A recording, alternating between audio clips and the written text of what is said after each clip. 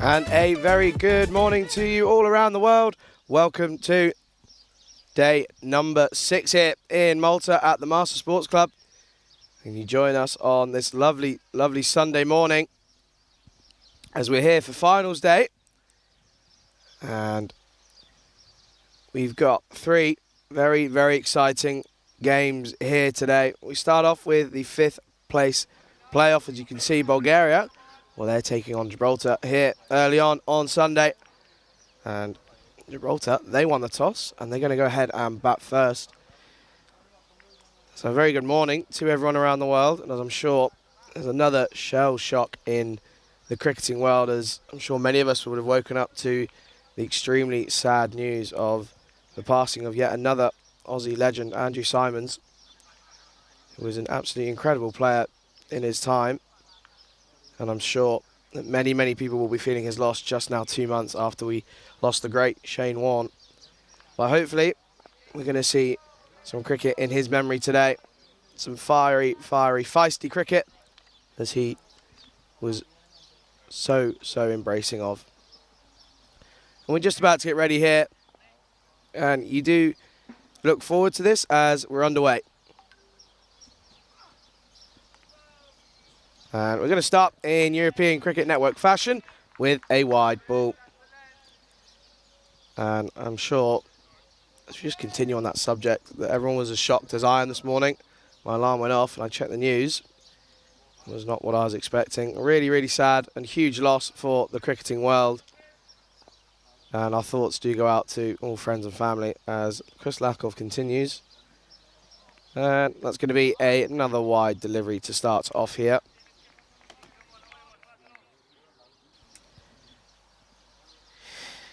So we're in for a cracker here, ladies and gentlemen, as Bulgaria, they weren't able to grab a win in the group stage. They ended up bottom of the group.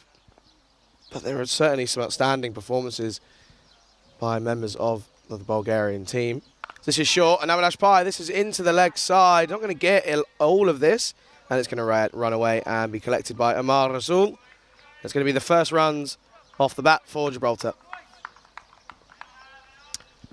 And obviously yesterday, well, we saw an incredible century from the wicketkeeper for Bulgaria, Saim Hussain, 108 off of just 55 deliveries against a strong Malta outfit. As Louis Bruce is on strike. And it's a good start to Louis Bruce from Chris Lakov. He's a very tall young man, is the 16-year-old. He does well to keep away from this. Louis Bruce and Avinash Pai, well, they like facing Bulgaria, don't they? Last time out, he didn't lose a wicket in their opening innings, did they? And Bruce ended on 99 not out off of just 63 deliveries as he faces up here. And this is just back of a length, and he's going to play this into the leg side. It's going to be a dot ball. But yeah, so Louis Bruce, 99 not out off of 63. And Avinash Pai, the skipper, almost played second fiddle, didn't he? 86 not out off of 59 deliveries. Chris Lakov to continue. It's a swinging delivery outside the off stump. Louis Bruce just plays this into the offside for a dot ball. And in that game, that was the first time we saw Louis Bruce opening up here in the Valletta Cup. And that really paid off, didn't he? He just struggled yesterday up against the Romanians. He's going to look to really improve again here. As he just plays this down to the man at third man for a single. Gives us a chance. If you're in the YouTube chat, do say hello, whether you're watching on our European Cricket Network YouTube channel or if you're watching on Fan Code in India. I hope we're all doing well and looking forward to what is certainly going to be an exhilarating last day here in Malta.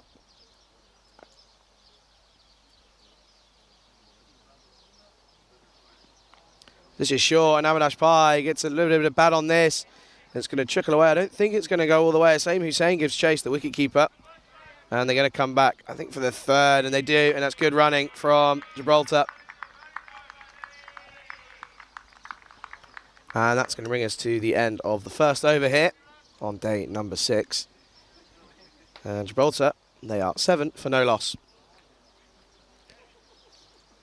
So once again, if you are in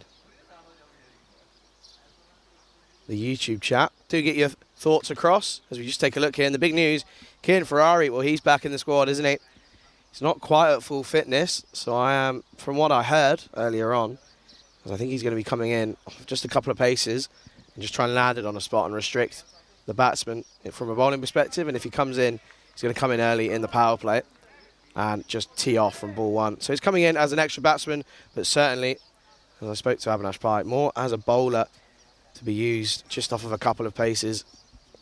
He's not taught his hamstring, just a little bit of a stretch.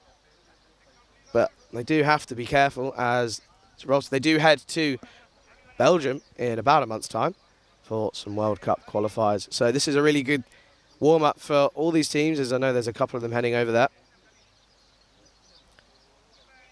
And we're going to see Delric Vinny at that far end.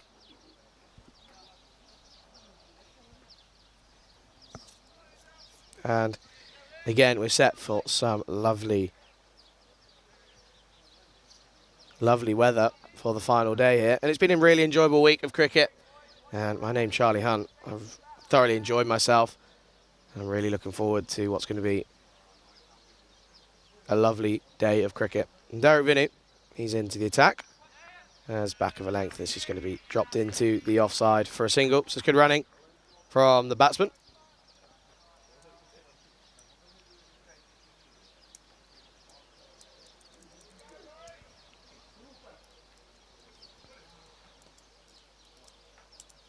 Brings the young 16-year-old Louis Bruce on strike.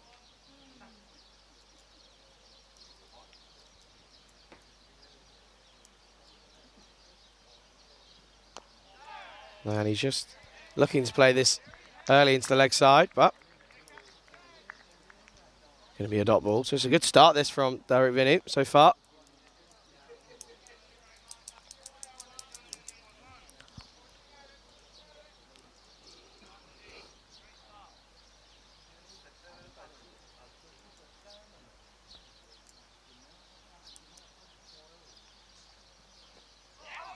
He looks for a big drive through that offside. Doesn't get anything on this. Ends up being a dot ball for Delric Vinny.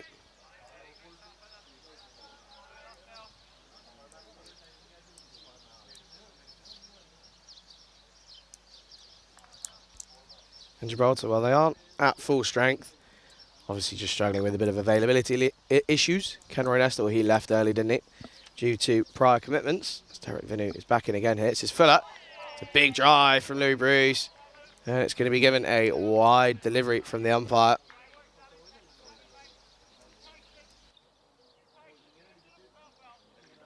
Might have been a bit of a harsh call from umpire Shub out in the middle.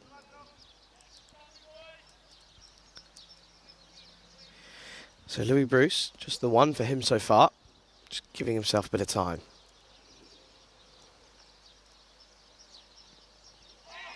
And again, just fishing ever so slightly out on that offside. It's going to come through for a dot ball. No boundaries yet here in the power play for Gibraltar.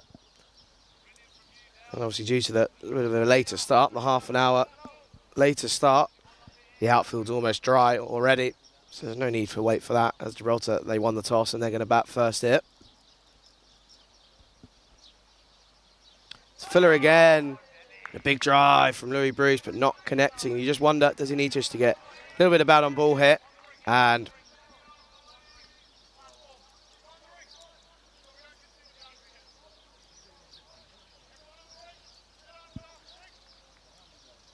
just needs to rotate the strike now. Obviously, a good over so far from Delric Vinny.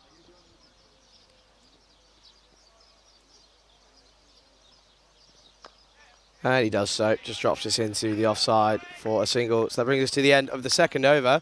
And Gibraltar are 10 for no loss.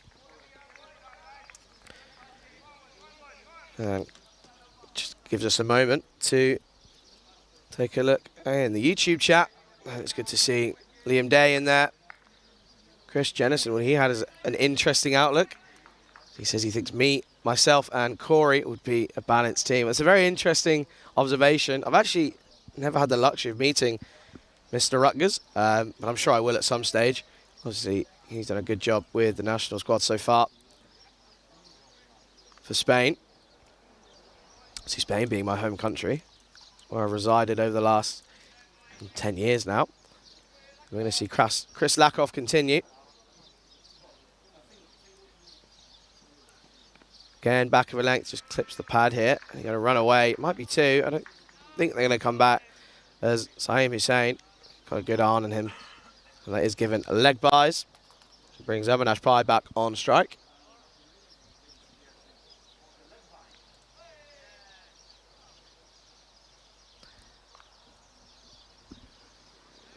Brings Avinash Pai to face Chris Lakoff now. No boundary still.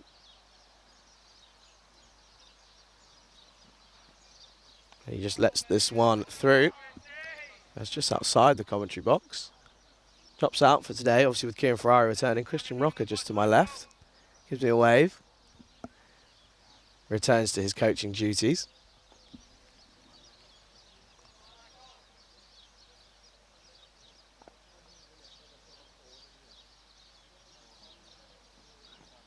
Now that's going to be a wide down the leg side. So Gibraltar just giving themselves a bit of time here early on in the power play.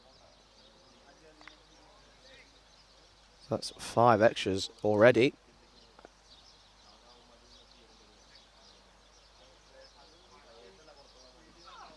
It's short again. There's a bit of bat on this as they're going to run through for the single into the leg side. Rotating the strike well early on here are the batsmen here for Gibraltar.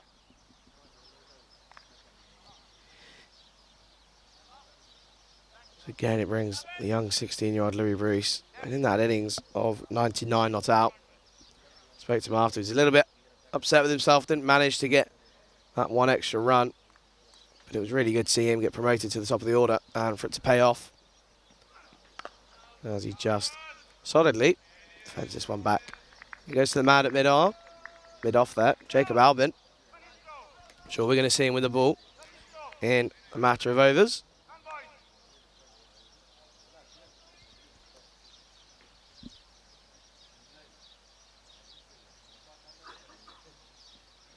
It's short, and there we go.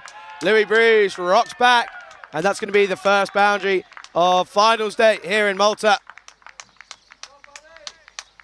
He was waiting for that one delivery, wasn't he, Louis Bruce? Gives himself a bit of time, rocks back. Smashes that into the leg side. 6 runs for Gibraltar.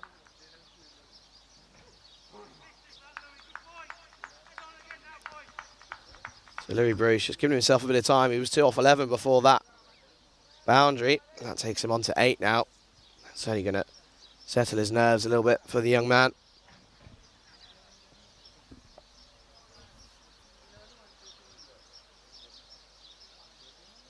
Chris Lakoff now with a reply to finish his over. Well, he's going to have to bowl that one again. And Lakoff just struggling ever so slightly with his line and length here early on.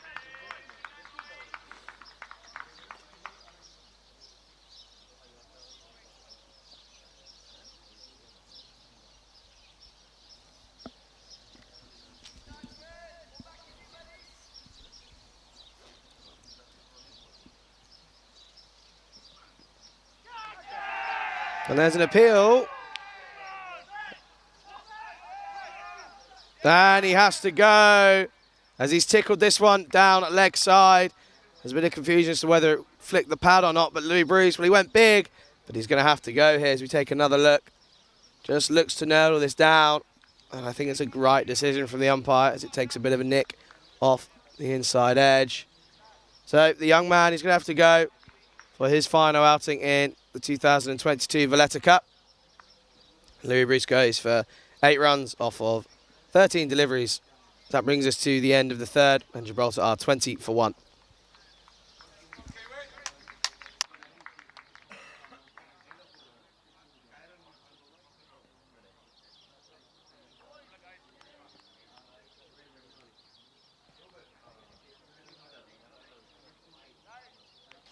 So that wicket brings in man, he's missed out a couple of games due to injury, but he's back. Kieran Ferrari comes in at number 3, and you can just see him stretching that hamstring. It'll be interesting to see how he attacks here with 3 overs remaining in the power play.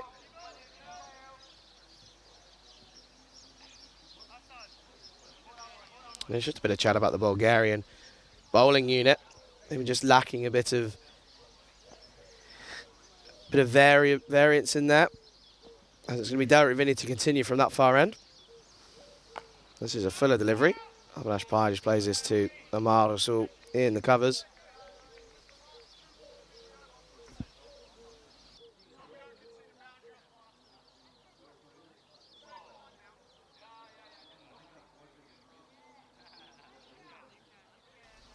And we know that Bulgaria, they've got some serious talent, as we saw in the ECS in Sofia a few weeks ago now.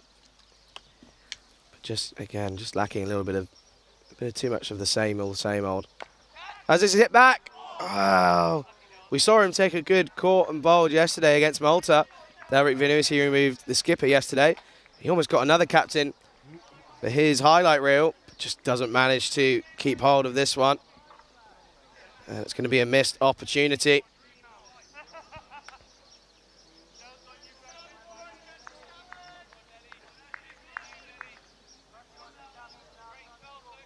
So that's a first missed opportunity for Bulgaria.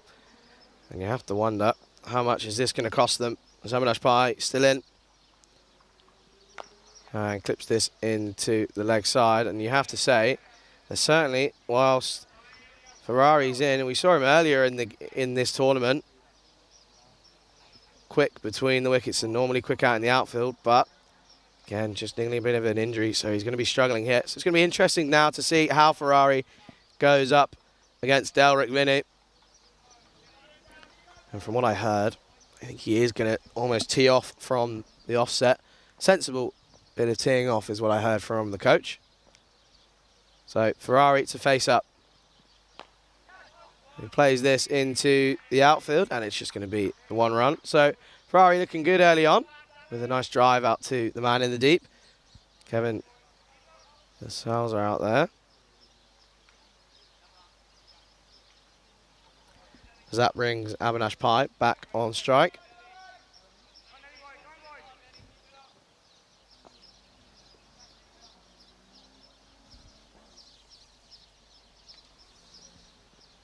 And this is Fuller again, and the man has just dropped out in the deep to third man, so they're just going to come through for the single. This is again really good bowling from Delric Vinny. A dropped catch from his own bowling early on.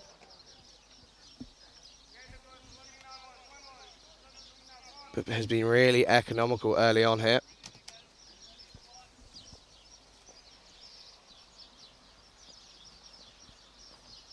So Vinny finishes over here. It's going to be a wide delivery. So he's going to have to bowl that one once more. It is a wide, isn't it? As he just sorts of rolls his fingers down. The ball does Vinny.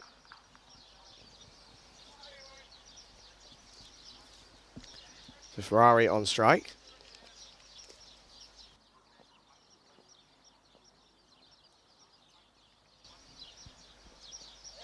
And he goes for the big drive again, but this is going to be given another wide by umpire Shub. If we take another look here. And from that angle, it does look like it's going outside the off stump. Not off wide line on the offside.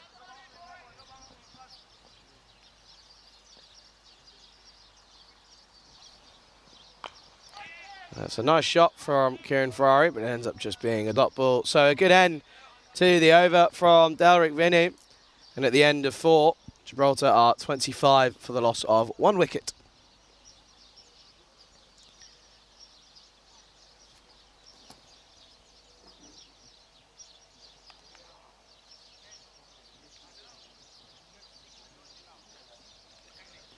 So Delric Vinny, a really good second over from him. It's just the 5 runs coming off of his over, and 2 of them were wide. So again, for Bulgaria, Just leaking a few too many extras early on. And speaking to a couple of them yesterday, I think they know that that's where they've struggled, is the bowling unit. Batting has not been an issue at all, as a number of batsmen have reached the high 30s and many of them have gone on to make 50s. We obviously saw that century from Saeem Hussain yesterday. This is darted into the man on his legs. Avinash Pai just squirts this one into the leg side for a single. And it brings Kieran Ferrari on. And you feel he might be looking to go big as he looks to make use of Chris Lakov's bit of extra pace here early on in the 5th place playoff here in Malta.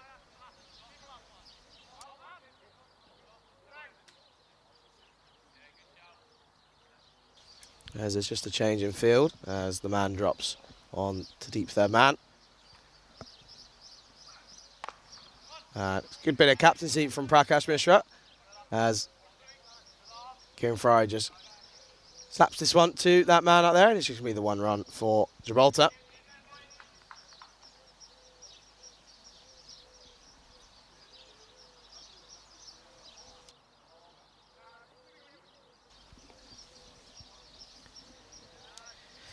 So a good start here for Gibraltar, just rotating the strike, but just the 1 boundary so far, and that was Louis Bruce, but he had to go almost straight after. Avinash Pai plays this out to the man on the offside boundary, and it's going to be the 1 run. So a more reserved start from the Gibraltar batsman here.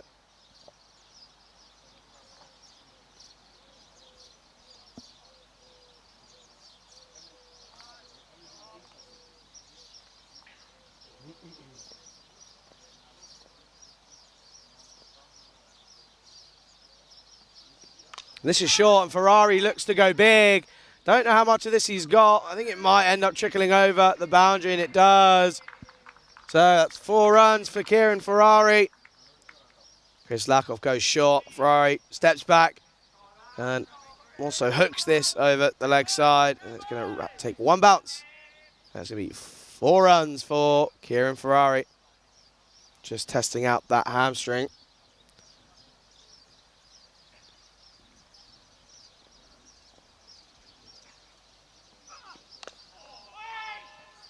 So it's a fuller delivery. It's a good reply from Lakov as this is just dabbed into the leg side for a single, for a dot ball correction.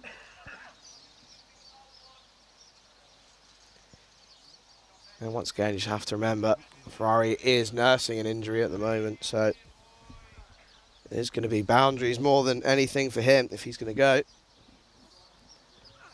As this is short, and just played to the man on the leg side for a single. So good batting from Ferrari, got the boundary, and ends up rotating the strike not long after. And that's going to bring us to the end of the 5th over. Gibraltar are 33 for 1. And another regular joins the chat, Maiden Waters. Hello to you, I hope you're okay. I hope you're set for an exciting finals day here in Malta. I managed to get a bit of a tan yesterday. My legs are a bit burnt, as are my arms, but sunscreen fully applied for finals day here. And you would have thought I'd learnt my lesson throughout the week, but no. Managed to burn as we're going to move into the final over of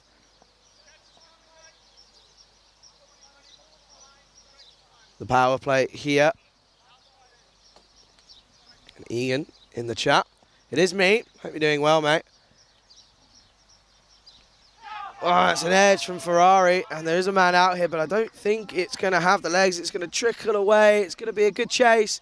He does well, Ivala Kotatski, and going to come through for the 2. Ferrari just pushing at this one, and it evades the gloves of Saeem Hussain. I know Egan is in Ibiza at the moment for the Balearic Cup for that competition out there.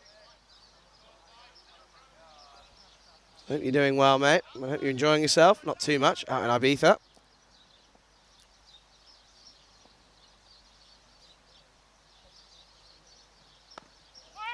This is Fuller. And they're just going to run through for a single into the leg side. And that man there, Prakash Mishra, going to do the work. What a lovely man that he is.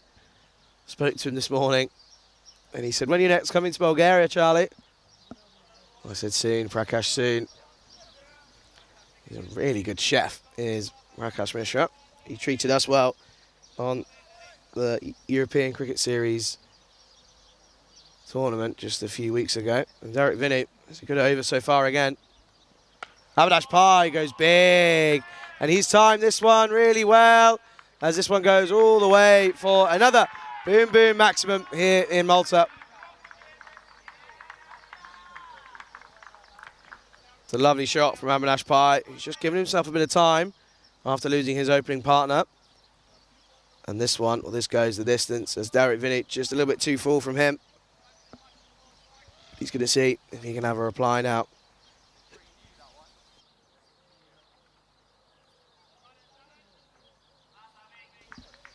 I think there's just going to be a new ball coming on here.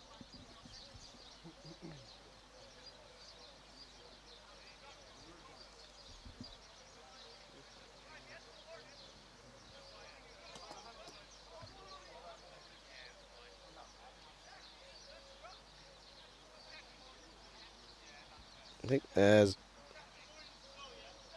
again, a bit of an issue with the ball. But again, that gives us a chance to say hello to everyone in the chat. County Nolan, he's been in there. Liam Day, Luke Belgium. Bridge, he's in there. Egan. Maiden Waters as well. Well, I have to say, you guys have been a massive help throughout this week. Been on my own, apart from that one game where we saw Joseph Marbles come and join me in the commentary box. But you guys have really helped me along on my first outing here for commentary on the European Cricket Network. And what a week it's been, as I've really, really enjoyed myself. But it's not over. Still 2 games to go after this one. We've got the the third and fourth place playoff between the Czech Republic and Hungary. And we saw that lineup yesterday. Czech Republic coming out on top. And they're going to feel a little bit hard done by as they end up missing out on the final due to net run rate. As Romania, they chased that total rather quickly against Gibraltar. And there is a breaking play here, as there's going to be a couple of drinks brought on. Just trying to find out what's going on at the moment. As again, this does give us a chance just to have a little conversation about the terrible news that I'm sure most of us in Europe would have woken up to. A huge loss for the cricketing world, as Andrew Simons, we sadly passed away this morning. And a couple of moments to stand out for me, for that man. When he played for 4 counties in the UK, Gloucestershire, Lancashire, Kent and Surrey throughout his time. He had some incredible stats, didn't he, in his playing career. He averaged 40 in tests and ODIs alike. But in T20 internationals, he averaged 48, which is an incredible feat for the man. But there's two moments that stand out for me from Andrew Simons. The first one, when he was involved in a freak dismissal, wasn't he? He punched it almost straight back to the bowler. The bowler couldn't quite get anything on it. And his partner at the time, at the non-strikers, then Michael Clark, he just popped off him. Ended up just popping up to the man on the full as he took the catch, and he had to go. And he ended up just turning around to Michael Clark saying, well, mate, I think you owe me a beer there. You owe me a drink. And then one that really stands out for me, especially when I was younger, when I was in an All-Stars game versus Australia. And he was fielding, I think it was at long off, was Andrew Simons. And he let 2 young children come onto the ground. And they ended up, I think the youngest one ended up fielding as it came down to him at long off, and he did really well. But again, Andrew Simons, a huge loss for the cricketing world. And thoughts and prayers do go to his family and friends.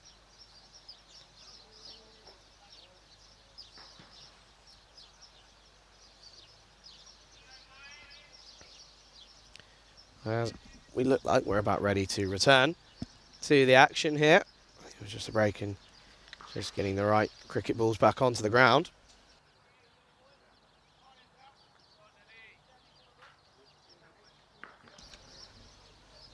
In that break, there was a couple of really nice comments as well. And again, I really do appreciate it. I've had a really great week. Hopefully it's not the last time. You just never know. The powers that be.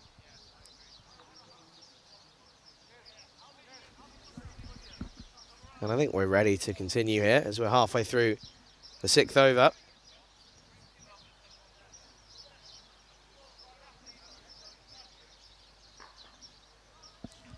Hopefully, we're not going to see a return of the snake that we saw, well, I saw earlier on in the week. That was really interesting, as I had Joe Marples in the commentary box at the time. And it must have been about probably 2 meters long, this snake. Just sort of slithered across from one side of the boundary to the other. Luckily not harming anyone and not coming near any fielders. And play wasn't delayed or stopped. Ended up just trickling away. We never saw him again. And I think we're ready to continue here. And Derek Vinny is halfway through his 3rd over. So we're back underway here. We're going to have to bowl that one once again. Derek Vinny just struggling with his line there. Length not really an issue. Just the line once again for Vinny.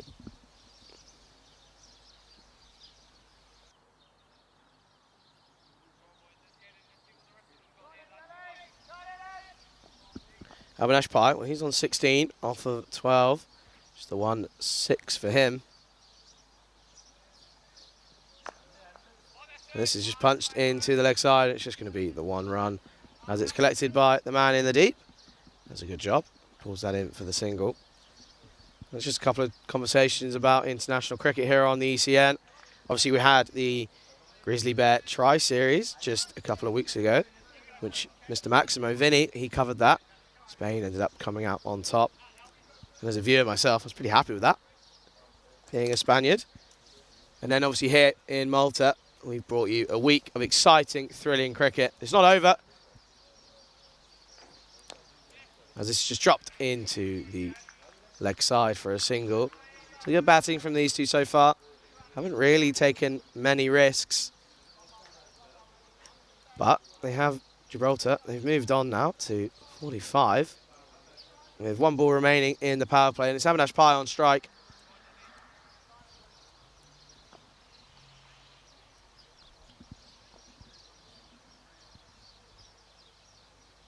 And he looks to make the most of it, and he does. He clips this over the leg side, and I think this is going to run away. It's Chris Lakov in pursuit, but it runs away, and we finish the power play with a boundary for Gibraltar. As Avinash Pai just steps forward, as he does in classic Avinash Pai style, and flicks over the leg side. So that's 4 runs. So at the end of 6 overs, at the end of the power play, Gibraltar are 49 for 1.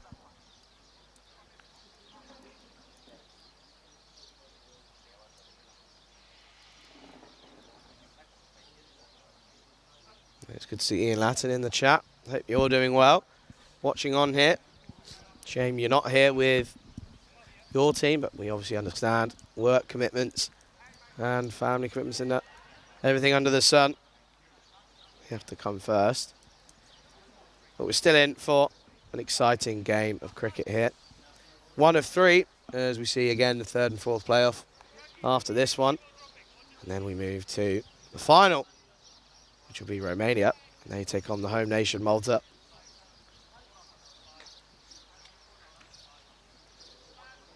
So we're going to see a change of bowling from this end. It's going to be Asad Ali.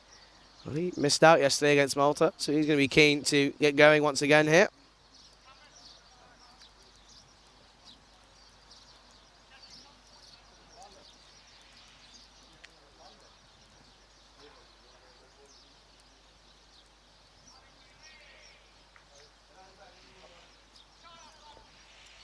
So Kieran Ferrari on strike, 11 off of 9 for him.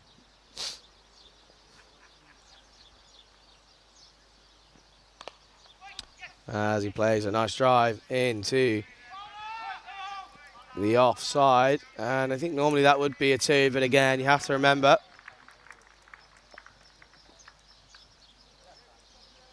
that Kieran Ferrari is just nursing an injury there. So it does end up just being the 1 as it brings Avinash Pai back on strike.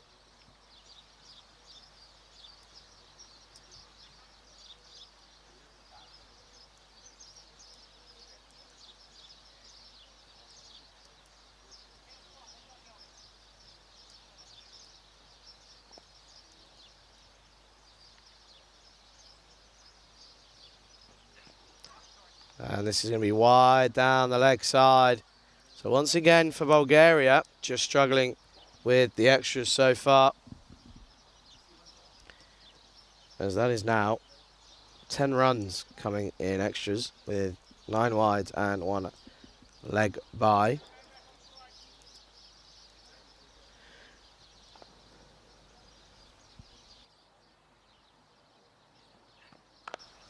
Good comeback from Asad Ali as Avinash Pai just drops this into the leg side for another single.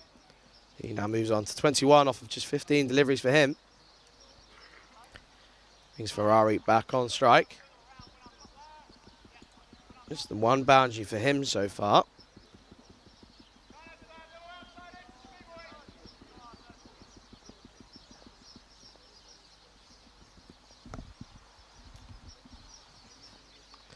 This has gone high, but I think this is going to run away down towards that long boundary. It's Chris Lakov in pursuit. He's going to do well. He's quick across the ground, is Lakov. They come back 3 for the second. Asad Ali, a bit unlucky there. Ferrari looking to go on the pull. This one just flies over the slip and wicket keeper.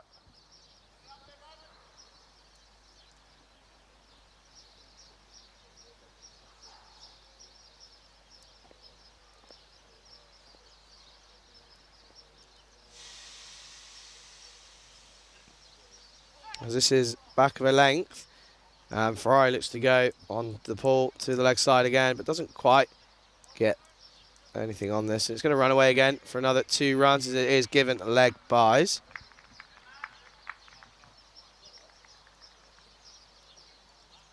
Just someone saying the outfield is so slow.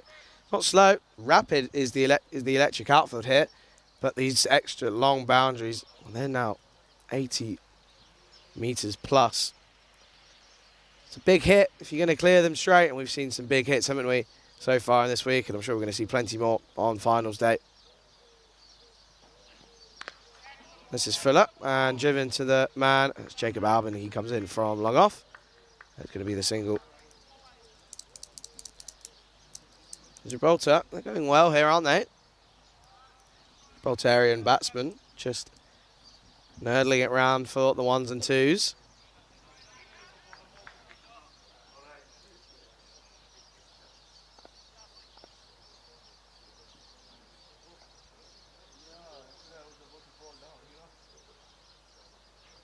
This is full, and it's a good ball from Asad Ali.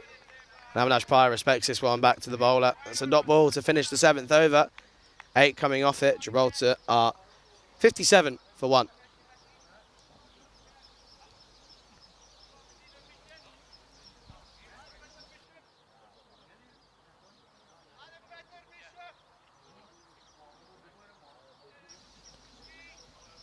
And again, just looking at the extras for Bulgaria so far.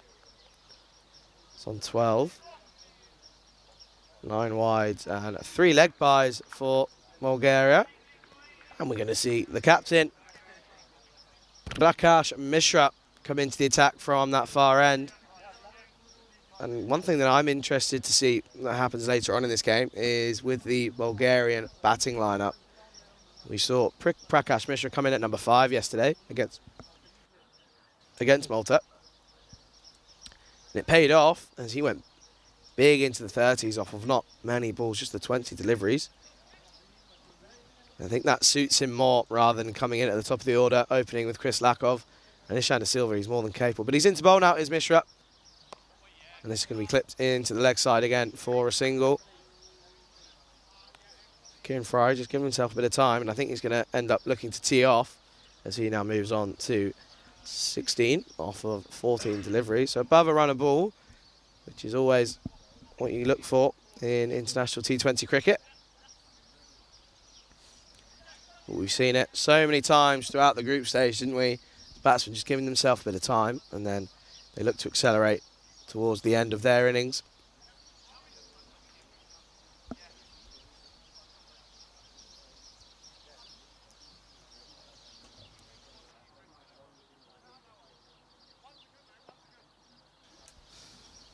Mishra, he's going to continue here. Avinash Pai with a lovely drive. And it's just going to beat the man on the infield for a single. And well, last night, it was really, really nice to see some spectators in the ground. And I reckon with Malta being in the final, we could see some more.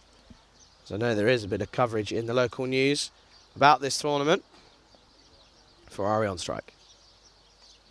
Lets this one go. Asking the question of a wide, but umpire Shub doesn't give it.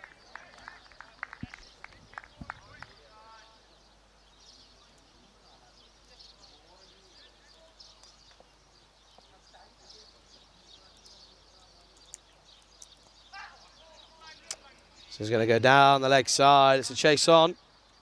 As the man, he's going to chase this and he's going to cut it off. It's a bit of work as he runs down. And they're going to come through for the 2 runs for Ferrari. Just take another look here. Just veering a bit almost straight. On the sweep is Ferrari.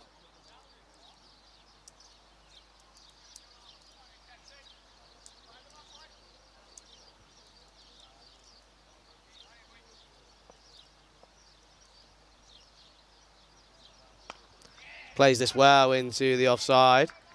It's going to be the 1 run. I have to say about Ferrari, he's a more than capable batsman, isn't he?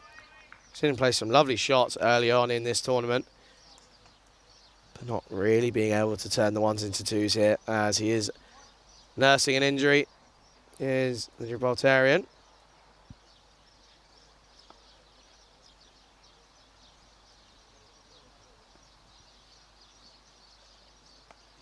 And again, a good bit of bowling from Prakash Mishra.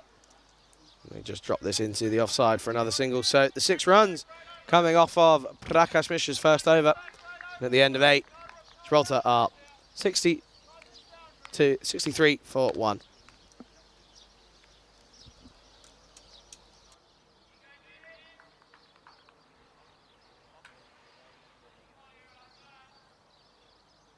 You just see on your screen. Louis Bruce, the 1 wicket to fall.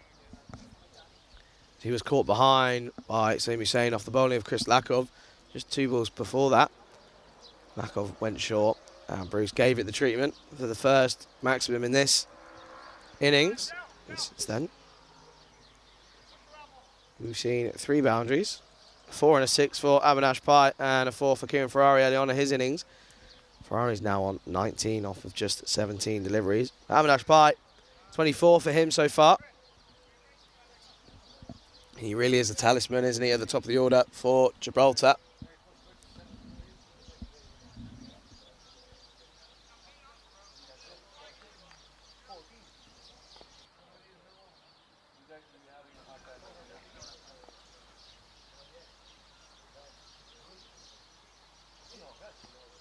So it's Fuller in again, and Avinash Pai on the drive into the offside. It's going to just be the 1 run.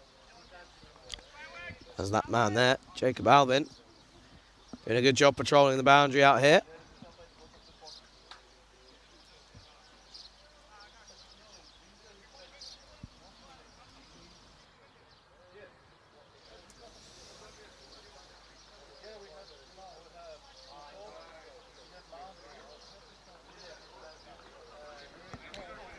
That single brings Ferrari on strike.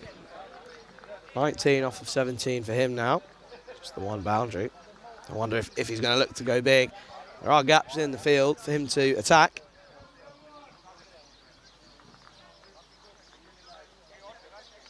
And he does go for the big swing across the line, but he misses out on the straight one. So Kieran Ferrari has to go. 19 runs for him off of 18 deliveries, just the 1 for. He makes his way back into the lineup, but he has to go here. It's a good bit of bowling from Asad Ali. He clips that leg stump. He has to go. And at the end of that wicket, Gibraltar are now 64 for 2.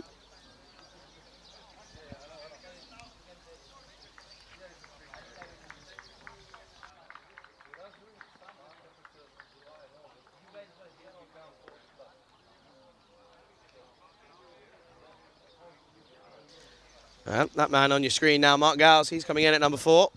So he's hit some long balls, and we know he's more than capable of it. So I'm getting attacked by all forms of wildlife here in the commentary box today.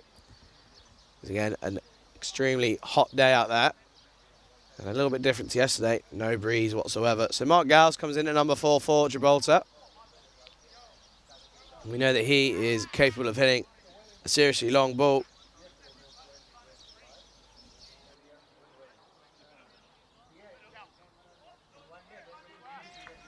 And it's been really good over the last week or so to get to know a lot of these players.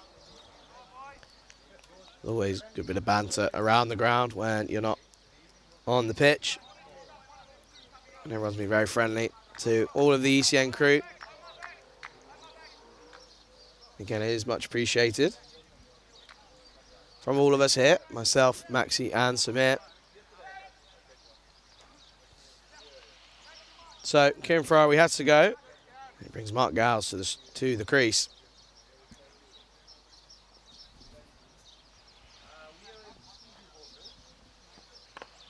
Wide of the crease, and Mark Gowles just plays this back to the bowler. It's a dot ball. This is a good over so far from Asad Ali.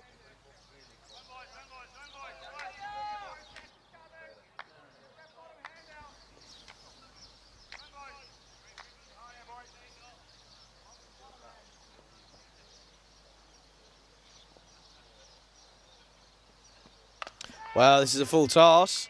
Doesn't get all of this, and there's 2 men out patrolling the boundary. So Amar Rasool comes around and cut this one off. It's just going to be the 1 run for Gibraltar. Mark Gowles off strike.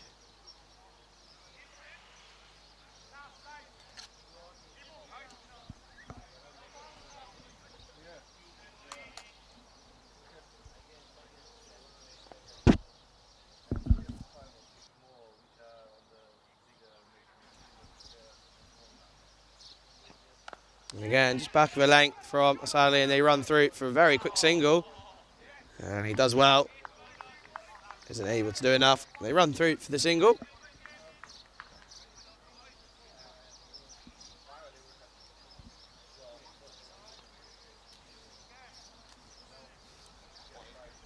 As the Hungarian national squad, they make their way around the ground. They take on the Czech Republic in game 2 here today. And they're going to be looking to try and take that 3rd spot in the Valletta Cup 2022. Mark Gowles is back on strike. He batted well yesterday with Pi. And you do feel that these two, well, they're going to have to go big here for Gibraltar.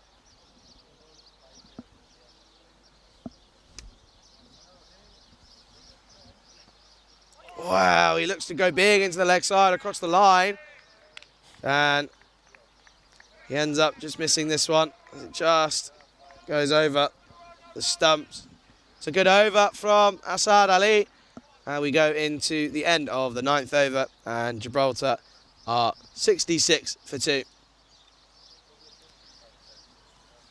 And Asad Ali, well, it's a good 2 overs from him, just 9 off it. 3 overs off of that one. He's taken the wicket. He took the wicket of Kieran Ferrari, and Chris Lakov again at the top, doing a good job with the ball.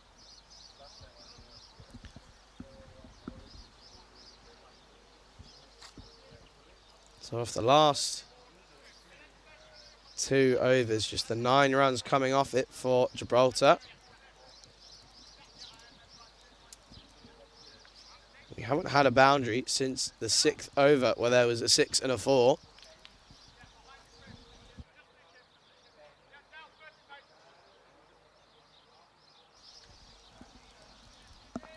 So it's going to be Prakash Mishra to continue.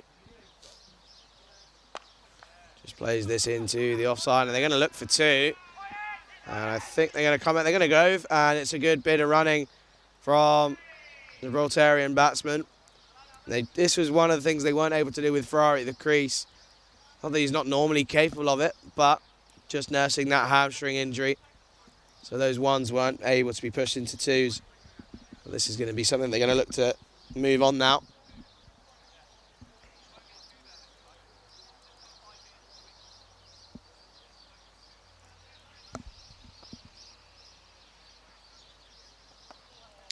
This is just played into the offside. It's going to be the one run.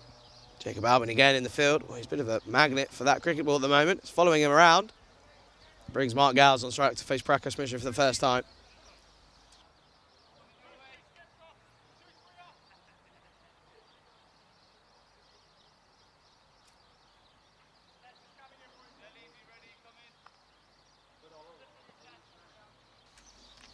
So Mark Gowles just getting his guard. He's ready now.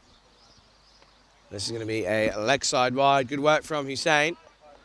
As he manages to get something on this, prevents it from running down towards the boundary. Mishra just veering down that leg side. So 4 so far off this over.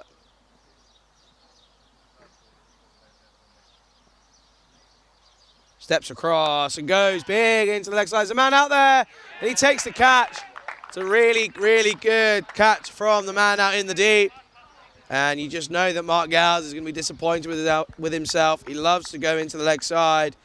He took a big step across against Mishra, but isn't able to get enough on it. So he has to go for just the one run. It's a good catch from Dalrik Vinu out in the deep. So now, as we just see here, he took a big step across, tries to go into the leg side, doesn't get enough on it, and it's a good catch from Derek Vinu. Gibraltar, they're now 70 for 3. And that's going to mean an early drinks break is going to be taken. Once again, if you are on the YouTube chat, do say hello, let us know where you're watching from, and who your thoughts are, and who you reckon is going to finish third later on between the Czech Republic and Hungary, and who you think is going to end up taking home the Valletta Cup 2022 between Romania and Malta.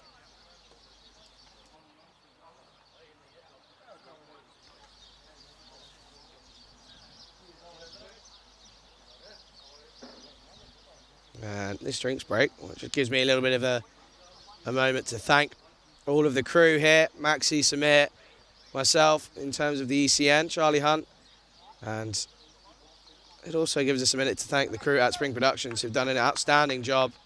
Martins, Kirils and Elvira. Well, without them, we wouldn't see any of these pictures on your screen. As Maxi just brings me a drink in the drinks break. Good job from him. Project manager this week. Done a great job out in Malta. Got a bit of a tan now, has Maxi. He's looking good and he's happy.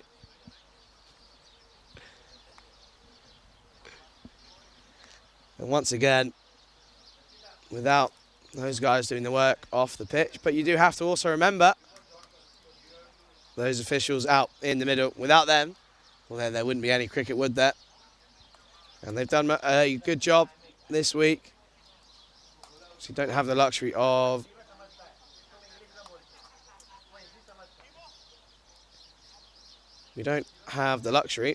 being able to see the replay to the umpires, so it's what they see in real time, and they've mostly done a good job in getting most of them right. Again, umpires, or even in Test cricket, don't always get it right. They've done a good job here so far. Again, 2 games still coming after this one, so don't go anywhere, as there is plenty of cricket here. No cricket up in Sweden today. See finals day yesterday. Good bit of cricket. But we've got finals day here today in Malta, and we're going to continue in the 10th over.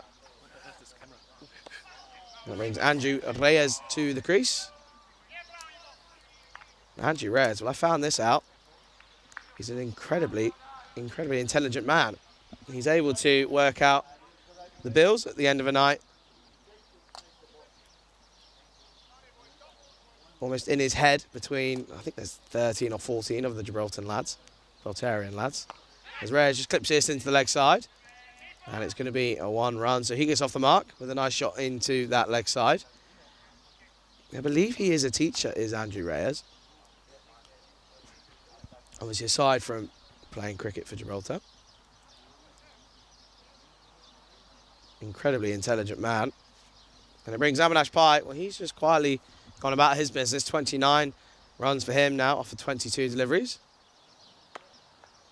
As again, he just pushed this into the offside for a single. And there's a comment here from Maiden Water saying, Charlie, you've done an excellent, wonderful job this week. Have a small challenge for you from the Maltese fans who will be up well after midnight. Well, do let me know what that challenge is, as that brings us to the end of the 10th. And Gibraltar are 72 for 3. Let me know what that challenge is, as I'm looking forward to that. Always up for a challenge, I am. And once again, just gives me a minute. If you have any messages that you want to send personally, then I will put my Instagram, my social media in the chat.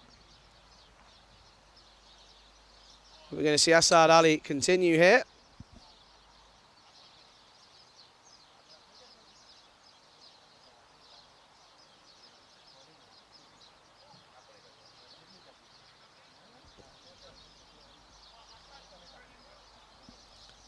It's going to be Avinash Pai on strike.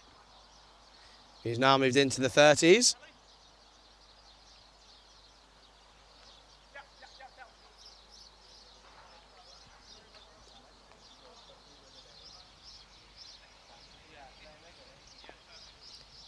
And it's going to be Asad Ali to continue.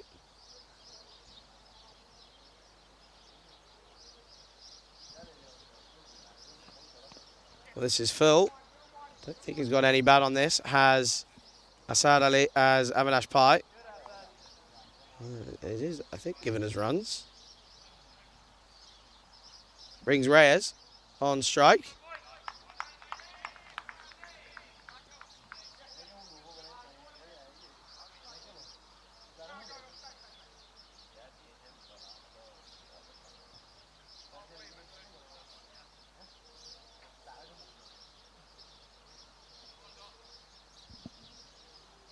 So Andrew Reyes on strike.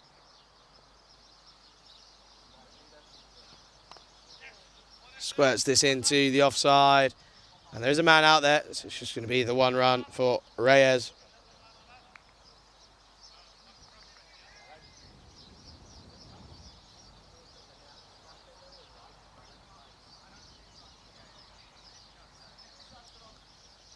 So Gibraltar, they're now on to 74.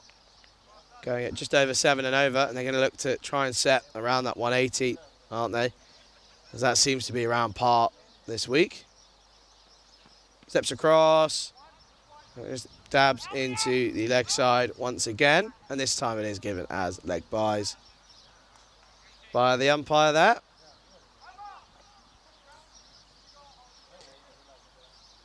So again, a couple of quiet overs so far. Haven't had a boundary now for quite a long time. The 6th over was the last time we had a boundary. We had 6 and a 4. That was the over off Derek Vinny. That went for 16. But we've seen it time and time again as Asad Ali continues here. It's a good delivery from him.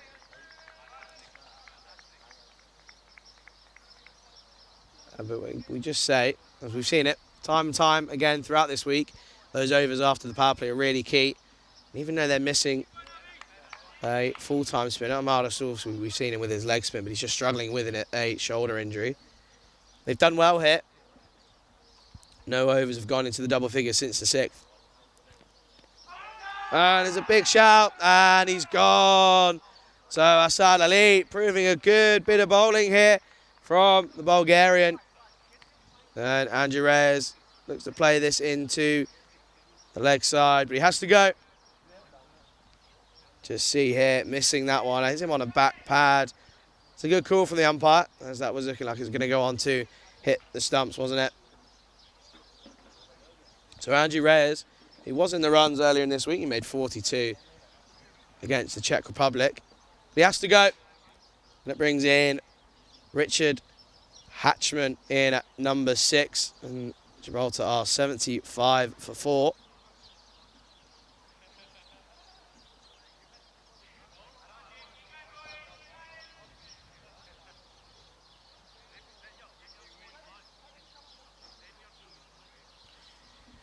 You do feel now that Avinash Pai, he's going to have to stay there till the end, isn't he? Currently on 30 off of just 25 deliveries. You feel he might have to try and go big. But Hatchman, we know he can hit a long ball. He doesn't really tend to normally give himself time. He normally tends to go from the off, as we're coming through to the 11th over now.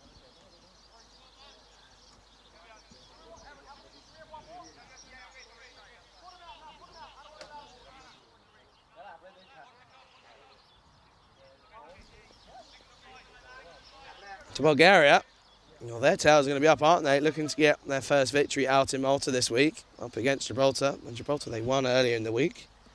Just struggling here as Hatchman faces up first ball and hits as well into the leg side to Ivaylo Kotutsky. Does a good job. And they come through for the single. As that brings us to the end of the 11th over. Gibraltar are 75 for 4.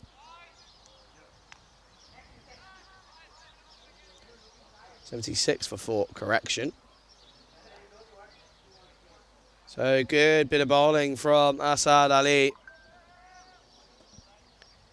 And that over with the wicket only goes for 5 runs. So they're really getting bogged down now, are these Gibraltarian batsmen. 3 wickets in the last 3 overs.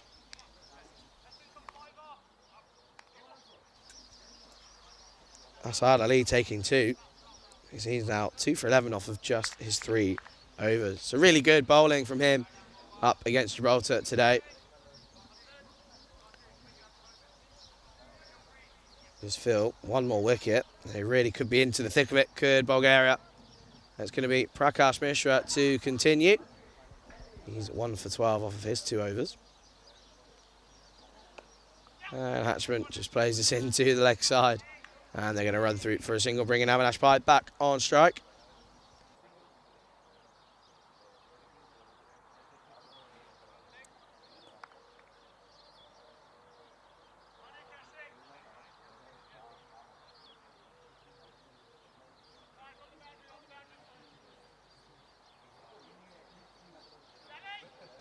Bit of a conversation about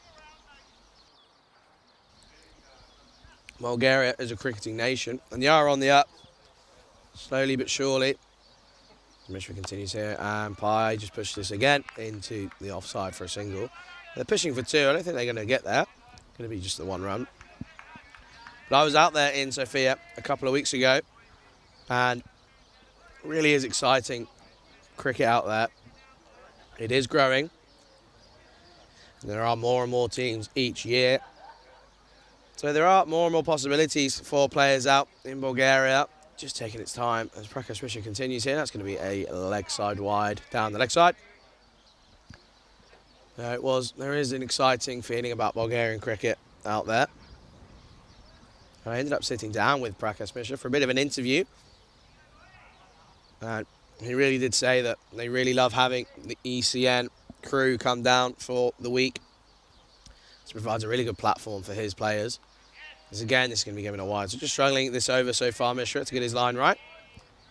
But he credits the work that is done by the European Cricket Network and says that when it's streamed and televised to all around the world, it provides a lot of motivation for players who almost didn't know that cricket existed in Bulgaria. This is just played back to the bowler. And he says it almost just gives them a bit of motivation, and players also love the fact that they can send the link to their parents, family, friends, and show off and say, look,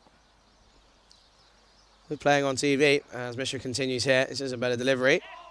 And Hatchman just tries to put this into the offside, but doesn't get anything on it.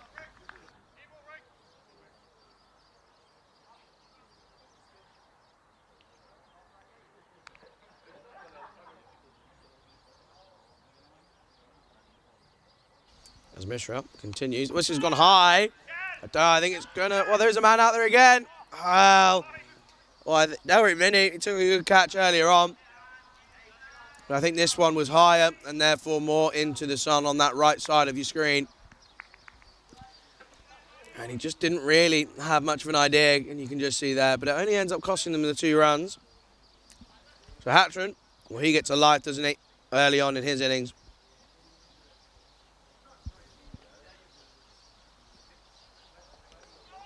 Well, he looked to go big into the leg side, and Mishra, he almost takes a wicket, and you feel like he deserves another one.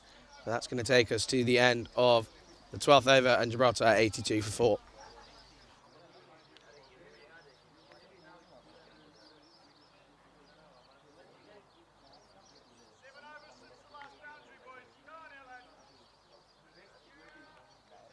And, well,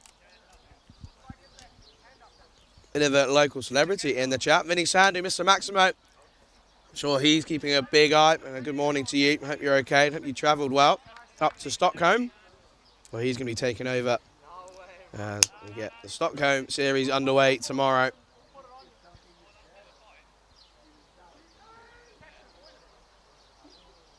We're going to see Asad Ali continue, as he's going to finish his spell here. 2 for 11 off of his 3 overs so far. And he got the wicket of Reyes, didn't he, with that LBW. And also Kieran Ferrari, as he thumped into the leg stump. It's Avinash by 31 off of 26 on strike. Just drop this into the leg side for another single. So once again, a boundaryless over in the previous one. It's now 6 overs since the last boundary. And that was that last over of the power play, and since then, there's not been any hits. But Hatchman, well, he hits a long ball, and I think he might be looking to go here.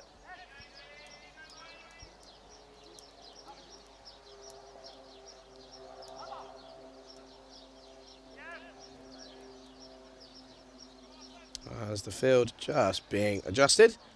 And funnily enough, it's 3 men out in the deep on the leg side. As Hatchman goes into the leg side, but it looks like he might have found the gap, and it's going to run away, and it's going to be a very welcome boundary for Gibraltar.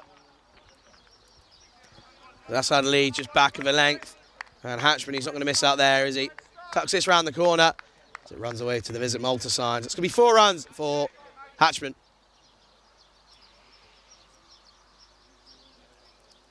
And these two, you feel that they're going to have to really hit some long balls as they're going to look to accelerate Gibraltar. Again, looking around the par score of around 160. Asad Ali, can he have a reply? And he does. It's a good comeback from Asad Ali. Just tops over that middle stump. And Hatchman looks to go big into the leg side. That's the first boundary in 6 overs for Gibraltar.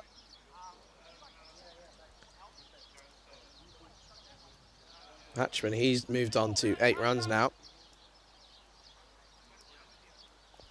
Once again, it's going to be another man goes deep on the leg side. So that's now 4. It's now 4 on the leg side for Bulgaria. So you almost think that they might have been watching Hatchman before. As it's going to be Robert Hatchman. Richard Hatchman, correction, on strike. He goes into the leg side, and I think he might have got all of this, and he has. Doesn't matter how many fielders you've got out on the boundary, as that goes all the way. 6 runs for Gibraltar. Steps across, gets that front leg out of the way, and he goes boom, boom, maximum on the leg side. So that's another boundary. That's Asad Ali in his 4th over, getting a bit of the treatment.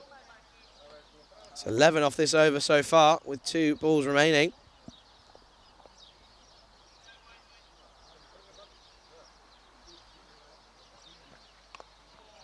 And Hatchman, he's going to squeeze this into leg side. It's an early call of 2. And I think they're going to turn and go. So that's good running from the Gibraltarian batsman. That's now 13 off of this over so far. So Asad Ali, Went well off of his first 3 overs, but this one is getting a bit of treatment from the Hatchinator, Richard Hatchman.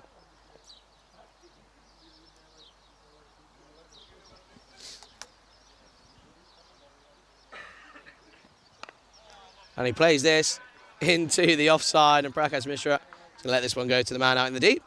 And that's going to be a single to end the over. So a good over for Gibraltar, 14 off it. And after 13, Gibraltar are 96 for 4. Marsa finishes for figures of 2 for 25 off of his 4 overs. So again, a good showing from him.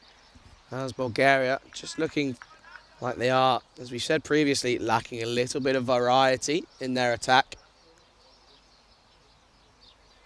As it's going to be Prakash Mishra to bowl out again at the far end.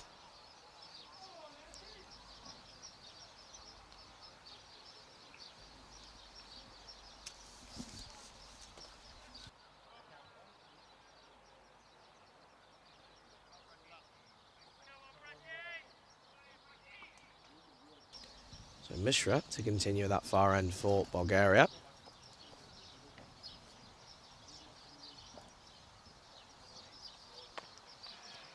And Hatchman plays this into the offside. And they're going to come through for the single. Brings Avinash Pai on strike. He's just quietly moved on about his business, hasn't he? On 32 now.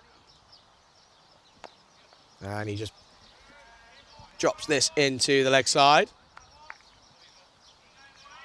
for another single.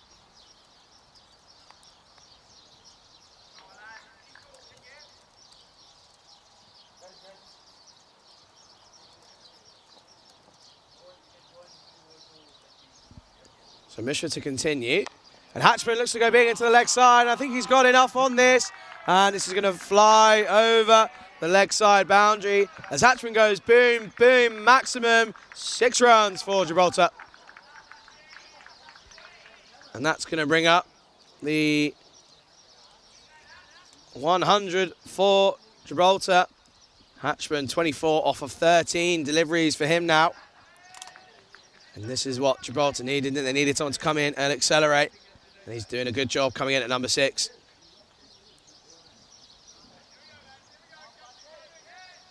Hatchman just needs to keep his head about him. And just needs to understand that not every single delivery has to go the distance. And you think Avinash Pai out there could be the man to help him through that. And that's good cricket from Hatchman. So he just plays this into the offside for a single. So really good batting so far from Hatchman. And they're going to come through for that single. He moves on to 25 now.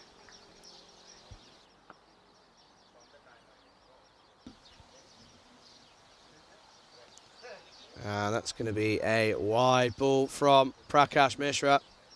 The captain for Bulgaria is going to have to bowl that one once more.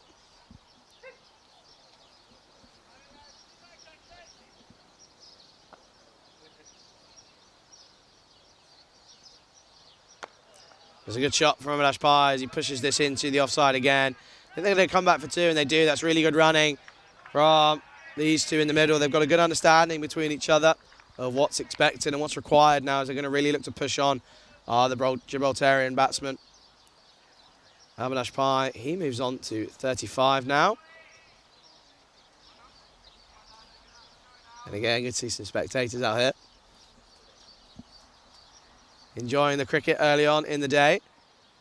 As Avinash Pai pushed this into the offside for another single.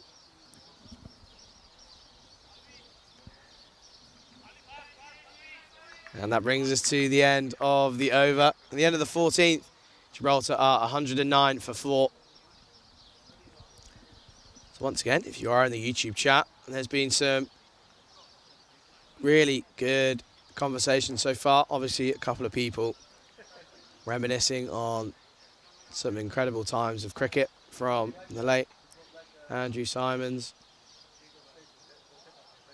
who once again is a serious, again, another serious loss for Australian cricket and just cricket as a whole. What a player he was. Let me just take a look at another couple of his stats. He averaged 40 in ODIs and tests. 48 in international T20s, did Simons. What a player he was. He will be sorely missed by everyone in the cricketing world. And again, thoughts and prayers out to his friends and family. A huge loss after just 2 months since we lost the great Shane Warne. We're going to go back to the action here in Malta.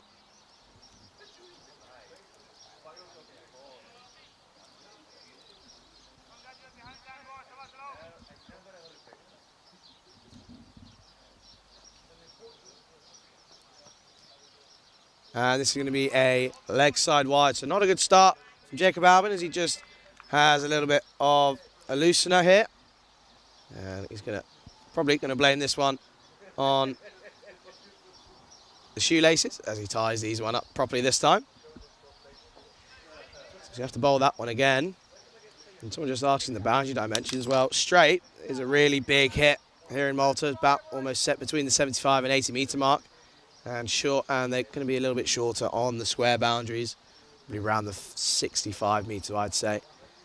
It's a good comeback from Albin, but Avinash Pai looks to attack that short boundary, but it's well done from Ahmad Rasool. And you can see there, that man struggling with a bit of an injury to his shoulder, not able to get the overarm throw. But to me, it looks like he's got a really powerful underarm throw.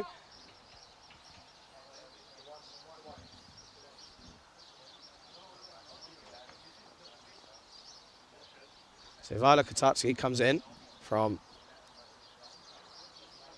long off to mid off. Hatchburn looks to go big, but this has gone high, and it's going to be Chris Lakoff underneath it.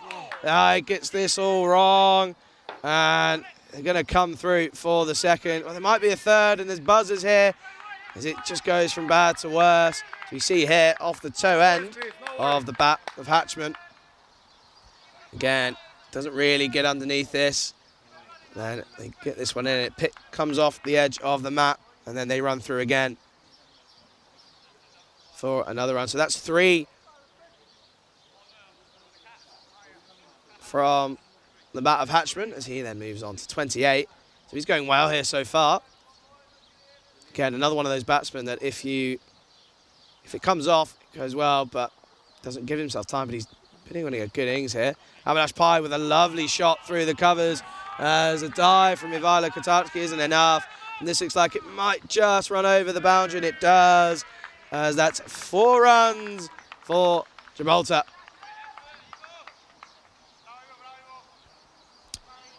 And it's a good attempt from Valletta Kotatski out there.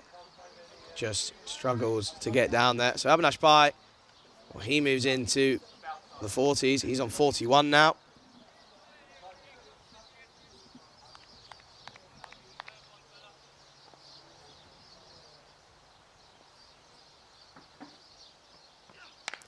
It's a lovely shot from Avinash Pai again into the offside, but there is a man out there, Delric Vinu, doing the work on that boundary, and he gets in. It's just going to be the 1 run, so it brings Hatchman back on strike.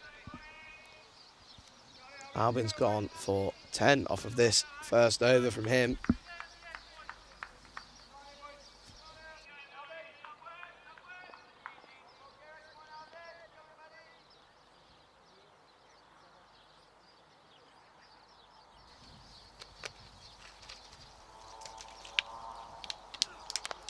Oh, Hatchman, he's hit this well, but it's a good bit of work from Albin off of his own bowling. Ends up being a dot ball, and it would have been a big chase on from Asad Ali if that got through. But it's a dot ball in the end, so it's looking like a good end to the over with 1 more remaining.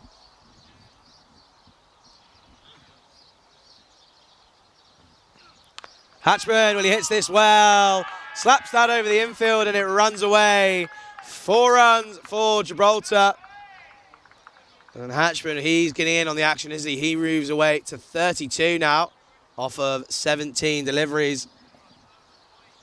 And at the end of 15, Gibraltar are 123 for 4.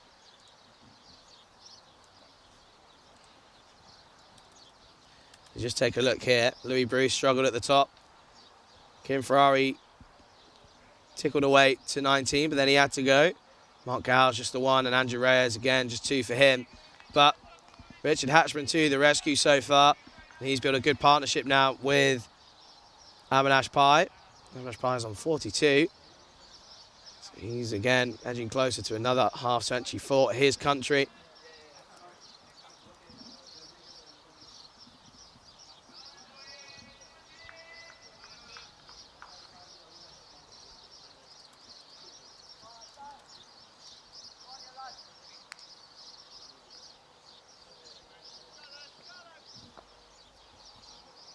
And it's going to be a change of bowling here for Bulgaria.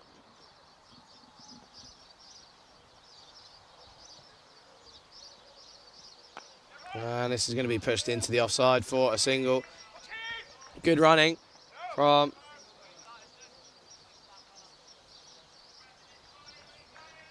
these here. And my challenge has been in. I'm certainly going to try and take that one on. I'm going to make a note of that one, Maiden Waters, and I'm going to keep that one under review. Hatchman, well, this has gone high. It's going to take some catching. He's under it, and he takes it. That's a really good catch from the Bulgarian skipper. Removes the very dangerous Richard Hatchman, and he has to go. But it's a good hand from him. And Hatchman was looking for the big bounce on the left, on the leg side. But that was right up into the sun, but a good catch from Prakash Mishra. You can just see there saying, that was right in the sun. But just glad that I managed to take that one. Hatchman has to go as he goes for 32 off of 18 deliveries. And Gibraltar are now 124 for 5.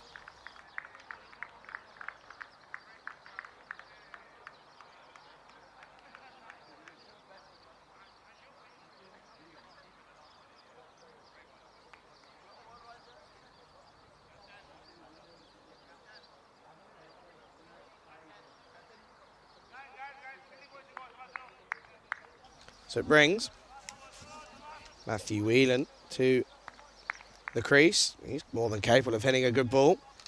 There's a good hand from Hatchman, and I've seen him, and we've all seen him before on European Cricket Network, previous events in Gibraltar, and for Costa del Sol in the Spanish national finals. He's more than capable of hitting a long ball, and he just proved it there. So it's good from him.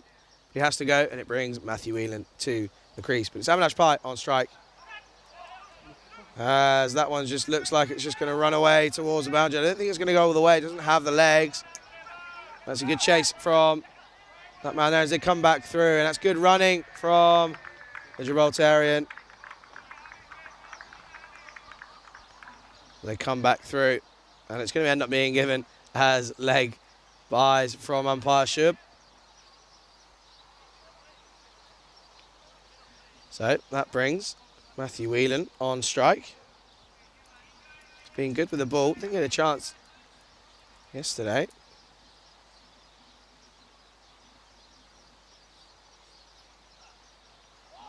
Well, it's not far away. This one, I think it will have the legs. It's going to run away over the boundary. 4 runs for Gibraltar, and that's given us byes. So Saim Hussain will be disappointed with himself there. It's going to go through, and it does well not to hit the helmet of the wicketkeeper. Another boundary for Gibraltar.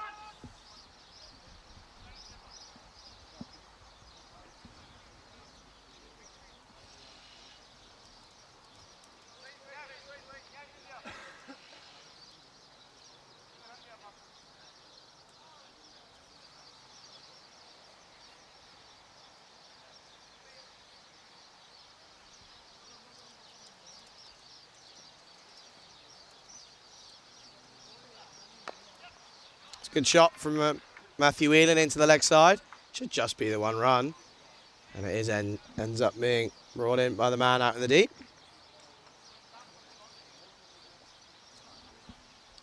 So Saim Hussain just a little bit struggling today with the gloves. Took an outstanding catch to remove the dangerous Boom Boom Basil yesterday.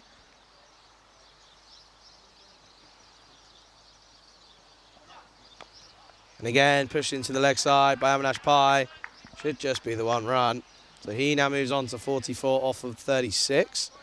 That's going to bring us to the end of the 16th over. Gibraltar 133 for 5.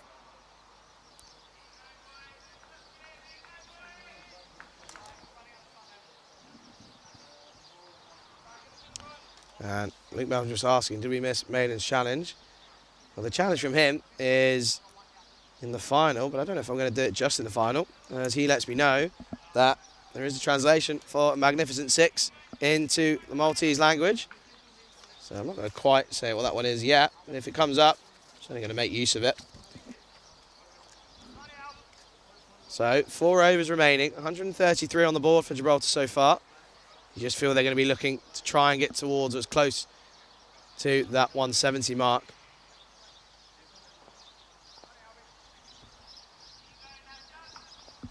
As it's going to be Jacob Albin to continue. It's a lovely shot from Avinash Pai, but it's good work from Chris Lakov. And they're just going to come through for the single. Just take a look here. Lakov, he's been really good in the covers for Bulgaria.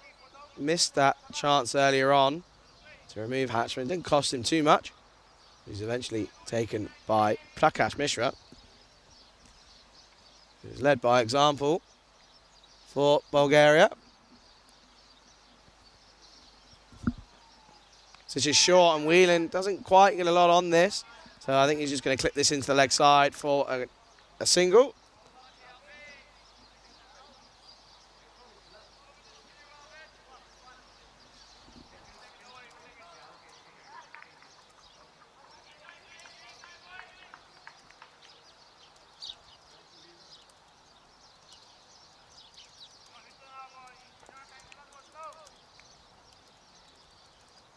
So it's going to be Albin to continue.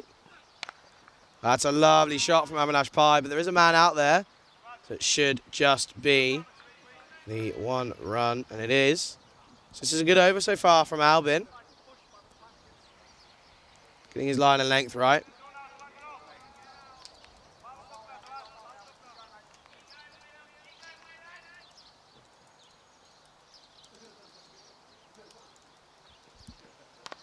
It's a good shot from Whelan, and there's an early call of 2. They're going to turn and go, and it's going to be a really good bit of running as Ivala Katatsky does the work down here in the deep.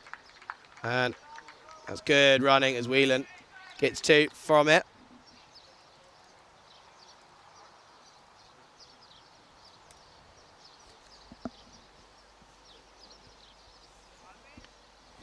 So, Jacob Albin, it's a good over so far for him.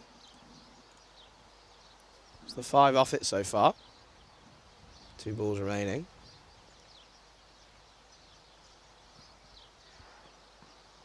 And Whelan, he hits this well, but there is a man out there. And again, it's that man, Ivala Katatsky. He's going to come round, and it's just going to be the 2 runs. So Matthew Whelan doing well, coming in at number 7. And they're going to come through for the 2.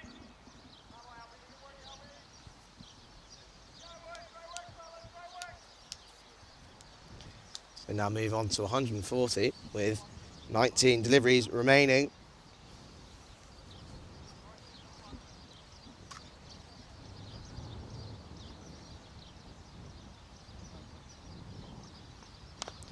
Again, Whelan just pushes this into the offside. An early call of 2. They'll do well to come back, and it's good running from Avinash Pai.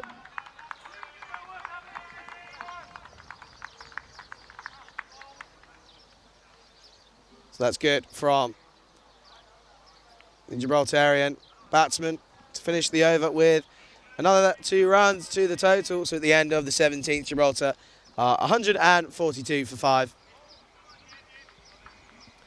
And obviously there's some bit of chat going on about some spectators. Well, obviously yesterday we saw some good spectators in the afternoon and evening games for the first day of the weekend. And obviously isn't too many throughout the week, as most people are obviously working or at school, college, university, what have you. So just looking like it just builds throughout the day. As Avinash Pai pulls this into the leg side, there is a man out there, so it should just be the 1 run. They come back for 2. He's not happy with himself as a man out there. It looks like he might have done a bit of injury to himself with his knee. They come through for the second, and Abhilash Pai moves on to 48 now. I'm just trying to see who that is out there. I think that might be Ivala Katatski at deep mid-wicket.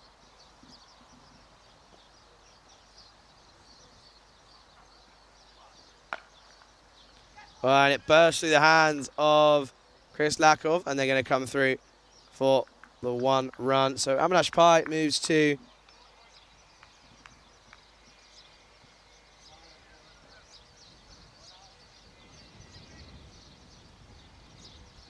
49 now for Abhilash Pai. Matthew Whelan on strike. Plays this back to the bowler, and he gets a little bit unlucky. Just can't. And he just jumps over him. They're going to come through for the single.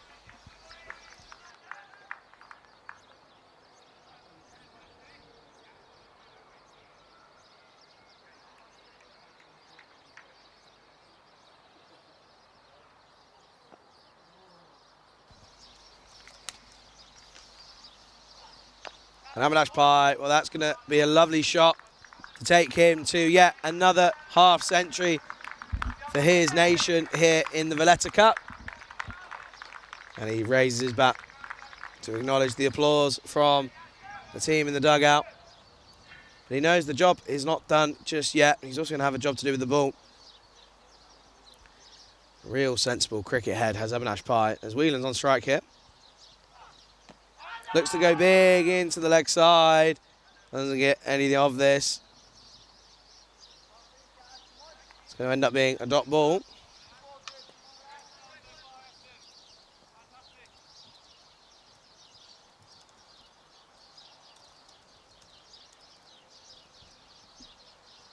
Can't to continue here.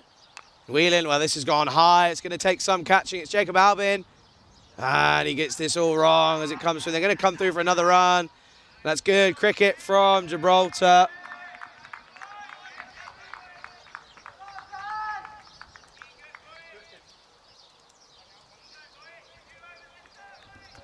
Jacob Albin at point, just struggling to get anything on that. And they came through for that extra run. So, at the end of 18 overs, Gibraltar are 149 for 5. So 2 overs remaining. They're going to look to build up towards 165, 170, are they? And just the wickets tumbling in those middle overs. They didn't go for a boundary in 6 overs, did Gibraltar. But they've accelerated along well here, as Abhilash Pai has been supported well by Hatchman and now Whelan as well.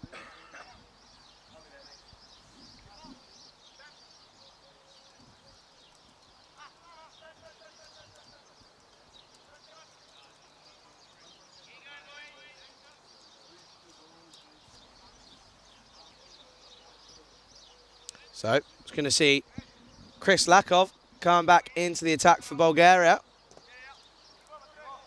as he went for 24 runs off of his first 3 overs with the 1 wicket. He got the wicket with Louis Bruce early on, caught behind.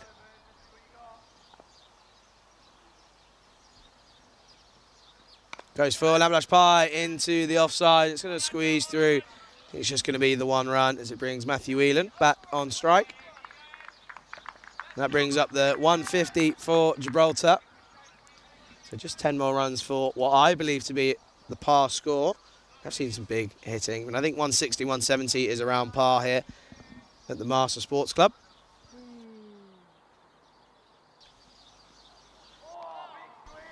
It's a big swing from Whelan. I think all Whelan really should look to do here is get that man, Abhilash Pai, back on strike. We know he can hit a long ball, Whelan. He's got the levers for it, for sure. But I think he just needs to look. If he's going to go big, go for it big, or just rotate the strike. Goes into the leg side. And that looks like it's going to race through. I think it's going to be cut off by Amar Rasool out there.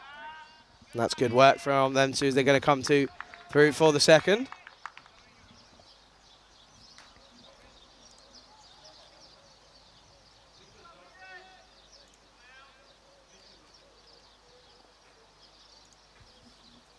So Lakov continuing here. 3 balls remaining in his spell. And Whelan, he's hit this well. There is a man out there, but I don't think they're going to get there. And it's going to look like, has it got the legs? And it does. It goes all the way. It's a good chase from Jacob Album. It doesn't try enough to get there, and he just misses out as it just trickles to the boundary. Good work from the cameraman up there. So another 4 runs to the total. Matthew Whelan, he's listening, isn't he? As he went big there.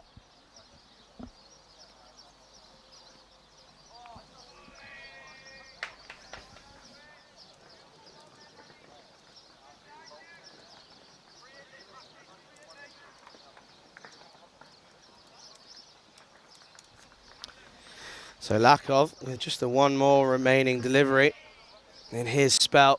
What can he do here? Can he have a reply? It's full and it's hit well again by Whelan. It's a lovely shot and it's going to take some chase, and I think it's going to go all the way. So consecutive boundaries for Whelan, and not the end to the spell that Lakov would have wanted. Bit of a slot delivery, but Whelan still does well. Pierces the infield, and that goes all the way. 4 runs for Gibraltar. Good bit of batting from Whelan as he moves on to 21 now. And at the end of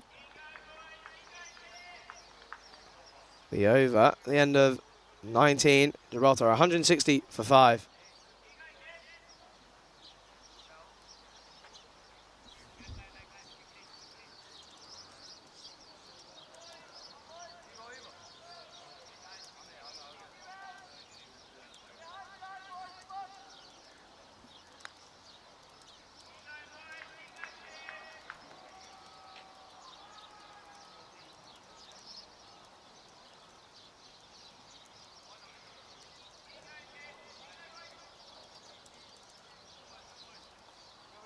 So that brings us to the final over of Gibraltar's innings here in the 5th place playoff. Avinash Pai, 51. Well, he's done a job, hasn't he? He hasn't really faced that many deliveries, considering he opened up at the start of this innings. Just the 42 deliveries faced for him. 51 runs for him, but Matthew Whelan doing another good job by the middle order with him and Hatchman going well, supporting Pai. They're doing a good job, aren't they? It's the final over now, and just getting that field placements right. We're going to continue on.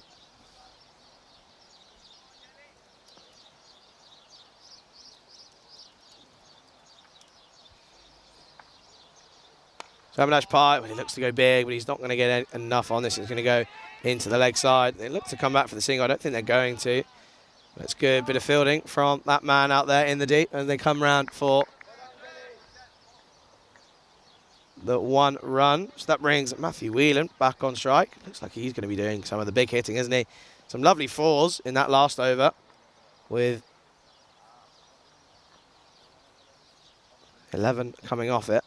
Looks to go big into the leg side, and he goes big enough, as that's going to be a boom, boom maximum for Gibraltar. A magnificosita for Gibraltar.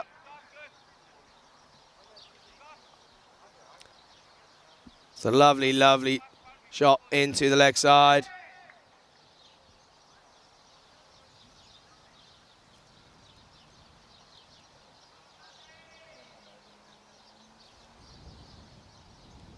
Can he have a reply? Vinny. It's a good reply. Looks to go big into the leg side again, but they're going to trickle through for the single, and that's a really good bit of running from the Gibraltar batsmen. They've done really well here.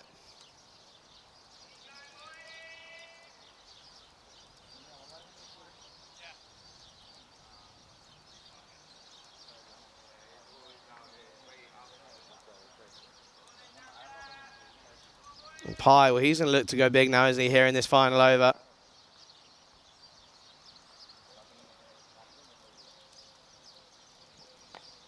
He looks to go into the leg side, but that's well done by Ivala Katarski. And they're going to just come through for the single. So it brings Matthew Whelan back on strike. 27 for him now, off of just 16 deliveries. So he's going well with the bat.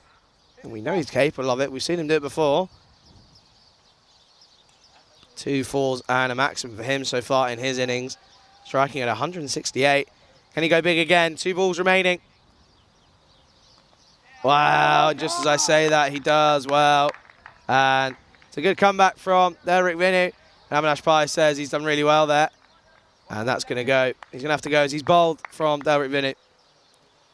He's played on massively, big inside edge. Derek Vinny says, well, thank the Lord for that. Really don't think he wanted to see himself go for another boundary in the last. So at the end, with another wicket there, Gibraltar 169 for 6.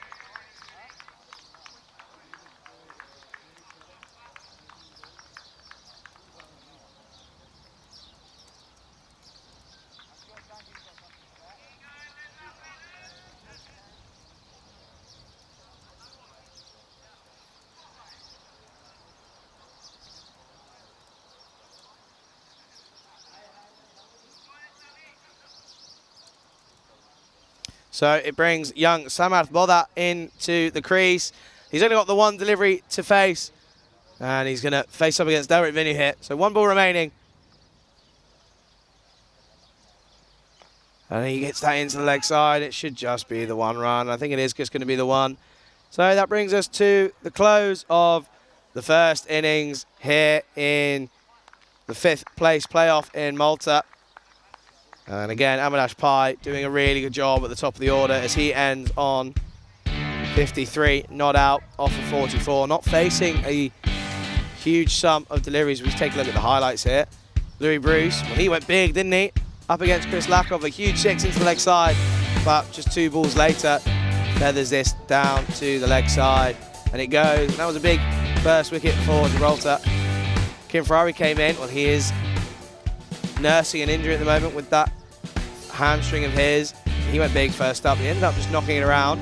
Avinash Pai, once again, an ever-present up the top of the order for Gibraltar.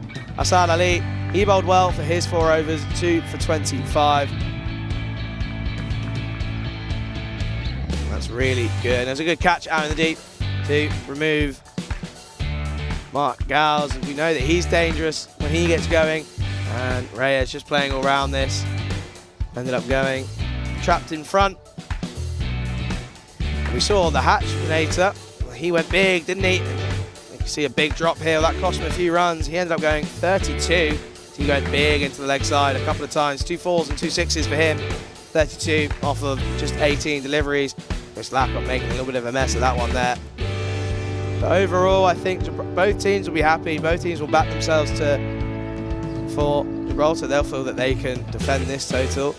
And well, for Bulgaria, well, they've had a few batsmen go big, and I'm sure they feel that they can take this and make a chase at this one, as they still are still looking for their first win in the tournament.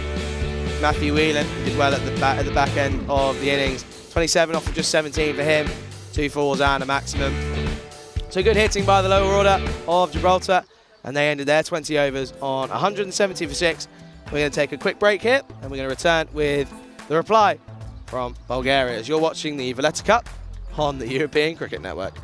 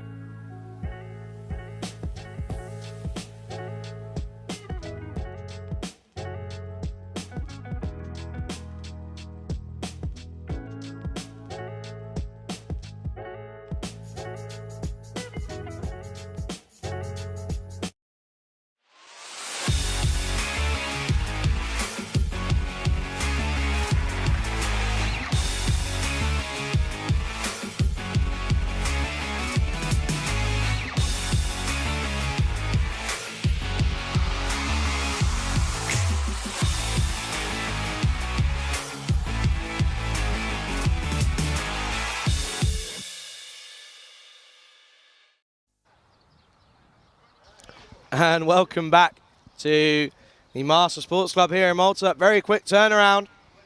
And we're back and we're almost ready as we see the Gibraltar. They're ready and raring to go as they're going to look to do one better than they did last year. They don't want to have a repeat as they saw last year. They did the one over on Bulgaria in the group stage. Missed out on the third place playoff. So they're here now.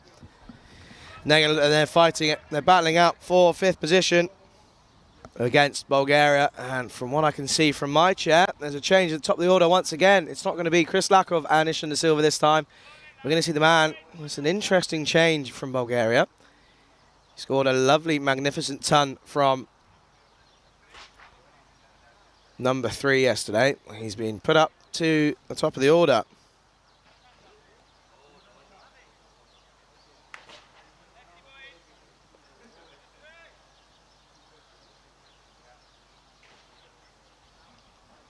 And you can see him on your screen now, Avinash Pai. So he's done it. He had a good job as he carried his bat all the way through from the opening position for Gibraltar. He's going to be opening up the bowling as well at that top end. Spin coming early. And you can see Kieran Ferrari in the slips. Well, you have a feeling with his injury, he's not really going to go anywhere else apart from that slip position. But I have been told that he had a couple of overs in the net. You can see him just feeling up that hamstring, going to get loose. But he does feel capable of bowling, and I'm sure if he didn't, he wouldn't be in here for Gibraltar this game, as they've done considerably okay without him. As we're just almost ready to get underway here.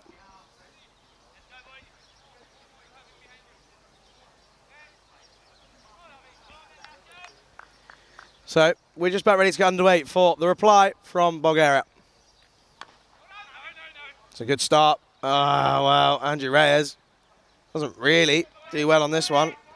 Gets done all ends up from this one, and they're going to come through for a single. So he's off the mark straight away as it brings the right-handed Ishan De Silva on strike for Bulgaria.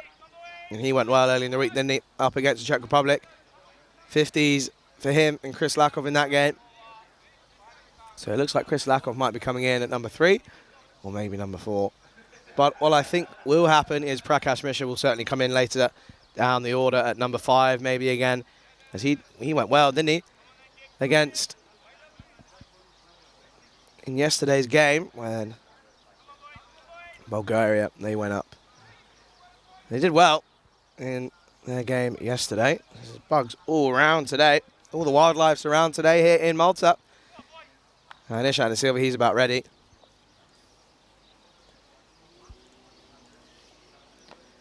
As this is pushed into the leg side and in the offside, and they're going to come through for a single. It's a good start, good running early on from these two batsmen. Young and fit, so they're going to be raring to go.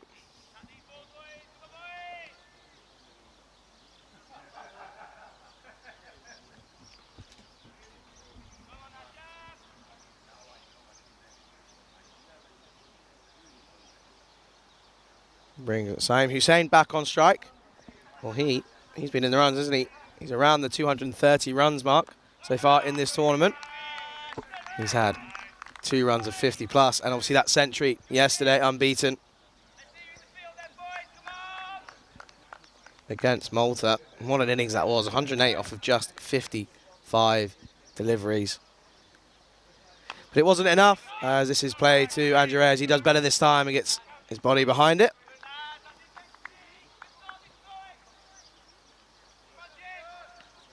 And they come through for what ends up being just a dot ball.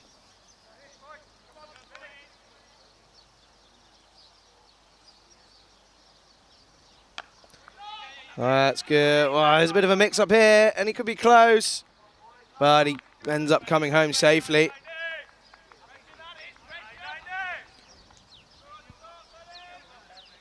Ends up being a dot ball, so pressure building so far. We have seen some interesting run-outs throughout this week. One that stands out for me is Taranjit Singh and Ramesh Sathisan for Romania, as this is just played into the leg side. And Avinash Pai, he's up for this one, isn't he, with the ball? That brings us to the end of the first. Just the 2 runs off it. Bulgaria 2 for none after the first. And once again, some really, really good discussions in the YouTube chat throughout that first innings. I thoroughly enjoyed getting involved in those ones in the chat. And I obviously have my challenge from Maiden Waters, which I'm hopefully going to look, well, I am looking forward to. Hopefully I do well, and I don't forget. I'm not just going to do it for that final game. I think I'm going to try and make it a presence here in the finals day in Malta in the Valletta Cup 2022. As we're going to see Mark Gowles opening up the bowling from this closer end. It's back of a length, and Ishan De Silva doesn't quite miss out on those as he rocks back, cuts this over the infield, and that goes all the way for a magnifico cita. 6 runs for Bulgaria. Not the start that Mark Gowles would have wanted. Didn't quite come off for the bat, did it, for him today? Just the 1 for him, and not the start that he would have wanted here, opening up for Gibraltar. Come on, guys, you bad. Pitch it up, Valletta.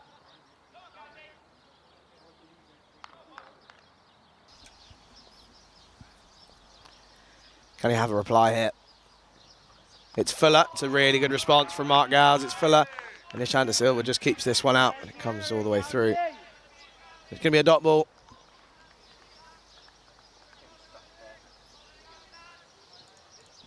Top work, Gowles.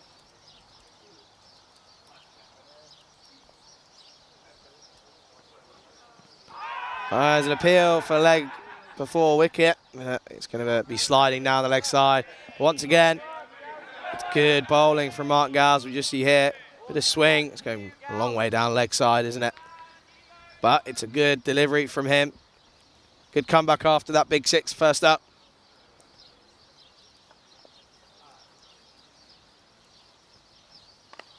This is driven to the man, Matthew Whelan. There's a bit of a mix-up again. Goes for the underarm. You just think maybe could have had enough time. Could have gone for the overarm. But it's good work from Matthew Whelan, who I was told is from Wigan, but I don't think he actually is. And he paid off with the bat, as did Richard Hatchman. So they're going to be happy. As again, it's out to the man there. There is a man there. It's Avinash Pai. Does well, and it's just going to be the run. And I think they've got the field set well for Ishan De Silva. You've got a man on the backwards, deep backwards point, and then a man out in the deep on the offside as well, in the deep cover position. As we've seen him throughout this week, really enjoy the luxury of the short boundaries, square of the wicket.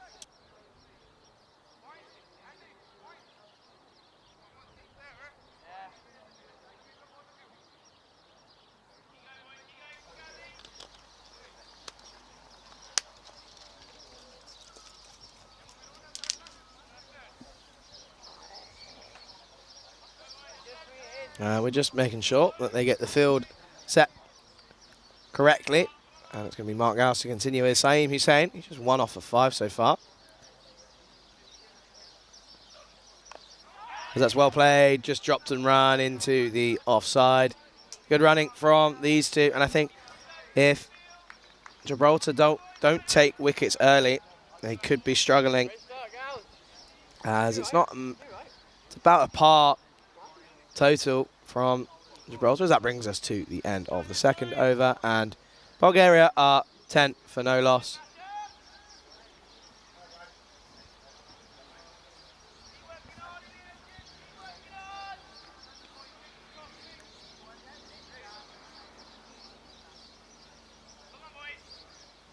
We're going to see Avinash Pai continue.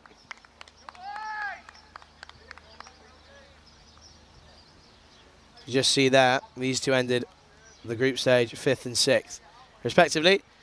But more importantly, no win for Bulgaria. So I'm sure they're going to try and take one with them here. Don't want to go the week winless as we're into the third over. Hussein on the drive, and there's a man out there, Matthew Whelan, gets a hand on it.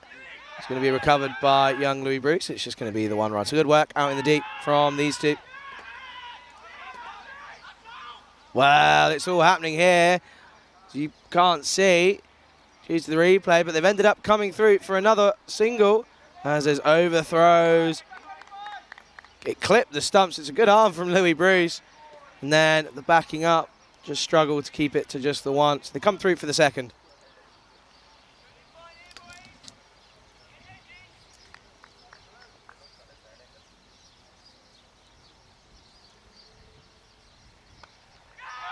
Oh, there was an edge there.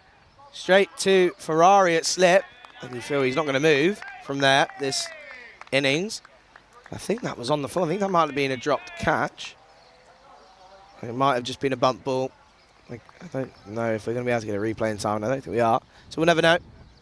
But Avinash Pai continues. It's back of a length and driven into the offside. It's going to be a dot ball. So this is good from Avinash Pai.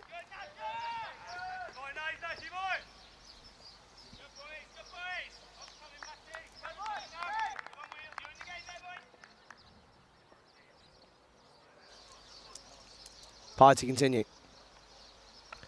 Short, and it's in between the wicketkeeper and the slip fielder there. But Nikhil Advani does well. He's going to chase this, and it should just be the 2 runs. So good work from Advani, the Advanator. Didn't sing with the bat, did we? Which is unfortunate. But it was good to see the lower order of Gibraltar getting a good few runs, contributing with the bat. 60 in total from Whelan and Hatchman. It's short, and again missed into that leg side as they run through for the single. As again, good bowling from Avinash Pai. Somehow ends up going square into the leg side for the 1 run. It brings Ishan Silva back on strike.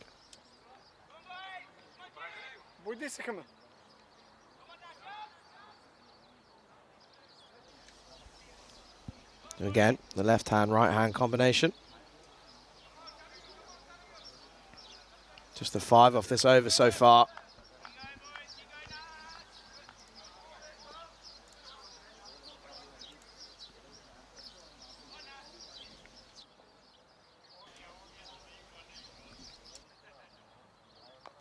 And he finds the inside edge, and it's going to run to Andrew Reyes, who does a good bit of work in the leg side. And they come through for a single. So that brings us to the end of the third, and Bulgaria are 16 for no loss. And at this stage, after 3, Gibraltar with 20 for 1. So just 4 runs behind, but the 1 wicket still in hand are Bulgaria.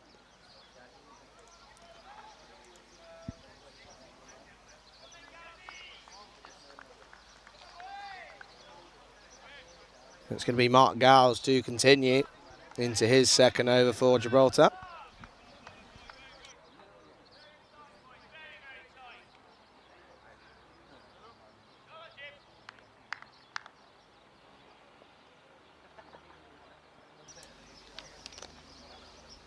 This is Fuller, and again clicks him on the pad. That's going to be sliding down leg side as they trickle through it for a leg bye. So the one thing you do have to say, so far in this innings anyway, is that there's been no wides. So there was a total of 27 extras, 14 wides in Gibraltar's innings from the Bulgarian side. So they're gonna, if they can keep those down this innings, then they're going to be doing well. And just as I say that, it's going to be a leg side wide. Again, commentator's curse certainly exists here in Malta, and we've seen it a couple of times this week. Mark Gow's just veering down the leg side. He's going to have to bowl that one again.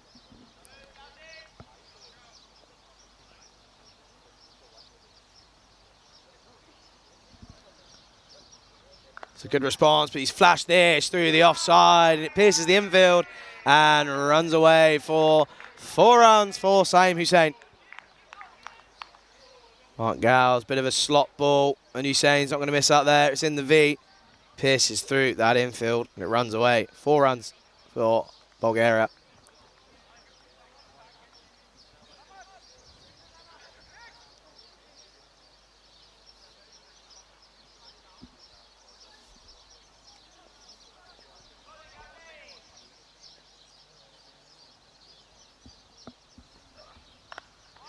And again into the offside, but it's going to be collected by the young 19-year-old Samarth Boda.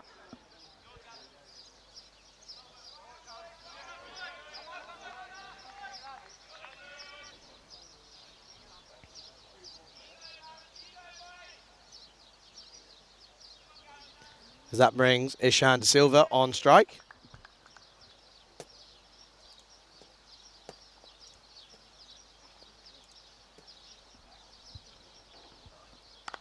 That's well played, dropped into the offside, and it's good running from these two as they come through for the 1 run.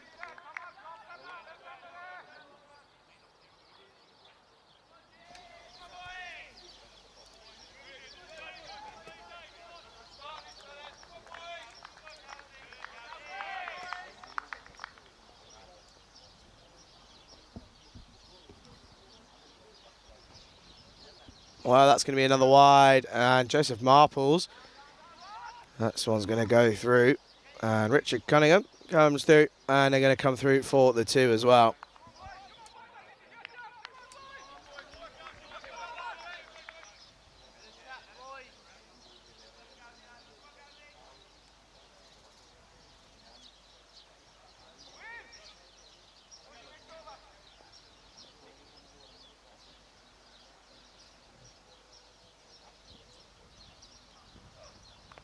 It's a good response. This one squirts into the offside. It's good work from Hatchman there.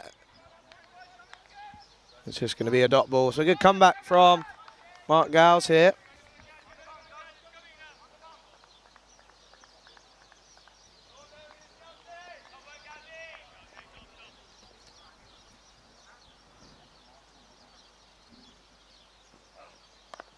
And it's good for a bit of a yes, no, maybe. They do eventually run through for the single. And they come through for that 1 run. So at the end of 4 overs, Bulgaria are 28 for no loss. And at this stage, Gibraltar, well, they were 25 for 1. So Bulgaria ahead now. And you think if they can just keep that run rate under 9 and over, just keep it ticking over and hit the bad ball for 4, then, or 6 maybe, then you think that they're going to be in a pretty comfortable position. So early wicket's the key here for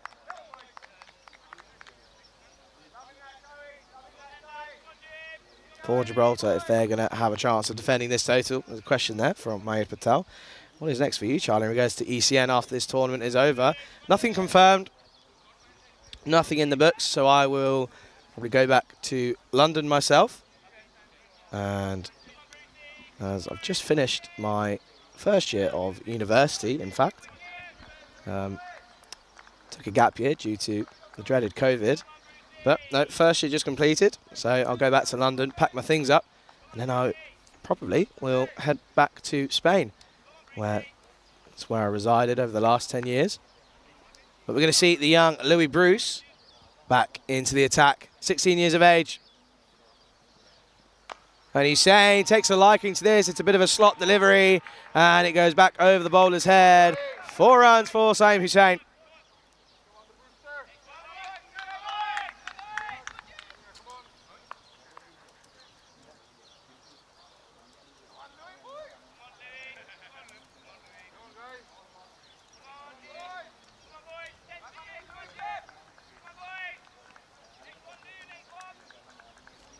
So Louis Bruce gets dispatched over his head for 4 first up. Can he have a response here?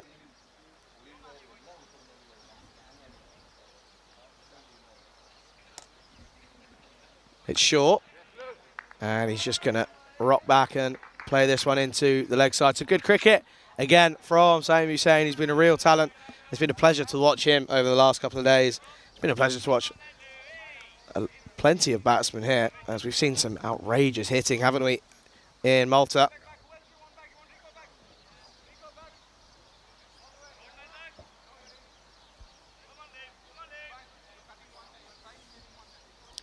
It's going to be Ishan De Silva on strike, so 10 off of the 9 deliveries for him.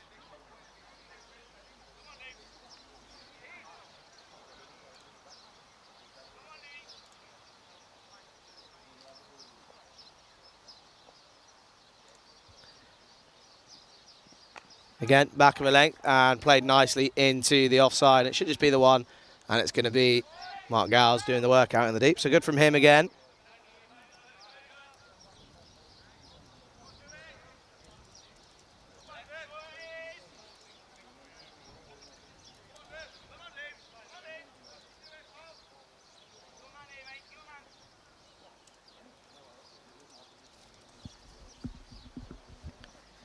This is Fuller, a bit of a full toss into the leg side, and Richard Hatchman, I think he might have got a bit of a hand on this, just slows it down ever so slightly. But it's eventually picked up by Samarth Bodha as they come through for the second. And you just saw there, Joe Marples. He's not the tallest of men. Here's Joe. It just bounces over him, so it just gets through Hatchman there.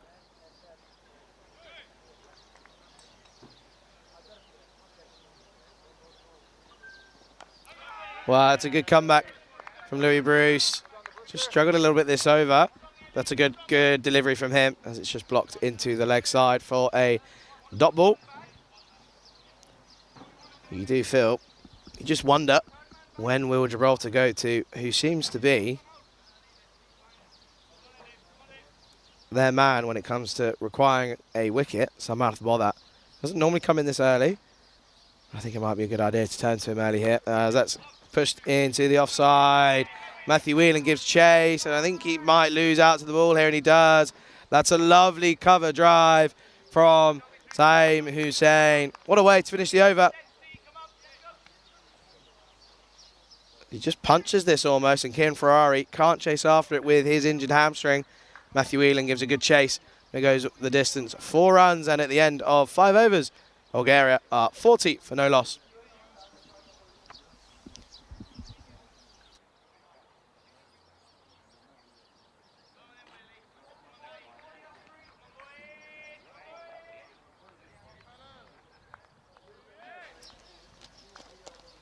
So we're going to see a change of bowling against that. I believe it's going to be, it's going to be a bit of spin coming on from this end.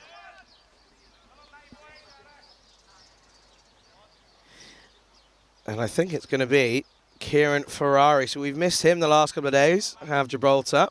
And he's going to come on now. It'll be interesting how many paces he's going to bowl off. Obviously, he's nursing that injury, as I've said multiple times now. So Kieran Kiwi Ferrari, he's coming on to bowl. And again, 1 over remaining in the power play. And at this point, well, Gibraltar, they were 33 for 1. So just falling behind are Gibraltar now. They're going to want to take a wicket, aren't they? Just the 2 wickets for Ferrari so far in this. We've obviously missed out on a couple of games. But a really tight bowler, doesn't give too much away. It's going to be interesting to see how he does on 1.5 legs with that injury. Looks like he's coming off of his standard run-up. Ferrari into the attack. Well, it's not the start that he would have wanted. Ishan De Silva goes over the top. Textbook stuff from him. 4 runs for Bulgaria.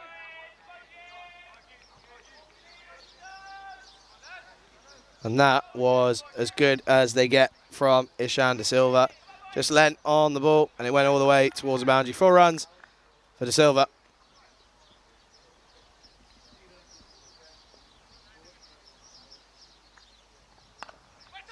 That's better from Kieran Ferrari. Just not too full, as it's just back of a length. And he just rocks back, cuts this into the offside. It's going to end up being just the dot ball, though.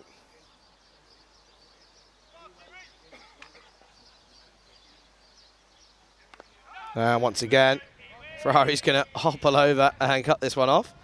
See, that's a good bit of bowling and fielding from the injured Kieran Ferrari.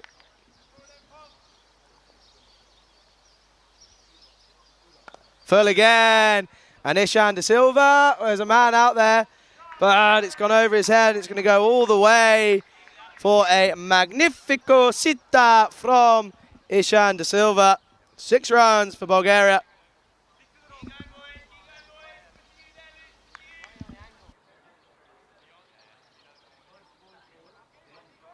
So Ferrari, he's gone for 10 so far. 4 and a 6, similar shots from De Silva. Can he go again? It's full again. He's driven this through, and it should just be cut off. It's going to be the 1 run as Louis Roos does the workout in the middle. And it's going to come in for the single. So it's going to bring the left-handed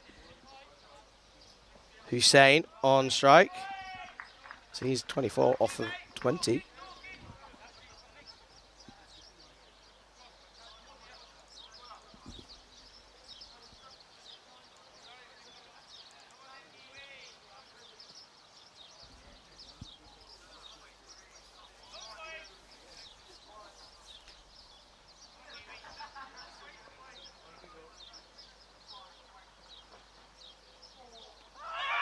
And I think he's got him. He has to go. So Kieran Ferrari comes on, gets hit. 2 lovely shots from Ishan De Silva, but he has to go. Does Saeem Hussein. And that's the breakthrough that they really would have wanted. And it comes right at the end of the power play. Good bit of work from Joe Marples. And he has to go. Saeem Hussein, 24 off of 21 for him. It's a great catch from the keeper.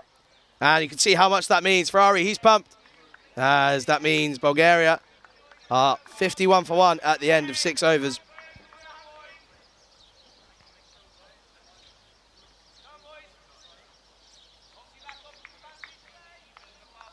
Well, you just have to wonder how much of a big wicket that could be. And again, Hussein rarely missing out on a start from him, as he has to go. And that's going to bring who is still an extremely talented batsman, and we've wanted to see him up the order. He came in at 4. He's gone up to number 3 now. Omar Rasul into the crease for Bulgaria.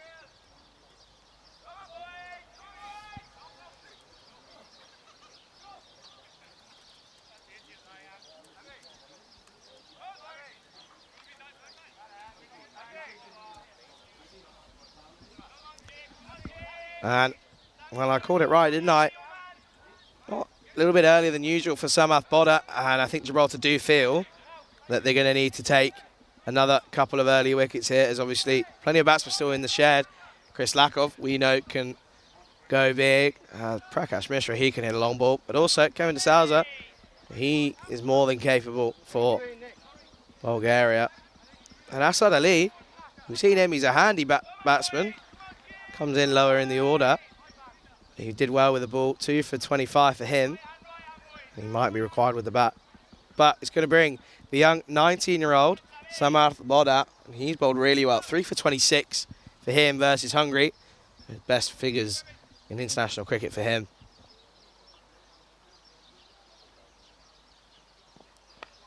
Good start, straight on the marks. The dot ball to start for him, as this is just pushed into the offside from Ishan De Silva.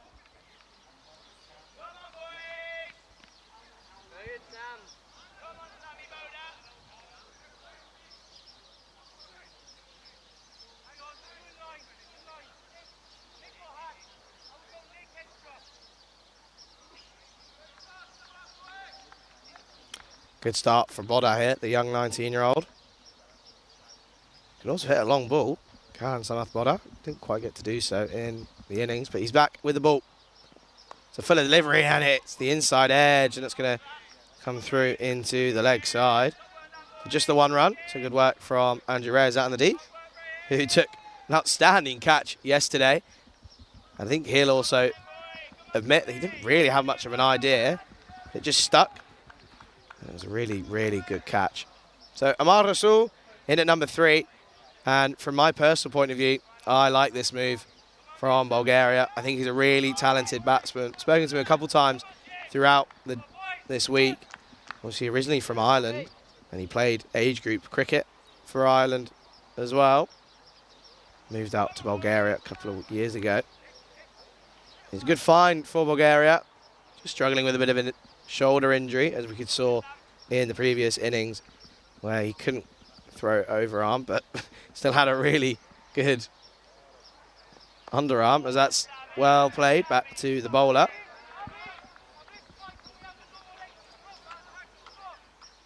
His younger brother in the chat, Ali Rasul, I hope you're well.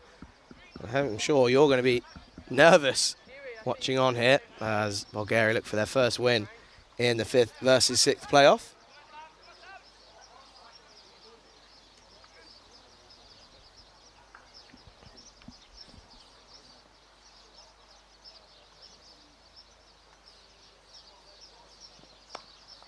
And Rasul off the mark with a nice shot into the leg side, and Matthew Whelan is going to do the job out there.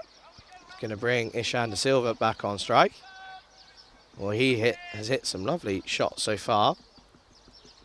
2 maximums for him and just the 1 for. So he's 23 off of 17 so far.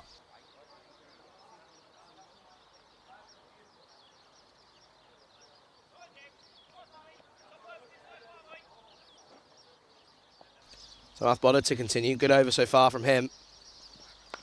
De Silva on the drive. It's a lovely looking shot. Avinash Pai should just get that. Well, there's a bit of a bobble off the ground. You can't put that on Avinash Pai. I could just see that from where I am. Just took a bobble away from him there. So they ended up coming through for the second.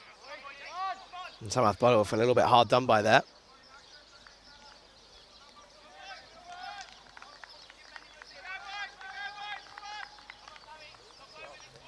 De Silva on to 25 now. Samath Boda to finish his over. De Silva on the drive. There is a man out there. It should just be cut off, and it is. So it's going to be the 1 run. So it ends up being just the 5 off of that over, which is a really good over from Samath Boda, the young 19-year-old. And at the end of the 7th, Gibraltar are 56 for 1. You can just see that at the bottom of your screen, how close this currently is. Gibraltar, they were 1 run ahead, 57 for 1.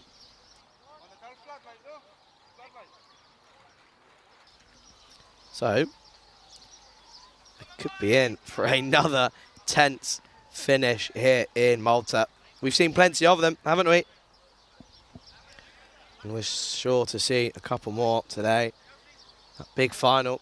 And don't forget, it's half an hour later than has been the usual schedule. So, obviously this game started at 9 o'clock. And the next game is scheduled at 12:30, which is an hour and 10 away. Might be a bit of a delay there, just depends on what happens here. Obviously, I think we were a little bit behind schedule in that first innings. But the final is scheduled for 4:30 local time. So we're sure to see some spectators come in. Might have been doing some activities with the family or during the day at the beach. They're going to come in this afternoon, this evening, for what I'm sure will be a thrilling final. Do join us as we return to action. Kieran Ferrari, 1 for 11. De Silva on strike. It's a short, back of a length. And they're going to come through for the single, which brings Amar Rasul on strike. And I'm sure we're going to see Rasul use his feet, as we've seen him do plenty of times in the last couple of games when he's got a bat.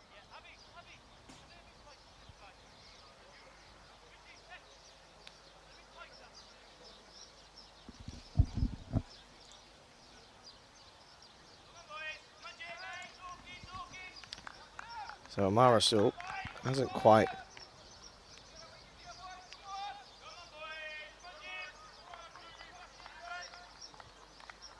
faced Ferrari yet. So Kim Ferrari. Fill on the drive and doesn't get any of this. It's just going to be the one run as there's no one in on the mid on. It's a long on, and Louis Bruce does the work and cuts this off for the single.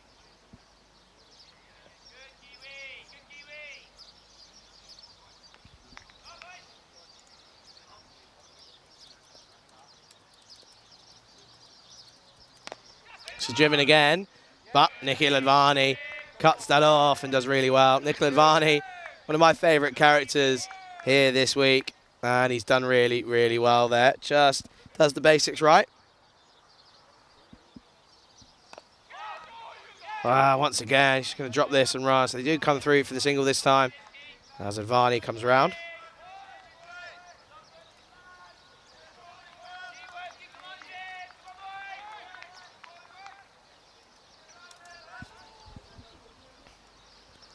Ferrari continues here. Rasul looks to go big into the leg side. There's a man out there. Well, he's done really well as it's not going to go for 6 runs, and he manages to keep this in the boundary. If you just take another look here, he hits this well, attacks that, and Samarth Boda, you just see here, he's conscious. I think he's done really well there. And I think it might have actually been given 6, and it has. Well, that's good from Bodak. Good sportsmanship from him, as he knew that he was over the line. So they ended up with the 6 runs, and then they come through for the 1. As that brings us to the end of the 8th, and Bulgaria are 66 for 1.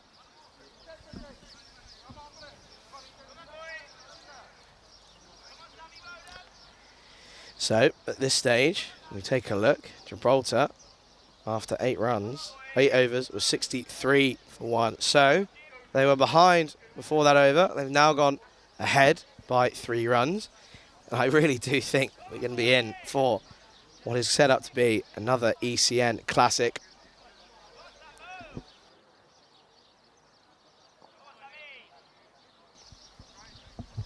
There's a few conversations about Pavel Florin in the chat, and I wonder if he's going to be in the YouTube chat later on for the final for Romania. There's an appeal. It's not given. I think it might have flicked his shoe as he came through. As we just take a look here, Bodat just angling away. It might have been off the pad, I think. It's a good take from Joe Marples again.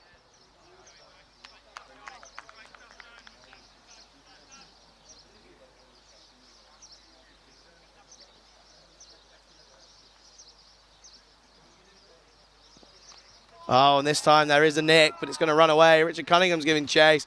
Don't think he's going to get there. That's going to go 4 runs for Bulgaria.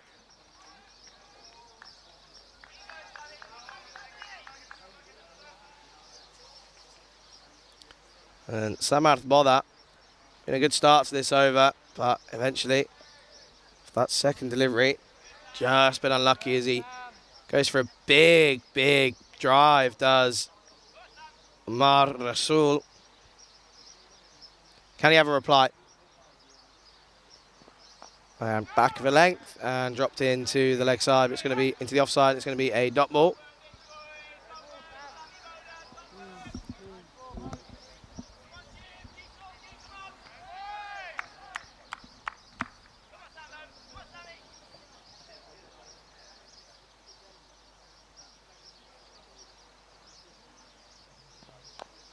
Driven again from Rasul, and they think they're going to try and come back for 2, and I think they do pretty comfortably. So it's good work from the batsman again. Good running. We've seen it plenty of times this week. Really is vital to push on if they're going to chase this total.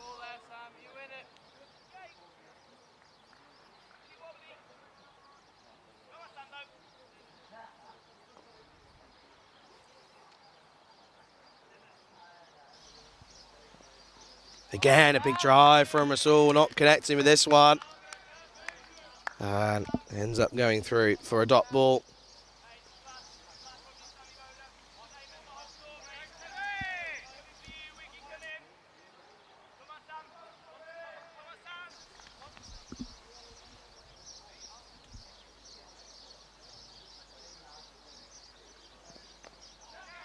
Dabs this into the offside, and it's well done by the man there, Mark Gals. Does a good job and cuts that one off. It's just going to be the 1 run.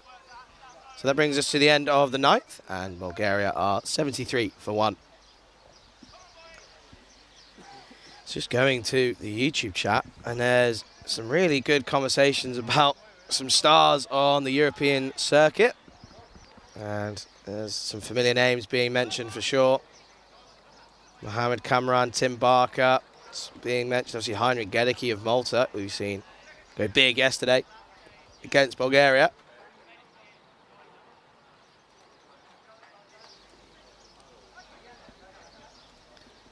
And obviously, many saying Louis Bruce is one for the future. Just the age of 16 is young Louis. And we've seen him over the last 2 years really mature as a player. As Kieran Ferrari continues here. And that's well played around the corner. But that's good work. And I think that is Avinash Pai, who does really well. And Liam Day just saying, you can't forget Boom Boom Basil. Didn't quite come off yesterday, did Boom Boom. But we're going to see him later in the final as Kieran Ferrari continues here in the 10th over.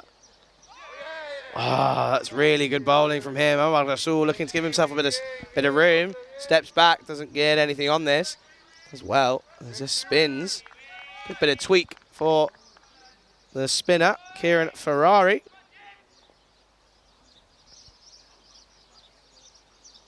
Good work again from Marples.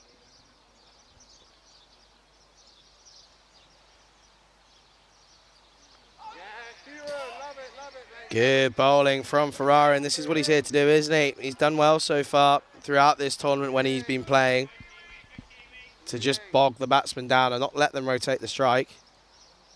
As this is dropped, and again it's a dot ball. It's a good over so far from Ferrari. 3 dot balls so far.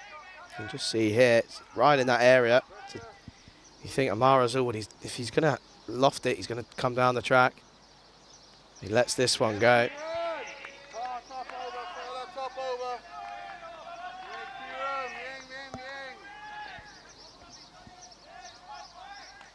And I can just hear that Gibraltar, they're up for this. There's a really good bit of noise out there as this is just short. And I think this is just going to be the 1 run. Samarth Boda out there. Cuts that one off, so it's just the 1 so far. And it is just going to be the 1 run off of that over. So what an over that is for Gibraltar. As that brings us to the end of the 10th over. And Bulgaria are 74 for 1. As that brings us to the drinks break. So just for a bit of context, at this stage, after 10 overs, Gibraltar was 72 for 3. So again, really, really tight here. As this break just allows us to say hello to a couple of more viewers. Helix, welcome, hope you're okay. And Helix just saying again, as he woke up, to again some more serious, devastating news for the cricketing world. As we lost another Australian great, didn't we? Andrew Simons, he went this morning. He unfortunately passed away this morning, and our condolences go to his friends and family. He had a really incredible career for both clubs and country. Played for Gloucestershire, Lancashire, Kent and Surrey in the county setup. International cricket, what a player he was with the bat. An average of 40 in tests and ODIs. But with an incredible average of 48 with the bat in international T20 cricket. What a batsman he was, and what a bowler as well. Just an amazing player for the game, and he will be sorely missed, I'm sure, by everyone who loves the sport of cricket. Just 2 months after we lost the great Shane Warne earlier on. And I'm sure that all of the players this morning would have woken up to that news and would have been severely affected, as he really was an advocate of aggressive batting in T20s, and he set the stage for the rest of the world to carry on and continue with T20 cricket as it was first brought about as a new format in the game. And what a man he was. So again, thoughts and prayers go out to his family in Australia. As we're going to continue here after the drinks break here in Malta.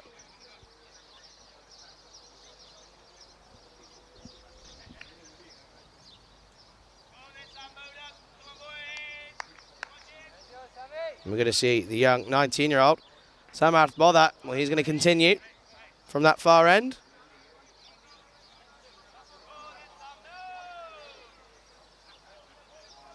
And the Malta Rasul on strike.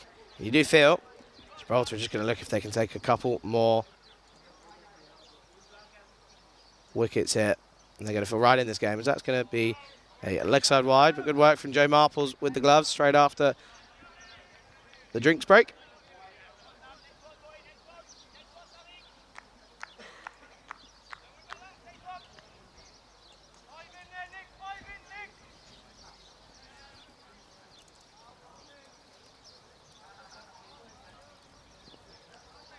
And again off the pad, and it's going to be flicked into the leg side. They're going to come through for a leg bye.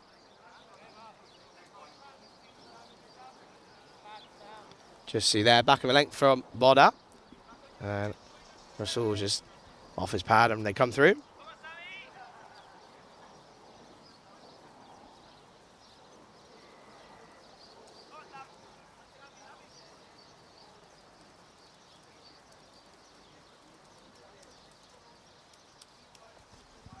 So, Samarth Bodhat to continue. And he's just struggling after the drinks break, isn't he? Just veering down that leg side.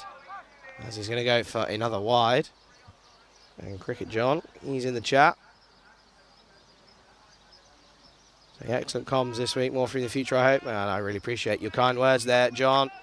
And everyone who's been messaging me on my social media or just on the YouTube chat. It's been some really lovely messages. Zishan de Silva plays a lovely drive, but doesn't get all of this. And then plays this into the offside for just the one run. There's just a bit going on about the average age of the Gibraltar team, which is just over 33. Obviously, Louis Bruce and Samarth Bodhat helping that, dragging that down as that's straight into the leg side from Amar Rasul. And it should just be the one as Andrew Reyes does a good job out in the deep. There is plenty of talent out in Gibraltar, and I know they're doing really, really good work with their youth development. And they really are kicking on now with that Europa Point Stadium. So it just gives them a platform and a location to really build. So good work from them, and there's also good work from all of these European nations for their development of youth cricket. De Silva looks to go big, doesn't get all of this, and goes into the offside for a single. So De Silva just slowed down ever so slightly, hasn't he? He's at 29-30 now off of 24 deliveries.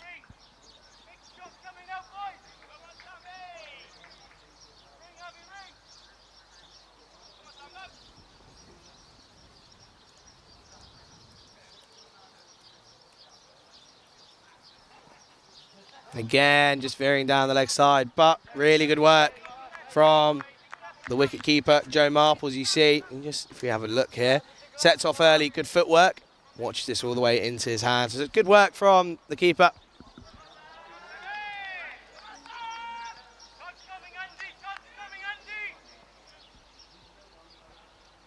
Can Bodhat come back? Well, he's just struggling, isn't he? And I'm pretty sure from my angle, his wrist is just at a bit of a different angle as he releases. We take a look here. And yeah, it just looks to me that it's just sort of fading towards the leg side. And you just think that he just needs to really push through his action, get that shoulder through. And he should be okay to get it back into that good spot that he's been hitting pretty much all this week.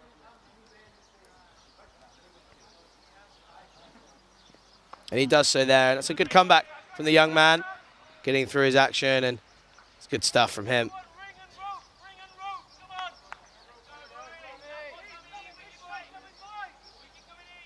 That brings Ishan De Silva on strike. He's 30 off of 24 deliveries right now.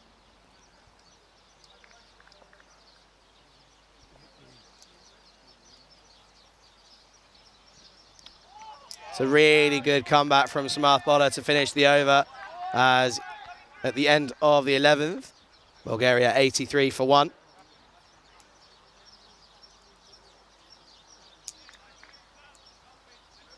And we're going to see Ferrari continue here. So he's going to bowl out his final over. He's gone for the 1 for 22 so far of his 3 overs.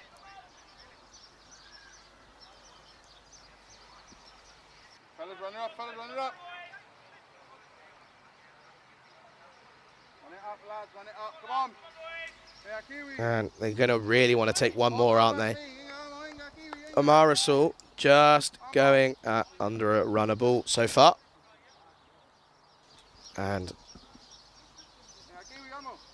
he's going to look to go big at some point. Short, and there is the big shot from Amar Rasul. He doesn't miss out on that. There's Ferrari just missing out on his length. And that's going to be a magnifico sita for Bulgaria.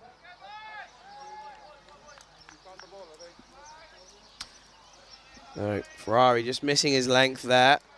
Just dropping a little bit short. Amar Rasul drops back and across and clears that into the blue sky all the way for 6 runs for Bulgaria.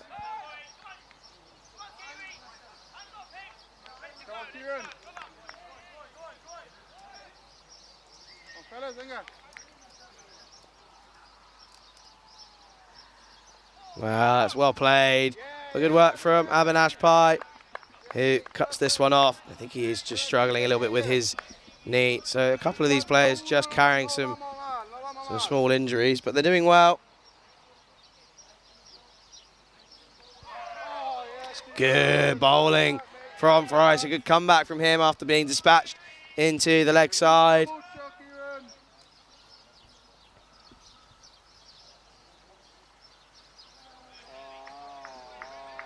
It's going to be given a wide by the umpire there. So you can see the equation. 81 it will be now off of 51.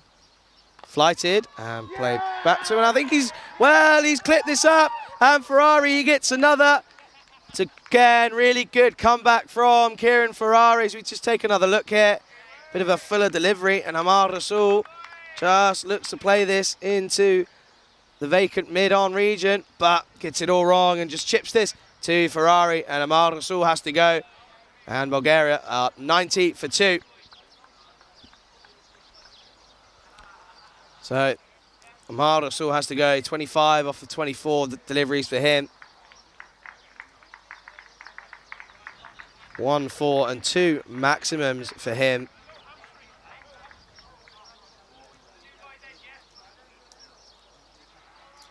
Good stuff from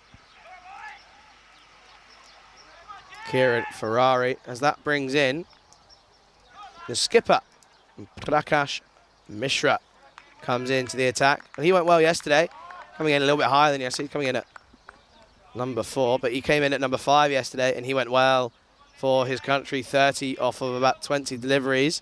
So it's good from him.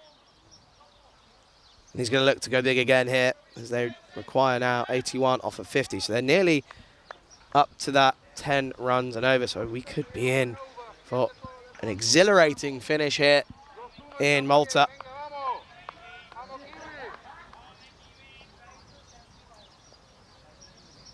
Just short. Mishra just plugs this into the leg side. And that's going to be a 1 run. So Mishra gets off the mark straight away.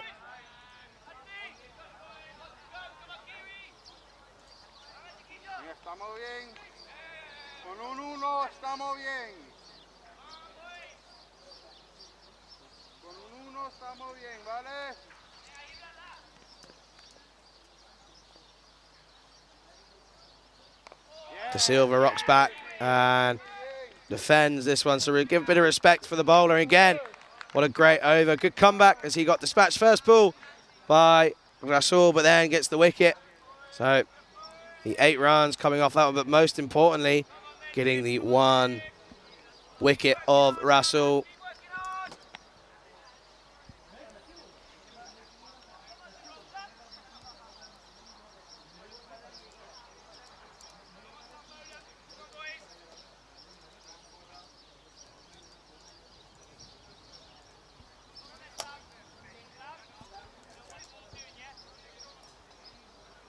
So it looks like we're going to see the continuation of Samar Boda at that far end.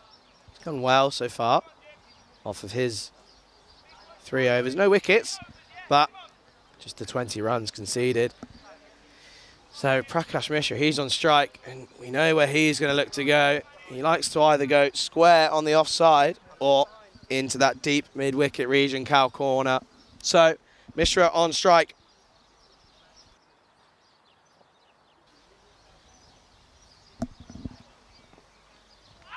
There's an appeal, and I think that's going to have come off his pad.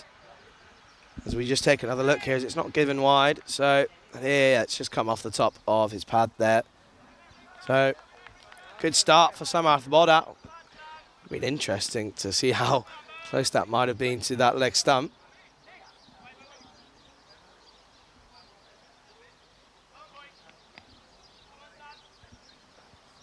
Prakash Mishra, he's still on strike. And there we go, big into the leg side. And he hits that one for the Magnificosita for Bulgaria. And we called it in, he was always going to go into the leg side. He gets all of this one, 6 runs for Bulgaria.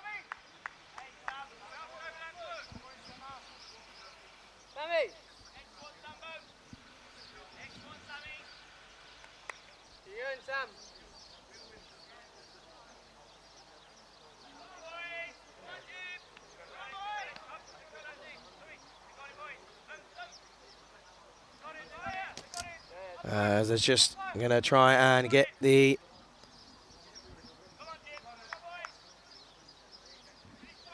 new ball sorted for,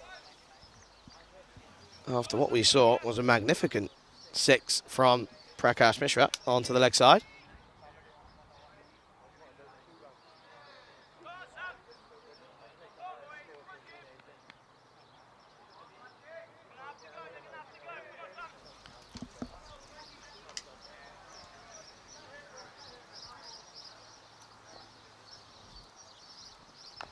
It's a good comeback as Mishra just drops and runs this into the offside for a single. And Gals just comes around and collects that one.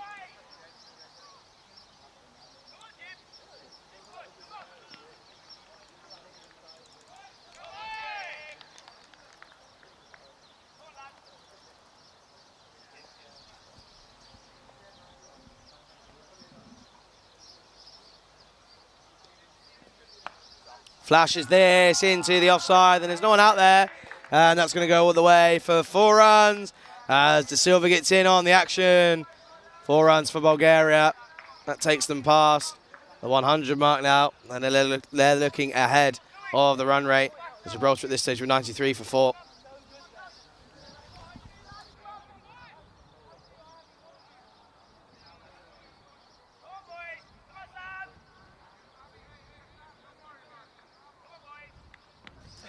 And we know that De Silva, he's either going to cut you away or drive you through the covers, and he really likes to play through that offside.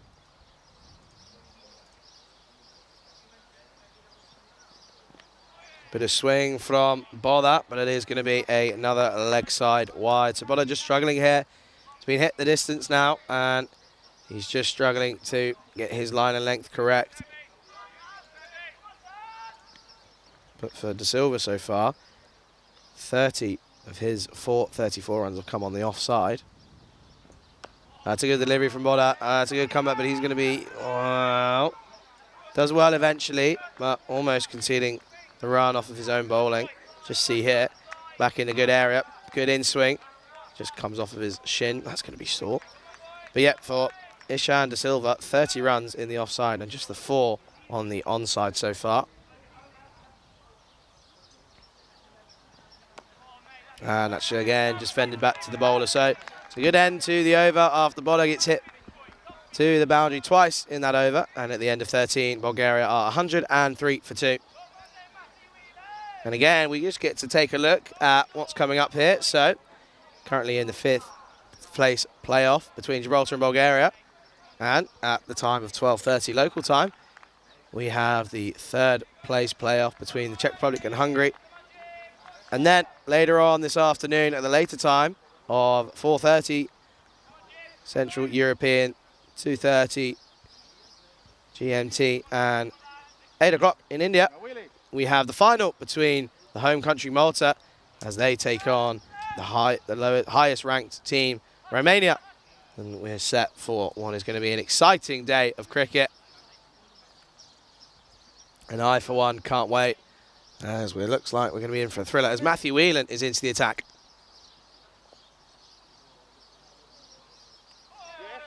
Good start from Whelan. Short and just outside the off stump. Back of a length, if anything. So good from him.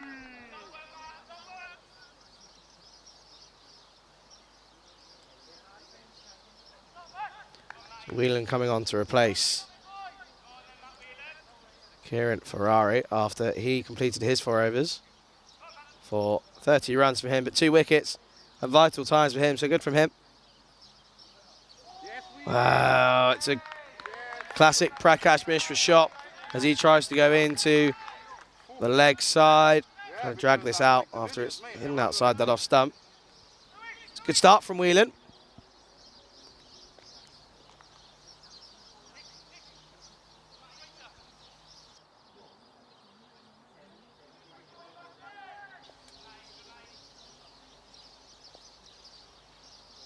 And again into the leg side. I think he's got all of this. And that's going to go all the way. Classic Mishra style. Magnifico Sita for Bulgaria.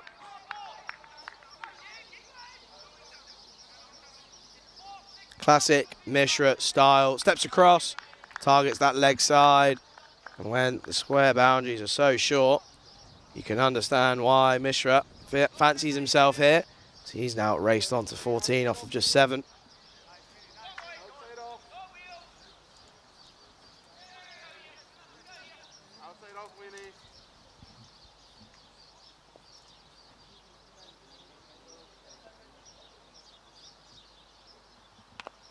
It's a good response from Mishra, and it's just going to run down to Samarth Bodha here in front of me at long off. And he does a good job, and it's just going to be the 1 run. So it's a good comeback from Whelan, as he knows that Mishra's going to look to take him into the leg side, so he really tests him and puts this as near to that wide line as he can. It's a good comeback from Whelan.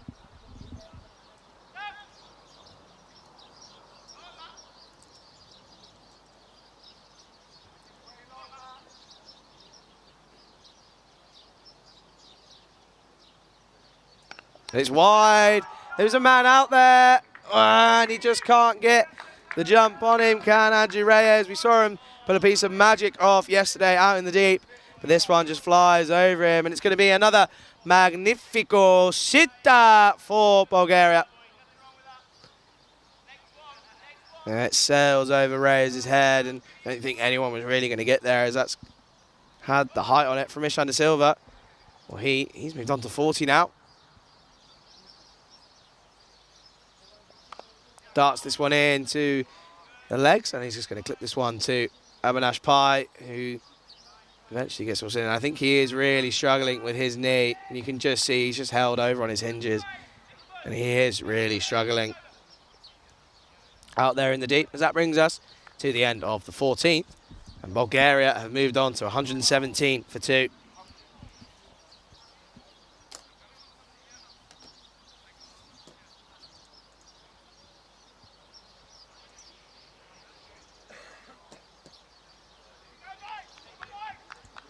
So there's a bit of toss news for the next game, and Hungary have won the toss, and they're going to bat first up against the Czech Republic.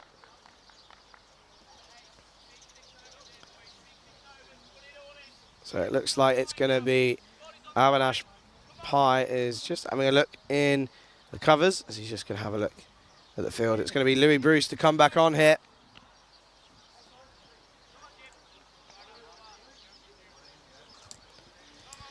So Louis Bruce, the 12 overs coming off of his first over. 12 runs coming off his first over, correction.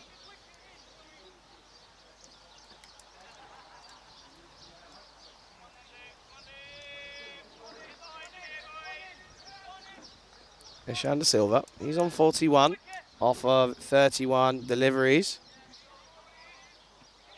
2 fours and the 3 maximums for him. Or should I say the 3 sittas for Ishan De Silva. Gibraltar, they still feel that they're in this as the equation now, 54 off of 36. So just 9 are needed off each over now for Bulgaria.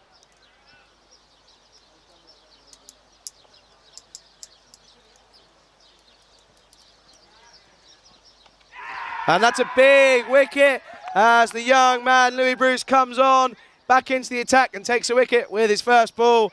Ishan De Silva has to go for 41 and Bulgaria are 117 for 3. It's a really good start from Louis Bruce. Comes back into the attack and this swings in. You can just see how much that means to the young man. And the in batsman has to go. And I have to say, Ishan De Silva, well, he batted well, didn't he? But we're going to see that man there, Chris Lakov, comes in at number 5. So the original opening partnership earlier in the week for Bulgaria, well, they're in now in the 15th over here.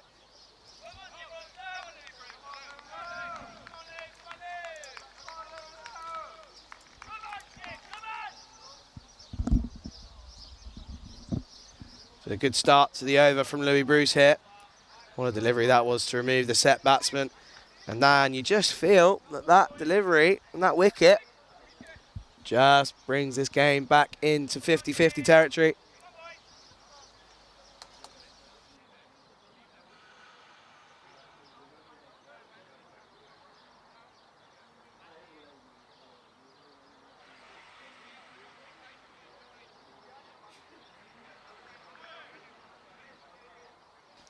So the new batsman, Chris Lakov, well, you just feel he's going to have to go from the off, isn't he? With the bad balls, going to have to be punished as they need just above 9 and over now. With that wicket really changing things for Gibraltar. It's a good start as he darts this in onto his pads. Just flicks this into the leg side for a single. And he gets off the mark straight away.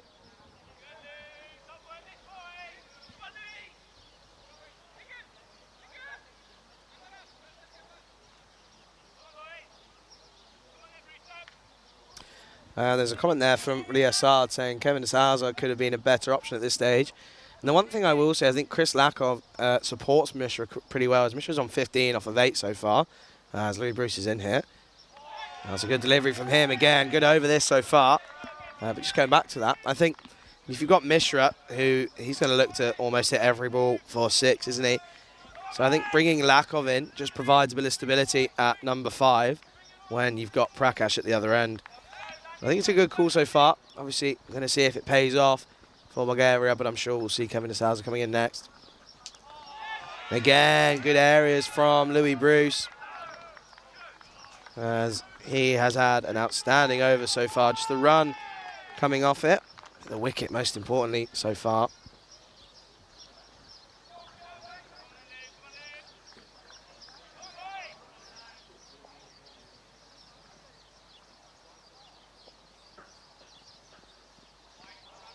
And just veers down the leg side. Does Louis Bruce. That's going to be a wide ball.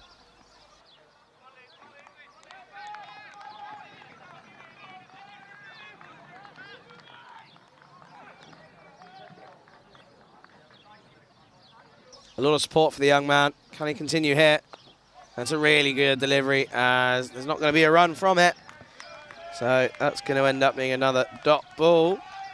That run rate, well, after this over, has just creeped up towards the 10s.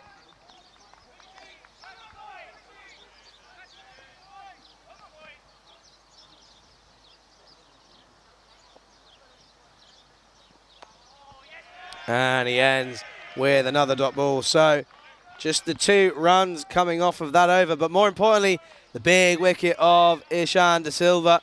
So at the end of 15, Bulgaria are 119 for 3. 52 now required off of 30 deliveries for Bulgaria. And you see there, everyone really sort of chipping in with the runs. No one going cheaply yet, but starts not converting may end up being an issue for Bulgaria, as we're about to see. Avinash Pai back into the attack. There's only 5 overs remaining, so 30 deliveries remaining in this innings and in this match, obviously. 52 runs required is the equation.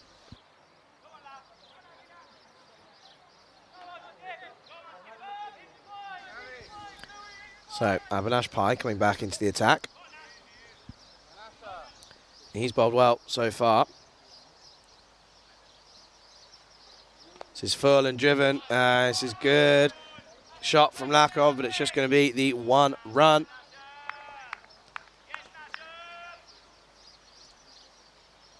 So Pai obviously opening up the bowling. He did 8 runs off of his first 2 overs. So economically, he's been really good. Yet to make that breakthrough. But Prakash Mishra on strike, and you feel he might look to target that leg side boundary once again. And he's going around the wicket. So an interesting choice from Avinash Pai.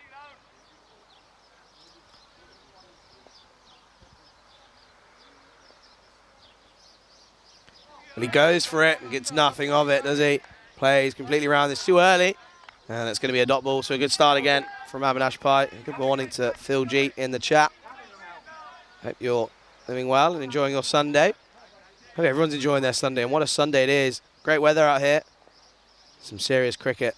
As Mishra goes big into the leg side. There's a man there. He's not going to quite get under that one. And that's going to be another magnifico sita for Bulgaria. 6 runs to the total. And Mishra coming off again with the bat as he now moves to 21 off of just 14 deliveries.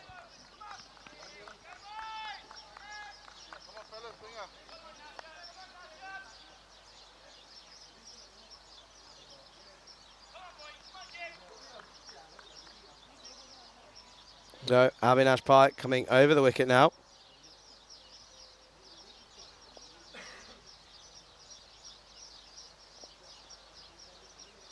This is fired in a bit quicker this time, back of a length, and they're just going to drop and run for the single. So that brings Chris Lakov back on strike.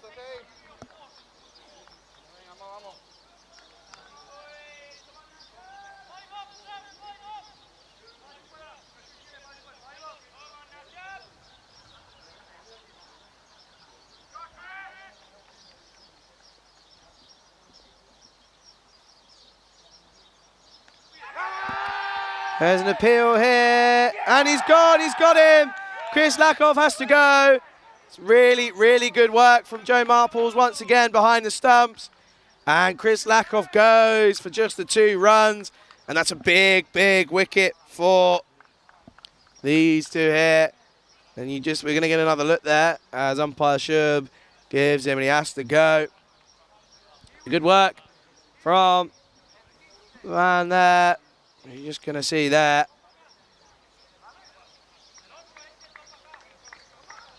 And it was eventually given. You can see how much that means for Gibraltar. So he has to go. Chris Lakov for 2. And it brings in that man now.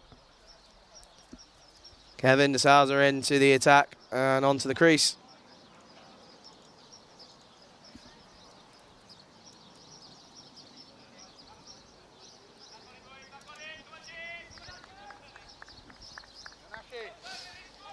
Chris Lakov, well, he was looking to get onto it, wasn't he?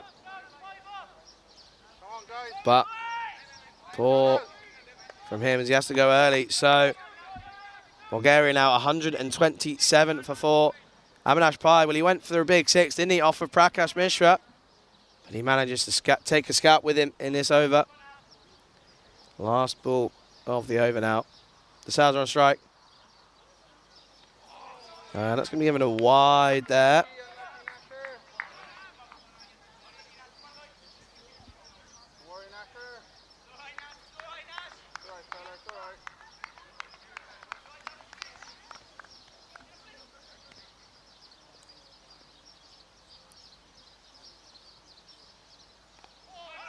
And it's going to be played into the offside. It's going to be a dot ball. So once again, Bulgaria having a little bit of a collapse now. We've seen this many times throughout this week. We've said that their bowling's been a bit of an issue, but we have seen them as just come from a bit of a... I would have felt they would have been in the driving seat, but they're just falling behind now, aren't they? And that run rate slowly creeping up as it's now 43 required off of 24 deliveries.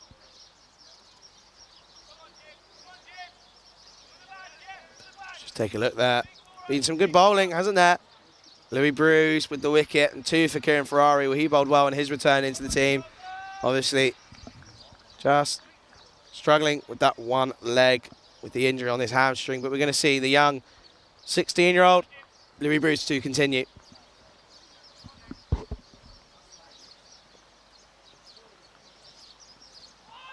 Prakash Mishra looks to advance on the track and he's gone! Louis Bruce, well, there's nothing that young man can't do, and he's got the wicket of Prakash Mishra, so he has to go. So he looks to advance down here, and umpire Shub gives him, just see here, well, he advanced down, but the thing that gets it for me is that he steps back into his crease and then advances, so he's not eventually that far down the wicket, so he has to go. And Bulgaria are now 128 for 5.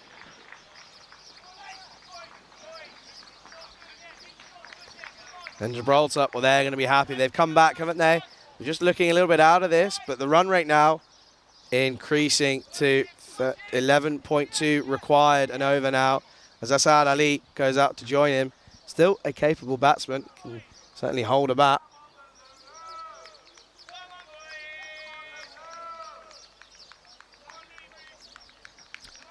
So Asad Ali into the crease now. And Louis Bruce just showing what he's made of once again. Just struggled with the bat again today. However, doing a job with the ball, improving. And he's got serious talent, the young man. 16 years of age. Well, we've seen plenty of young talent, haven't we? Louis Bruce is in again. Asad Ali on strike. There's another appeal. I think it's going to be going down leg. So that's going to end up being the 1 run.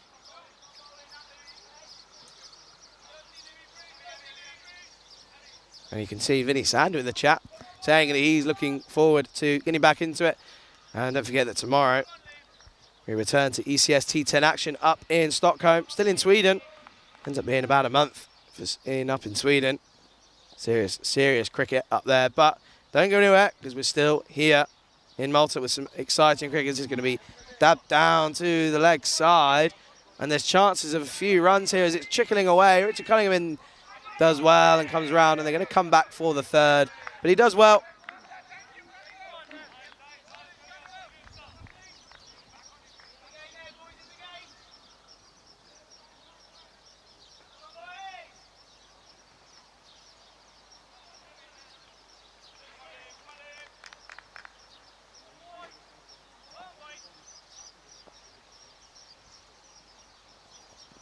Asad Ali looks to go on the drive. He gets it a bit uppish here.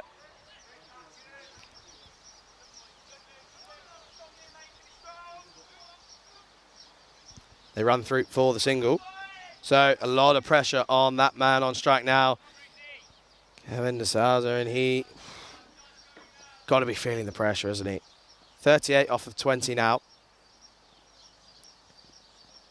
And that's going to run away. Richard Cunningham doing a good bit of work out here as he cuts this one off. They're going to come back for the 2nd as it's going to be a leg bye.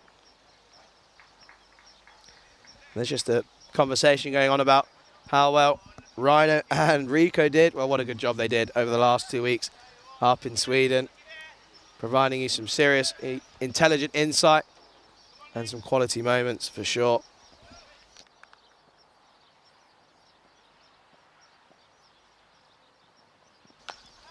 Sousa, this goes high. I think this might have the legs as well.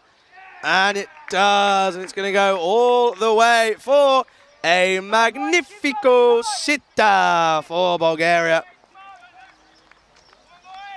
Gets all of this, does Kevin de Sousa. He's going to need a couple more of these.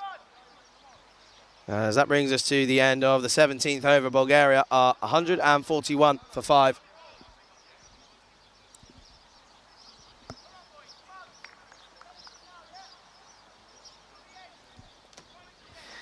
So we could be on for a serious chase here. Serious chase by Bulgaria, as they're not out of this, are they? 30 runs needed off of 18 deliveries here. 3 overs remaining. A lot of pressure on Kevin de Sousa, but also Asad Ali. We know he can hit a long ball.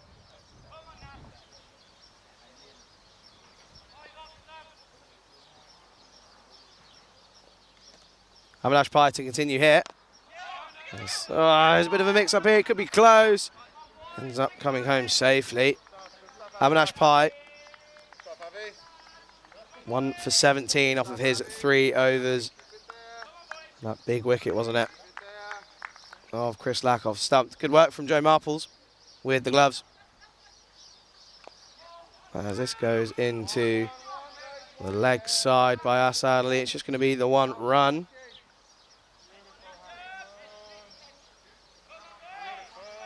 As it brings Kevin de Sousa back on strike.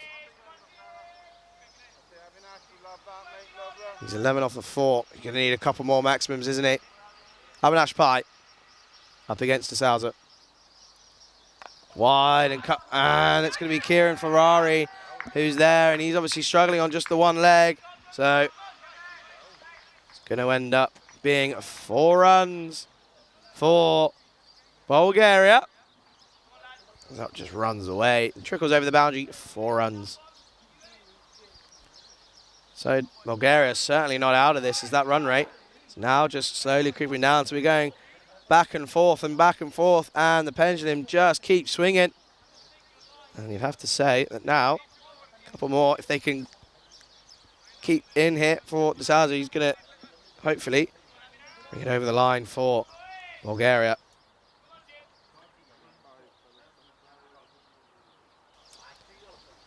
Pai, can he have a reply?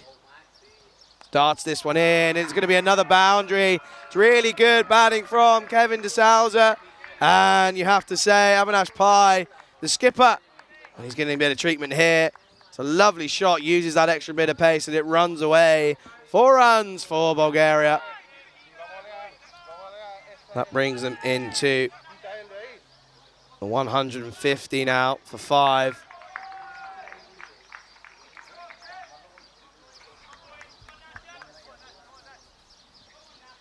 And he's in the chat. If you have any questions, I can see there's a couple coming through for him. Do get them in there. I'm sure he's enjoying. As he's just about to head on his way to Stockholm. Avinash Pai, can he reply? He's hit that well. Has de Sousa. It's going to run through to Samath Bodat for the 1 run. So good cricket again. Well done, Sammy.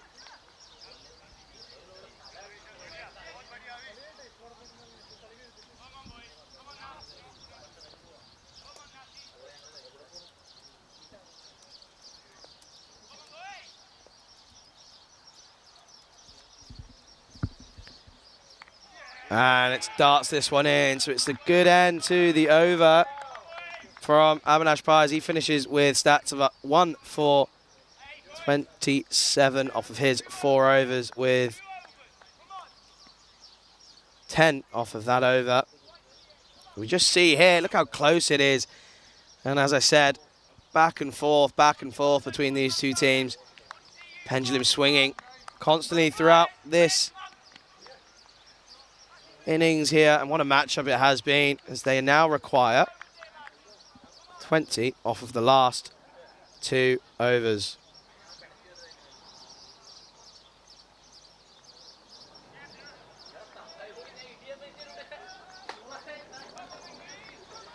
So, Louis Bruce, 2 for 26 off of his 3 overs. And we're in for a serious, serious matchup in these last 2 overs. Kevin Souza, 20 off of 7. 20 off of 12 required now.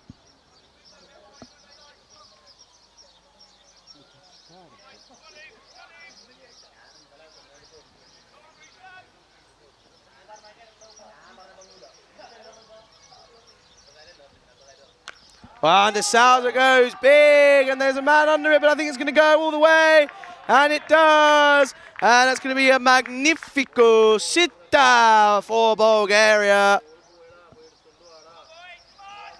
And Matthew Whelan just watches that fly over his head, and the pendulum swinging once again. Louis Bruce just missing on his length there, 2 full, and it goes the distance.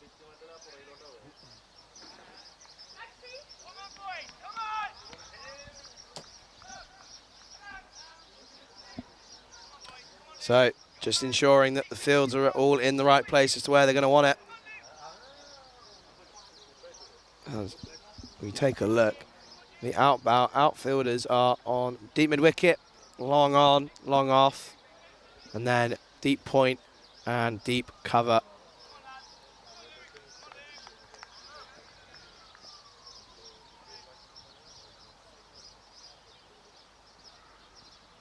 Back of a length, and it's going to be well cut off from Richard Cunningham, so it's just going to be the 1 run, and they're going to need a couple more of those, aren't they, if Gibraltar are going to defend this total. Really good stuff from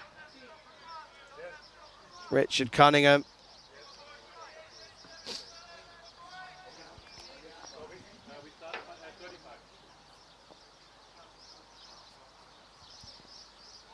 Big swing from Asad Ali. Doesn't get anything on this. And that's going to be a valuable dot ball. So again, we could be looking like it goes into the last.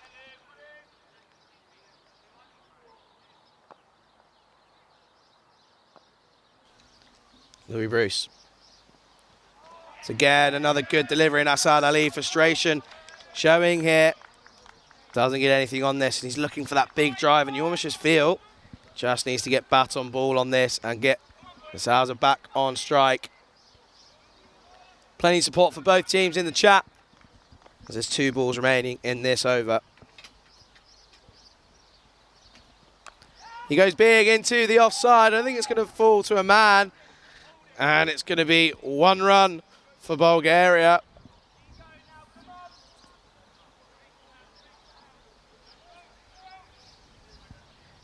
And Vinny, if you catch this, safe travels, mate, as he makes his way to Stockholm. Safe flight.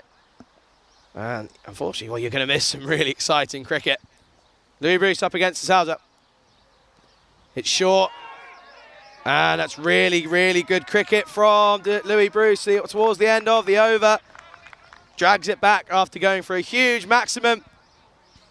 So the equation, 12 runs were required off of the last over here in Malta.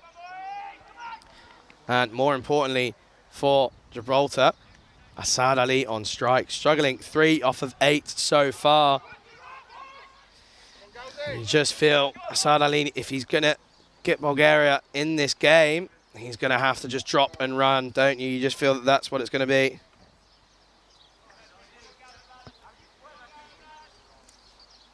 And it's going to be Mark Gowles to do the bowling, to do the hard work here for Gibraltar, as he's now going to have to defend just 12 off of his and Gibraltar's final over. And if we just take a look here, in the last 5 overs, Bulgaria have hit 12 runs just once. That was back in the 17th over. So it all comes down to this, the battle for 5th place here at the Valletta Cup. Mark Gowles for Gibraltar. This is hit just for a single. And that's good from Asad Ali's. Good, sensible cricket from him, getting that man on strike. Kevin De Souza, 27 off of 10 so far. And that equation now, 11 off of 5.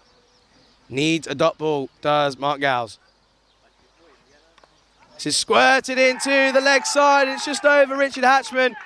And it runs away for 4 runs.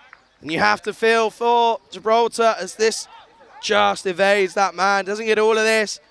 Gets hardly anything, in fact, over that man. And it runs away for 4 runs.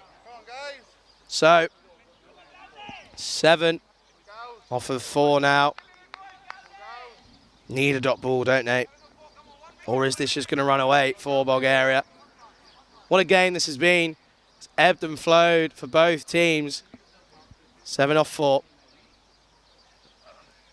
But he looks to go big into the leg side. There is a man out there. I don't think he's going to get there. And I think he's going to make sure that it's not going to be a boundary. So they come back for 2 runs. And he doesn't, again, get any of this. But it's not enough to get to that young man, Louis Bruce, out there. I'm sure he would have been thinking, well, do I go for the catch or do I prevent the boundary? In the end, stops it from being a boundary.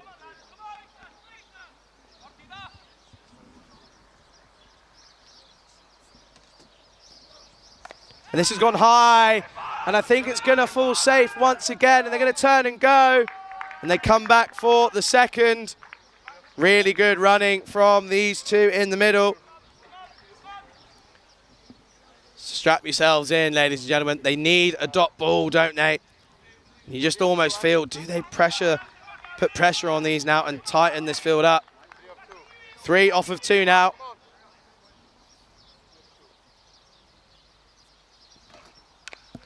Goes high. This is going to take some catching. Oh, and he completely misjudges this, does Boda, as they come through for the second run. So they are level on. And the ties are scored. This is really interesting here from Gibraltar. So 1 needed for victory for Bulgaria. Is this going to end in a tie? Mark Gowes. That's a real shame. Well, if they're going to get the victory by that wide. And what a shame for Gibraltar. And what a game we have just witnessed on the European Cricket Network. And what a way to get finals day underway. And you have to feel for Gibraltar. They couldn't quite get it over the line. And you just see pictures here, even with some serious cricket being played. There's handshakes all around. What a game we've just seen.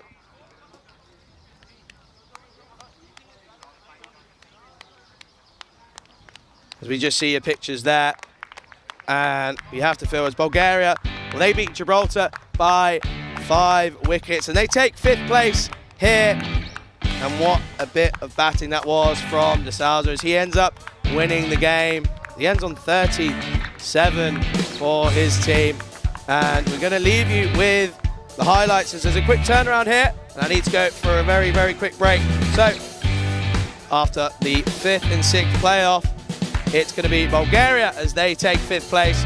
And we're going to be back in around 9 to 10 minutes for the 3rd place playoff between the Czech Republic and Hungary. Don't go anywhere.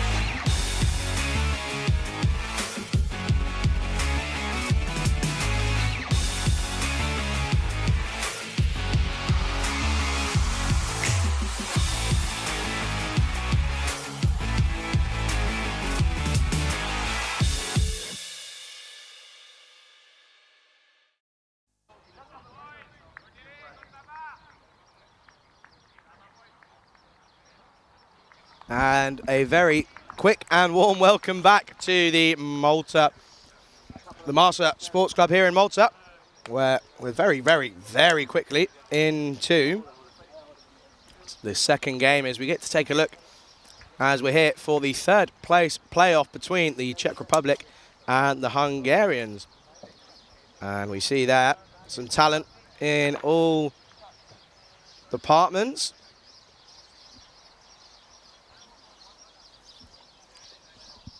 As there's definitely a piece of information wrong there. There's Hungary, well, they will not be batting first. It'll be the Czech Republic to be batting first.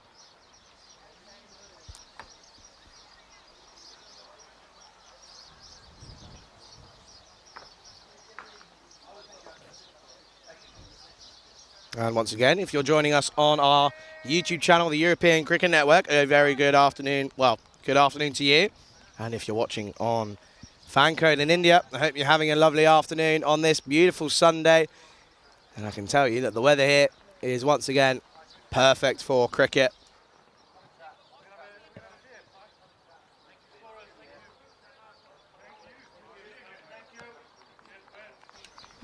So these two teams, they went up against each other just yesterday. And the Czech Republic, well, they came out on top, didn't they?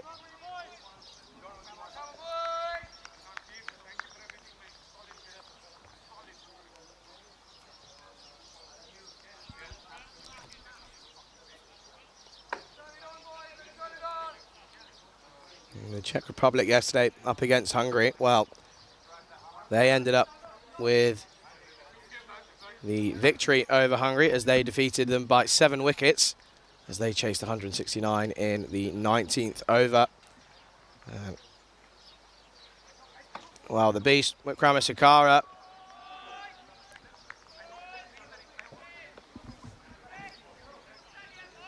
it looks like we're about to get ready underway as it's Mandian opening up for Hungary. And that's going to be pushed into the leg side by Sabawoon Davisi. Well, what a tournament he's had with the bat.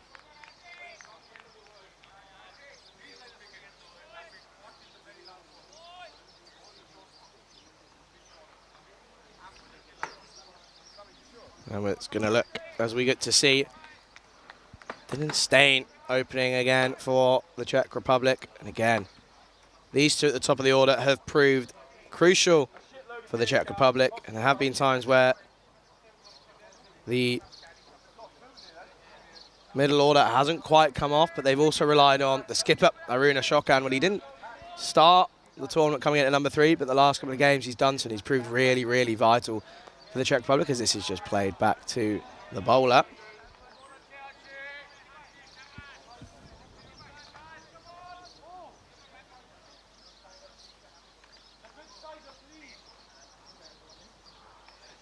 Darts this one in and just plays this to the leg side for a single. Long day, long day.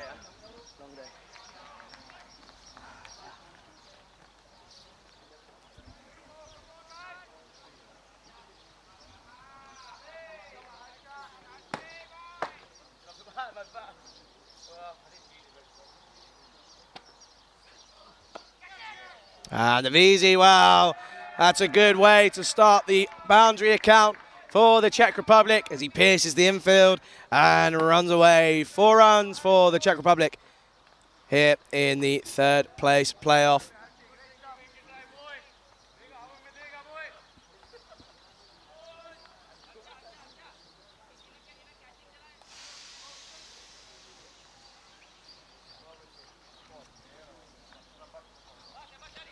So, Mandian gone for 6 so far off this over. He's going to look to see if he can have a comeback against Davisi. It's full and just clipped in the leg side, and they're going to run through for a quick single. And that's good running from the Czech Republic batsman. It's good to see.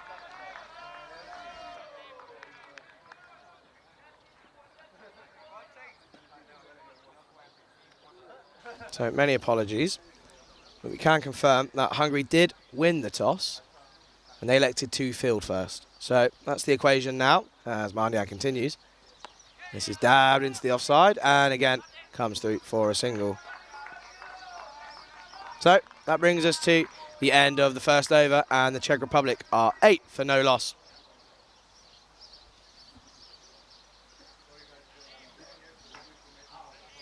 And you do feel that these two are going to be crucial for the Czech Republic. And if these two can get going, then they're going to race away. Sabahundavisi, well, what a tournament he's having, as he has been in the runs, as has Dylan Stain. So these two in fine form, along with the Beast, and also for Rune Ashokan, the skipper.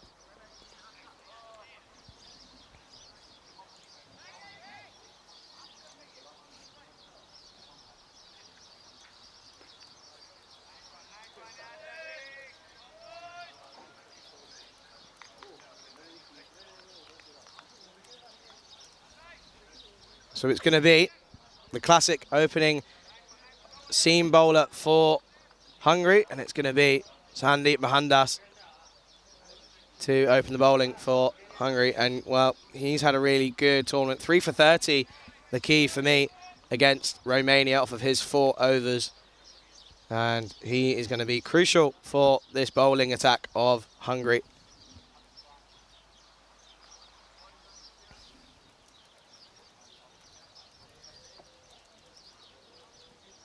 Starts this one outside the off stump, and Dylan Staying getting on the drive. Doesn't quite get enough on this. It's going to be a dot ball to start. So good start for Sandeep Mohandas.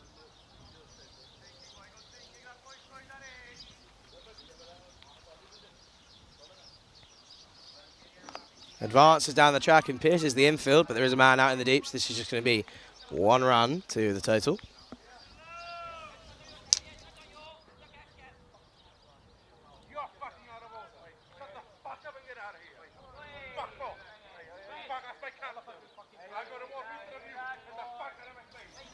So in that previous game, what a game that was. First up here on finals day. Bulgaria, they went winless throughout the group stage, but they end in 5th place as they ended up defeating Gibraltar. Gibraltar, they're going to be frustrated, I know for a fact, as they didn't want it to be a repeat of last year, as they, again, similar to 2021, got the one over Bulgaria in the group stage, but when it came to that vital, in this case, 5th place playoff, it was 3rd place playoff last year. Couldn't get it over the line as they finished last year, and again they're going to finish at the bottom here. But they've played some really good cricket, so they can be really proud of that as we continue here. Davisi goes big into the offside, and that's, well, it's just plugged, but I think it's just going to run away, and it does. So it's going to be another 4 runs for Sabahundavisi and the Czech Republic. Mohandas just drifting too wide, too full in the slot, and it gets the treatment as it tends to have being given the treatment from these two, especially.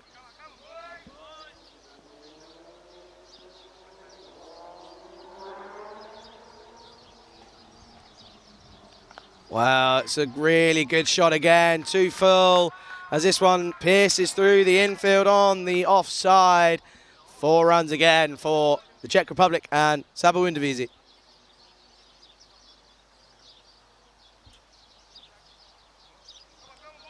Not the start that Mohandas would have wanted here. Not the start that he would have wanted to get his first over underway in the 3rd place playoff.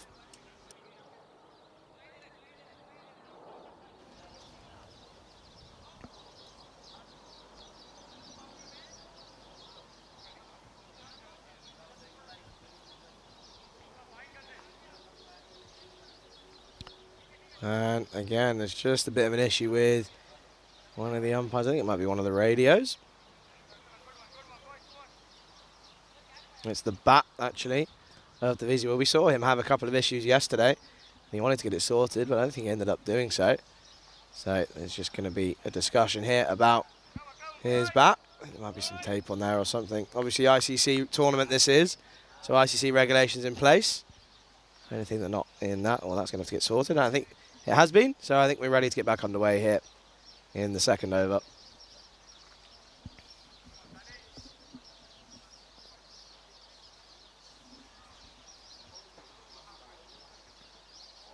That's a really good comeback from Mohandas, as just drops his length back ever so slightly, and that proves to be enough. And Davisi just gets stuck in his crease, and it ends up being a dot ball, but a good comeback for Sandeep Mohandas.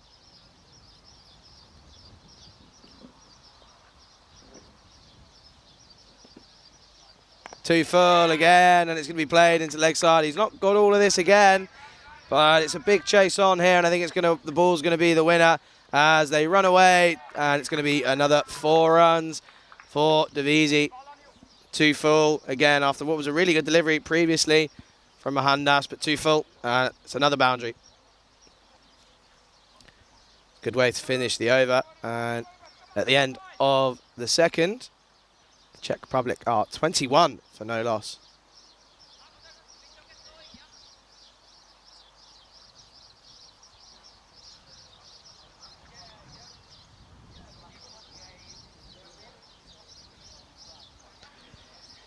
So we're going to see Harsh Mandian continue for Hungary.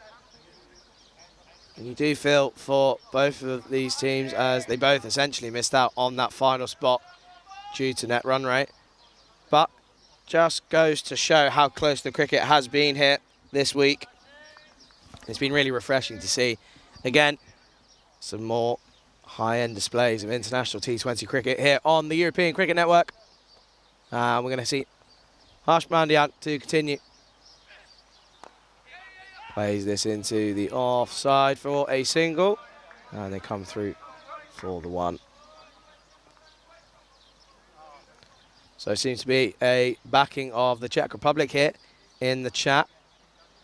And you have to say, if they can get off to a start, they're going to back themselves, aren't they? This is a full toss, and Divisi once again piercing the infield, and it runs away for 4 runs and another boundary to the total. And Divisi once again getting an electric start here in the power play, as he's now raced on to 22 off of just 8 deliveries.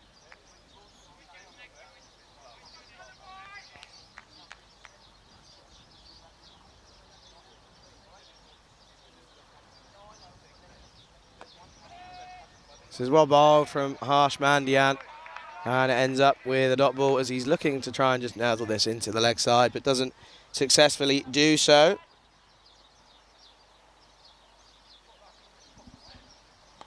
But this time it's hit to the man in the leg side, and it should just be the 1 run, and it's good work from Kaivar Deldad out in the deep on the leg side.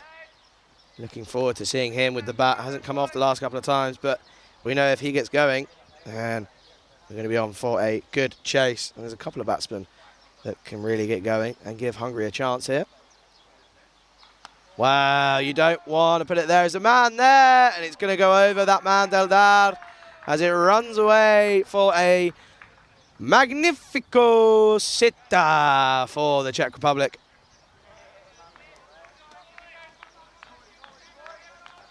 And that's going to be Staines' first boundary, and it's the first maximum in this game, the 3rd players playoff. Again, what a week we've had here on the European Cricket Network. Some serious cricket, but not only here, up in Landskrona as well. And what a job did Rico and Andrew Rhino do up in Sweden, hey. Stein on strike again. On the sweep, there's an appeal, but I think it's going to be sliding down leg sides. They're going to come through for the leg bye. And I know this will please a few. There is a couple of spectators now just popping up around the ground. There's a group behind me, a group of about 6 or 7. And that brings us to the end of the 3rd, and the Czech Republic are 34 for no loss. But yes, there's a couple of spectators now. There's a group there, and speaking to a few of the spectators that were here yesterday, they said they were going to return for the final. So I'm sure there's going to be a really good atmosphere once again. And I know it was picked up on the microphones around the ground yesterday, and it was really nice to hear, especially when Aftab Khan brought up his 50. There's roars around the cricket club.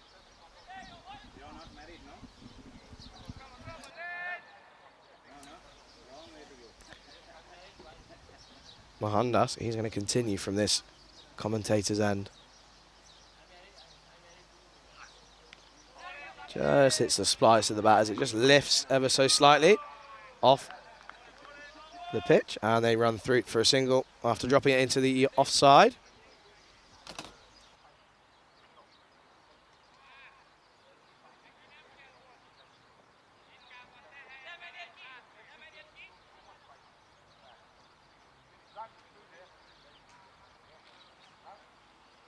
So, good start from Mahanda. That's just the one off that first ball.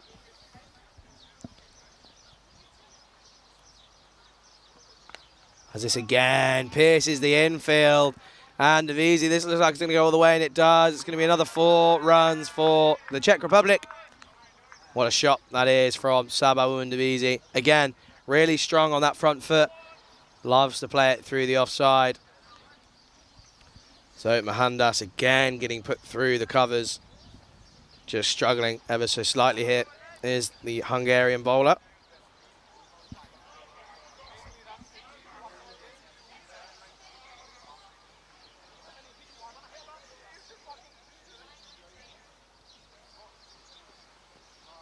There's a big appeal. Might have been pitching outside leg, and I think that's what the umpire's just saying there. So that's going to be a leg by, I believe.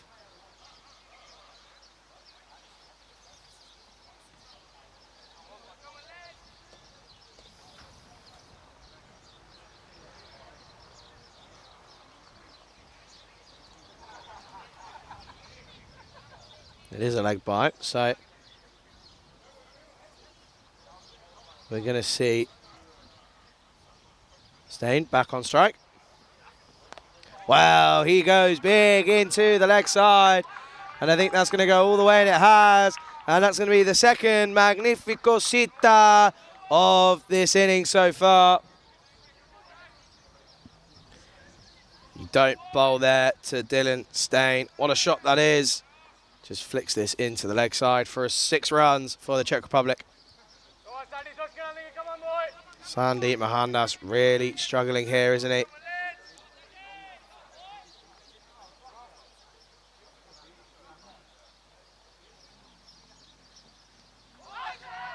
There's an appeal from Mahandas, not really sure what for. Stain looks to get on the drive, but doesn't come to anything, and it ends up, well, he's not given this a wide, and that's why, as it has come off the pad of Stain. I think he's going for, again, a wide, a appeal for LBW, but again, pitching outside leg stump.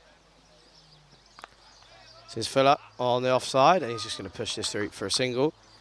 Good work from that man out there, Deldard, but he's been busy so far, hasn't he?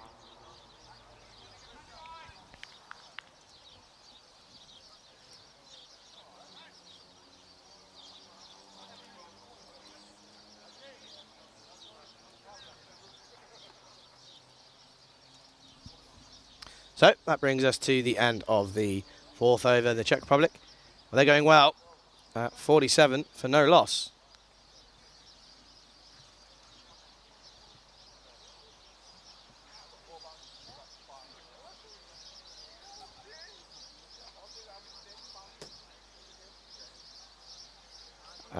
And surprisingly almost actually, as Harsh Mandian, he was only going at 10s, and this run rate is just under 12 at the moment. He's going to be taken off, and I think we're going to see the introduction of what, from my angle, looks like is going to be a Sanka Weligamagi, I believe.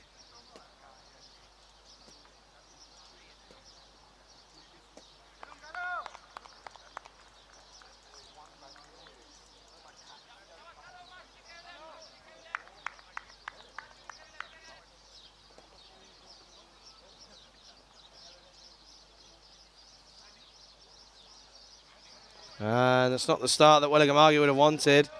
And they're going to come through for the wide ball. So he's going to have to bowl that one again. Is Asanka Weligamagi. What a name that one is. There's been some really good names.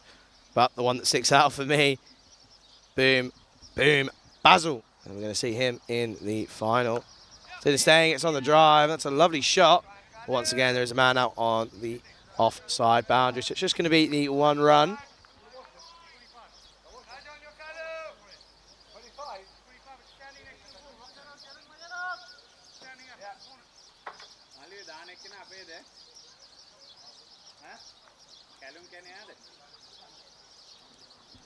just a couple of conversations about the state of the cricket ball. Well, it's only been a couple of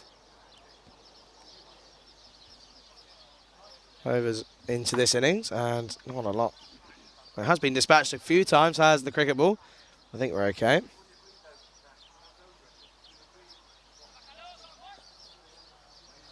So Welligamagi to continue. This is just helped round the corner. It's a lovely cricket shot from Sabawundavisi, and that's going to run away. And it's going to be another boundary for the Czech Republic, which brings up the 50 already here in the 5th. Sabawundavisi, he moves on to 31. It's a lovely shot. As Welligamagi just dropping this one back of a length. Just too far on the leg side. And he helps that one round. 4 runs again for Davisi.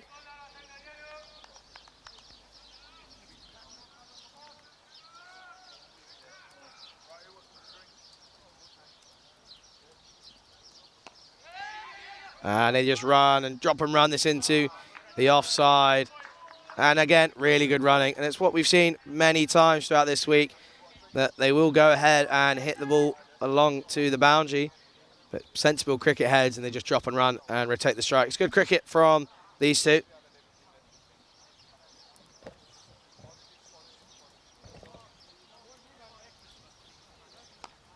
And this is played through the offside.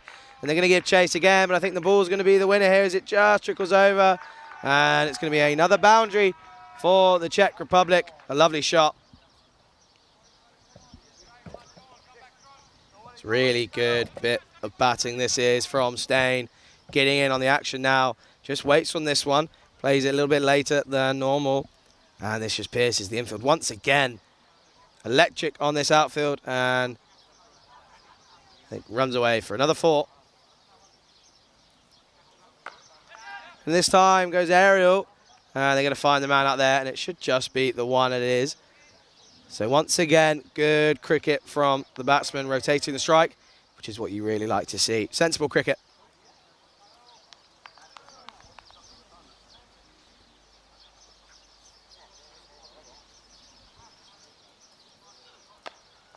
So good comeback, and there's a man there, and it's just going to go over him, and that's the protractor. Ketterpal, and it goes over his head. It's 4 runs again for the Czech Republic. This is full up from Welligamagi, and just teasing him there, and it just runs over. And that brings us to the end of the 5th over, in the Czech Republic are 63 for no loss.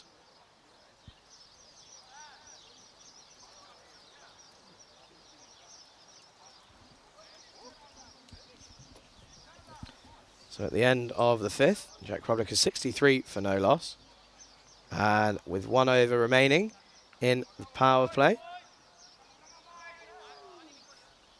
it wouldn't surprise me if we see a little bit of a change in the bowling attack, and I think it's going to be that man as he's walking his way to the crease. Not sure if it is going to be him. My money would be on him at this point as he walks across. And it is. It's going to be the protractor coming on from the commentator's end. It's going to be Abhishek Ketterpal coming on now.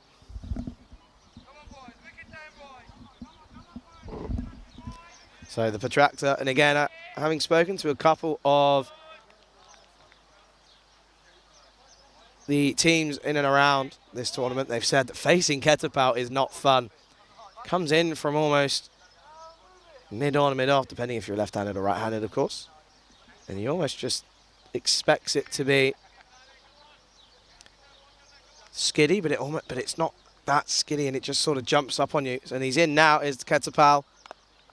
And that's going to be driven into the offside. It should just be the one, and it's cut off there by Asanka Welligamagi. It's a good start from Ketterpal.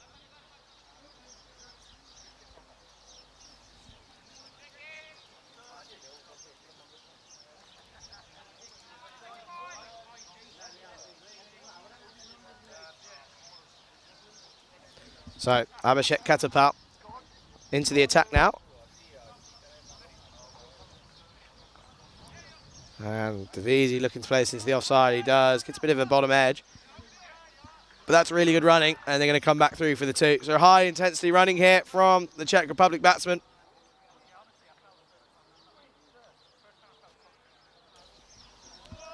But in the context of this game so far, this is a good start from Ketapau. Just a 3 off it.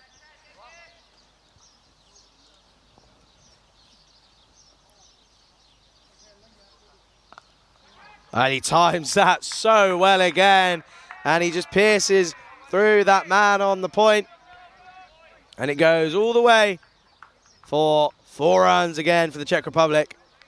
And T20Is, he's moved on into the 40s now, 42 off of just 17 deliveries. Absolutely incredible batting again. Not to be forgotten about Dylan Steyn, 25 off of 16 as well. I have to say that for me, these two have been the best opening partnership in this tournament.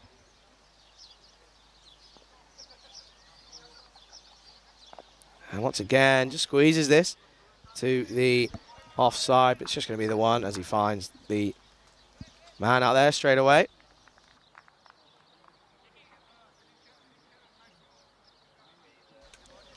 That brings Steyn back on strike.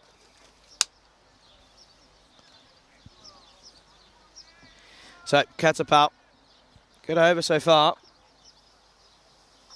This is short, and he's just missing out here. Is Steyn, and you can see, not happy with himself. Just looks to run this to the vacant third man area. But to no success. It's a dot ball for Hungary.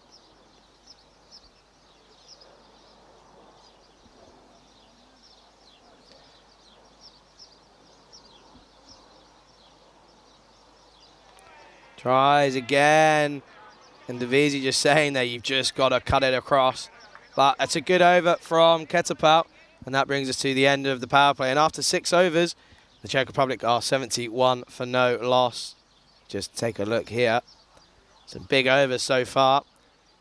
16 coming off of the 5th off of Asanka Weligamagi. 3 boundaries in that over.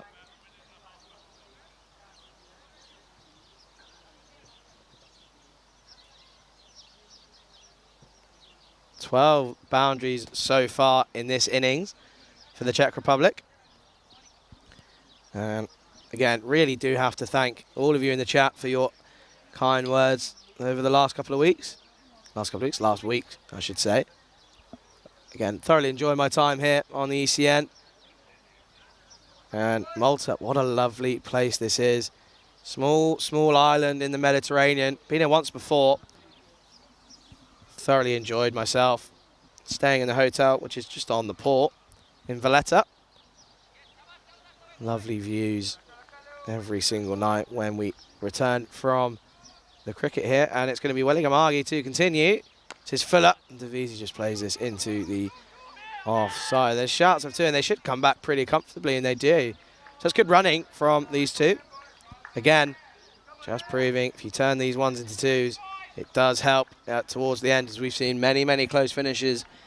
And if you think back to throughout that innings that you've just had, and you think, well, I could have just turned a couple there, it is all worthwhile. And the T20Is swipes hard at this one, and this is going to trickle away. It spins away towards the boundary. It's going to be another 4 runs.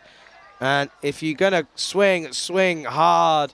And T20Is, well, he now moves on to 49 off of just 20 deliveries for him.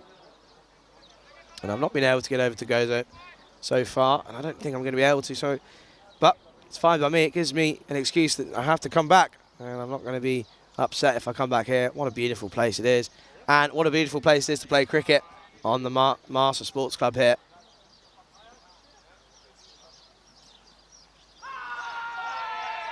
I think he's got him here, and that's a great take from Stan Ahuja with the gloves. Really good take from the wicketkeeper, and the danger man falls 1 short of his half century, but he has to go. And that's the breakthrough that Hungary really would have wanted. We take another look here. Looking to play this down to third man.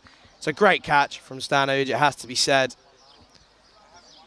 And in truth, that is a huge wicket for Hungary. So, Czech Republic are now 77 for 1. And T20Is has to go 49 for him off of just 21 deliveries. No maximums, but 10 4s for him. as it brings in the skipper for the Czech Republic, Arun Ashokan, and he's having a really good week with the bat and with the ball, as he went really well with the ball against Hungary yesterday. 2 for 19 for him, but he's got a job to do with the bat. And he ended up finishing the game with a maximum yesterday, the huge 6, which brought him to his 50, and also the victory for the Czech Republic. And they thought that they'd done enough to get into the final, but unfortunately, Romania, well, they had other ideas. But 50 off of 39 for Ashokan yesterday. He's going to look to continue on here. And once again, just dropping this one into the offside for a single. So, Welligamagi getting the breakthrough.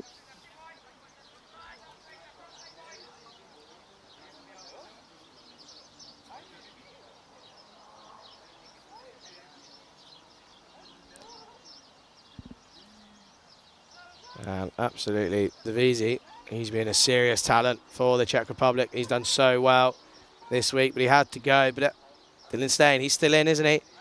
Going well, 25 off of 18 for him. He drives this into the offside. It's just going to be the 1 run.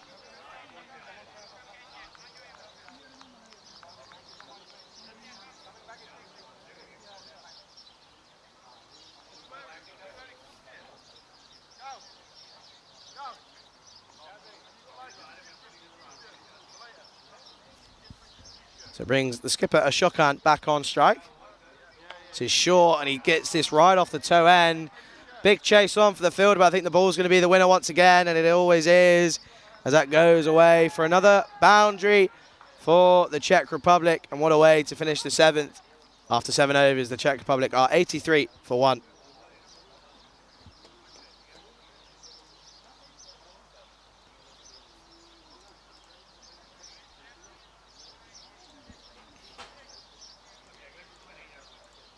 Well, it's been a flurry of boundaries in this inning so far.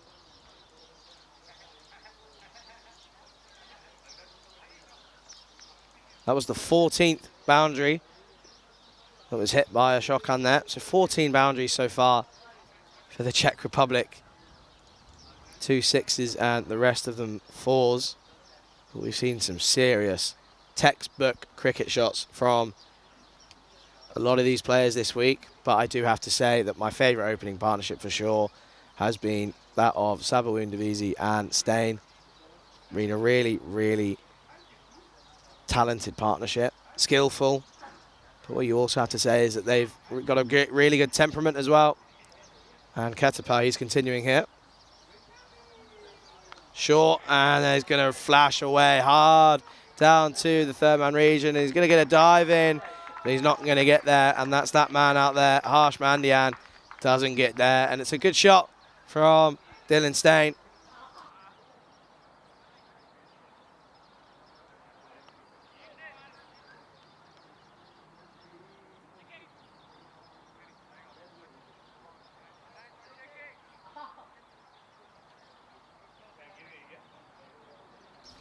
So a good start there from Stein, as he's now moved on to 30 off of 20.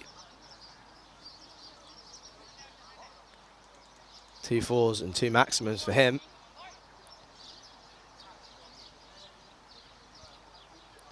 Ketapau. This time, same sort of line, but better length. Bit of a Yorker length from him, and Stein just pops this one back to the bowler. It's going to be a dot ball.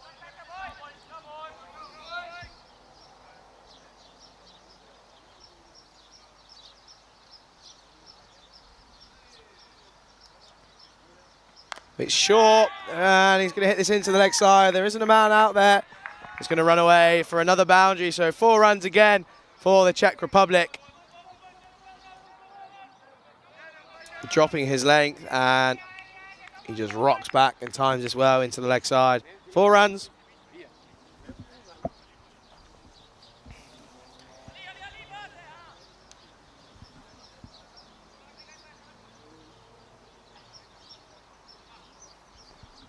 Can he have a reply? Ketapau.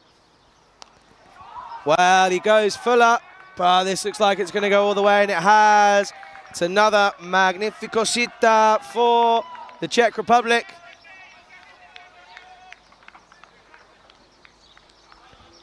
Ketapau getting this all wrong, tries to overcompensate, goes the distance. 6 runs again for the Czech Republic. Steyn, he's now moved on to 40 runs off of just 23. What a talented player he is. Done a serious job here. Well, plenty left to do.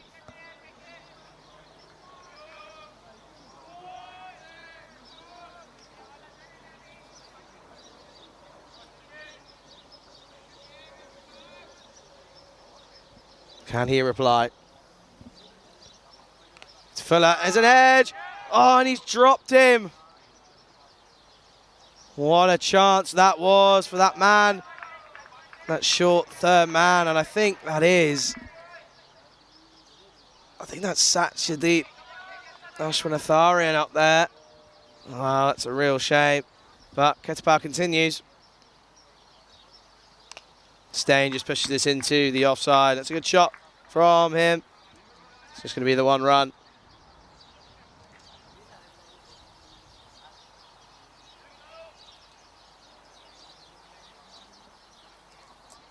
So that brings us to the end of the 8th. And the Czech Republic are 98 for 1.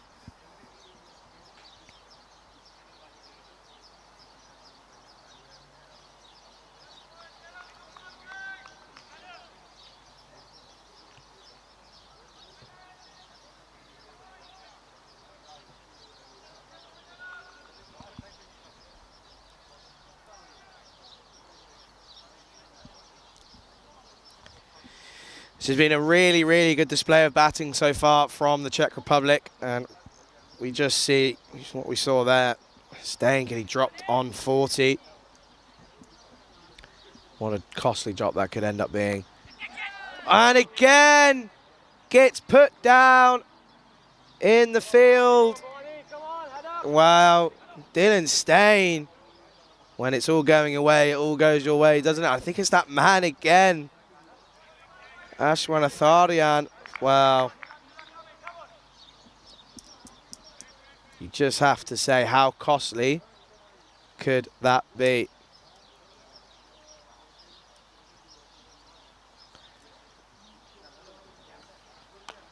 This is dropped into leg side again. Really good running from these two. And I just have to make a correction. Both of those drops have not been Satyadeep Ashwanatharian. He won't like the fact that I've put those to his 2 names. That's actually been Bhavani Prasad, the off spinner. He's going to be furious with himself. Dylan Steyn dropped on 40 and 41 now.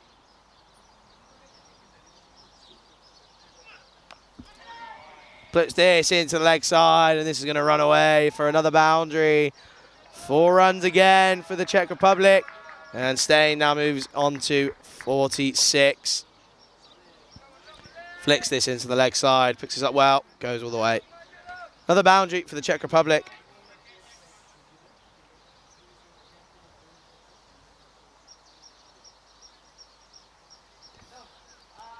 Can Weli Gamagi get the breakthrough once again? You do feel Steyn, they're going to have to get him soon, otherwise he's going to convert here and go big. Just plays this into the ground. It's just going to be a dot ball. So a good comeback from Weli Gamagi.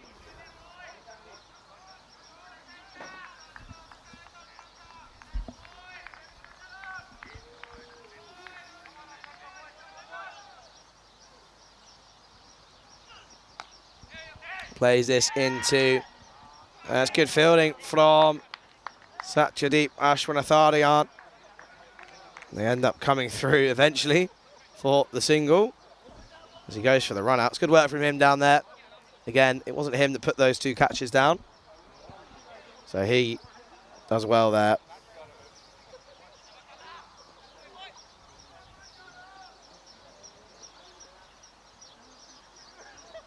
Shotgun on the drive, and there's a man out there, so it should just be the 1.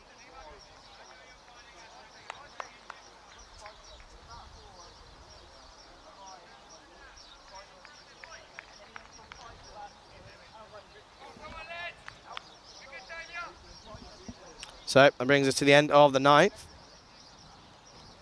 And the Czech Republic are already on 106 for 1. Just take a look here while the bowlers, pretty much all of them have been taken to the cleaners, haven't they? Sankawali Gamagi with the 1 wicket as he got the VZ. After a great catch from Stan Ahuja, the man with the gloves.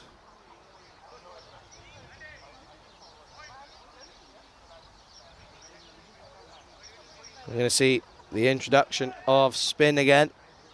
And it's going to be Bhavani Prasad here at this near end.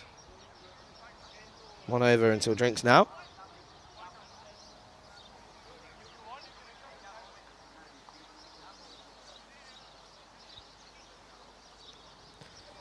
Bhavani Prasad, well, he's had a good tournament again. 3 for 29 against Bulgaria off of his 4 overs just a few games ago.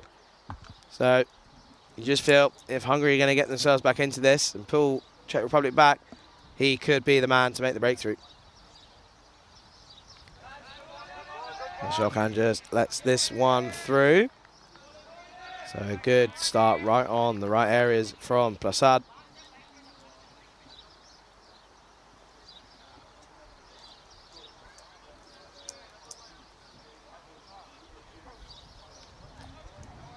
That's going to be a leg side wide. So he's going to have to bowl that one again, is Bhavani Prasad. It's just the 4th extra, so not terrible in the extras column so far. Long way to go, though. Well, he's left this one that he's eventually given, so there's going to be another one. So 2 coming from this over in extras.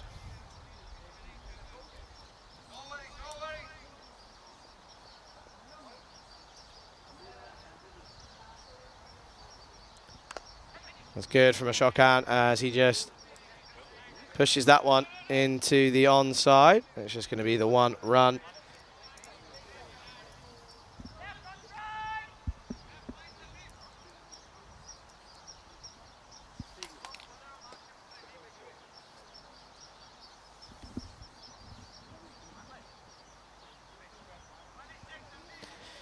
So Steyn, he's 1 hit away from that personal milestone of 50 once again. He's on 47 off of 29 so far.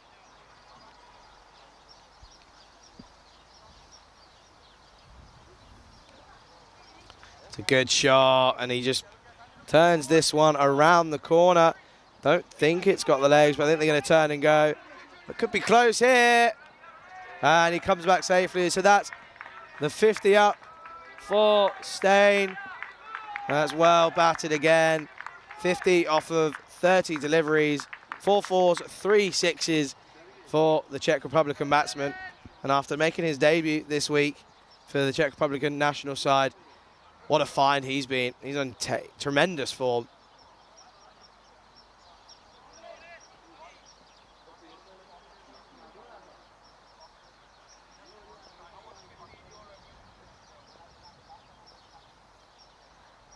Ashokan advances, hits this well into the offside. I don't know if it's going to go all the way. It's going to take some cutting off.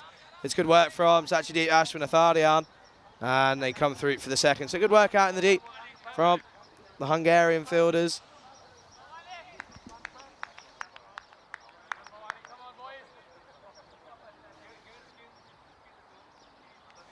Ashokan, he's moved on to 10 now. This is wide, but hit up to the skipper, Mark Ahuja. And that's just going to be a dot ball, so good from the skipper.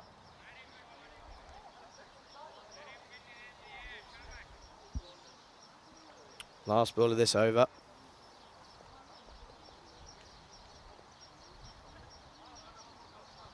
Looks to go big, but doesn't get this right. And he hits it into his own pad. So it's a good end to the over from Prasad. And it ends up just being the 8 conceded off of his over. And that's going to bring us to the drinks break. So after 10 overs, the Czech Republic are 114 for 1.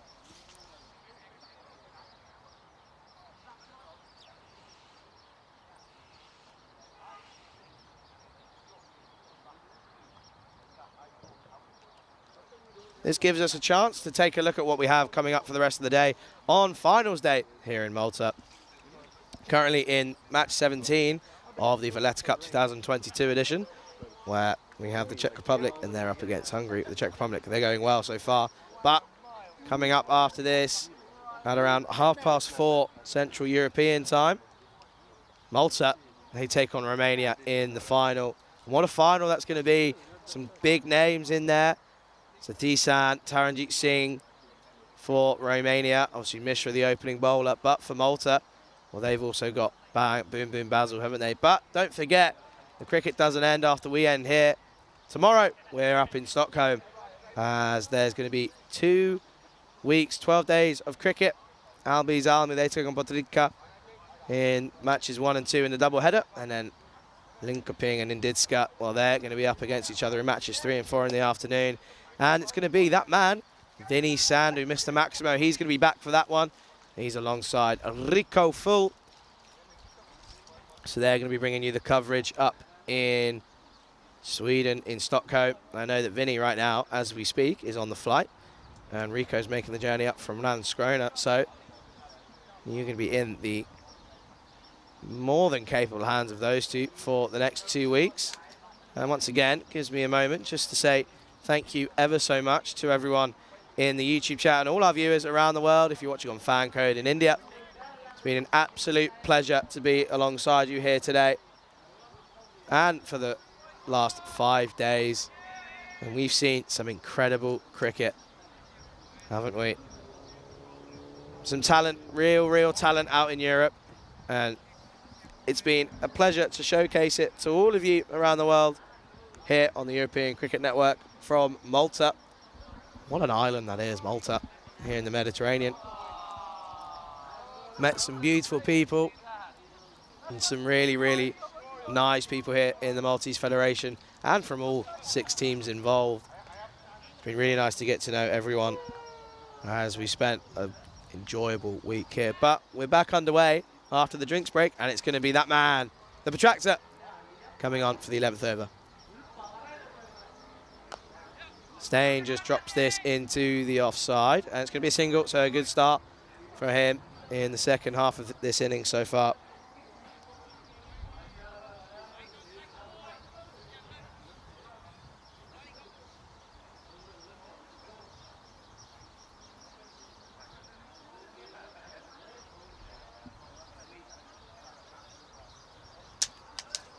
So, Ketapau, he's gone for the 23 off of his 2 overs so far. There's a lot of work for him to do here.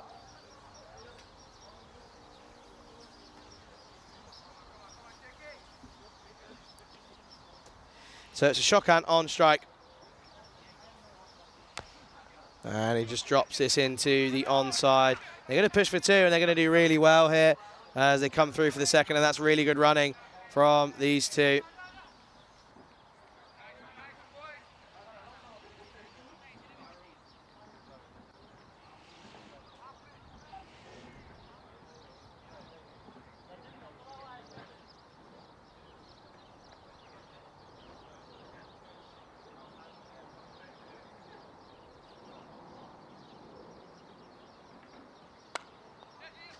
And again, just pushed into the onside. And Stain wanting to come back for the second.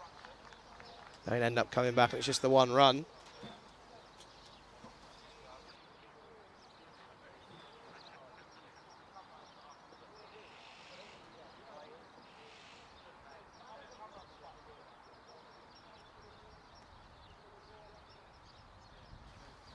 So Ketapau, he's continuing here, staying on strike, and again pushing into now the offside. This is really good running and batting in general from these two.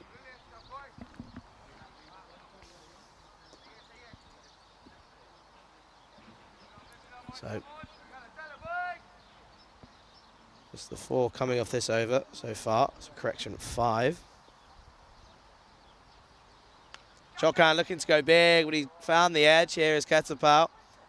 And it's going to run away for just the 1 run as it's fielded by. So here's Safi. He's going to have a job with the bat, aren't they? As this total looks like it's going to go big. You can see on your screen, projected score so far 225. It'll be the third time that we get into the 200 mark. Second time for the Czech Republic this week. This is hit well, and it's just going to be cut off by the man out in the deep. I think that's Mahandas, who does well. And Stain comes through for the single, so he moves to 53. That brings us to the end of the 11th over. And at the end of that 11th over, the Czech Republic are 121 for 1.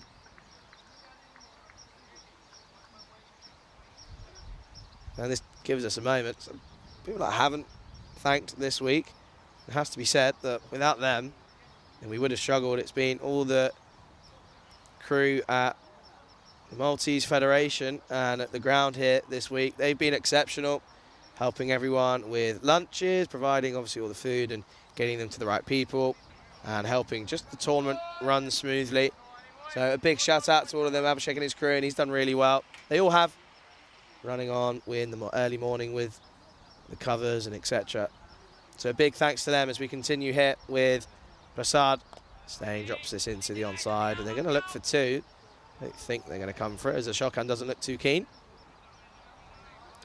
But no, absolutely, once again, huge efforts being put in by everyone here. Not only the Maltese Federation, obviously all the umpires and officials as well, and myself and the ECN crew, obviously Maxi and Tamir, and the crew at Spring Productions, Elvira Martins and Kirill's, providing incredible coverage once again. The Shokan looks to go big, and it's not the first time that he's looked to go big, but again, not quite connecting with this one, and it's just going to come through for the single.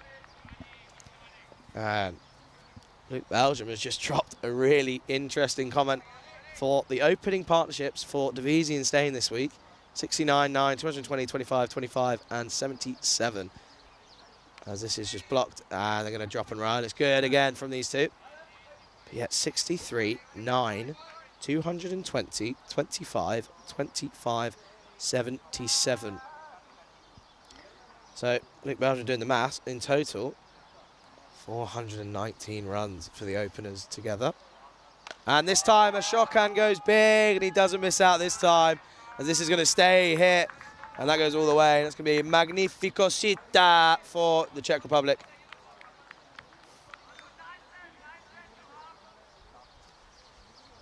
Meets the ball halfway and gets all of this. It's the third time lucky for Ashokan. He moves on to 21 off of 14 deliveries now.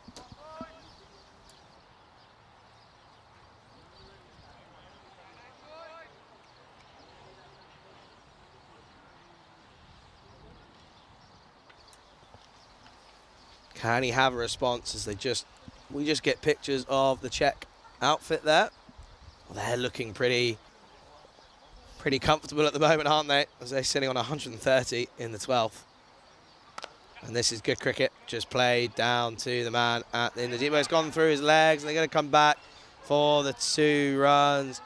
Hand up of an apology from Satchadeep there.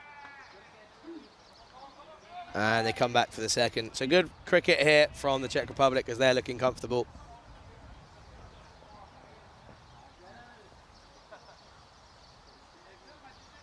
There's a man, he squeezed it through, and that's going to go all the way. That's a lovely shot from Aruna Shokan. 4 runs for the captain. That's a great way to finish the over, as Prasad goes the distance in his second. At the end of 12, the Czech Republic are 136 for 1.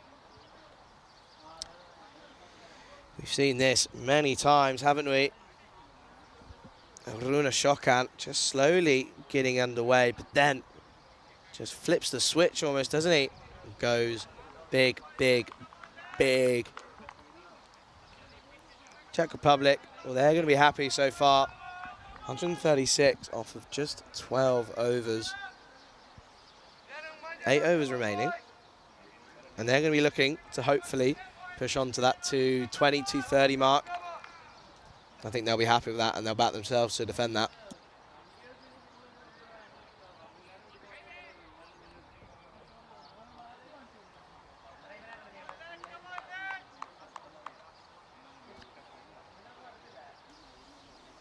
Going back to the man at that top end for the 13th over now. Stain drops and runs. Could be close here if he hits. Just the one stumped away, Matt. It ends up being just the one run as we take another look here. Just again, dropping and running Stain. Just rotating the strike. Well, Sharkan, he's going big at the other end, so no need for him to do the same. He would have been gone if he hits, but it's a tough ask. And it's going to be Deldard coming into the attack now. And he's going to be giving an opportunity with the ball.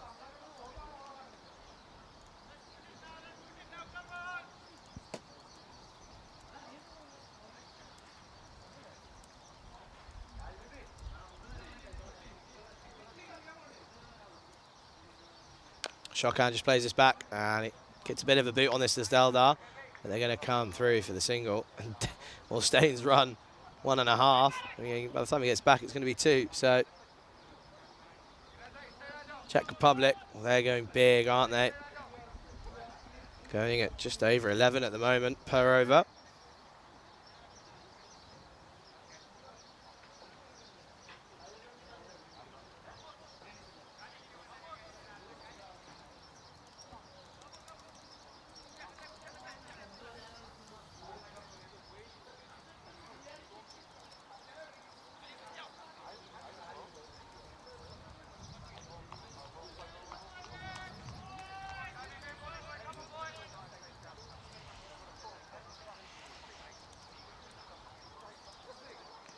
Well, not what Deldar would have wanted here, as that's going to go down the leg side. It's going to be another wide, so that's going to be another run to the total.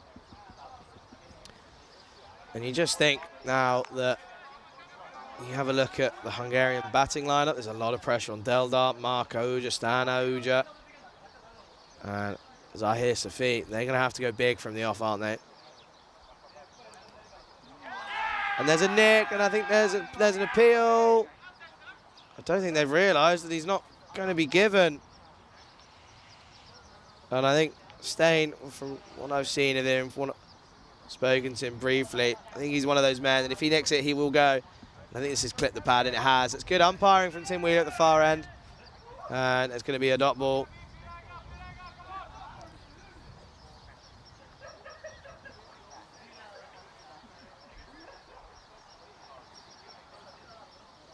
Just have a little chat to the umpires.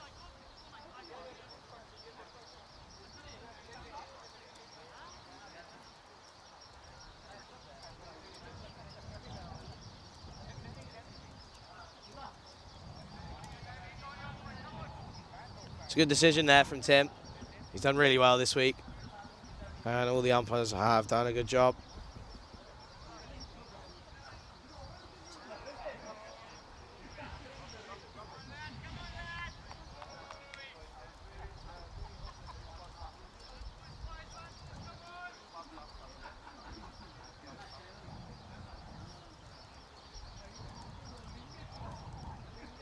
Clips this into the leg side.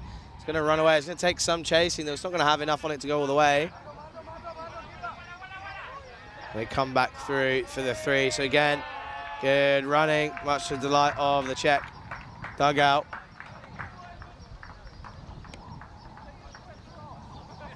I don't think he was asking his colleague. I think he was just, there was just a discussion. I don't think he was asking. I think he made his mind up.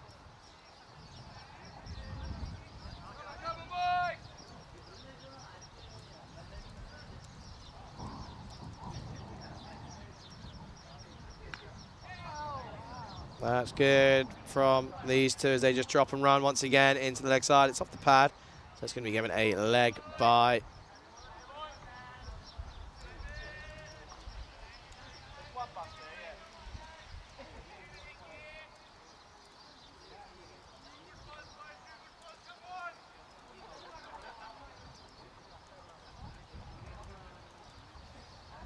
So Deldar to continue. Last ball of his over. Well, not the end that he would have wanted. Stain just clips this over off his legs. And then it's going to be another magnificosita for the Czech Republic.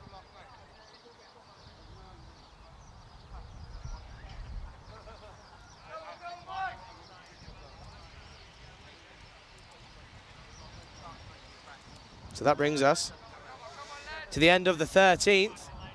And that means that the Czech Republic are 149 for 1. So 7 overs remaining now. And they're just 1 away from that 150 mark. You just see there that projected score's climbing now, isn't it? They're going up more than 11 and over so far.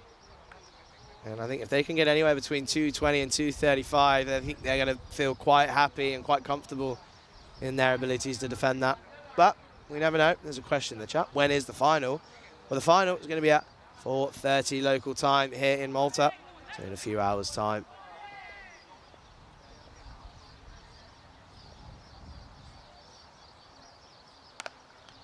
Again, Ashoka advancing. Doesn't quite get this.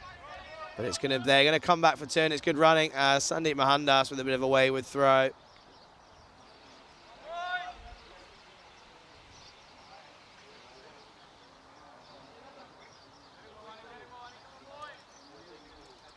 So they come back for the turn. It's good running from these two. Shokan, he's raced on to 30 now off of just 19 deliveries.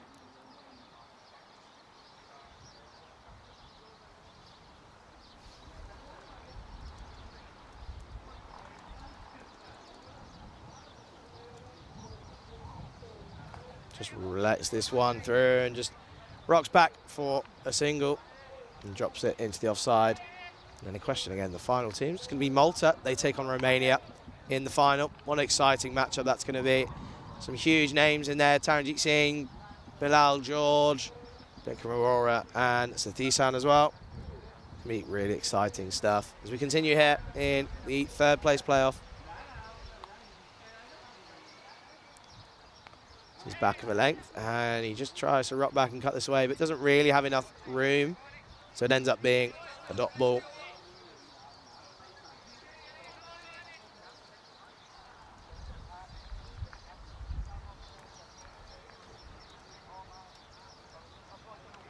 And he's gone. Steyn going for the big one. One too many. And he has to go for 65. And could that just be a change in the winds here for Hungary?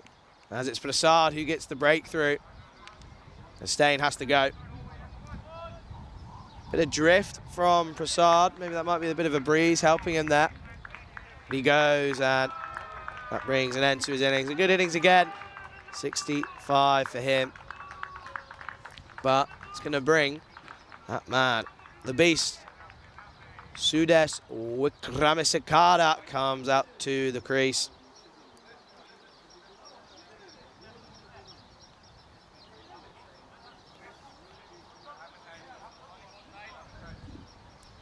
There's not a lot of pressure on him, is there? They've got a good start here. They're 142 for 2 now.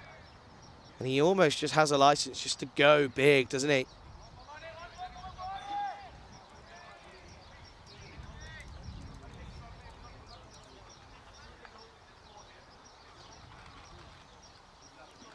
So, again, these two at the crease together. Aruna Shokan and Sudesh Wickramasekara. He has got the license now to go big, doesn't he? Doesn't really have any restrictions on it. Got a total here. And there's plenty of batsmen behind him that can also do the job. So he's going to look to go big from the off. And the beast, he's in.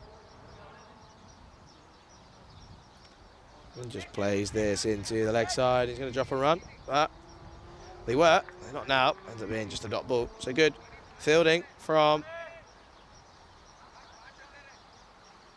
Stan Ahuja, the man with the gloves. Does well there.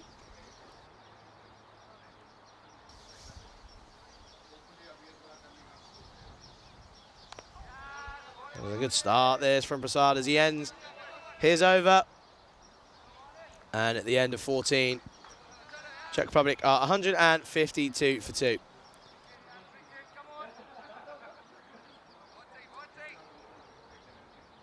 So it's good stuff from the wee man, Prasad. 1 for 26 off of his 3 overs so far.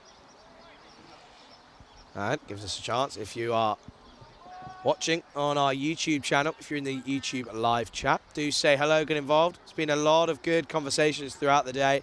Obviously on Sunday here, this beautiful, beautiful Sunday 27 degrees at the moment in Malta. It's a light breeze, probably coming towards us where the camera is, just coming into the camera. If anything, it might be a little bit right to left on your screens. But it's a beautiful day for cricket.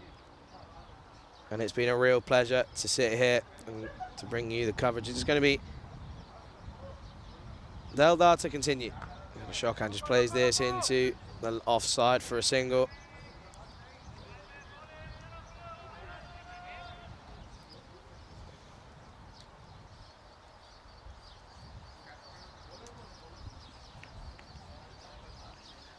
So it brings the beast, Wickramasakara, on strike.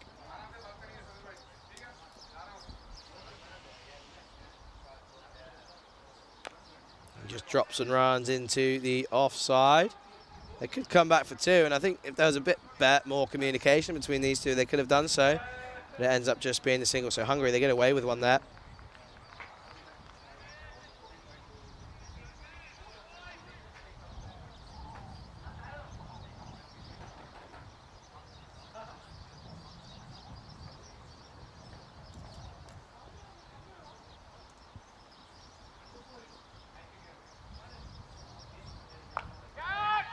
He almost defends this one, essentially. He doesn't follow through with the shot, as it's a short ball. It's a bouncer from Deldar. And this just ends up running through for the single.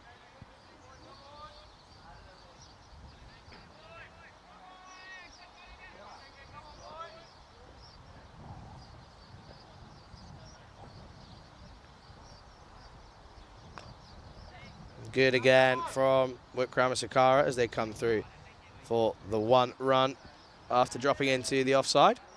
So this is a good over so far from Kaiba Deldar, as he's going well in this one. Just the 4 off it so far, the 4 singles. 2 balls remaining.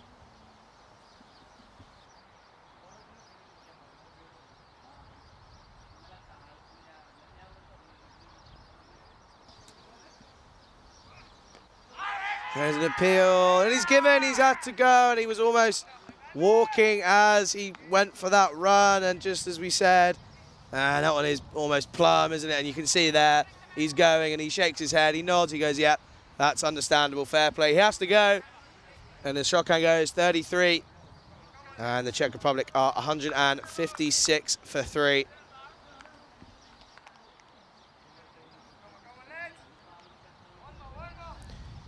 So, good work from Kaiba Deldar as he gets a wicket now.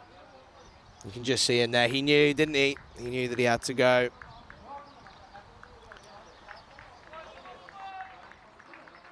So that brings to the crease the new man. Oh, you've now got the beast and the tank at the crease. T20Is into the crease now for the Czech Republic. And we've seen him go big, haven't we? And yesterday's game against Hungary, in the chase, he was 22 not out off of just 12 deliveries. So really good batting for him this week. We've seen him do it a couple of times. He's in now. Back of a length and carves this one into the man at the deep, and it should be cut off, and it is.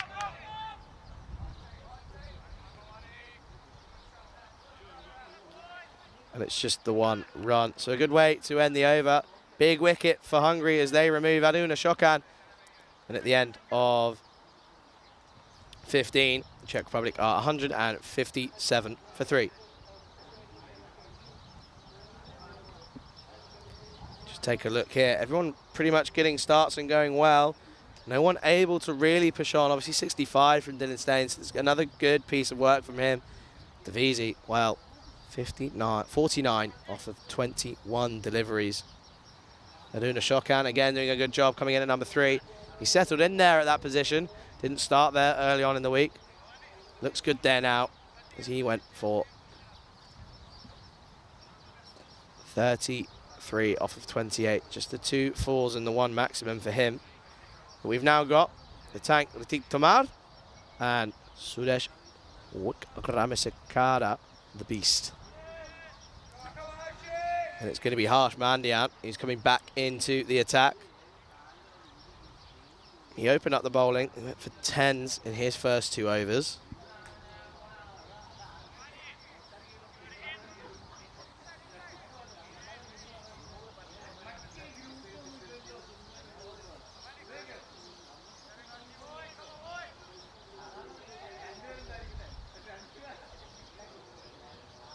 So Harsh Mandian just looking to get his field set, as they're just dragging the Czech Republic back here.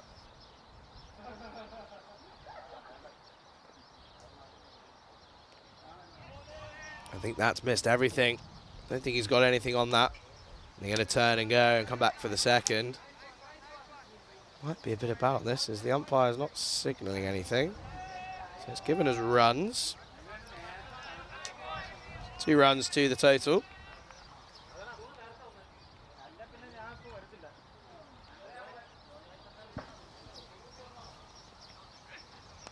Flicks this off his legs and save. He has to save his legs, as that's going to go all the way for the 4 runs for Ritik Tomar. He's really settled into that number 5 position as the tank, and he's enjoying himself here in the Marsa Sports Ground. He's really enjoying those short leg side boundaries. There's definitely a breeze now coming right to left on your screen. Makes it a little bit more enjoyable out there.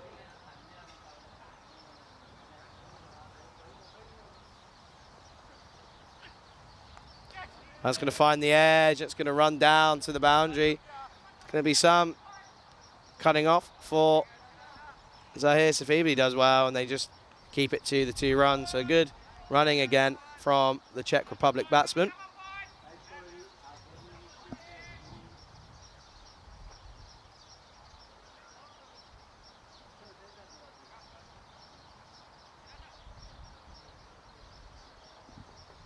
Harsh Mandian to continue.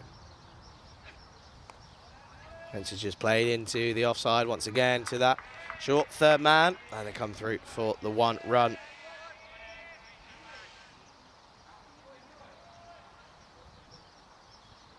So this has been a pretty good over, apart from that 1 boundary for Harsh Mandian. Well, and the beast looks to go big. There is a man out there. I don't think he's going to get there. Well, it doesn't matter, as that's going to go all the way for the Magnificosita once again for the Czech Republic.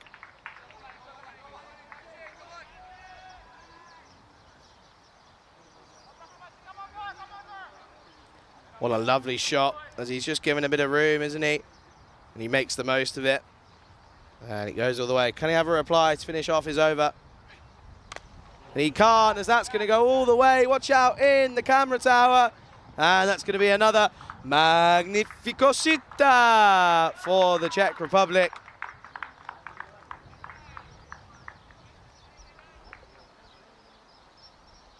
Well, not the end to the over that Mandian would have wanted, as he was doing well, but at the end of it, goes all the way. So at the end of 16, Czech Republic are 178 for 3.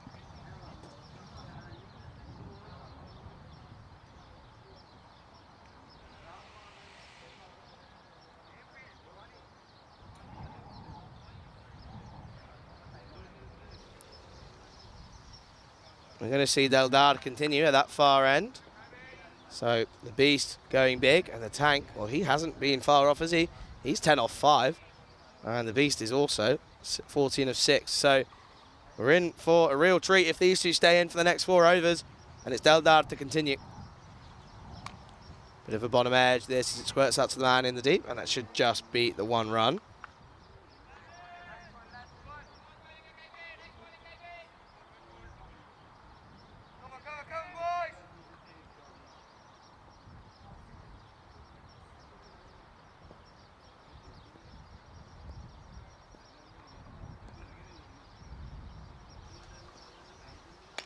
And the beast looking to go big, but gets nothing of this.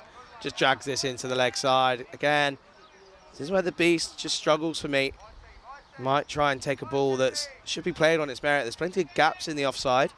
He's just trying to play this across into the leg side from well outside the off stump. And it's just going to be a dot ball where he really should just make the most of it. And this is going to be given a wide as Sakala looked as if he threw the entire kitchen sink and the rest of the house at this one.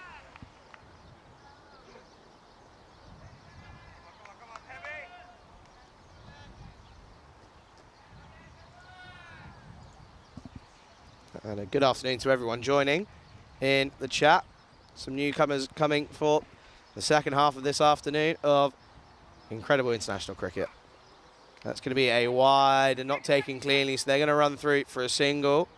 And Stano Uja, he's going to hold himself to higher standards than that, isn't he? We've seen him take some incredible work and glove work down the leg side. Obviously, that catch to remove Davisi.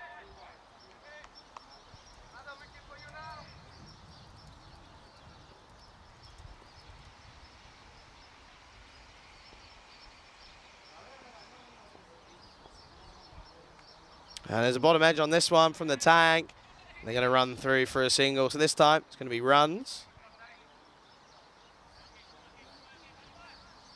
So Tomar, he's moved on to 12 now, off of just 7.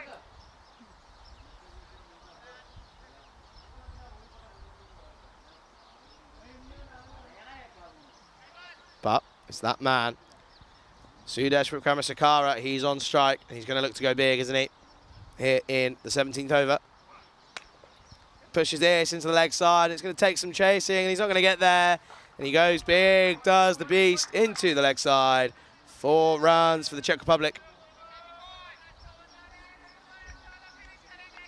Again, muscles this more than anything into the leg side, proving why they call him the beast.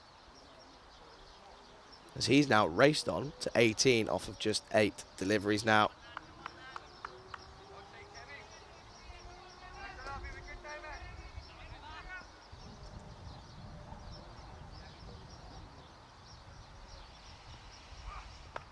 It's a good comeback from Deldar, and you could see Wikramasakara was looking to go big again into the leg side, but does well to readjust and just blocks this one back to the bowler and gives him a little bit of respect that he deserves.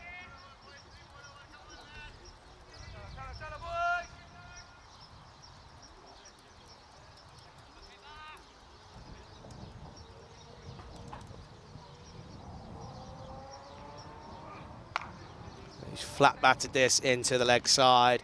The man out in the deep on the long on is just going to be the 1 run. So good fielding again from the bat from the Hungarian outfit, as that brings us to the end of the 17th. And the Czech Republic are 188 for 3.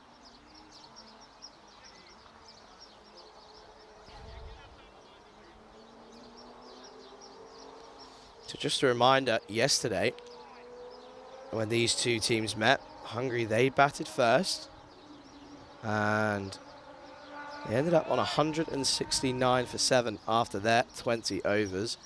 The Czech Republic, they chased it off in the 19th over after 18.1, and a shocker, and he hit a huge 6 to not only finish the game for his side, but also get him to that milestone of 50 not out.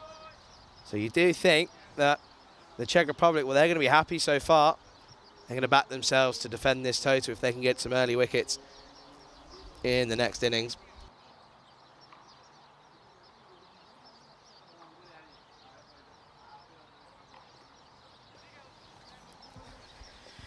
So it's going to be Harsh Mandian to continue. He's gone the distance, hasn't he, off of his 3 overs.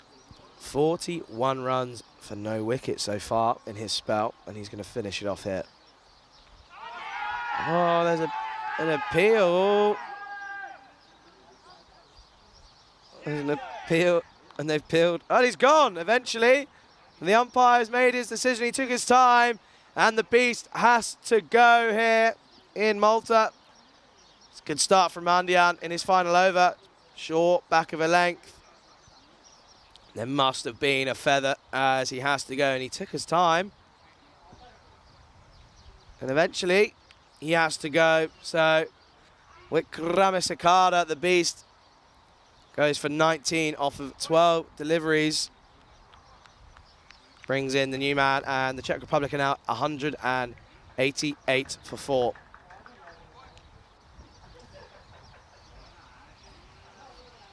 So that brings to the crease Vishak Yaganavisan.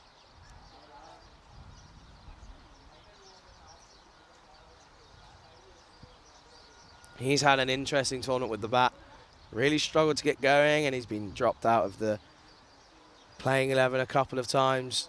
But he's back in now. He's coming in at number 6.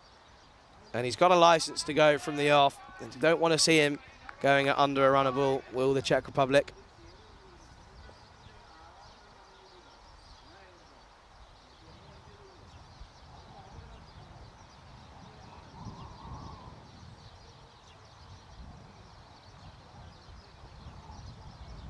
So it's going to be Mandian to continue. That's his first wicket hit in this game. Can he get another? And there's going to be... I don't really understand what's happened here. Yaganavisan has just stepped away.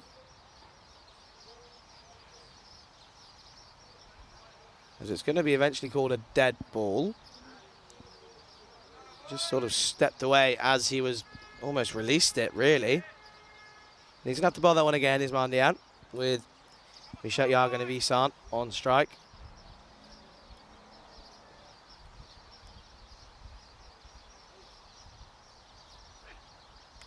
And Yaganavisan just lets this one go, but the keeper, again, Sanuja just struggling.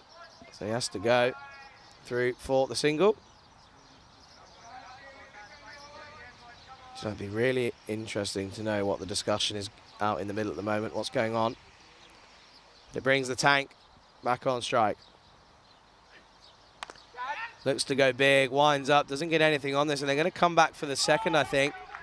And Yaganavisan comes through, and they're going to come back for the second. So good running between Tamad and Yaganavisan.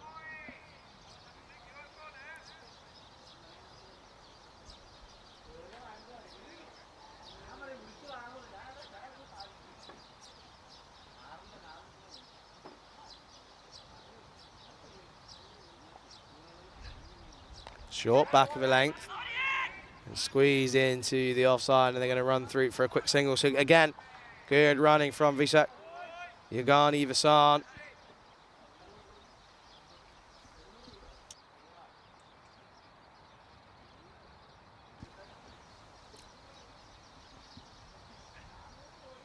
Wow. Doesn't get this one right at all, does he? Just floated up, and he just rocked back, and you almost think, he's come forward and punched this. There's plenty of gaps, plenty in the leg side. It ends up being a dot ball.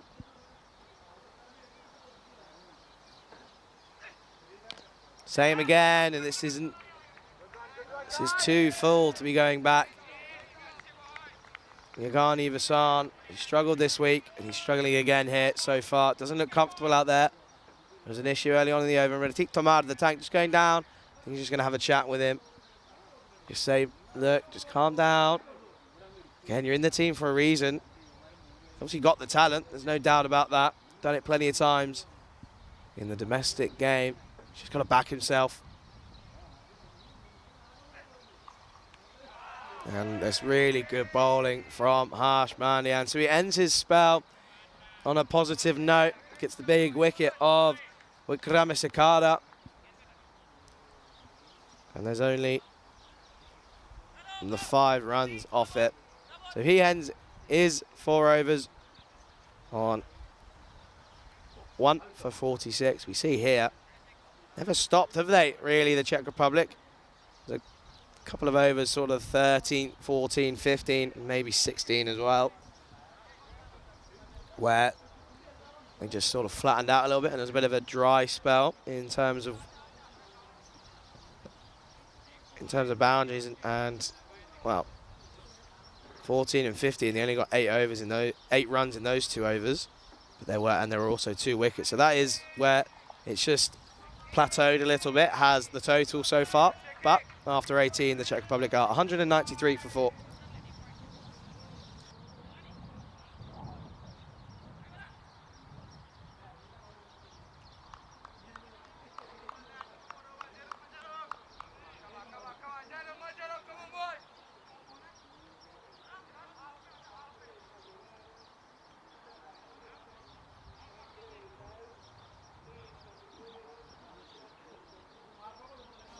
That man on your screen, Katapal's back into the attack to finish this spell. It's a wide delivery, and the tank hits this well.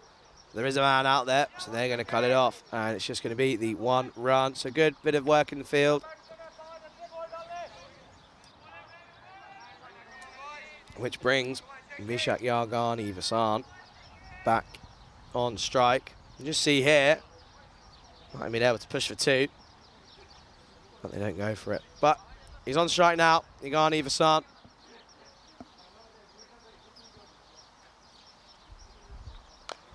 Hits this well, and it should be cut off by the man in the deep, and it is, and it's just going to be the 1 run.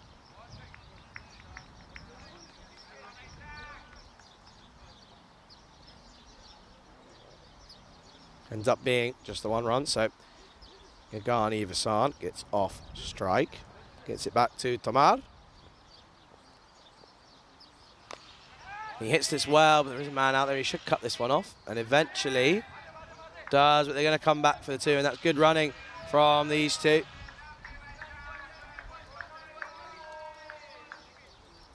Just see here, hits it well, should only be the 1. Just struggles to pick this up as it's spinning and bouncing. Bit of a bobble. We saw it happen to Avinash Pai earlier on. He does well.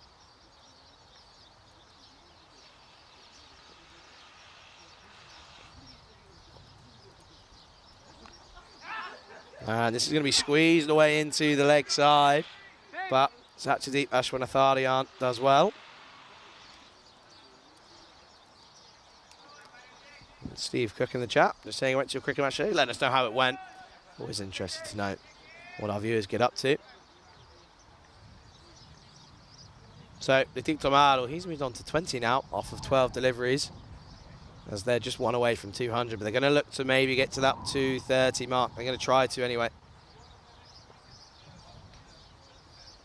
It's going to be a wide ball from Katapal. So he's going to have to bowl that one again. See here, comes down the track. It doesn't end up getting anything on it, as it is a wide ball. So the protractor getting it wrong there. He's going to have to try and line up again. He gets an edge on this one, but there's no one there. It's going to take some cutting off. I don't think he's going to get there, and the ball's going to win. 4 runs again for the Czech Republic. That brings him past the 200 mark now. It's a high-scoring game now as we reach the 200 once again. And this is the 2nd time for the Czech Republic.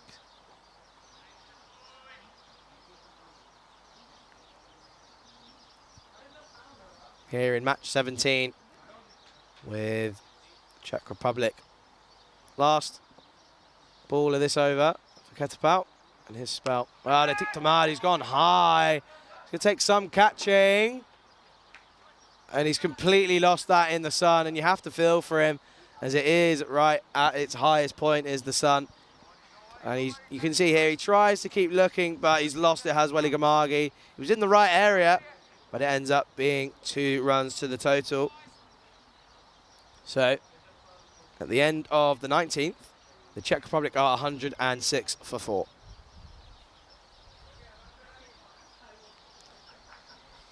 So this brings us to the final over of the first innings in match number 17, the 3rd place playoff between the Czech Republic and Hungary. And we're going to see, well, it's Yargani Vasan on strike. I think it's going to be Deldar to bowl the final over here, which it is going to be.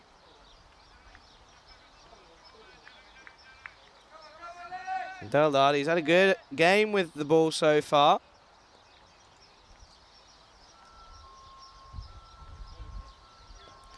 Three overs, 1 wicket for 27 at the moment.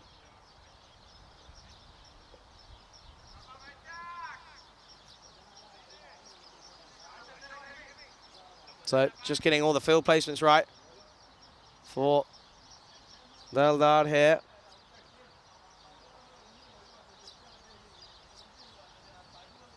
So, as we're going to get underway for the final over here. And Yargani Vasan just plays this into the leg side. They should come back for 2. And they do end up doing so pretty comfortably in the end. And they're going to come through. And it's going to be the first Ball of this over goes for 2 runs.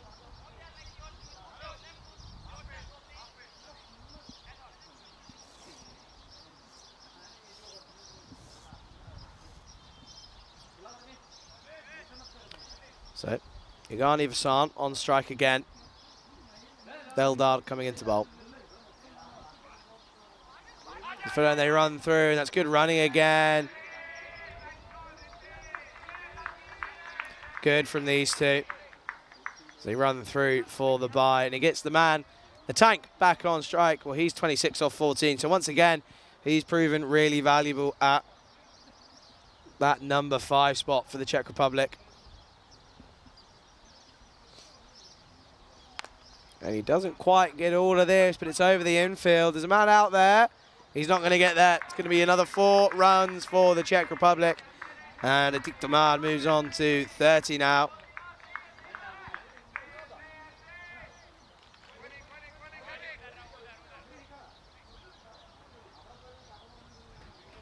So a good shot again from Tamad, and you see that could have been prevented if they weren't allowed to come through for that bye in the ball previous.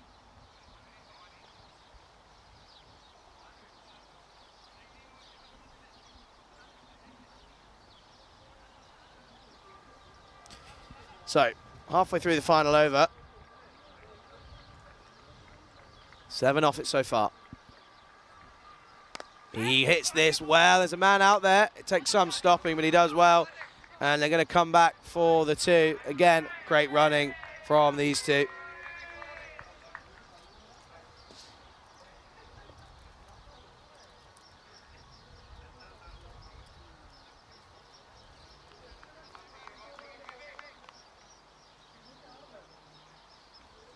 So, 2 balls remaining here.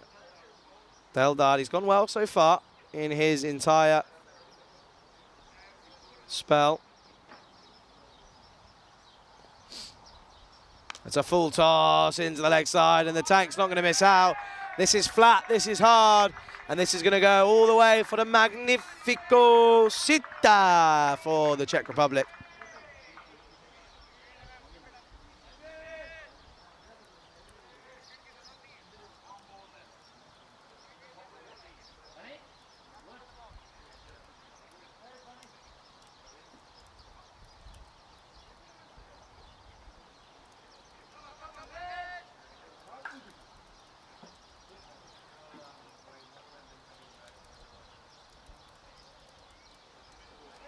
So, 1 ball remaining here. Atik Tamad, he's now on 38. It's been another great innings from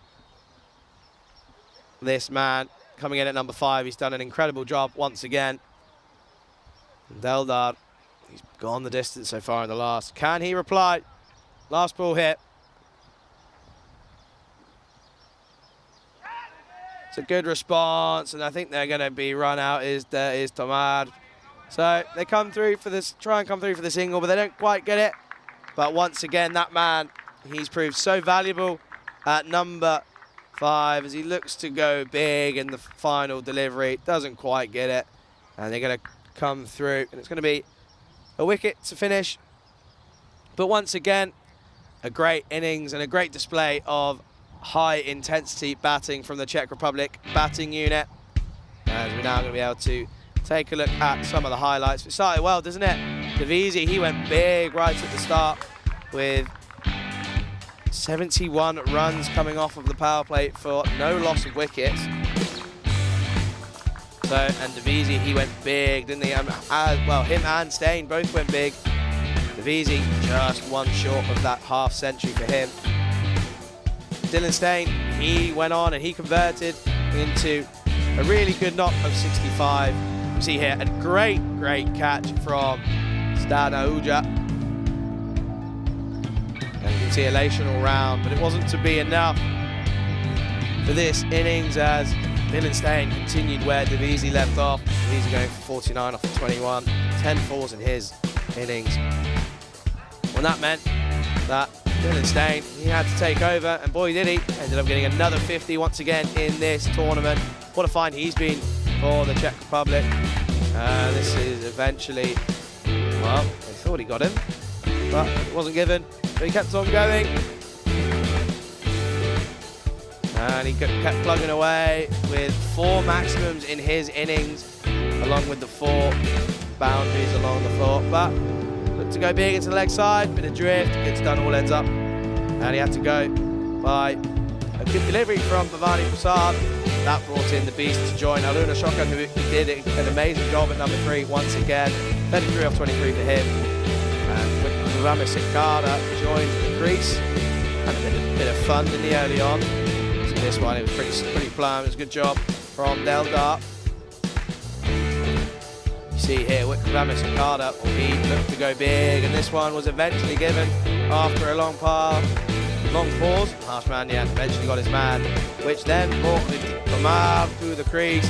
And boy, did the tank go big. 38 off of 18 deliveries for him. 3 fours, 1 6 in his innings. And he helped the Czech Republic get along to 221 for 5 off of their 20. And we're going to return in about 10 minutes or so, as we're going to see Hungary fight it out for 3rd position. And we will be back in 10 minutes. And you're watching the Valletta Cup on the European Cricket Network.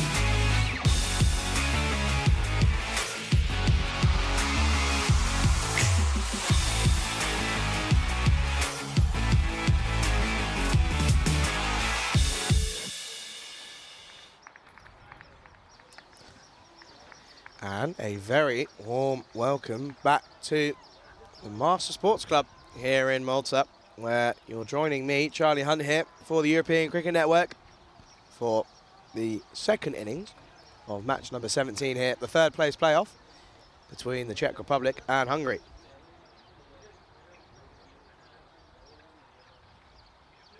And what we just saw was some serious hitting by the Czech Republic as they ended their 20 overs on 221 for no loss.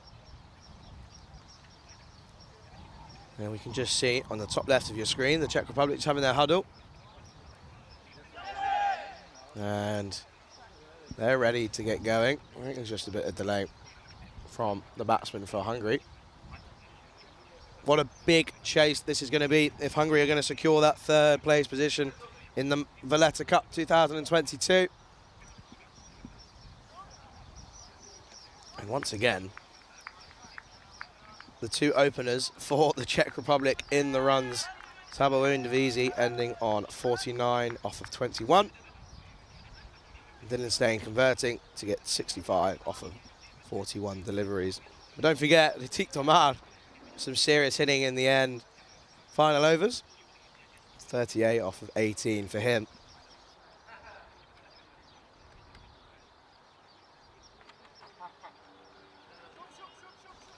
And similar to yesterday,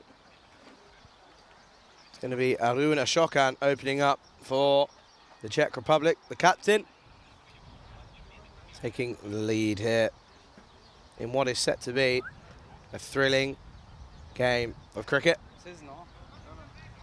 And if you are joining us on our YouTube channel, European Cricket Network, do get in the live chat. There's plenty of people in there today, and I know there's going to be loads of people excited for the final, which starts at 4:30 local time. And that's going to be between Malta and Romania. However, we're not quite there yet. We've got a chase here from Hungary, the unranked side by the ICC this week. And they've performed above everyone's expectations, haven't they? No ranking for them. They were almost, I think everyone sort of went into this tournament expecting them to be towards the bottom end of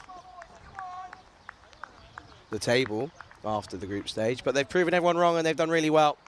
And they're in now for what is set to be a thrilling chase. And there's a change, by the looks of it, at the top of the order.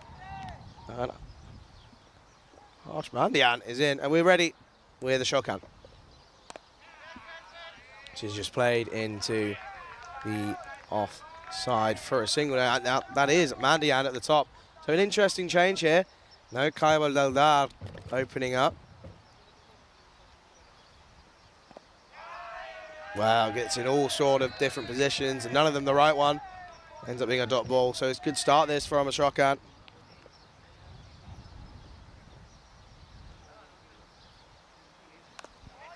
And again, just dropping this into the leg side, and it's just going to be a dot ball.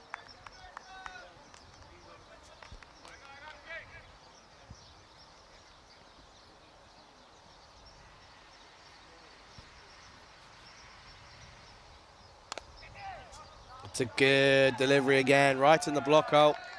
Mandian struggling here, first off. Just getting a look at Ashokan opening up.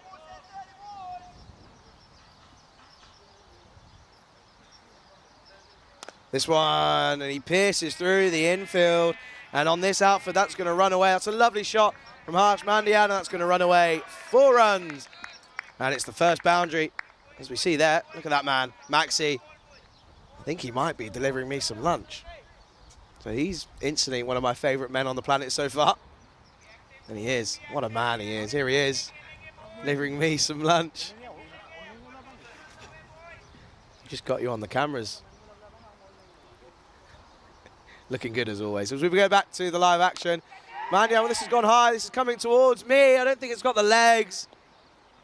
And it's going to be cut off by Smit Patel.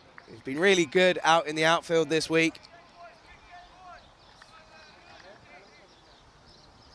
And I know there's a couple of people enjoying themselves watching the cricket, so I hope you're having a good time. And at the end of the first over, Hungary are 6 for no loss. Maxi, who you just saw on your screen, he is project manager here for this week. And then we've also got myself on commentary, Charlie Hunt. It's been a pleasure, as always. And then we've also got Sammy and Ayak, who's been doing the digital scoring. It's not an easy job. Here's the scoring. You've got so many things going on. Got umpires talking to you. You've got the book scorer as well. So Sammy done a great job, and it's just for myself, it's officially his first gig with the European Cricket Network, and we've both, I know I speak on behalf of him as well, that we've had a very enjoyable time here in Malta. It's been a really, really enjoyable experience, nonetheless. And at the same time, there's been some decent cricket on show as well, which is always a positive.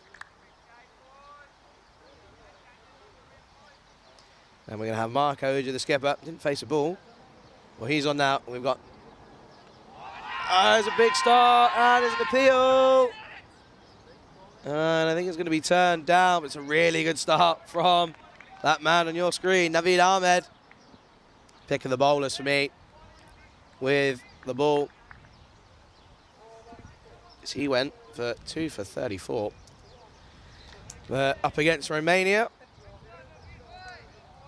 And well, if he doesn't come off, then you got spin at the other end. Aruna Shokan, well, up against Hungary yesterday.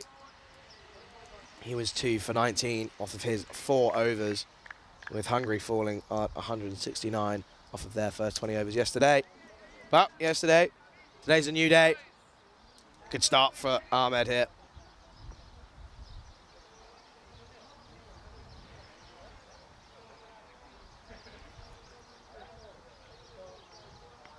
Marco Uja again, looking to go into the leg side. One man out there, so he's testing the waters. He hasn't connected either times yet.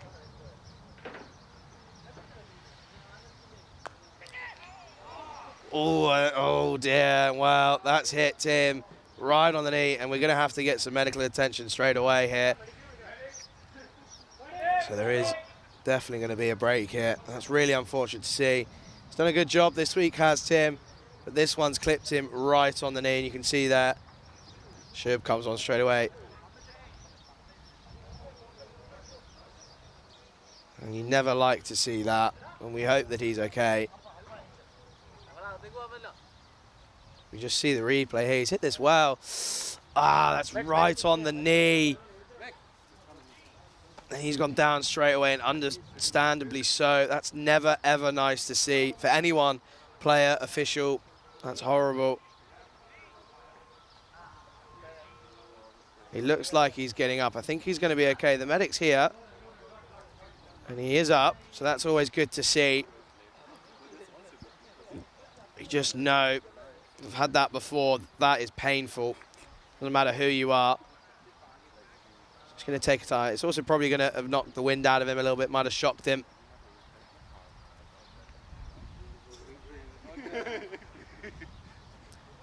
Players are dispersing. I think he's okay. Medics probably just want to give him the once over just to make sure he's all good. But that's certainly going to be a bruise in the morning, for sure. There you go, some more of the officials.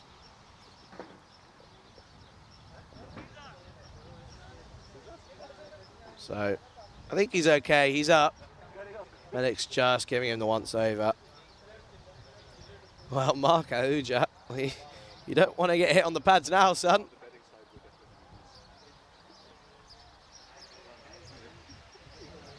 I think he's going to be okay.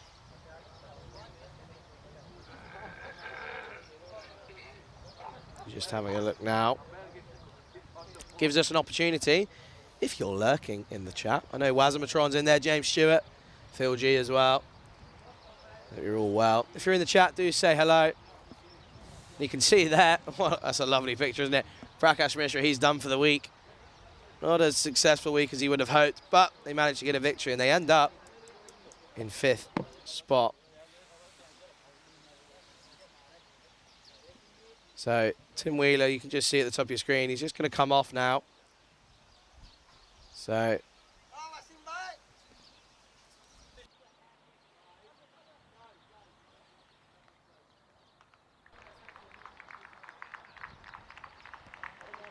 he's coming off to applause. I think he's going to be okay. He waves away the applause. He says, don't, I'm fine, I'm fine.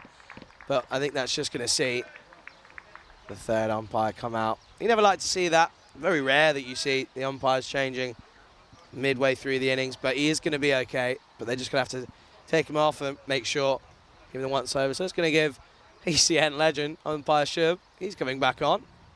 He can do some more overs in the field, which he was going to love. And you can just see to my left, it's not off screen, just walking now. He's just going to get looked at in the medical hut. He's okay though, he's smiling, he's laughing. I think it's just a shock more than anything for the umpire. But I think we're ready to get underway as Shub's just going to be getting up to speed with everything.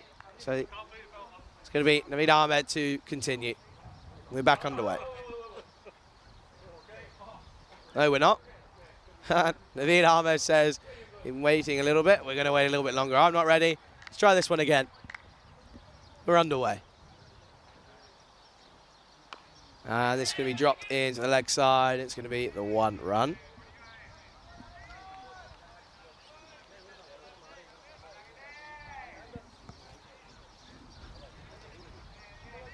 So it brings Harsh Mandian back on strike. Well, he's 6 off 6 so far, with that 1 boundary to his name.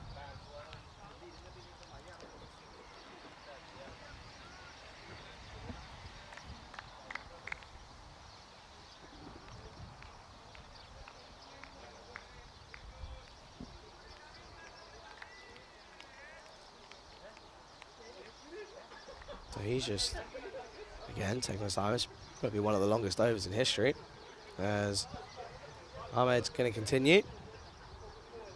Oh, well, he's completely lost this as Mandian looks to nail this into the leg side. It ends up being pushed into the offside, but it's going to be a dot ball. It's a good over so far from Ahmed, eventually just the 1 from it. We got Tim Wheeler to thank, because that was probably going towards the man out in the deep. Mandian looking to go big, but doesn't get anything on this. This is going to be the end of the second. Just the 1 from it. Tidy start from Ahmed. Hungary are 7 for none.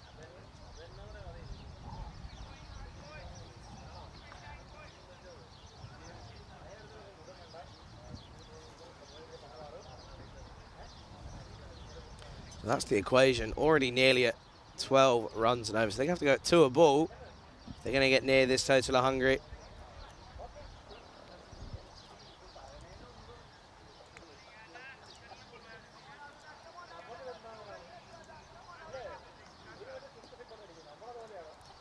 So for Hungary, well, this win would put them obviously 3rd place, the unranked team in this tournament.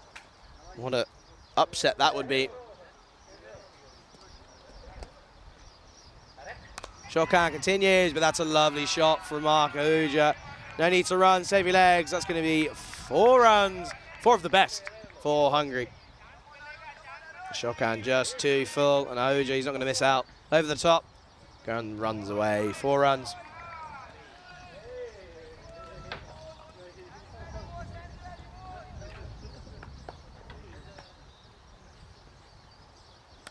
And Ahuja again, this is going to be 1 bounce, 4 runs.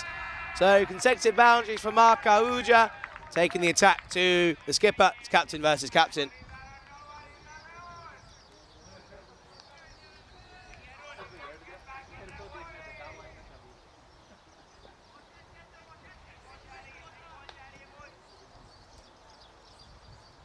Can Ashok have a reply here as he's been hit so far now?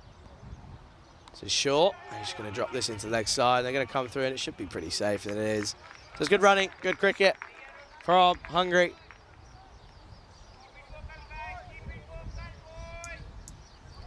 And, well, Hungary's highest total in this tournament is 169 for 7 off of 20, and that was against Czech Republic just yesterday. But when Mark Ahuja's hitting them like this, you have to say, that's Harsh Mandian. I think this is going to go all the way, and it does. That's the 3rd boundary in this over. Taking the attack to the skipper of the Czech Republic. And they're going to end up coming for the third boundary now. So this is going to help, but as I said, Hungary, their highest total, 169. That was only yesterday against the same opposition. So we're in for an interesting competition here.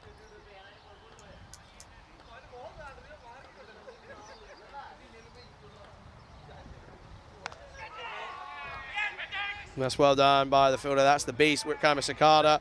Does well there, and it ends up only being the dot ball.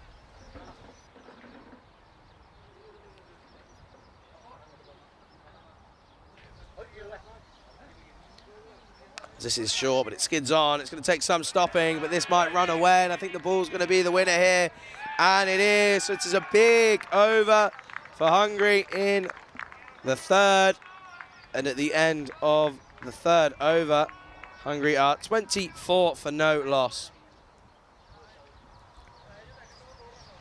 Big over there for Hungary, 17 coming from it. So that's going to help getting towards this target, but they're going to need a few more big ones. 4 boundaries in that over. Good hitting from these two. And you have to feel that that might be a shotgun out of the attack for a while.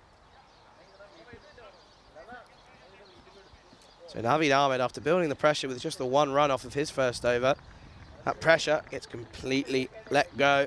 As a shotgun goes for 17 off of his second over.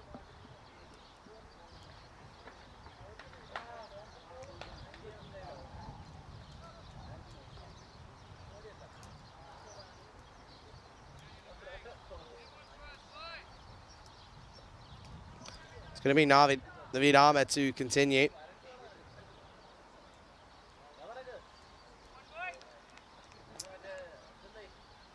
It's going to be Mark Uja on strike. 10 from 7 for him. Just comes forward and fends this away. So good start again from Ahmed.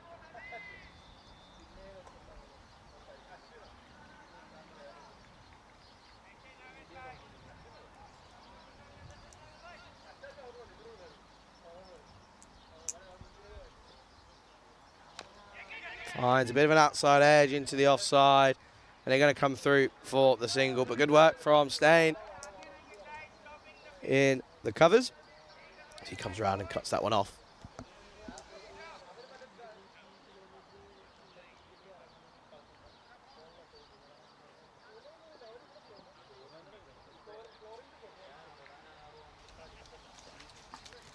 Mandiant now on strike.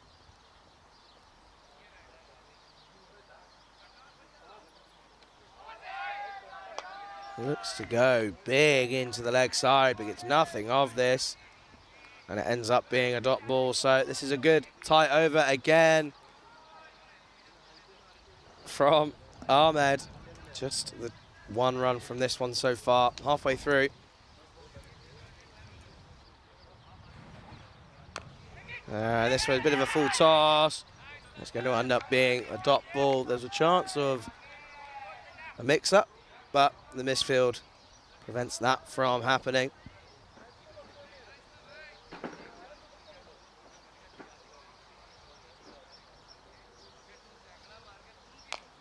Again, this is a full toss, put into the leg side. And I think they're going to cut that off, and it's just going to be 1. So it's really good work from the man out in the deep. Good cricket, again, from the Czech Republics.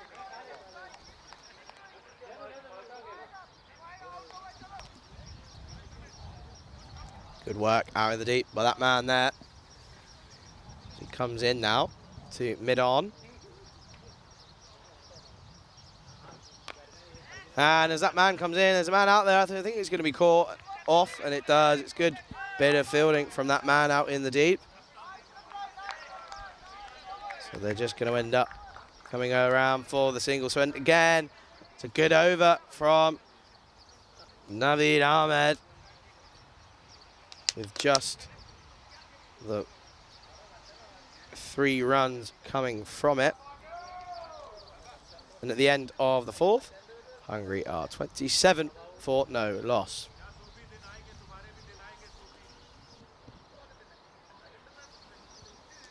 And at this point, well, the Czech Republic batsmen were at 47 for none, so 20 runs behind already are hungry, and you do hope, from a spectator's point of view, that they're going to go for it. You don't want them to... No, they've got nothing to lose, have they?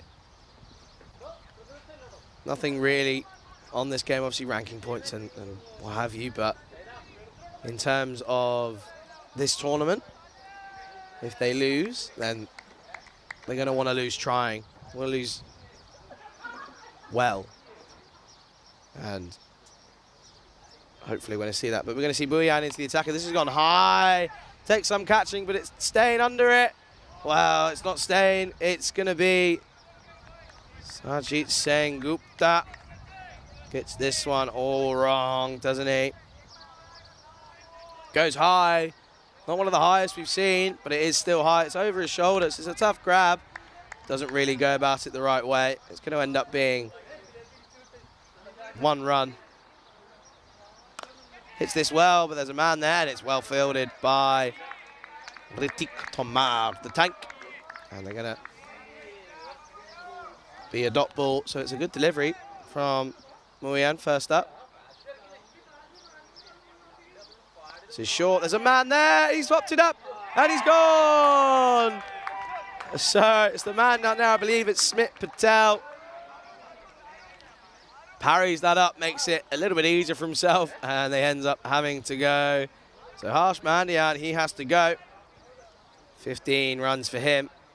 See here, just not, it was a bit of a nothing shot. Just fends it to the man, and he has to go. So, but Hungary up 28 for 1.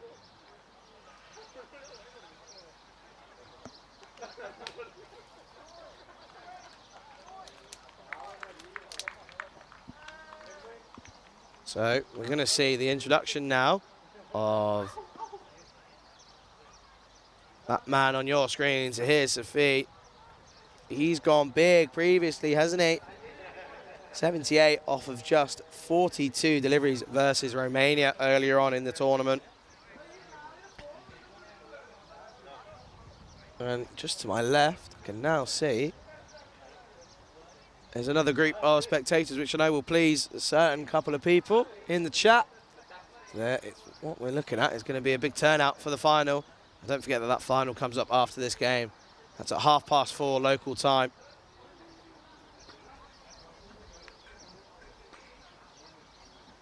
So that's the first wicket for the Czech Republic. Which brings in Zahir Safi now to face, and he's got to go big. He's crucial, you feel, in this game, if Hungary are going to get anywhere near that mammoth total of 222 to win. Again, obviously, highest score this week of 169 for Hungary with the bat. So if they're going to do it, it's going to be a really good performance from their batting unit. Good start as he hit this well into the offside. They're going to come through for a single, so it's a good start. So feet off the mark straight away.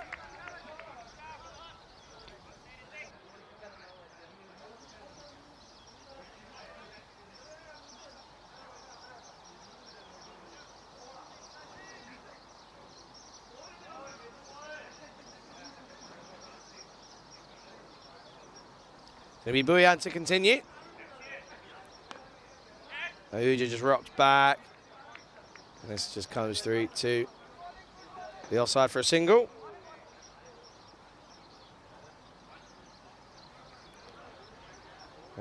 That's going to bring Zahir Safi back on strike.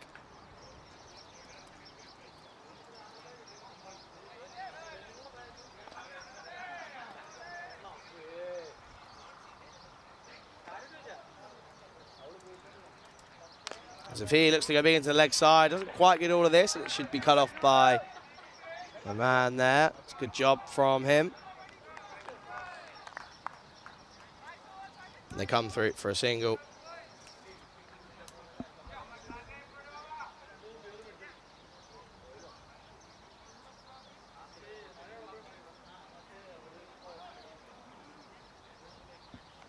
So that brings us to the end of the 5th. And Hungary are now 31 for 1.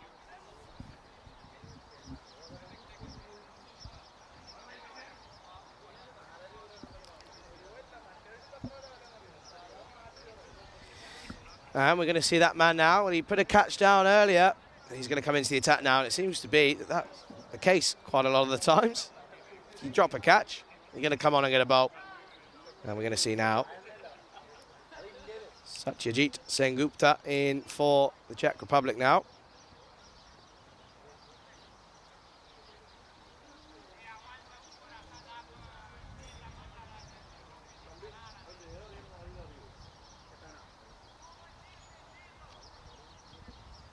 It's just a bit of an issue with the stumps. Again, gives us a good chance if you are watching on our European Cricket Network YouTube channel. Do say hello in the live chat, and I'm sure there's going to be a couple people just taking a bit of a break as they prepare themselves for the huge final coming up later today at 4:30. I'm thoroughly looking forward to that as Malta take on Romania. Romania, you're going off of ICC rankings, well, they'll be favourites, but Malta are yet to lose here this week. They are 5 from 5, so their tails are going to be up. It's set to be what is going to be a really good contest, but we're back here. And Sengupta's in, and, well, Zahir Safi, in classic Safi's fashion, looks to go into the leg side first up, and makes no connection, so it's a dot ball.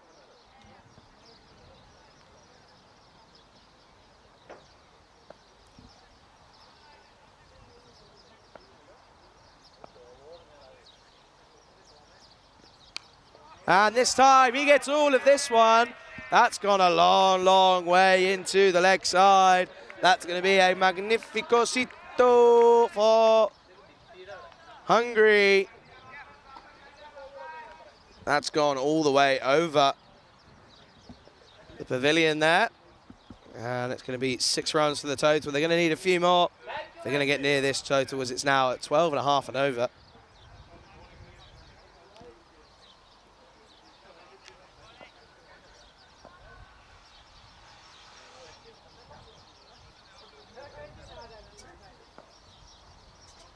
Can he have a reply?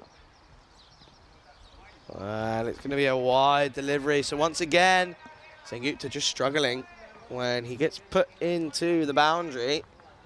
Tends to always follow up with a wide. And it has been the case for a lot of these bowlers. They get pushed off their line of length and their rhythm just gets broken a little bit. He's back in now. And once again, Safi looking to go big to recreate what just happened. Doesn't get any of it. It's going to be a dot ball.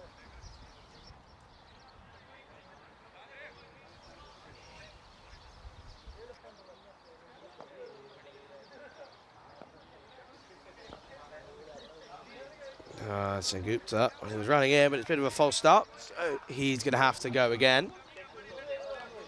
Do let us know where you're watching from. I can see Craig, Steve in the chat. Wazamatron as always, James Stewart as well. Always good to have the regulars in. Safi again into the leg side, but this is going to clear the rope. It's going to go all the way for another magnificosita for Hungary. It was flat and it was hard. It's gone all the way, and it's going to be 6 runs to the total. Safi moves on to 14 now, off of just 6 deliveries.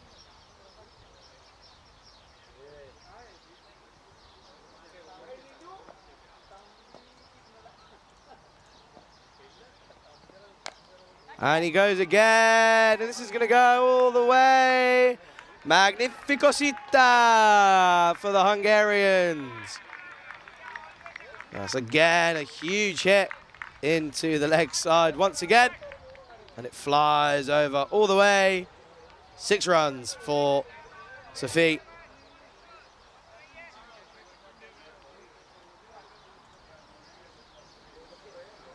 He's gone dot 6 wide, dot 6-6. Final delivery.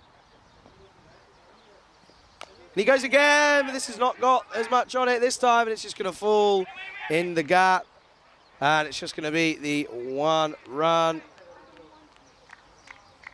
So a good end to what has been a really, really good over and a good finish to the power play for the Czech Republic. And after 6 overs, Hungary are 51 for 1.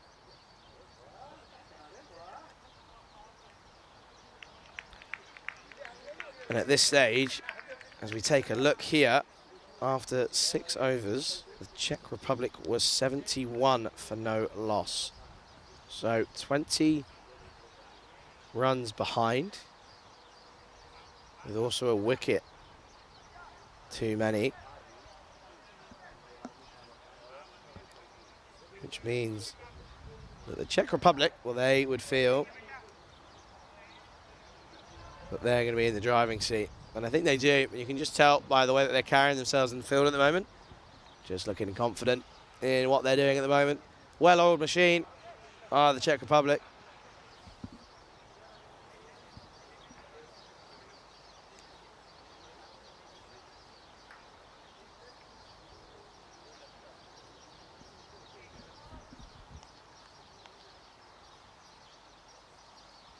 So it's going to be Sazibuyan to continue. This is pushed down the ground. It should just be the 1 run. And it's good work from T20Is.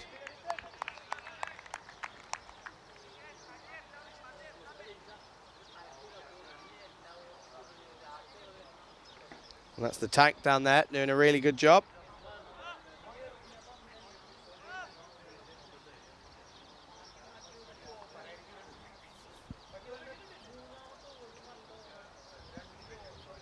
Going to bring the skipper. Well, he's just being a little bit quiet, hasn't he? Well, this is up. This is going to take some catching. Oh, no. Aruna Shokan, he's put it down, the skipper. And Buyan, he's going to be saying to his skipper, well, what have I got to do here? I've already taken 1. I should have had 2 now. Ahuja, oh, he's been given another life. Take a look here. It was a good ball in the right area. Put down by Shokan. And Safi, he's hit this straight and hard. It's well done by the man out there.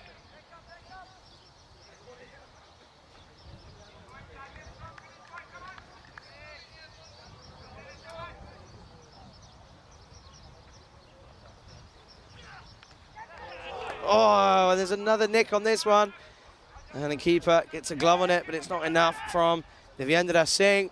They end up coming through for 2 runs. We're going to see, it was just big swing. He always was going the wrong way, wasn't it?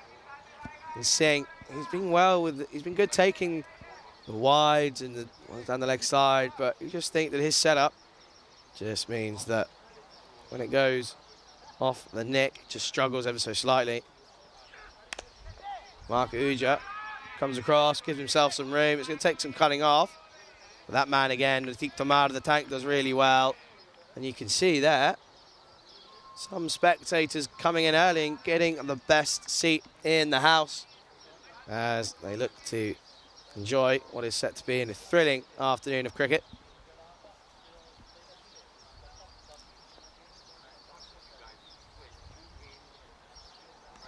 Well, once again, as the bowler is bowling, he's almost at the point of release there. He just steps away, and I think it might have been his partner, Zahir Safi, just calling for a drink. Just might have put him off a little bit there, but he does the right thing, steps away.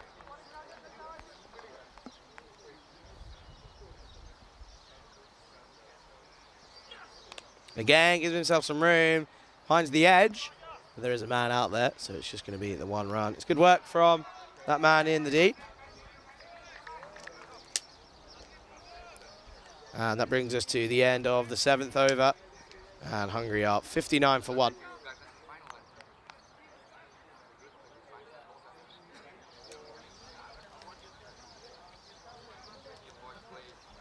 And at this stage, the Czech Republic was 79 for 1.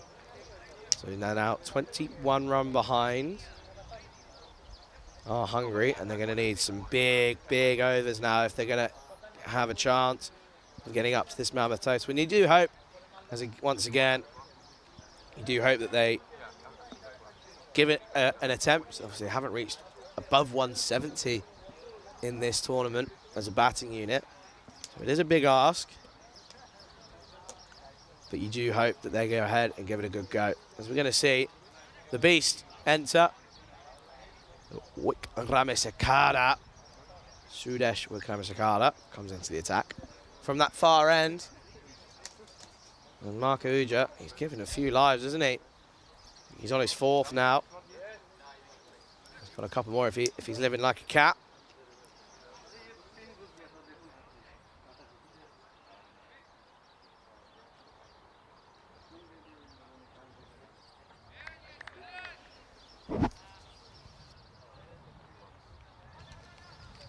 Uja just setting up now. Just getting the field placements right.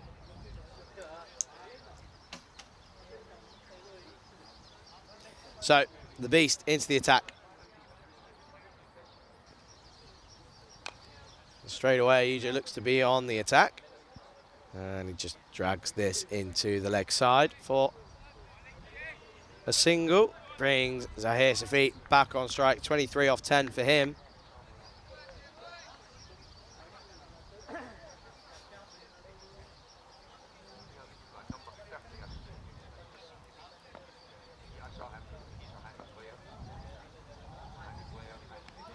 And we've seen that position for Zahir Safi, as he clearly was trying to play this into leg side, but gets up and says, no, I was just trying to play a lovely covered drive, just didn't quite come off.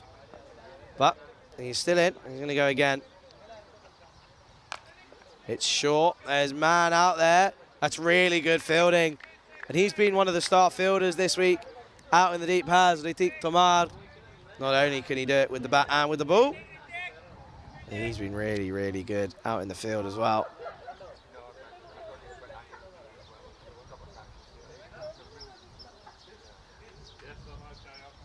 Uja through the covers. There's a man out there. He's going to come around and cut this off. They should come back for the second. And eventually they do. So again, there could be buzzers here. And I think there is. There's a misfield and there's another misfield. Then there's buzzers. Then there's another misfield. And then it's safely into the hands of the wicketkeeper. Just see here, Kremisakara. This one evades him. Then he goes again, and then they come through for the second. And Safi into the leg side. And they come through for a single.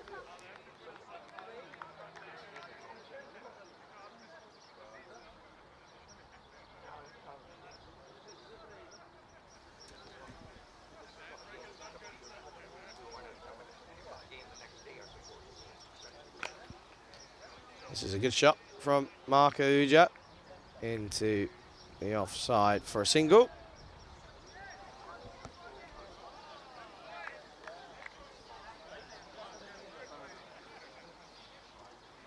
And that brings us to the end of the 8th over. Hungary are 66 for 1. With the equation now requiring them to go at 13 and over, needing 156 off of 72 deliveries. So it's a big ask from these two, but they're both in on 25.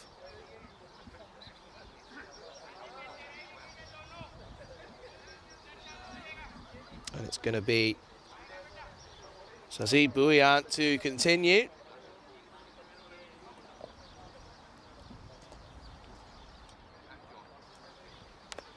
Into the leg side, there's no one there, so it's just going to be the 1 run as Stain comes in and collects this one.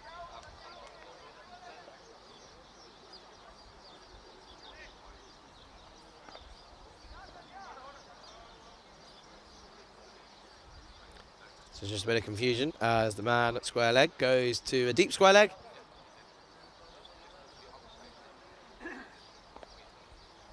And he's ready to continue his Bouillant. And Safi once again hoiks this into the leg side.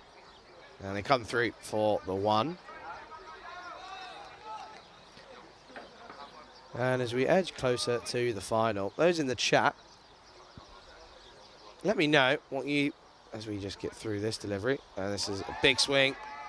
No luck for Marco. If you're in the chat, let me know what your favourite moment from this week has been so far here in Malta. Certainly been some incredible moments throughout this week. But I want to know, you as viewers, what your favourite moment was. So do let me know as we continue here. Oja looks to give himself some room. That's a lovely shot. I think that's what he's been looking to do over the last couple of overs. But he's finally got this one. And it's going to be 4 runs for Hungary.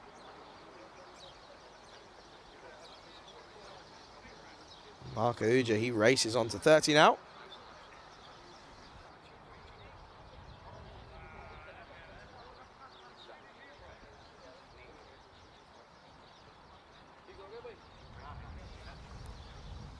So do go ahead and let me know what your favourite moment of this week has been. There's a man out there, but I think it's going to fall short. He should cut round and cut this off, and he hasn't. Well, that's a good shot again from Mark Oja, as this one goes for another boundary. 4 runs for Hungary.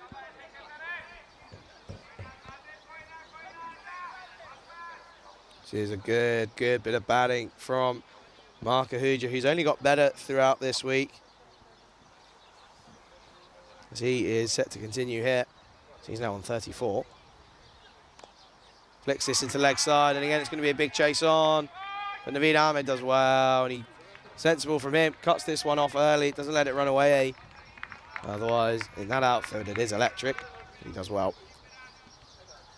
And that's going to bring us to the end of the 9th, and Hungary are 78 for 1.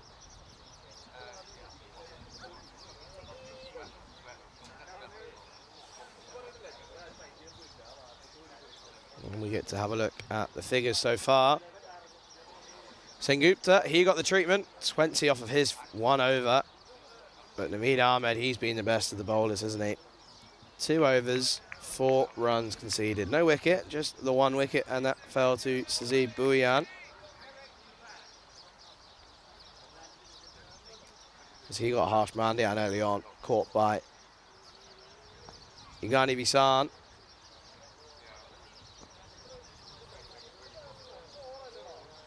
Bees continues, and Safi goes up. There's a man under it, and he takes it. It's a good catch, and the Beast now takes a wicket here in match number 17.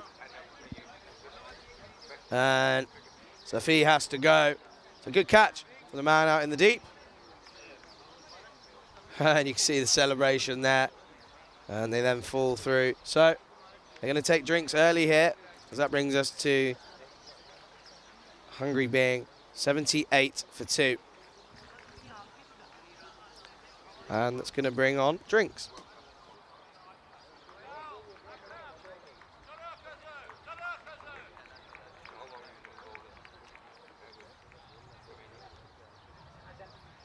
So now would be a good time, if you're going to let me know what your favourite moment of the week has been so far in the chat, do so.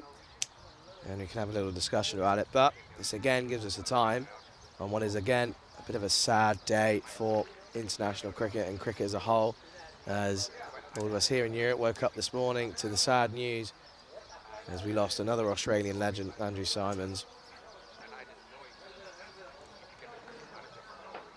And what a career he had, averaging 40 in both tests and ODI for Australia. 48 he averaged in T20 internationals. And what a man he was. He was a real advocate for aggressive batting. And he also understood that T20 was entertainment.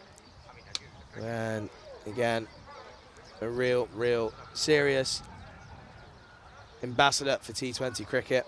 And he will be severely missed by all those out in Australia, but also worldwide, as a serious cricketer, talented cricketer. And we send our condolences from everyone here at the ECN to his friends and family out in Australia. And he will be a big miss for the cricketing world.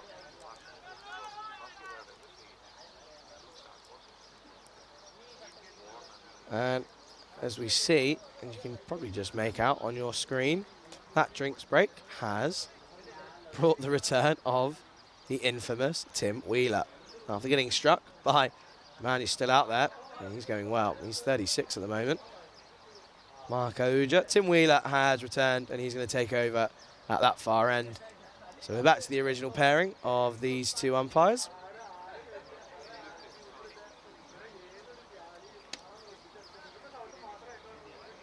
And just to my left, I can hear a couple of the players arriving. That final not far away now, as that's going to get underway at 4:30 local time here in Malta.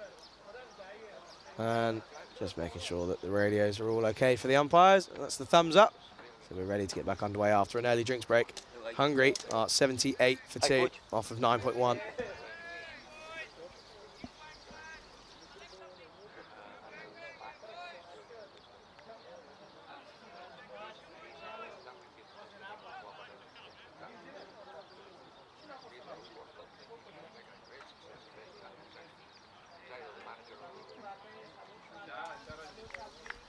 So that brings in the new man, and it's going to be the wicketkeeper, Stan Ahuja.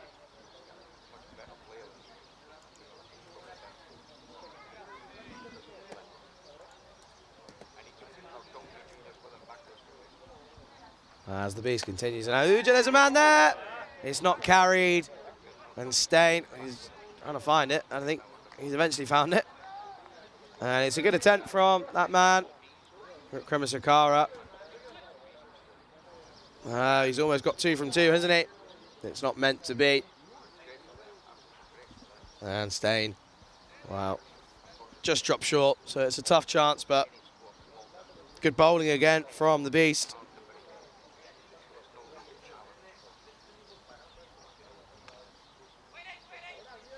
And that's going to be played into the leg side. And it's just going to be a dot ball.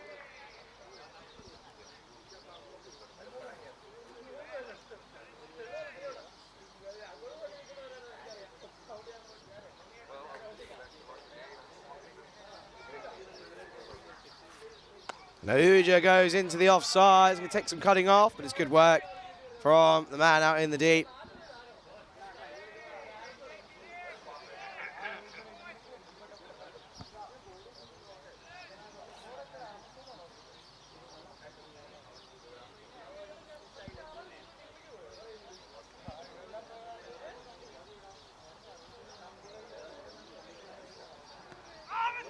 There's an appeal of LBW, but it's going to be, well, it's a direct hit from Navid Ahmed, so it's good work from him.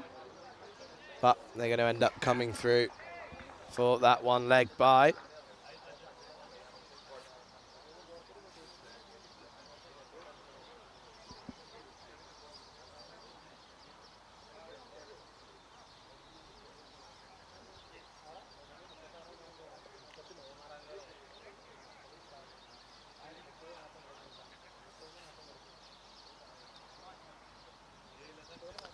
And there's just a delay as they just look to rebuild the stumps there after a direct hit from Navid Ahmed, but they came through safely for that leg bye, which brings the skipper, Mark Ahuja, back on strike.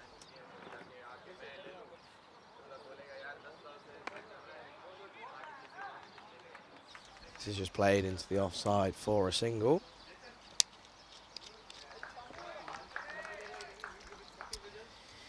So that brings us to the end of the 10th over, and Hungary are 82 for 2.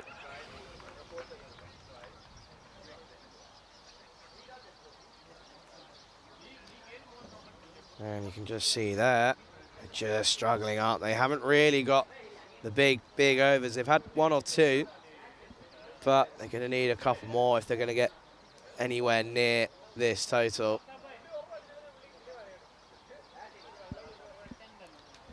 The equation at the moment, with 10 overs to remain, they need 140 off of the next 60 deliveries. So that's a big ask.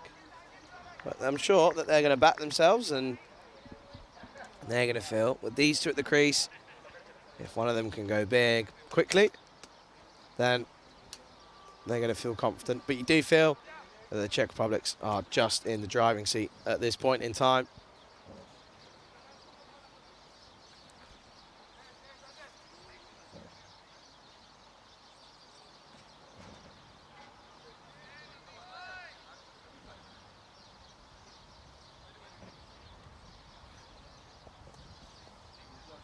And it's Navid Ahmed back into the attack. That's a good shot, as it's just going to be played down to the Tomar, the tank. And that's going to be brought in for just a single.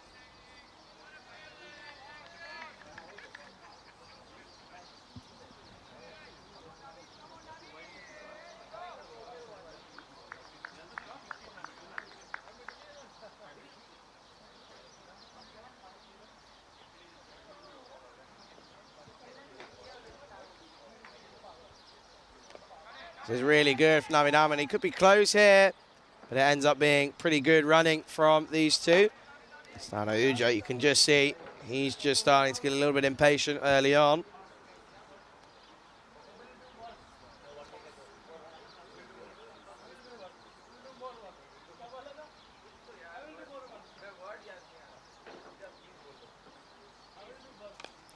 And Ahuja looks to go big into the leg side, but doesn't really get anything on this. And it ends up being just the one run.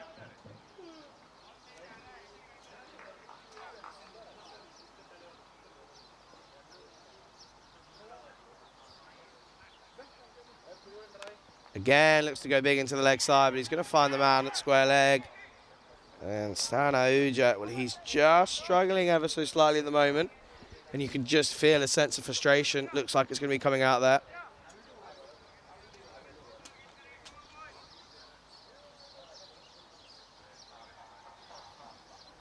Good over so far from Ahmed. As it's just pushed into the offside. It doesn't really push him here, so it's just going to be the one. And it's good fielding, but also even better running.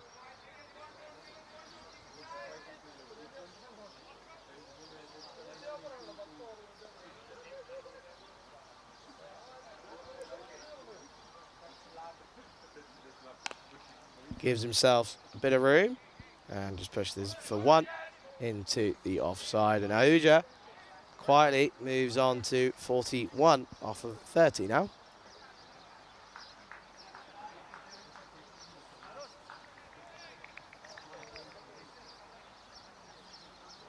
So that brings us to the end of the 11th. And Hungary are 87 for 2. And well, at this stage,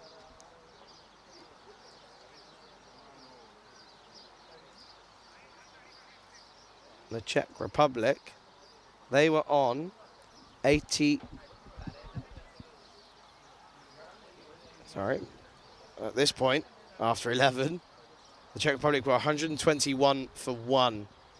So now they are really falling behind our Hungary. And I think they're going to, well, you do hope as a spectator that they're going to try and go for it.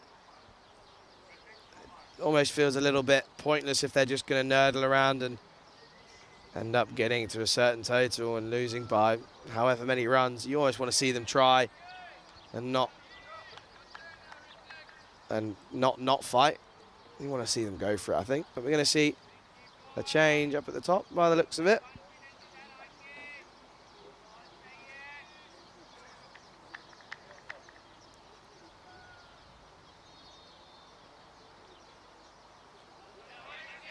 It's a good start from T20Is. He's been given his first over at the top. Good start from him.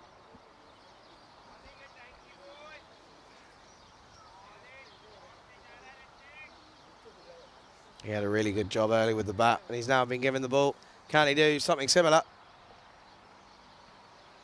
Ahuja over the top. There's a man out there. He's going to chase it down. I think he's going to get there as well, and they're going to come back for the second. So that's good fielding as this is flown over the keeper. It's a great arm from that man, Dylan Stain.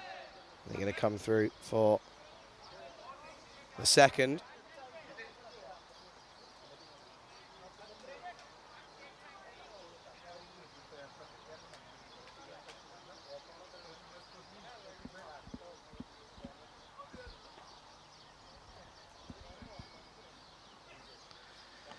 Ahuja advances down the track, but this is going to be given a wide by umpire Tim Wheeler at the top.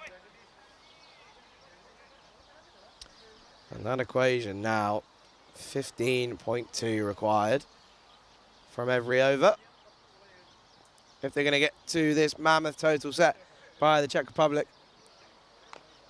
And Ahuja just plays this into the leg side for a single.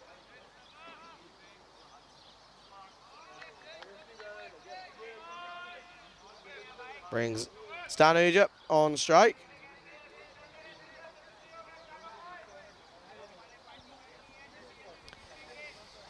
We're going to see if Ahuja's going to try and take the attack to the T20 here.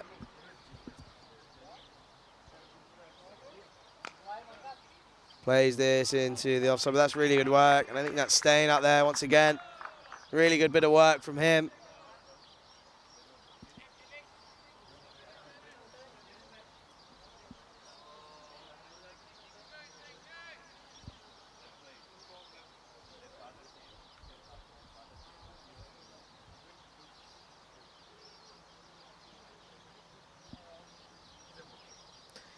You have to bowl this one again. Tamar struggling here. Not really getting enough on this one. It's going to end up going for a wide. So he's just struggling with his line and length here. Well, the length isn't actually that much of an issue. It's the line more so.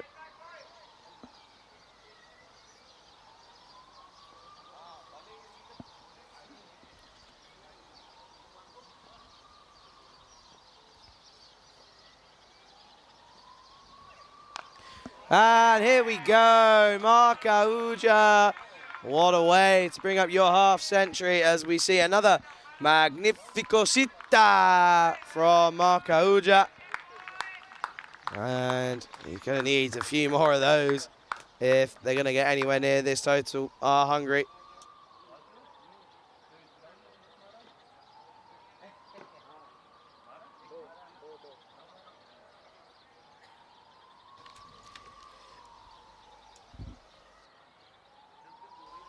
Tomar just struggling. And there's going to be a skipper. Just says, well, my opposition skipper just struggled there.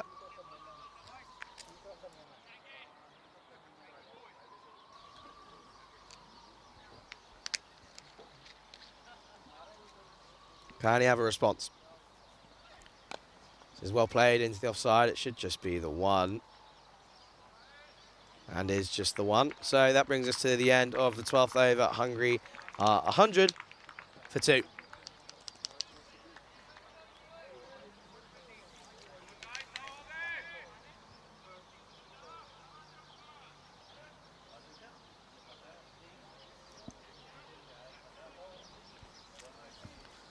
So 13 coming off of Tamar's over there. Not what the Czech Republic really would have wanted. But we're going to see. Naveed Ahmed continue here for the Czech Republic. And what a spell this is from him. So economically positive as he's just gone for the 9 runs off of his 3 overs.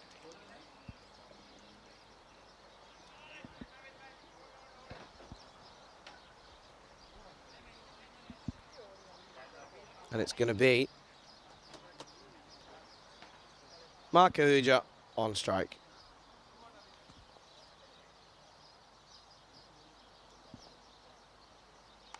Looks to go big. There's a man out there who's going to do well to get there. And well, he did the hard work, but doesn't quite do enough on this. It's just going to be the 1 run. So Mark Ahuja living life dangerously.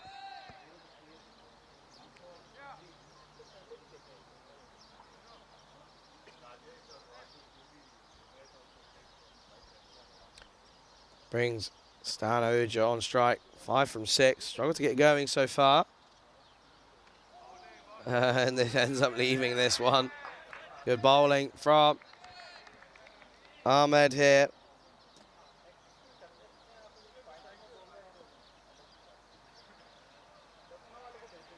Pulls this into the leg side. And it's going to be Mandela Stain with the one-handed pickup. Does really well. It's really good fielding. Ends up just being the 1.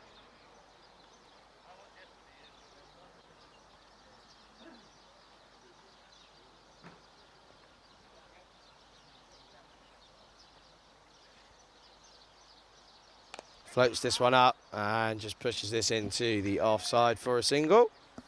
So again, a really, really good over so far from Ahmed. Bit of an opportunity that went away, but he won't mind too much, as at this point, they are now 39 runs behind. That's a really good ball and a good take from Valletta Singh.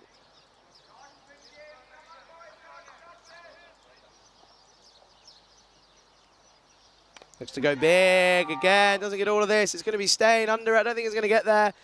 Well, he has. Oh, well, that is an absolutely outrageous catch. That's outstanding, and there's nothing that this man can't do. Just didn't look like he was going to get there, but he surprised us all. Put a dive in. What a catch that is. You see this, doesn't look like he's going to get there, and he takes an absolute blinder. That is one of the catches of the tournament from Dylan Stein, which means that Hungary are now 104 for 3.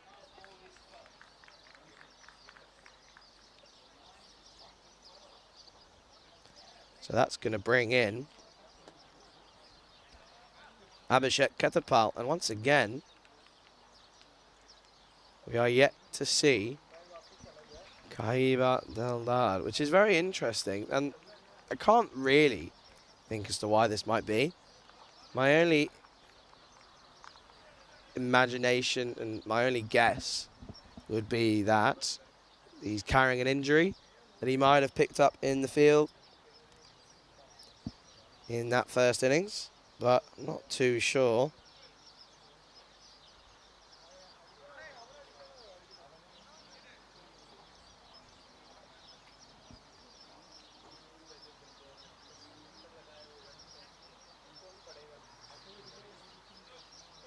It's a great catch out in the deep was that, and that brings us with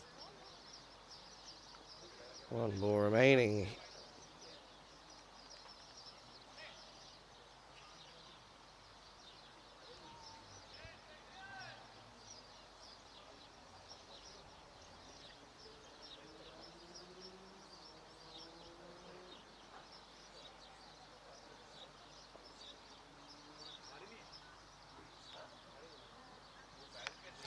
That's a good start for Ketapal as he gets off the mark with an edge down to third man. That's going to be 4 runs.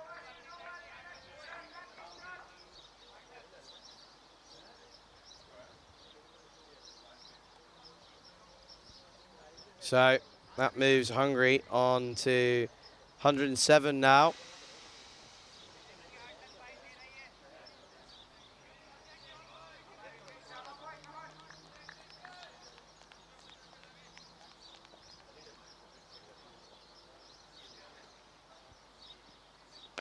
Ketapal into the leg side. Don't think he's got all of this, and this is promising to see. I think he's going to come out and he's going to swing from the hip straight away, which I think is what we'd like to see, isn't it?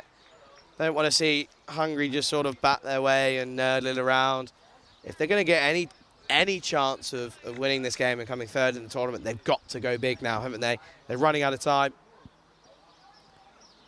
Marco Uja splits the field. Going to run away. I think he's going to cut this one off, and that's really good work from Vishak Igani Vasan.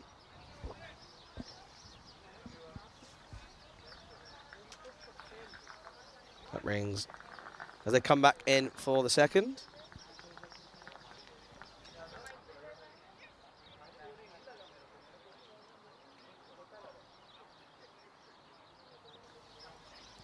Again, looks to give himself some room. It's going to take some catching. He's not going to get there. But Dylan Stein, that's going to come all the way through. And it's just going to be the one.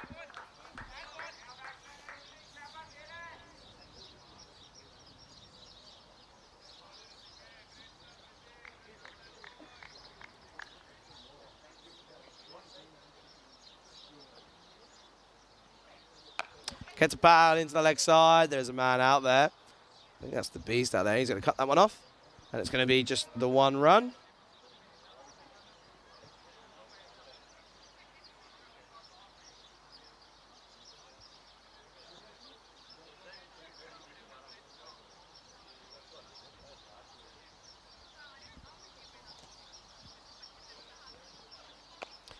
Hello, Uja. That's a classy shot, but I think it's just going to end up being the 1 run, and it's well done.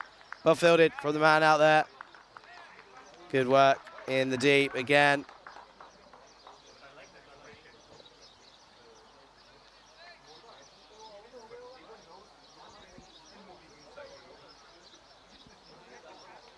And that brings us to the end of the 14th. And Hungary are 113 for 3. So, Ketapal in now. Well, he's 6 off 3. Mark Uja 57 off of 40. Mark Uji's gone.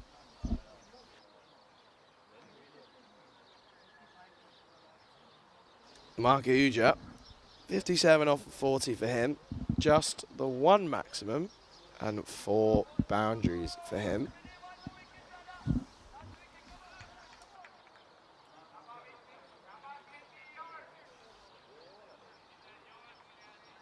As it looks like we're going to see Smith Patel into the attack. As he's going to come on and have a bowl.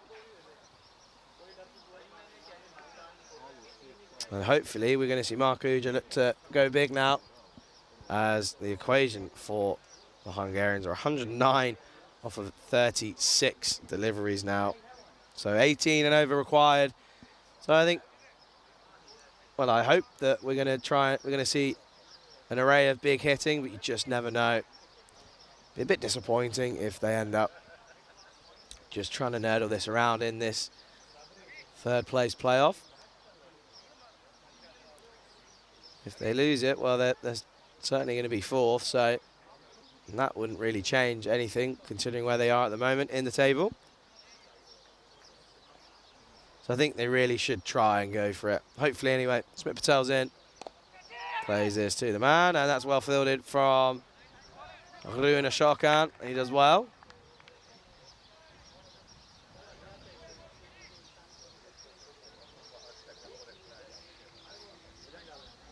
Could see that. There's a couple of officials and some spectators enjoying the cricket here at the moment, and they're going to be waiting around for the final later on. This is pulled into the leg side. Oh no!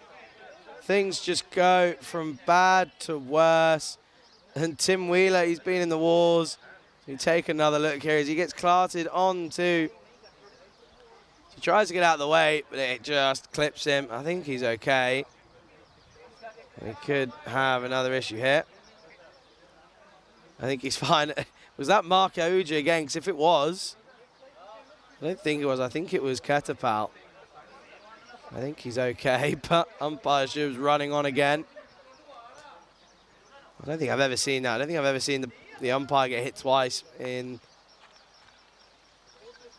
one innings, and I think there's almost a little bit of a smile and a giggle from the umpire. I think it clipped him on the hand by the looks of it. I think he's going to be okay.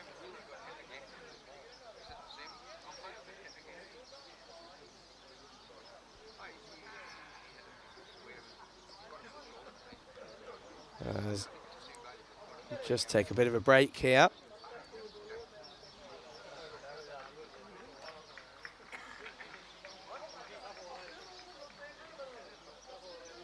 Oh, well, how lovely is that to see? It's our very own Maxi once again on the camera. And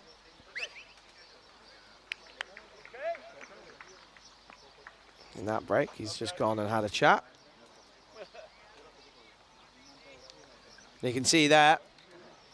Well, that's the Hungarian outfit at the moment, and from what I can see, can't make out much at the moment. Valletta, I'll be interested to see if he comes in, but at the moment, we're carrying on.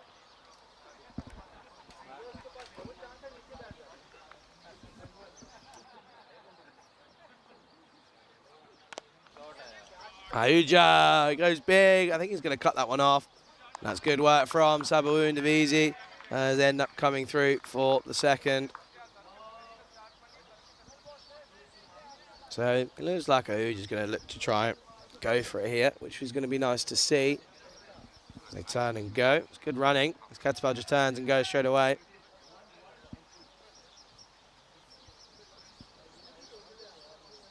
So it's going to be Smith Patel to continue here. Just the 4 runs off of his 3 deliveries so far.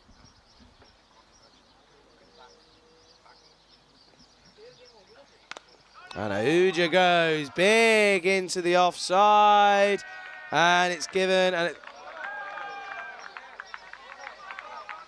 The umpire signalled 6.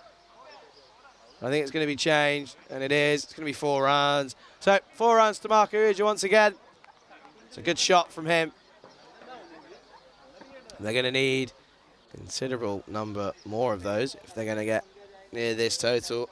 Hungry.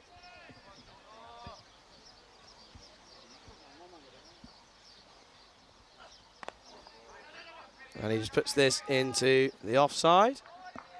It's going to be 1 run.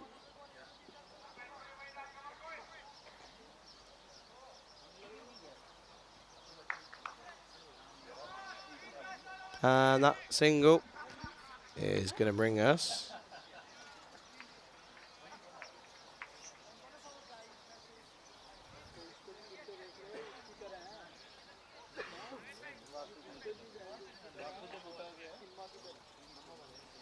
to the end of the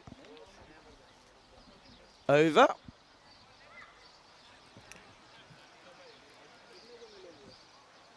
There's just a bit of confusion at the moment.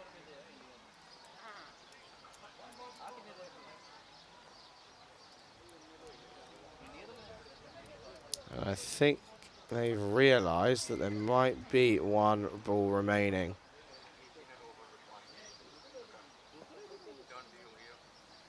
And I think that is the case. So I think after all that mix-up with the umpire getting struck again by the ball, but they're going to finish the over as there is 1 just remaining. And Lily Panda's in the chat. Hello, Lily. Hope you're okay. And also Luke Belgium, James Stewart, Steve Cook as well in there. They're sticking around. And I'm sure we're going to get some extras coming in later on as we make our way towards the final of the Valletta Cup here in Malta.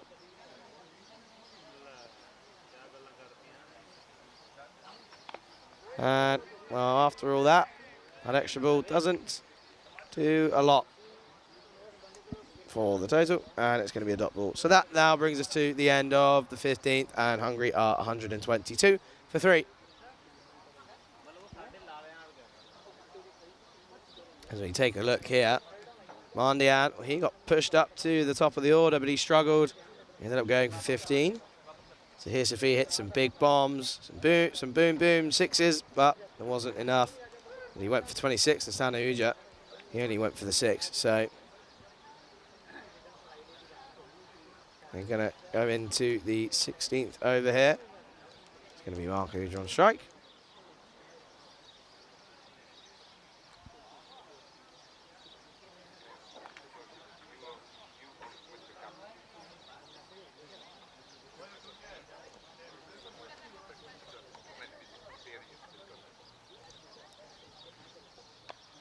And Uja just plays this into the leg side.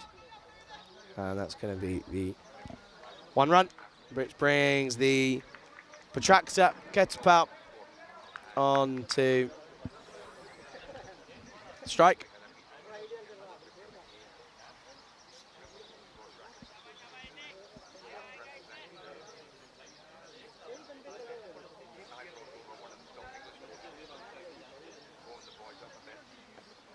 It's a good delivery from Natik Tomad here in his 3rd over of his spell now, and that's a good delivery to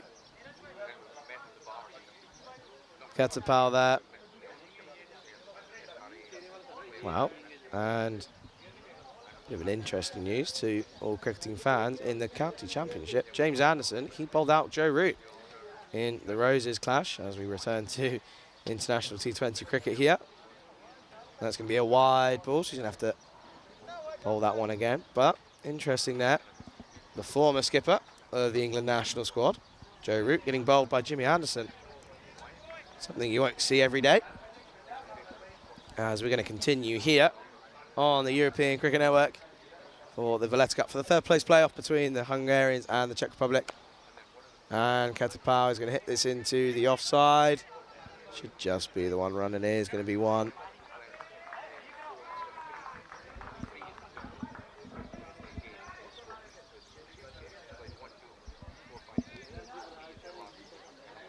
This is good from T20 at the moment. Just keeping it down. Not giving too much away. As this one squirts up into the offside, but it's just going to be the one run as it's fielded by Stain. What a catch that was earlier on from him.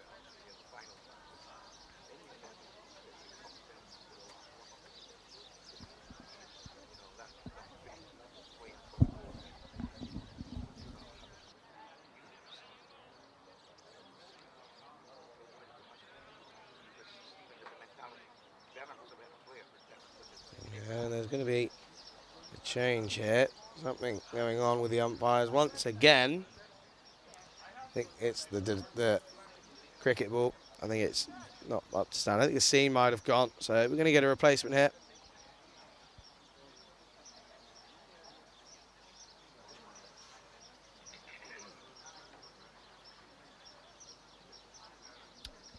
As that gives the batsman an opportunity to take a quick drink. Marco Uja, he's quietly gone about his business, isn't he? He's now on 65 off of 44. 5 fours and the 1-6 for him so far in his innings. And again, hoping that he's going to try and go big in the last 4. Wow, it's almost a really good catch from the T20. But he gets a hand on it. He certainly stops. It could have been a boundary, so that's, we'll say 3 runs saved as they come through for the single.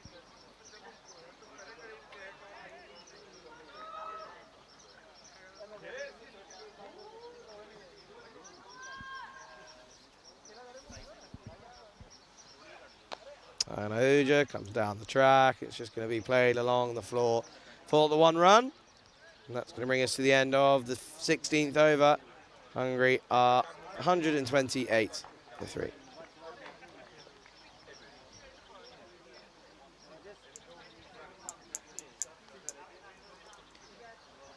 And at this stage, the Czech Republic were 172 for 3. So Hungary really behind now. And what do they need off of the last 30? They need 100 runs off of the next 30 deliveries. And you almost have to say, I think this game might be settled already. As the Czech Republic, they look like they're going to secure 3rd spot. And they'll be happy with that. They've had a good week. Some promising debuts. Chowdhury with the ball's been decent when he's had the opportunity. But the standouts for me, Divisi and Stain.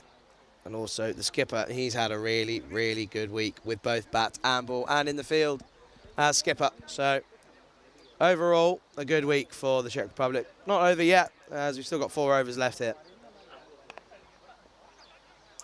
This is played, it could be close. Oh, you have to say that a direct hit and he would have been gone as he hits this well, but it's straight to the fielder. That's Samuel Divisi, I'm not too sure. Gets about, wasn't even in frame, was he? Absolutely no way near. But he survives, and he's on strike now. Beats him all, ends up, goes right through him. It's a dot ball.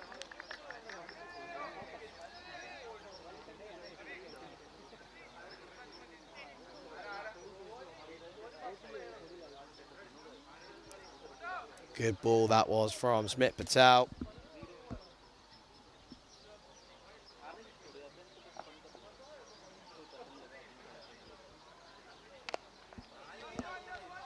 Plugs that through to the leg side. It should just be the one. I think it is just going to be 1 run.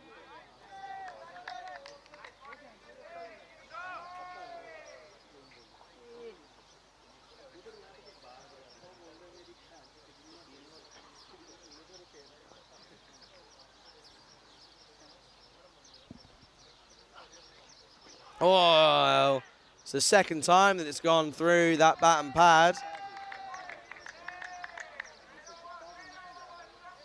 And he's just played all around that. And Smit Patel, he feels like he deserves a wicket. He's bowled really well so far.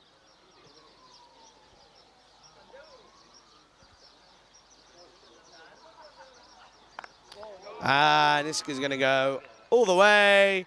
6 runs. Boom, boom, maximum for Marco Uja. And that's going to be 6 for the total. He advanced down the track and made it into a full toss. Went all the way. 75 now for Marco Uja. Done well, coming in at the top of the order. Second maximum for him now.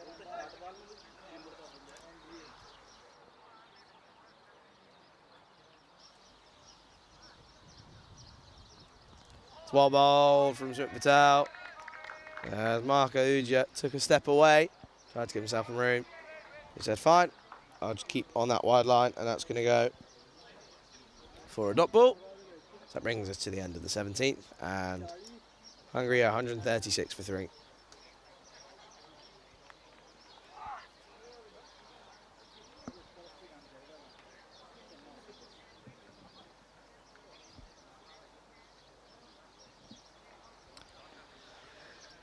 And you do just feel that this was always going to be a little bit out of Hungary's reach. Their highest score this week has been 169, so they've not got into that 170.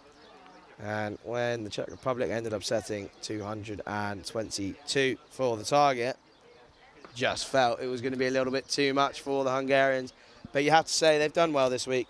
To get this close to the final, missing out on net run rate, points weren't an issue, considering their lack of cricket last year and a lack of an ICC ranking. As this goes up and it's going to fall safe, and they're going to come through for what should be just the single.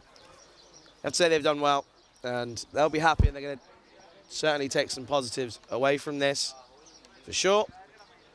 And don't forget,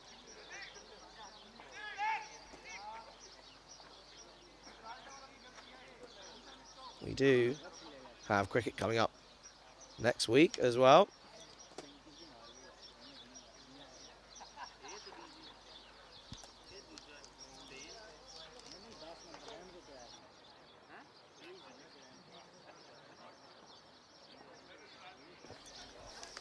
Yeah, so this isn't the last we're going to see of some of these players from Hungary as we head to Hungary in June the 13th to the 18th. We have an ECS up there.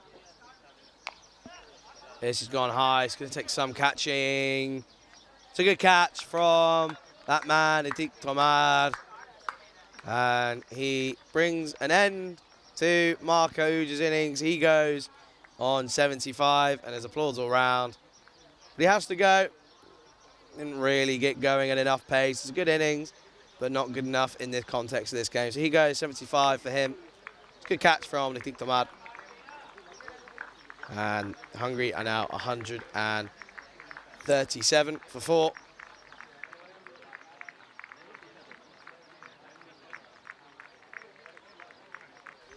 Lords all around for him. The skipper, he's done his job this week. He's done well with the ball, with the bat, and he'll be happy as that brings in eventually Kaiba Deldar. He's probably thinking, well, why was I not given more of an opportunity at the top? You think if he was at the top and he could go well, then there might have been an opportunity to get going here. But they've never really got going at the rate that was required, as they now need 84 off of 15 deliveries. So this game slowly coming to an end, which brings an end to both of these teams' tournament. But they both will be happy with some positive to come out of this. This is going to be clipped into the leg side. Oh, there could be a run out if he hits. And he's gone. It's good work from Singh. Just took his time a bit there. And Deldar, he's not going to be happy. He gets dropped down to number 6 and then gets run out on his first ball. So not the way that he would have wanted to end this tournament, but he has had a good tournament with the bat, coming off when Hungary needed it most. And that's good work from Singh.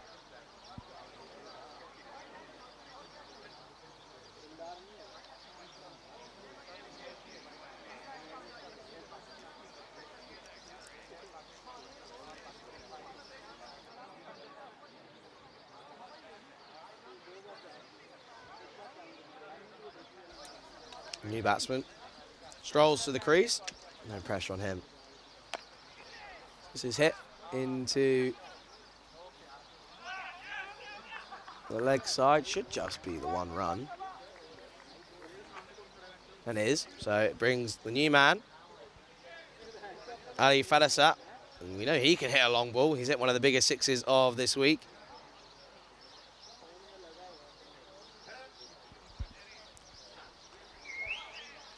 This is going to fall down to the leg side. No one here, so the man has to come, and that's maybe Ahmed does well. And it's just going to be the 2 runs for Hungary. And that brings us to the end of the 18th over, and Hungary are 141 for 5. This now brings us to the final 2 overs of the 3rd place playoff here in Malta. Not been one of the most thrilling matches, as you see here. Never ever up to the task for Hungary. Didn't really look like they were going to be able to get going. And that run rate just kept on climbing from that first delivery, didn't it? But again, positives to come from this week. They've done well to get this far, and they're going to feel that they can really push on and make a platform as a federation from this tournament. There've been some stars, haven't there, for the Hungarians. Ketapau being one of them. To here, Safi, well, he's gone big throughout this tournament. That's Astana Uja and Deldard as well. As they continue here, he's going to have to. Ketapau feels a bit hard done by it as that one goes through for a dot ball.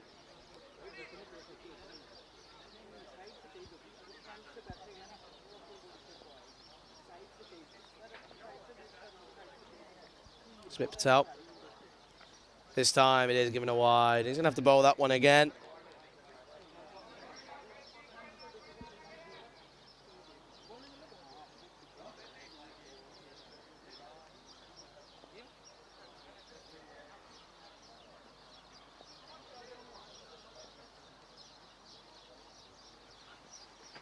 So good delivery again from Smith Patel. And he's bowled really well as he is now into his 3rd over.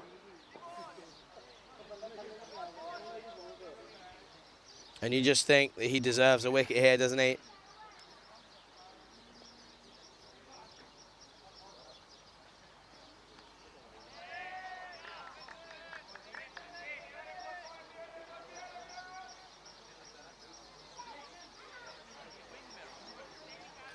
You can just see there, at this point, the Czech Republic were 197 for 4. This goes to show some serious hitting by the Czech Republic.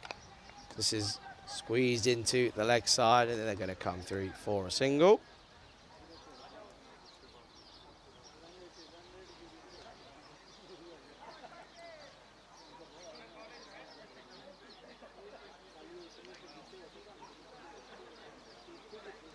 And it brings Valletta on strike. And if there's anyone that's going to go big from the off, it's this man. There's a good delivery from Patel, and he's just squeezed this one out for a single.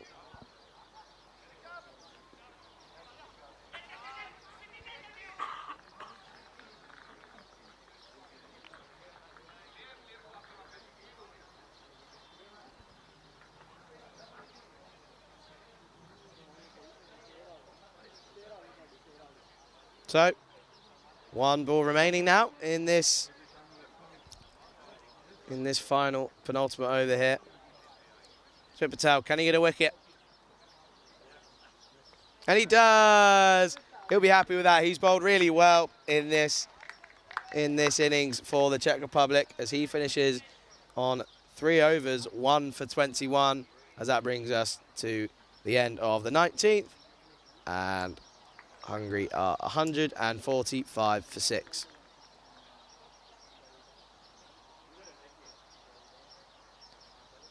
So, 1 over remaining for what has been, it's not been one of the most exciting games that we've had throughout this week. But again, really good performances from the Czech Republic. And they'll be happy that they can finish their week off with a positive victory against Hungary here. Obviously, performances with the bat again from Steyn, which has been a real positive as he made his debut earlier on this week for the Czech Republic. And what a find he's been. Some serious, serious batting He's also been really good in the field. And we're just about to get underway for the final over here in the third place playoff. But don't forget, coming up at 4:30 local time, so in about, probably end up being 40 minutes or so, we're going to see the final between Malta and Romania. But before we do that, we're going to be seeing the final over of this match here.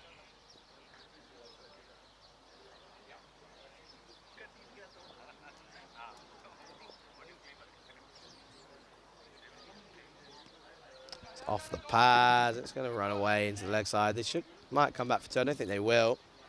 In fact, it's going to end up being the one run. So it brings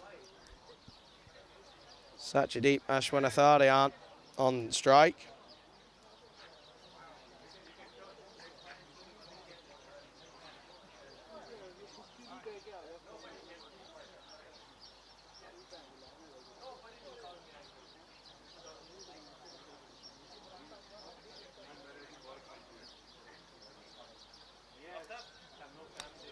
So Ashwanatharian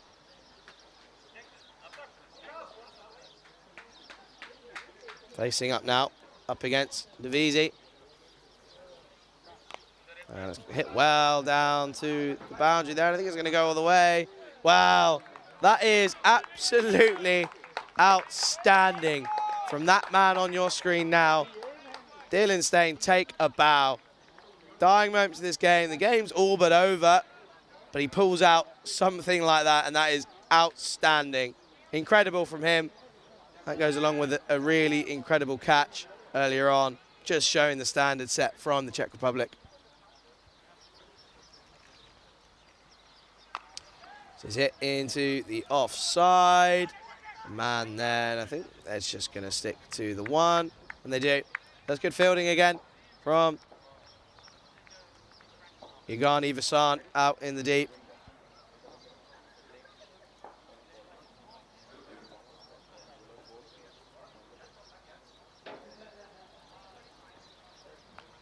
An edge. Oh, and he's got a hand to it. And that would have been an incredible catch. But he manages to stop what would have been a certain fall. So Divisi's going to be thankful. But what a grab that would have been. To his left, isn't able to take it. But it's, again, a good stop. So just 2 balls remaining now for Hungary.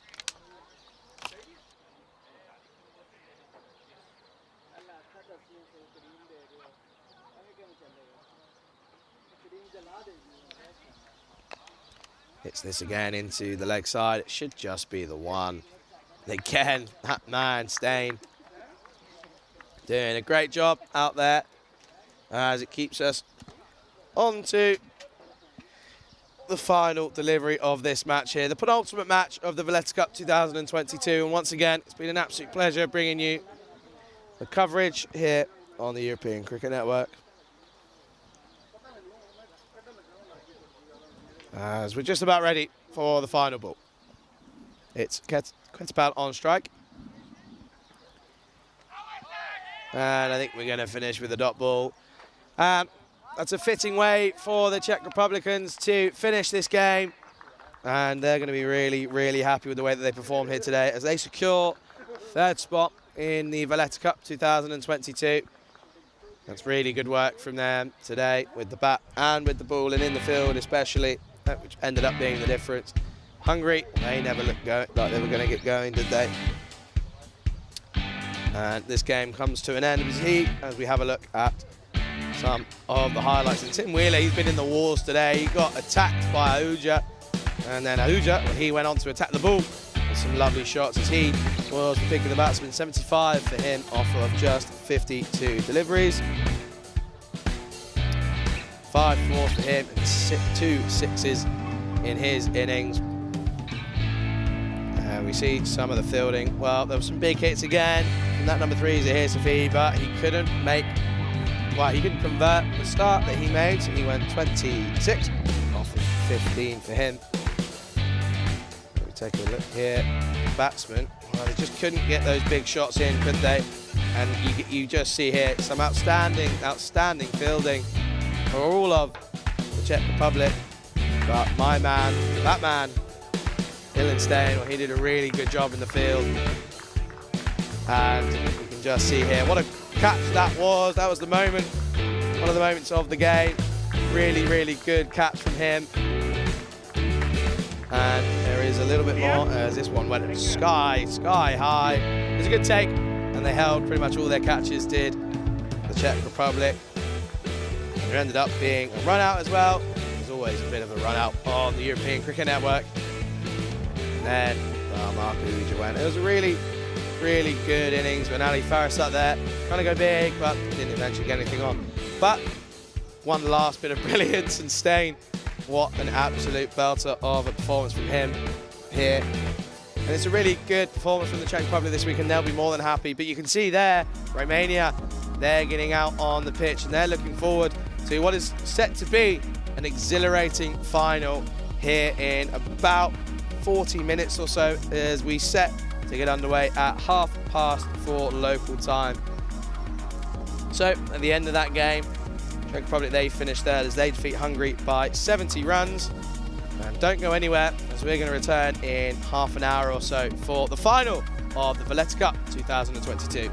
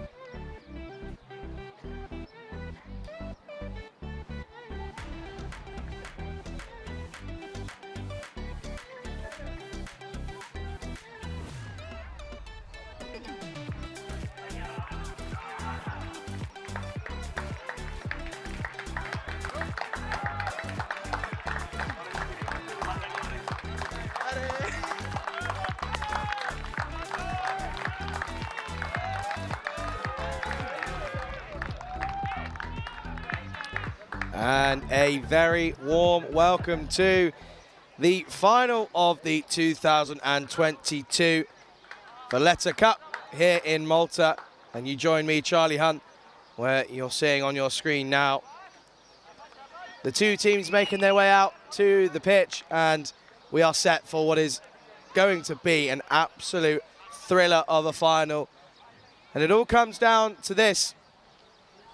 Malta, 5 from 5 in the group stage. Romania managed to get their way and book their place into the final after they beat Gibraltar comfortably yesterday, and they chased it in under 13.4 overs.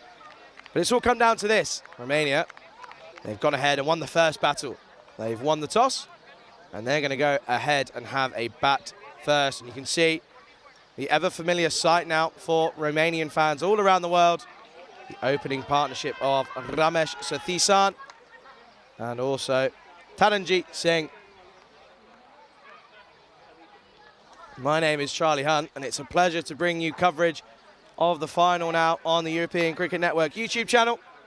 And if you're watching in India, you're watching on Fancode. And it's surreal to think that after 6 days of exhilarating cricket, it all comes down to this. Well, that's what the robot thinks. The robot is expecting a victory here for Romania. I don't think it's going to be that simple. I think we're going to be in for an absolute treat of a cricket match here.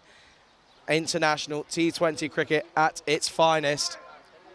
Malta versus Romania. Malta, 5 from 5 in that match.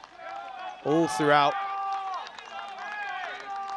the groups, as you can hear, there is a serious support for Malta around the ground. All the teams are here.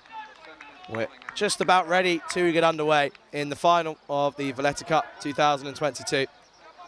And it's going to be Bilal Mohammed to begin the final. It's short. Well, it's a good start from Malta. Sathisan just has a look. And you can see, even though it's going to be a fierce final, just represents what's been going on this entire week. Serious sportsmanship. It's a great delivery first up, isn't it, for Bilal Mohammed. What a start for him. What a start for Malta. A dot off the first.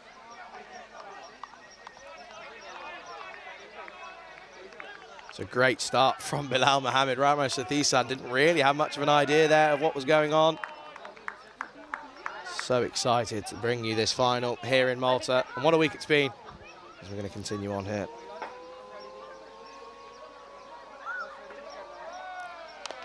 And Sathisan, second ball, that's going to be one bounce, 4 runs, and he gets the account underway here for the Romanians. That's going to be the first boundary in the final of the Valletta Cup 2022. It's a great shot. This is fuller from Bilal Mohammed. And this one, what a reply. Flicks this into the leg side for 4 runs. Once again, it's been a pleasure this week, and it's a pleasure to have everyone in the YouTube chat. Can't wait to see some of your contributions throughout this final. There's a lot of excitement around this final. Plenty of spectators in for this one, about 50 or 60 or so. So, Bilal Mohammed, what can he have in reply? And this is going to be the first extra. It's the wide for the final.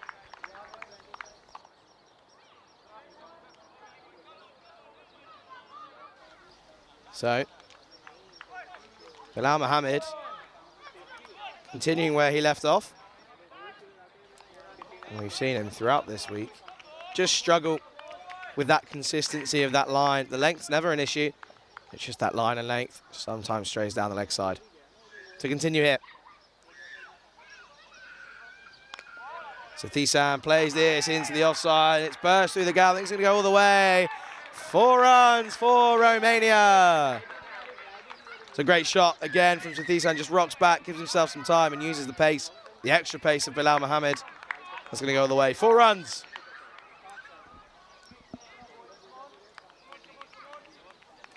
Good start to the over this so far.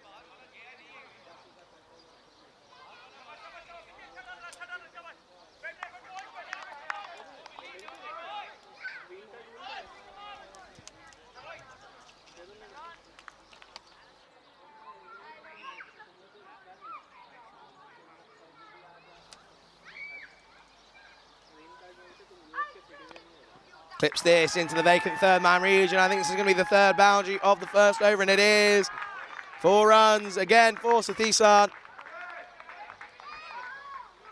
Really good stuff from the Romanians here earlier in this game.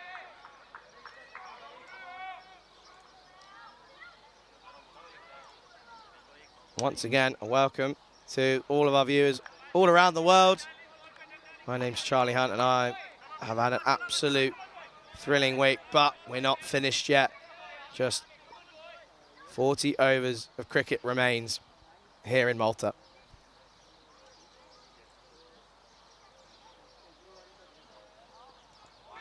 This is going to be a wide again, down that leg side. So once again, Bilal Mohammed just struggling ever so slightly.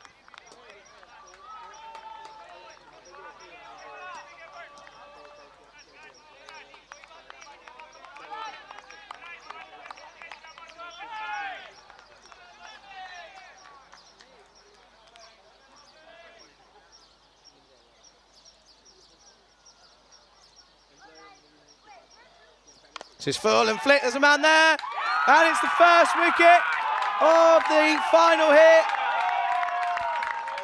T20Is, he was looking promising. This is a straighter delivery from Bilal Mohammed as he gets it, line and length, perfect. T20Is looks to flick this into the leg side, but he picks out the man, and he has to go. And Romania are 14 for 1. It's a great catch by the man there. Wasim Abbas. He's been so good at the top of the innings with the ball. He just gets picked out there, and he goes. So T20Is, well, the skipper, he looks so good in this first over, but he has to go. And you can hear the support for Malta all around the ground.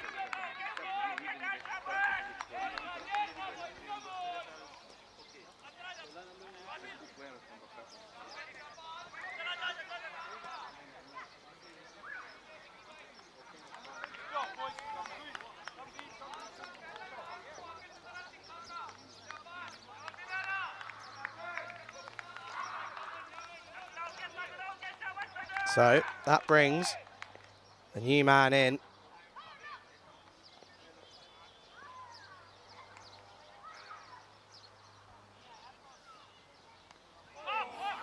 That's just dropped short, and that's Satwik Natigotla there. So it's a good first over for both teams, but Malta will feel like they've just come one better if they've got the first wicket of Ramesh T20Is, and at the end of the first over, Romania are 14 for 1.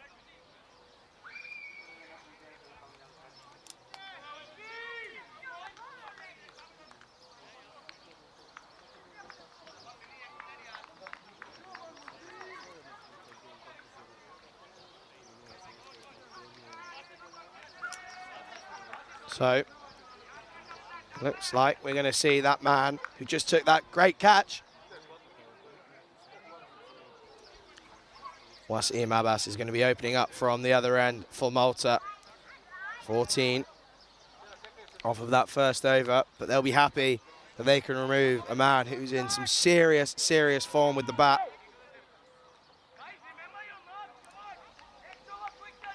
Ramesh T20Is has to go. 3 fours as he went for 12 off of just 5 deliveries. And you can just see here, there's a check team there as we continue. That's going to be wide. It's going to be into the offside. It's going to take some stopping. That's really good work from the man out in the deep. It's Justin Sharju. And it ends up. It's really, really good work from him out there. They come back for the second. Bit of a wayward throw from Sharjah, but he does well. He's definitely saved 2 runs out there. First up for Wasim Abbas.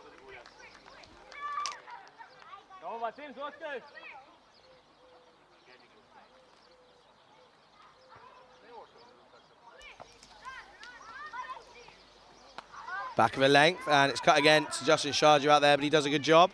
And this is going to be 1 run. So Taranjit Singh moves to 3. Not a shortage of runs in these first 2 overs so far.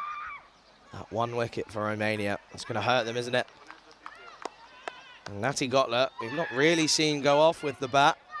More than capable is Sutweek Natty Gotler.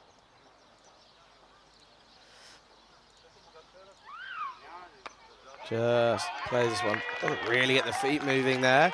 Just sort of uses his hands and wrists, and this goes away. Into the offside for a dot ball. Again, Natty Gotler, well, he's got a half century in international cricket, as he got 55 against Luxembourg back in 2021. But he struggled here this tournament, highest score of 16. And that was against Bulgaria. So a lot of pressure on this man in the final. So this is back of a length and just played into the offside. And it's just going to be a dot ball. This is a good over from Wasim Abbas so far.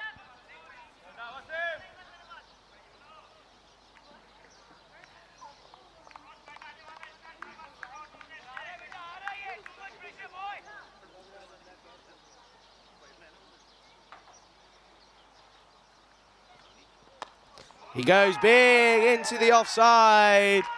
And that's going to be another 4 runs for Romania. It's a bit of a slot delivery, isn't it, from Wasim Abbas. 1 bounce, 4 runs for Natty Gotler. A very good way to get off the mark, isn't it? One way to settle your nerves here in the final. What a setting it is. Beautiful ground here, the Marsa Sports Club. It's good to have so many spectators in watching the game. It's a really good comeback from Wasim Abbas as he finishes the over. Just the 7 runs from his first over. And at the end of the second over, Romania are 21 for 1. And once again, we get to take a look at the amazing ground that we've been lucky to play at. And you see here, this is why these two are in the final. Well, Malta were 5 from 5. Romania, they had to do it the hard way, didn't they? They went up against Gibraltar yesterday, and they managed to seal their place in the final with a monstrous chase against the Gibraltarians. And you just go back to when these two last met. Well, it was on Wednesday of this week we just had. It was match number 4 of the Valletta Cup. Malta, they beat Romania by 5 wickets, but it wasn't that simple. Went down to the last over. But Malta ended up getting across the line. Aftab Khan with a good job, and Niraj Khanna as well. But it's Bilal Mohammed to continue here.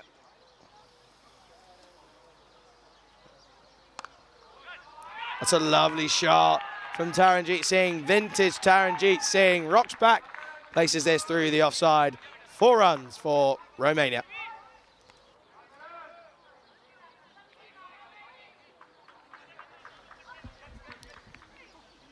Again, Bilal Mohammed just a bit too short from the Maltese bowler.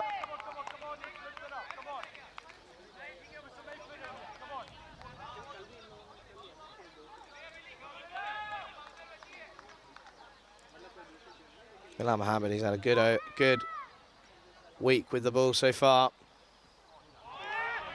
That's wider of the crease, and it's a big swing from Taranjeet Singh. To no avail, as that's going to be a dot ball. So it's a good comeback from Bilal Mohammed. And if you are in the YouTube chat, do say hello, as you've all been a serious part of the success here this week.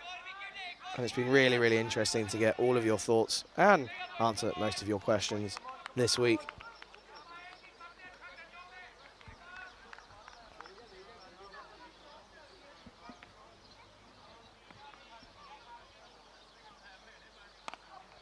Taranjeet plays this into the offside again. It's going to run away. That's going to be the second boundary of the over. Taranjeet Singh. And he's batted so well this week, and he's so aesthetically pleasing to watch. This one again, not a lot of foot movement, but he's really strong with those hands, and it just runs through for another boundary for Romania.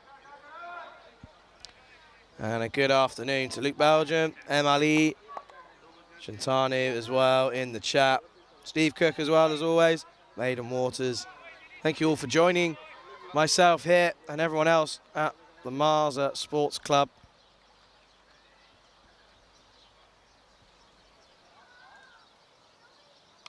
It's a good response, but this is squeezed into the leg side, and it's going to run away down to the third man position. That's going to be another 4 runs for Romania.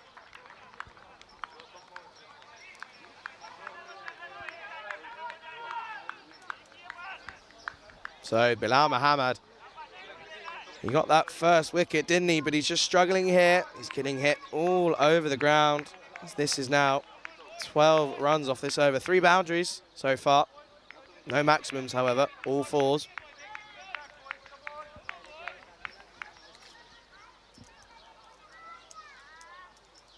Can he have a response?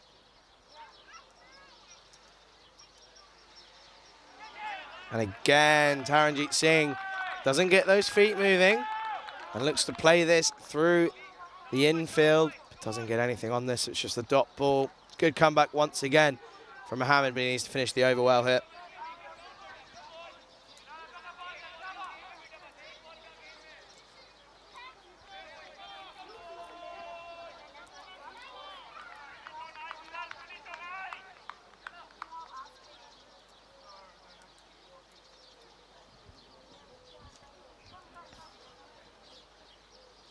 Well, it's a dot ball, but he takes a bit of a stumble, and we're hoping that he's okay, and I think he is. It's a good end to the over, but expensive one at that. As this is again on a good line, and Taranjeet Singh just lets this one through. So, with 12 coming off of that over, Romania move on to 33 for 1 after 3.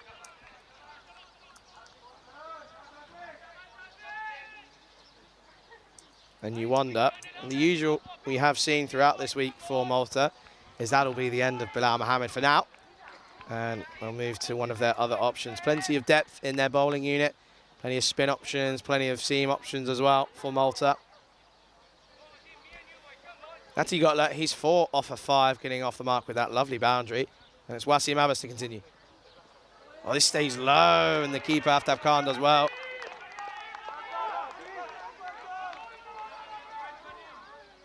And that's going to be a dot ball to start the 4th over here.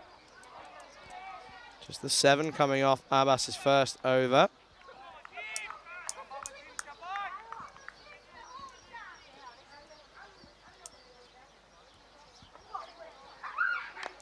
This is Fuller, and there's a man there. And he's taken it! And that's that man, Bilal Mohammed.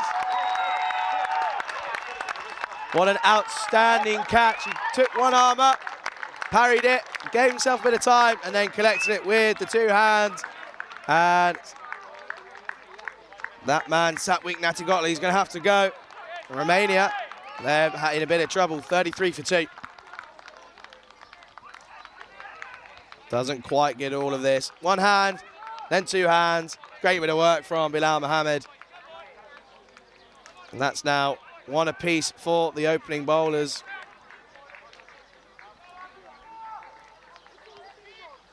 So we're going to see very quickly what the middle order of Romania are made of here in a very sticky situation. And that's that man, Abdul Shakur, coming out at number 4. And you just feel, are they going to end up relying on Taranjeet Singh too much? He's averaging over 60 in this tournament. There's a lot of pressure on his shoulders now, but I'm sure he's more than capable of it. He plays this into the offside. It's well fielded, and I believe that's by the captain. Bikram Arora, he's been really good with the ball and with the bat for Malta this week. And again, really good to see so many supporters out here for Malta. There is probably around 50 to 60 spectators at this point in time. This is a bit of an inside edge. It's going to run away to the man in the deep, and they should come back for 2, and they think they do pretty comfortably. So, it's good work from that man in the deep. It's Farung Prasad. He's back in the squad after missing out yesterday. And Malta yesterday managed to get 5 from 5, even though they did have a slightly weaker squad. But that man on your screen, the wicketkeeper, boy, did he bat well. Didn't have the gloves yesterday. Heinrich Gedicke taking over. And again, he did really well with the gloves. So, plenty of depth in this Maltese lineup. Well, again, just feel Taranjeet Singh not really getting his eye in. His feet haven't really moved so far. Getting a bit stuck on the crease. As he plays that, and it was an inside edge onto his pads.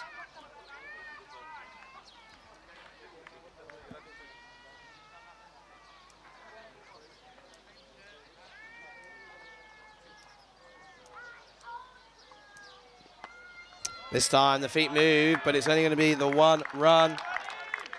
So that's good work from the man there on your screen. And that brings us to the end of the fourth. Romania are 36 for 2. What an over that was from Wasim Abbas, getting the big wicket over the number 3, Nati Gotla. Also just going for 3 runs.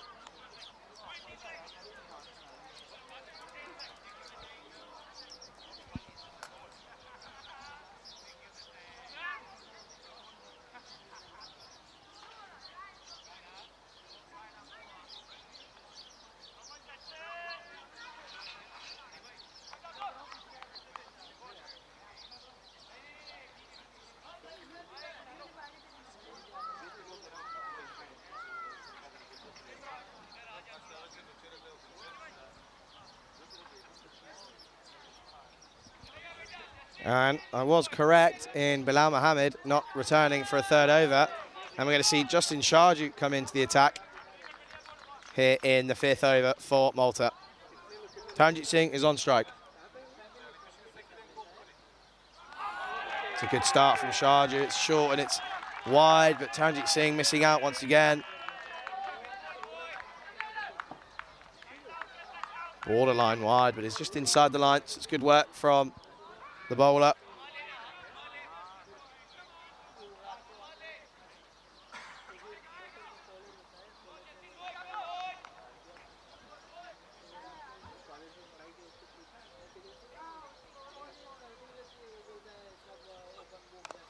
And Taranjeet Singh rocking back, doesn't get any of this. It's just going to be a dot ball into the leg side.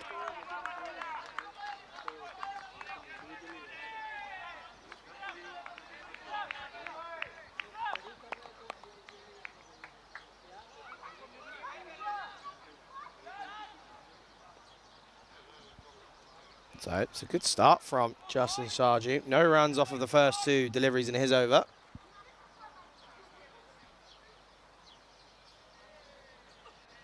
Sure, and it's going to go over the man on the angle. That's going to run away, and it's going to be another boundary for Romania. Back of a length from Justin Sharju, and he's not going to miss out. It's Taranjeet Singh. Goes over the man's head and races away. 4 runs to Justin against Justin Sharju.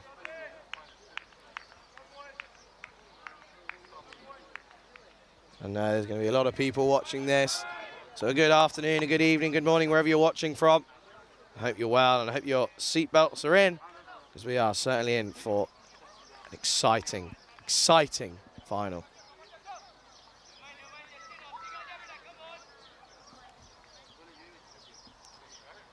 Singh on strike, cracking player. Just drives this into the offside, and it's going to go to Heinik Gedeke, who either was able to have a little catch-up just before the start of the final, just speaking on his innings yesterday. Obviously managed to get a start going, but this time, once again, he was able to go ahead and convert it. And he was really happy, and he said he was just struggling just in his head. He was in his own head a little bit. And he just said he needed to get out of his own head and just play the ball that was given to him. And he said he felt much, much better out there yesterday, as this is just played into the leg side for a single. And Abdul Shakur gets off strike, off the mark straight away.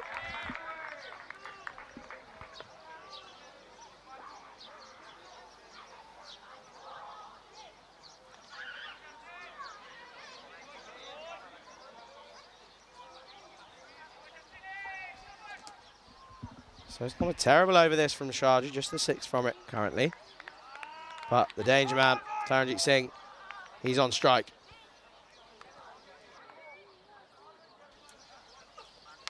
Hits this hard. It's the chase is on now. Doesn't quite get enough on this, and it's a good bit of work from that man there. You can hear all around the ground. Support for Malta here. And it's good work from Miraj Kana for Malta. And that brings us to the end of the 5th over, and Romania are 43 for 2.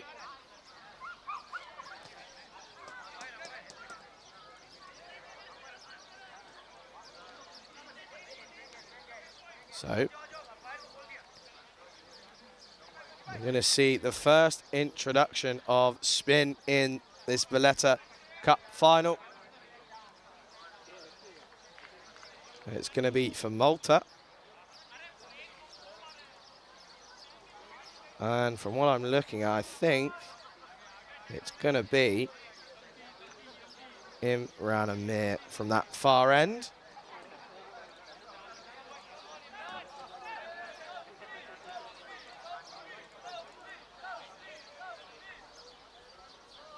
Again, incredible facilities here in Malta at the Marsa Sports Club. And it is going to be Imran Amir to bowl the final over of the power play.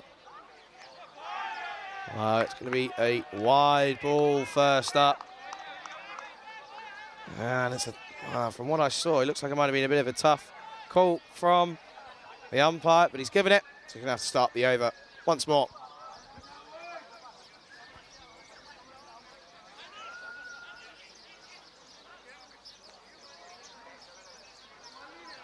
Just a bit of delay as we just get the field correct.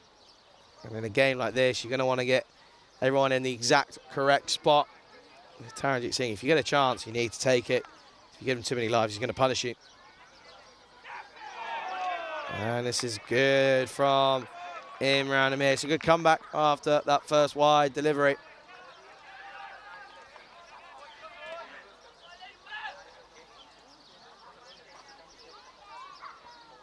This is again short and back of a length, but it's straight to the man. And he fields really well. Backwards point area. Let's see a dot ball. And these dot balls, they're valuable to Malta at this point. This is a lovely shot. And that's going to race away through the infield. 4 runs again for Taranjeet Singh.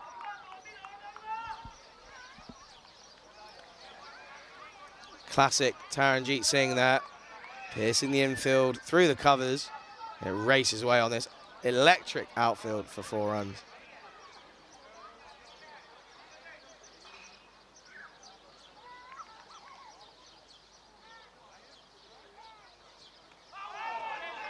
That's a really good comeback from Imran Amir. Building up pressure.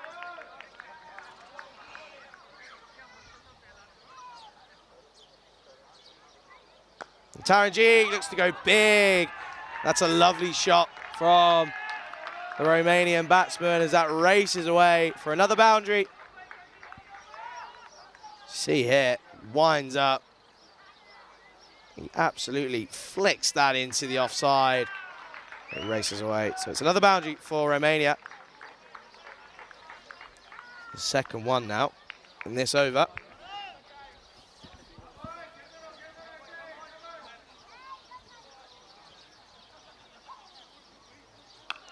Well, here we go.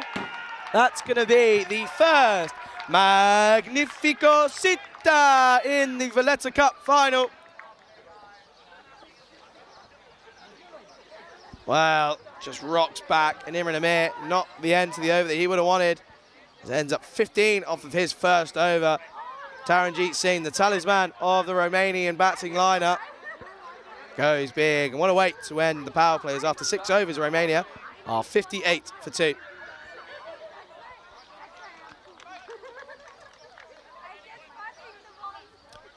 One thing that I'm certainly looking forward to is later on in this game is we're going to see the young man, the 15-year-old Marian Gedesim, is making an appearance in an international T20 final for his country. What a moment that'll be.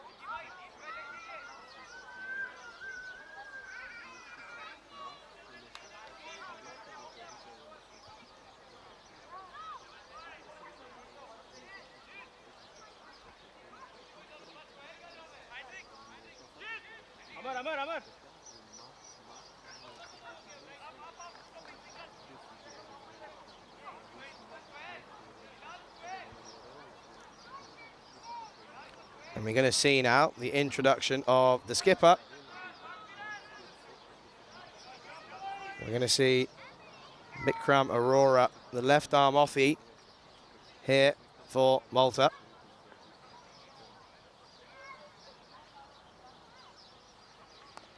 Just cuts this one away, and they're going to run through for a single. It's a big appeal. I think he's home safe. But again, good work from the man in the field. So we take another look here. Cuts this one away, does Abdul Shakur. I think that was a good call. So as we see another angle here, this will be interesting to see.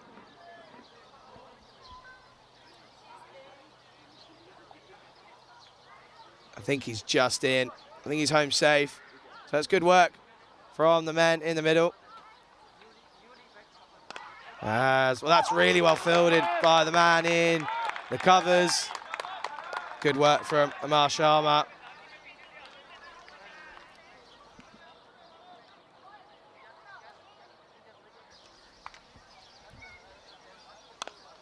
Once again, it's pushed out to the man at long off.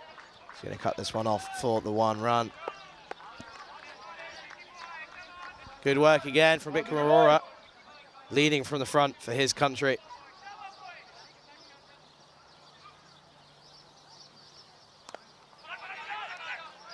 And again, really good work from Amar Sharma.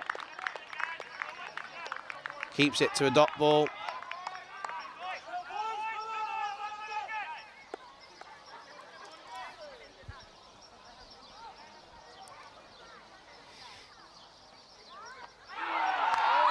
There's an appeal for everything. And I can't see a finger going up. It's just a dot ball in the end. There was an appeal for a caught behind, then there was an appeal for a stumping. Good work again from Vikram Arora. Great over so far. Well, I think the bat might have been up there. Well, it's interesting there, but he's still in, is Abdul Shakur.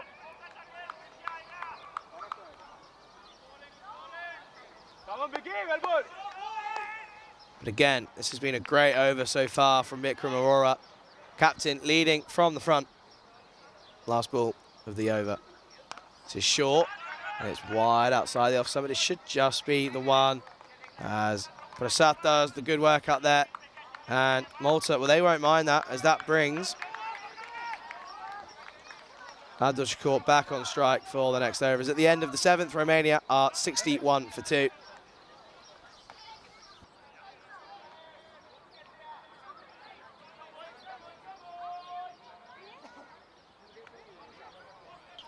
There's just a question in the chat from Chatur saying, where is LRS, Limited Review System? Well, this is a ICC International T20 competition. So in order to have DRS available, there has to be 8 cameras around the ground. Obviously, there isn't that set up here.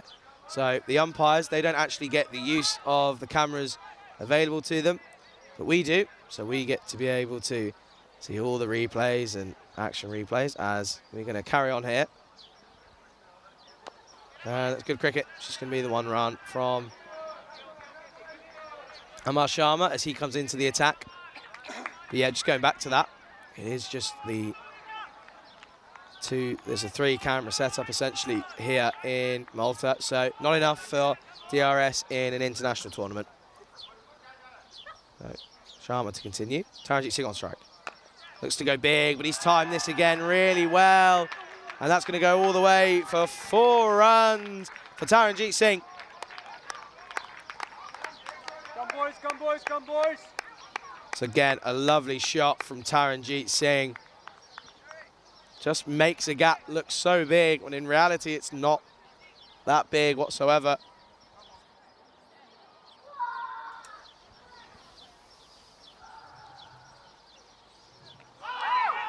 It's a big appeal and he's gone! That is a huge wicket for Malta. And the danger man, Taranjeet Singh, has to go. This has been a great over from Amar Sharma, and he gets the big wicket of Taranjeet Singh. It's a big appeal, and he goes, doesn't he? You can see how much that means to Amar Sharma, and he's been a really good bowler throughout this week for Malta. But that means that Taranjeet Singh has to go after making a well-earned 43 off of 27 balls. 7 fours and 1 6. So Malta are pulling themselves back after an expensive power play with that huge, huge wicket of Taranjeet Singh. But it brings to the crease a man, again, who's still capable of doing good things with the bat, Basil Saini.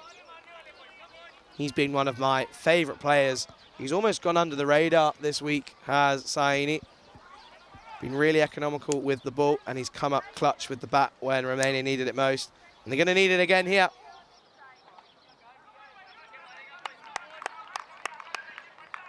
Come boys, come boys. That's a huge wicket for Malta as they get the danger man Singh. He goes early. Well, you say early, but he still managed to rack up 43 runs. Come on.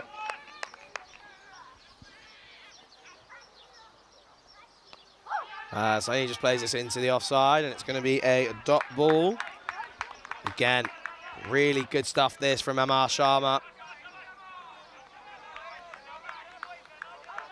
Let's go, boys. Come on, come on.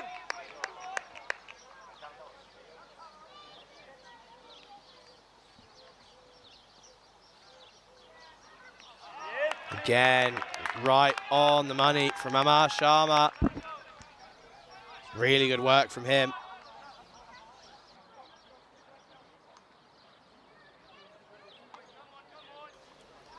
He's going to look to finish his over off strong now. Saini, when he just rocks back, and Sharma does not finish this strong. And Romania, they move along to 70 for 3 after 8 overs. That's a huge over for the context of this game. Saini rocks back and hits this into leg side. But you can just see there, Sathisan and Taranjeet Singh, the openers, going for a smaller contribution than normal. Taranjeet Singh 43, not getting to that 50 and pushing on. But still plenty of batting to come for Romania. So this game far from over.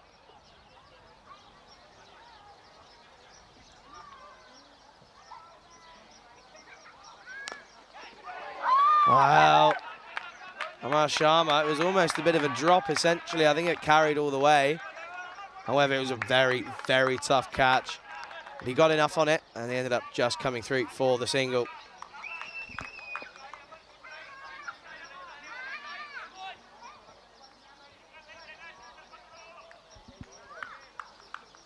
So again, it looks like it's going to be a bit of a rebuilding process here from Romania, as they're just going to have to try and nurdle their way to sort of that 15 over mark and then go big again. We've seen it plenty of times throughout the tournament. These overs between the power play and that 15th over are crucial for both sides. This is short. He just rocks back and fends that one into the offside.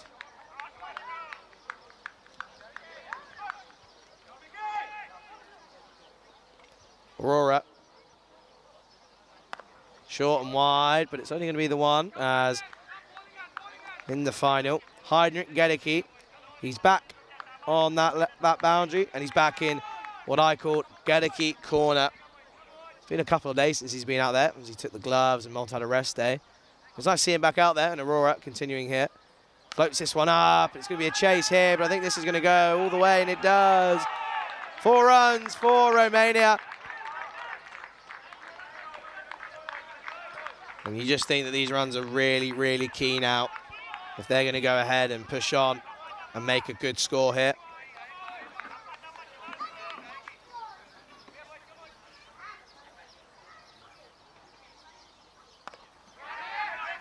Oh, there could be a mix-up here. And ends up being a misfield, so they kicks back safely. We just take another look here as Shakur look to cut this into the offside. It's a dot ball, but we come back to live action. And this is just fended back to the bowler after a full delivery. But again, a really good over from Bikram Aurora. And at the end of the ninth, Romania are 76 for 3.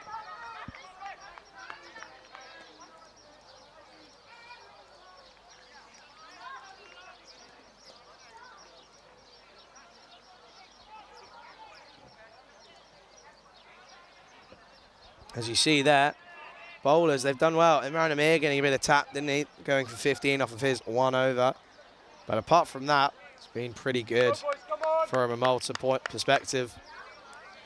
Wasim Abbas, again, so good at the top of the innings for Malta. As we continue here with Sharma. And Saini just lets this one through.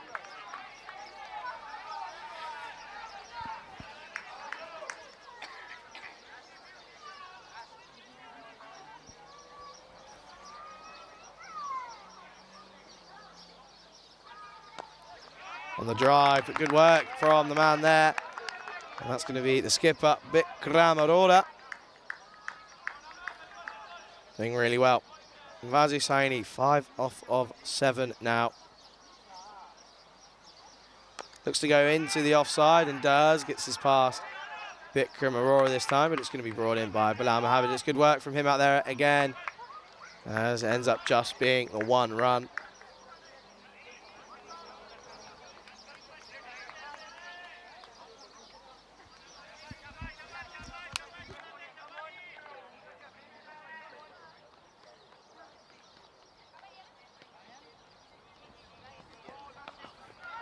Cuts this, and that's really good piece of fielding from that man, Niraj Khanna.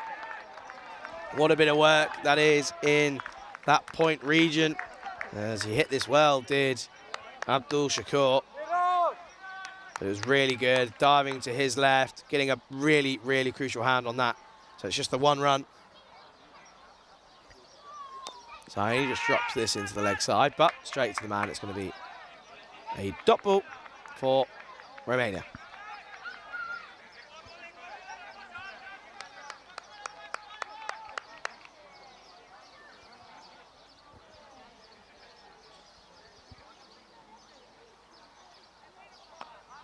Short again, but once again, a really, really good job in the covers point region from Niraj Khanna, and that brings us to the end of the 10th.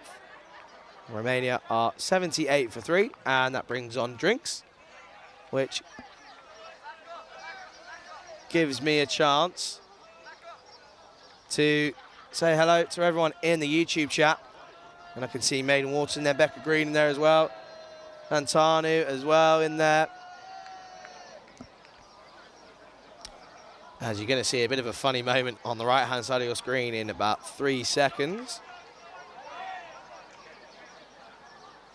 And there you go. That is Saim Hussein of Bulgaria. Obviously has a forfeit here due to the duck that I believe he ended up receiving earlier in this tournament. So he's having to do a bit of a forfeit. He's got a really nice hat on as he runs past the sight screen at the far end. But what a batsman he's been this week for Bulgaria. But that means we get to take a look at what's happening tomorrow on the European Cricket Network, as the cricket never stops here as we move to Stockholm. And we're going to go back to Vinny, Sandhu and Rico, who will be on commentary duties. Albi's Army, well, they'll be taking on Matrika in matches 1 and 2 for that game. And then we have back, and again, 3 and 4 as well. And that cheer that you can hear is Saim Hussein just returning to his team on the left side. And after all that entertainment, bit of mid-wicket entertainment there in the innings. Come on! We're going to go back to the action. Romania, 78 for 3, and you feel these have got to stay here now and really build a partnership.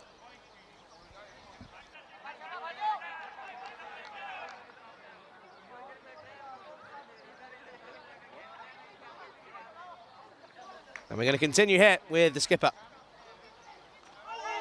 So he's short, just back of a length, trying to give himself room, but it's too straight. He should have really looked to play this into the leg side. It's Abdul Shakur facing up. See there, no room for him to play that. Bit of air, and it's going to be a chase for Niraj Khanna. He got there, but doesn't do enough. Ends up being a welcome boundary for Romania.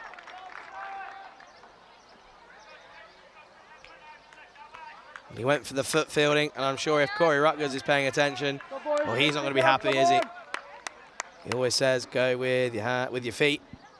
And you would have expected Niraj Khanna, after some incredible work at point, to have done so, but it's a boundary nonetheless. And that's good cricket from Abdul Shakur. Gets the boundary and then just plays it into the offside for a single. We've seen it so many times. Been really, really high intensity, good running in between the sticks. It's good work.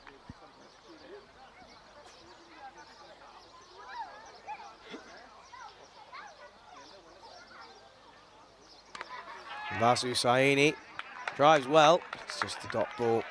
So once again, a really positive over for Bikram Aurora here. Just the one boundary, but 5 off it. This is Phil again, but it's going to be straight to Niraj Khanna out here. It's a call of 2, but they end up getting turned away, and it's really good work, Niraj Khanna. So he saved a run there after probably should have stopped 4. They didn't do so.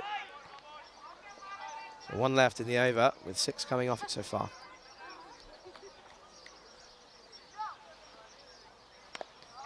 And again, just played into the offside. And Amar Sharma is going to come through and collect that one.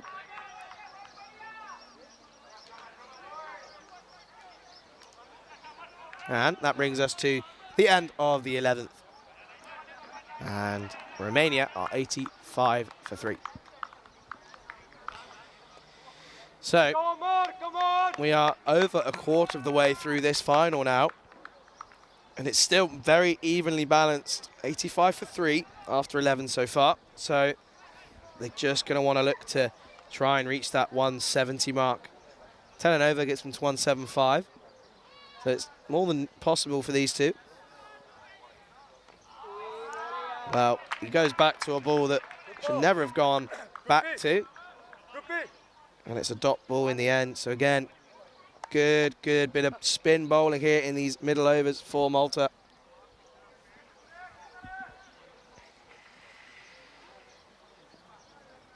Fuller delivery, and it's going to go into the offside, but there is a man on the boundary and does really well. And it's just going to be the 1 run for Romania. Brings Mazul Saini on strike.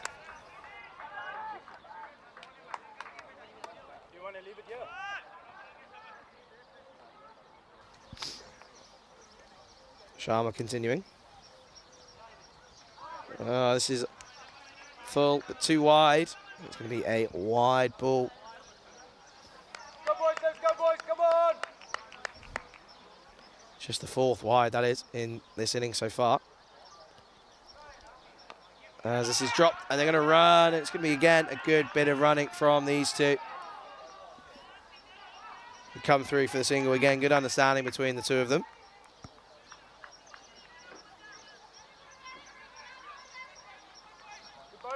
Come on!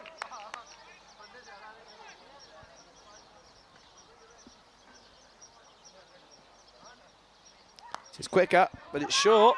There's a chase on for Gedicke, and he does really well. Does Heinrich Gedicke in front of the crowd there. And he's certainly saved 2 runs. Once again, proving that is certainly Heinrich Gedicke's corner. So there's a quicker one, a bit short. Tends to happen from the off spinner. You can see there, pressure on right in front of the spectators. He does really well. And it ends up just being the 2 runs. It's a lofted shot. There's a man out there. Well, he's running into it. And it's always going to be tough when you're running into it with your momentum. And it's going to end up being a drop. But I think there's, again, going to be a bit of an injury straight away. We've seen that a couple times, and I think that might be the webbing. And if that's the case, then that's going to be really sore. And you can see, you notice it straight away. So there's going to be a substitute fielder on. And that's going to be a visit to the medical room for that fielder there. Come boys, let's go, come on!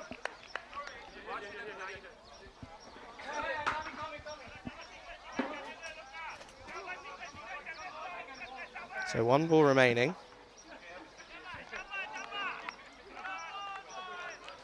Just the 6 off it so far.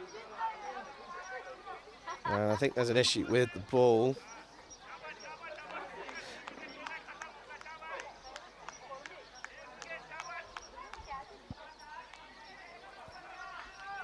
So again, this gives us a bit of a break in the play, gives us an opportunity. If you are in the YouTube live chat, do say hello, as it's just myself, Charlie Hunt, here in the commentary box.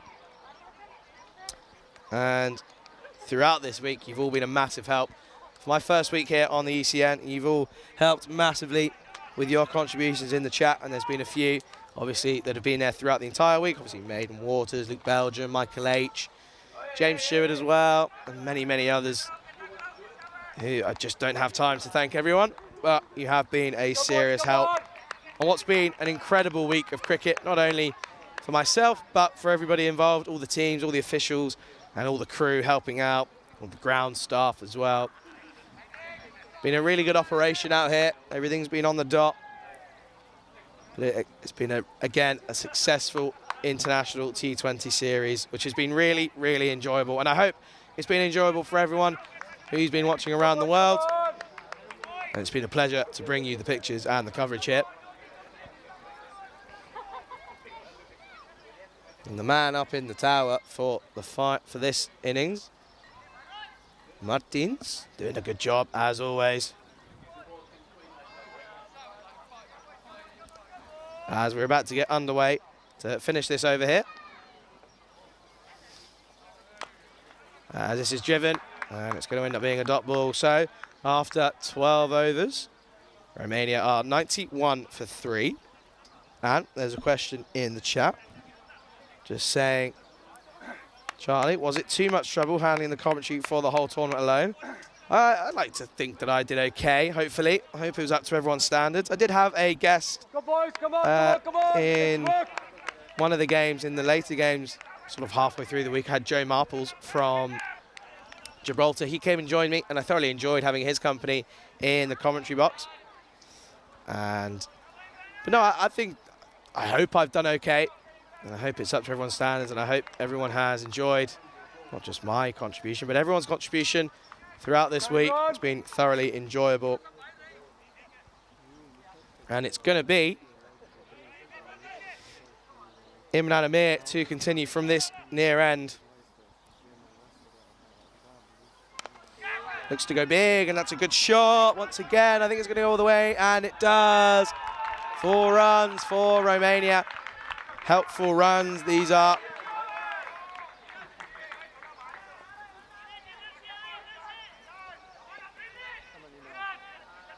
Maxi in the chat saying you are amazing. Thank you very much, mate. Hope you're okay. So, needs a reply here to Imran Amir. And it's straight down the ground. There's a man there. I don't know if he's going to chase it off. And he does. That's good work from that man. He's done so well with the ball. Amar Sharma cuts that one off and saves a certain boundary. Maxi in the chat. Maxi, the project manager. Oh, again, without him, none of this would have happened. So a huge thanks to him as well, and Samir. This is swept into the leg side. It's just going to be the 1 run. We have Maxi and Samir for the European Cricket Network doing the work. Out here on the scoring is Samir, Maxi project manager. Again, huge thanks to those two. a great job throughout this week.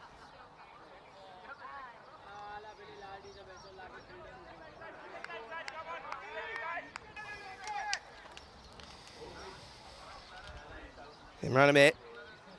It's a short back of a length and just placed into the offside for a single. Brings Abdul Shakur back on strike. Well, he's gone on to 27 off of just 22 deliveries now. Played some good shots through the covers, through the offside. He's going to look to build now after making a good start. And this is well respected, just back of a length. Rocks back and just plays this back to Amir.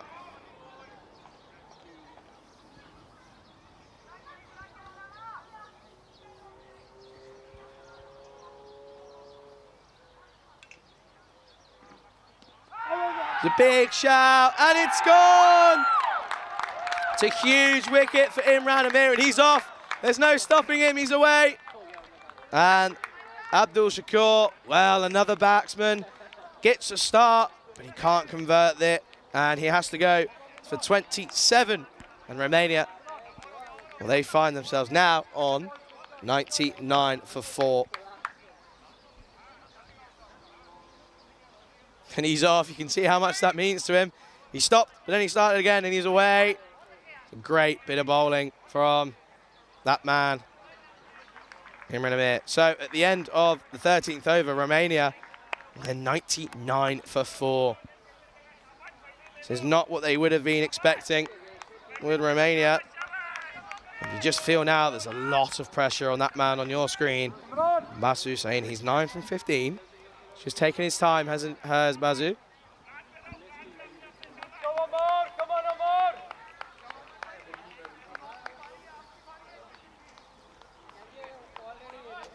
That's a big, big wicket in the context of this game. He was just looking comfortable with Shakur, but one shot too many, and he was given by umpire Shub. So it's going to be Marsa to continue. Good, as it's just the one off that. Oh no! Bilal Mohammed, it's the chase is on. He just cut that one off. As they end up coming back for the second. So it doesn't end up costing him too much. We'll see here. Oh, the long barrier was there, but there was a gap. There was a gate through. And they found its way through, but it's only going to cost them the 1 run. So it's Basu saying he's still on strike.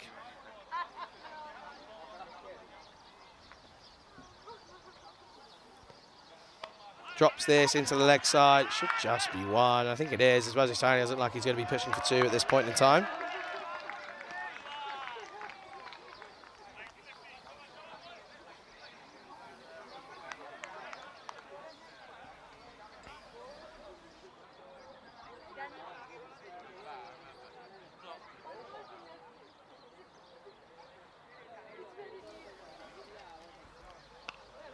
It's a good start for Peri Alwa. Hits that well, times it, but again, really good work. You can just see how much of a close unit this team are for Malta, and they're supporting each other in everything they do. It's a good stop, and it ends up being a dot ball. Peri Alwa gets a bit of a hit-me ball, but it doesn't manage to do so. But it's a nice way for him to settle the nerves a little bit, as he's got a big job here for his team now.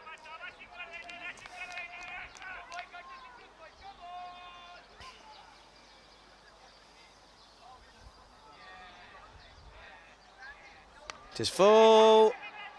There's a no man there. He hits that one up into the air. Does Peri Alwa, doesn't get that one as well. But they run through and he gets off the mark with a single.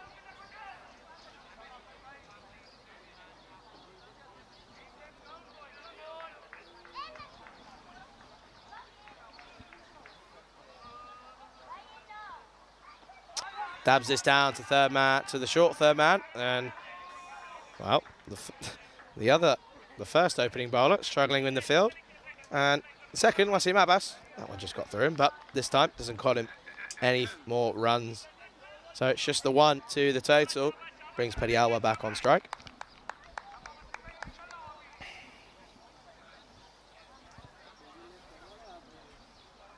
Plays this again into the offside. This should just be 1. I think they're going to come back for 2. They do pretty comfortably.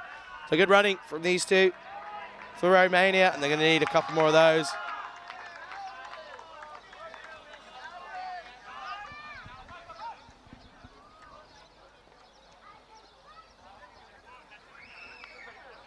As that brings us to the end of the 14th over, and Romania are 106 for 4.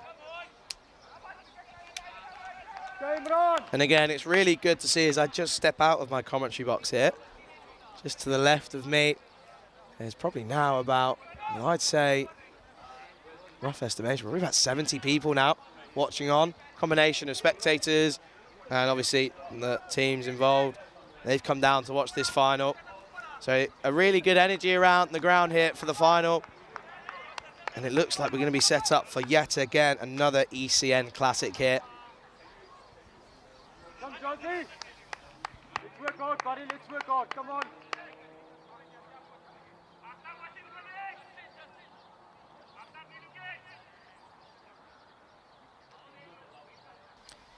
So it's going to be Imran Amir to continue from this commentator's end.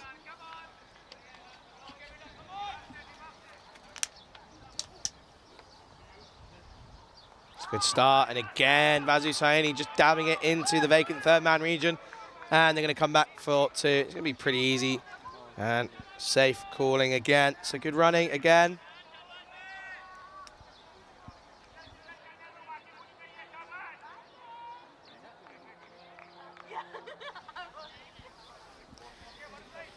But no, absolutely, it's really good to see some spectator series. There's a couple have emerged on the right other side of the ground as well. So there is a good few people in here as this is just pushed into the leg side. It's an only call of 2, but I think it's just going to be the one as he's hit it too well. And Bilal Mohammed comes around and it's good work from him.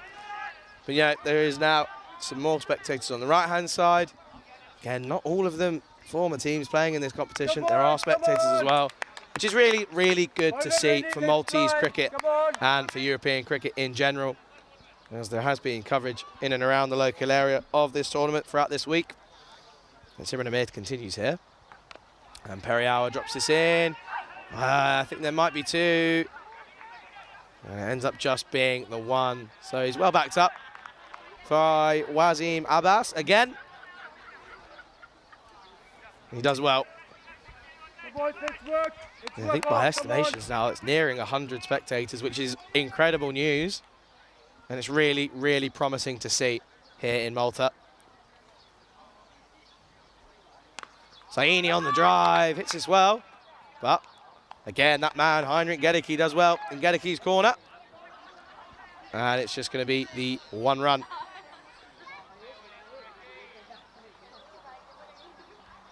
Keep bowling and run, come on.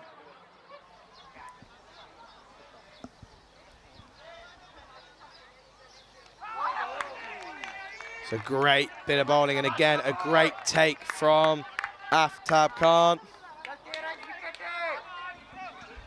This is a really, really good bit of bowling from Imran Amir as he's about to finish his 3rd over.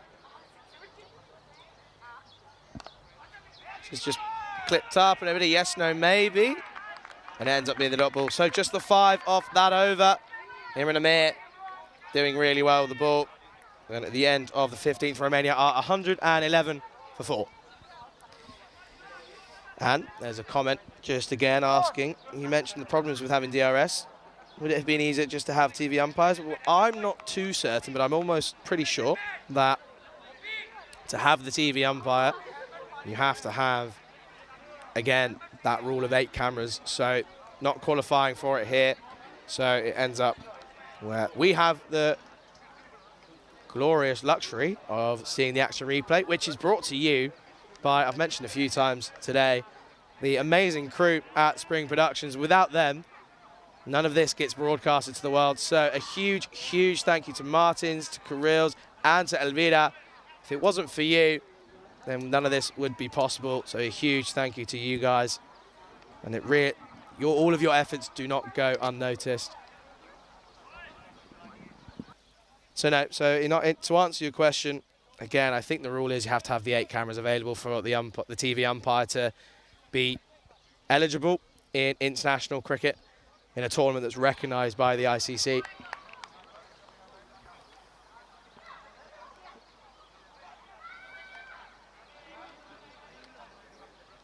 So we're going to see Mazu Saini on strike. He's on 17.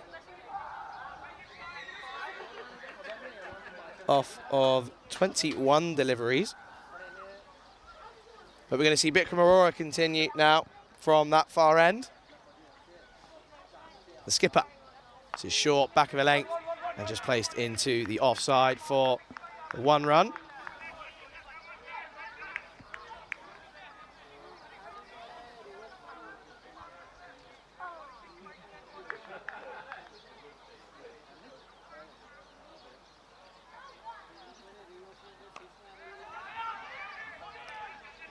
This is played into the offside, and they come through for a single.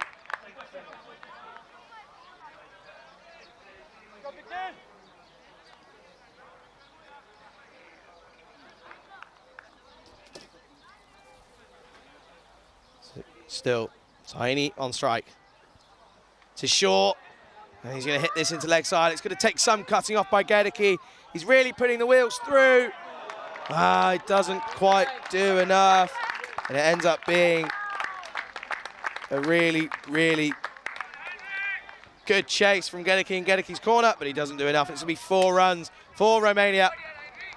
He almost had too much momentum, and I think that ball was too close to the rope for him to dive, and I think if he even made any contact with the ball and managed to keep it in, his body would have been touching the rope. So it's good work from, unfortunately, not enough. Saini goes big.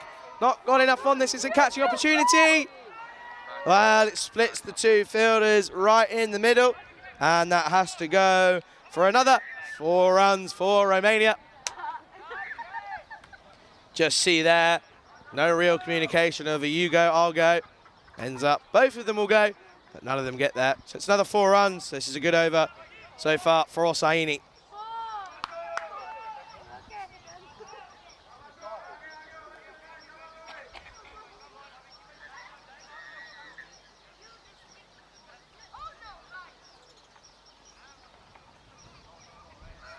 Again, short into the leg side. It's going to be cut off by Heinrich Gedeke, and he does well again in Gedeke's corner. And I think that name might stick here in Malta, because it's one of their own.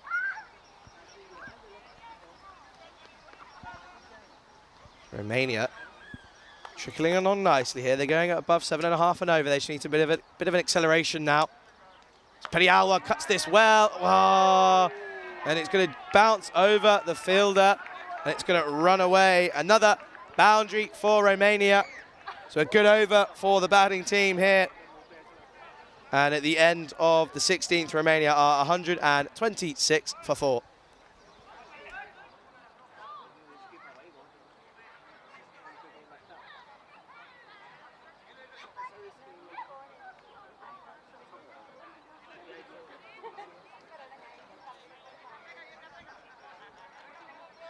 And you see here, bowlers, they've bowled really well, haven't they, to restrict Romania at the moment to 126 with just 4 overs remaining. So if they go at 10s, then they're going to get to that 166, aren't they?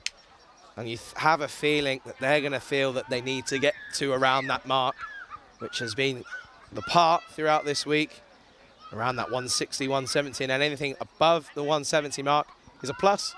And you take that and you think, well, it's a really good job, well done. But we're going to see the return of the opening bowlers now, as they've both got 2 overs remaining. So the spin doing their job in the middle order, the middle overs. There's a good comment there from Main Water saying it's got a better ring to it than cow corner. Gedeke's corner. I hope that sticks. That's going to make me really happy if that one sticks around. Again.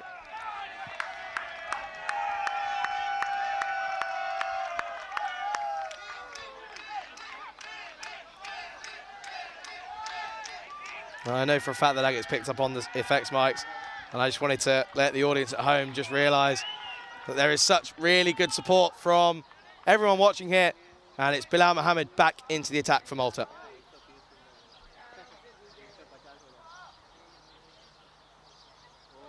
It's a really good short ball, but it's going to eventually be given a wide, and there's a couple of boos ring around from the supporters. We take another look here. It's a good call from the umpire, as it just goes over Saini's head.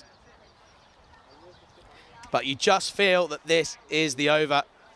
If they can go big again here, then they're going to feel like they're right in this, are the Romanians.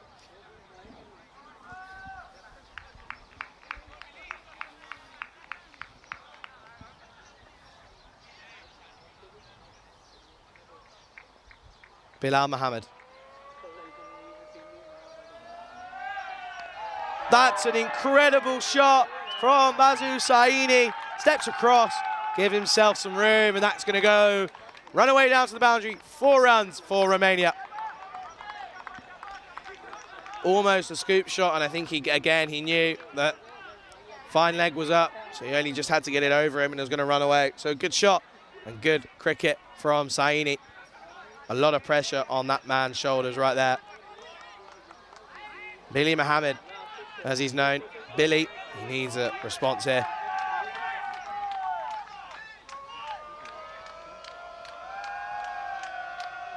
Fine legs up again. That's a really good comeback from Bilal Mohammed. And it's right in the block hole. And it's just going to be the dot ball.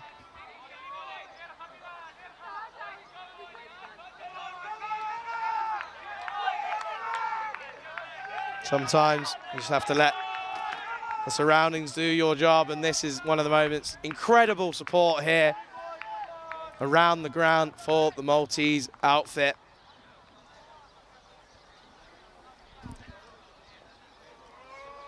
And again,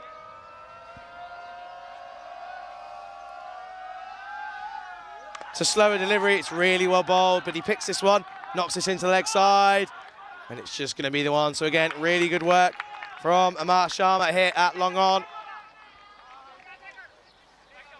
What a final this could end up being. It's a great atmosphere out around the ground. So just take another look, and there just seems to be more and more spectators around now. And even more popping up on the right side. Periawa plays this into the offside. It's a good shot, but Gerike out there. Heinrich Gerike doing a good job.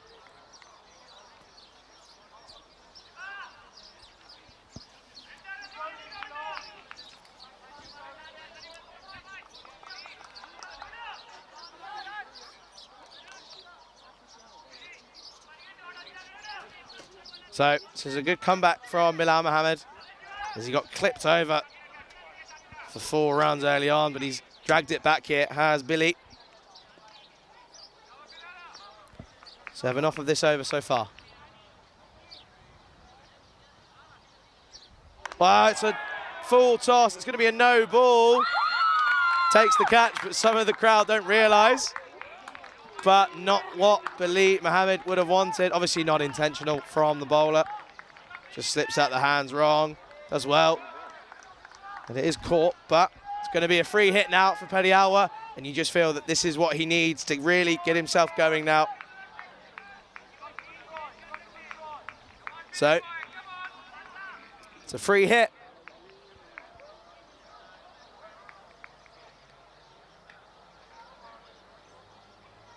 Advances, gets some on this, but there's a man out there.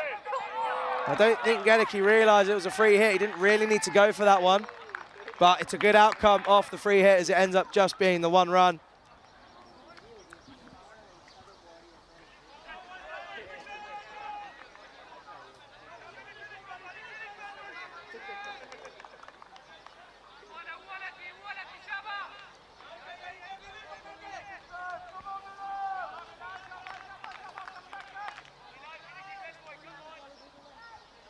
So Bilal Mohammed to finish his over here.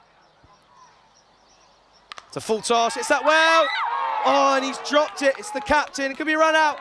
It's all happening here in Malta. Just see how much that means to Bilal Mohammed, as it ends up being the 1 run off the final ball. And he's gonna have the skipper to ask questions of. And that's a really good over from Bilal Mohammed after going for the wide, and then the 4 ends up just being the 10 from it. So that brings us to the end of the 17th, and Romania are 137 for 4.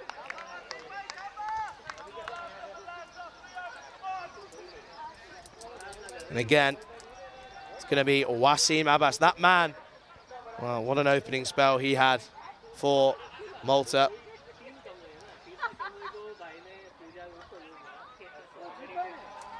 Going for just 10 runs off of his 2 overs and the 1 wicket for him.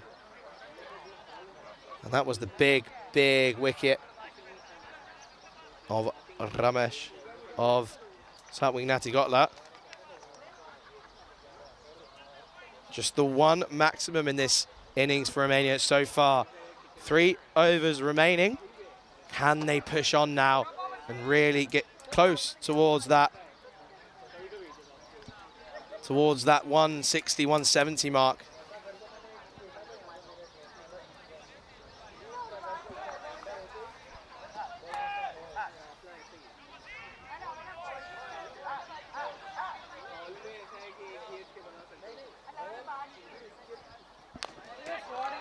That's a good start. He's hit this well, has Saini, but it's good work from the man out in the deep, and they come back for 2 runs. And this is good from Romania. They know that now more than ever, they've really got to make these 1s into 2s.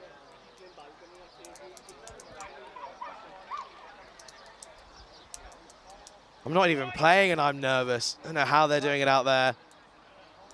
Wasim Abbas to continue. Saini again into the leg side, doesn't get any of this. I think they're going to come back for 2, and that's really good running if he gets there. And again, that's really good running from Romania. And you can really tell that Malta, the home side, they've got some serious support. And they're certainly the fan favourites at the moment.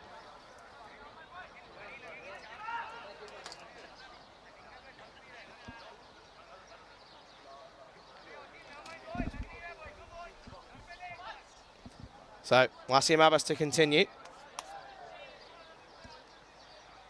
Saini hits that well into the leg side, and that's going to be a boundary for Romania. That's going to be a huge boundary for Saini as he now moves into the 40s, steps across and hits this into the vacant deep mid-wicket area. And that's going to go all the way. 4 runs. So deep in his crease is Saini there. Well, these boundaries and these runs now are really setting us up for an incredible, incredible game of cricket here in the final of the Valletta Cup.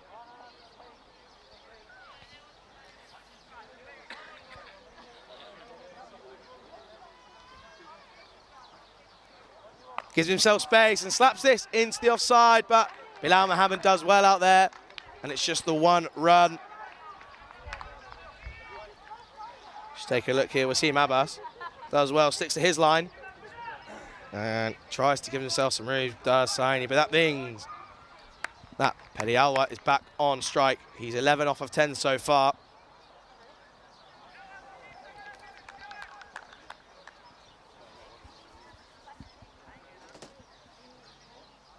And he goes big into the leg side.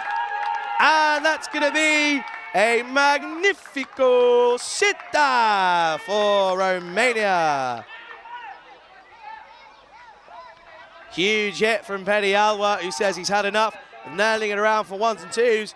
He's going to go big, and you can just see how much that means to the skipper there, Sathisan. He's back behind his boys, isn't he? Last ball of the over. Advances, doesn't get anything on this. It's a good comeback from Wasim Abbas, but he'll be annoyed that he got hit for that boundary. Well, 2 boundaries in that over, wasn't it? 15 from that over as Romania, they move on to 152 for 4.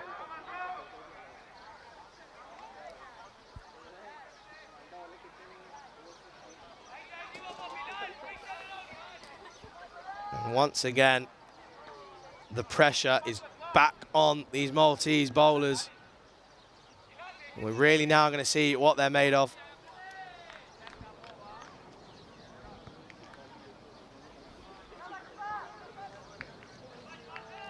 Azu Saini on strike, he's on 43.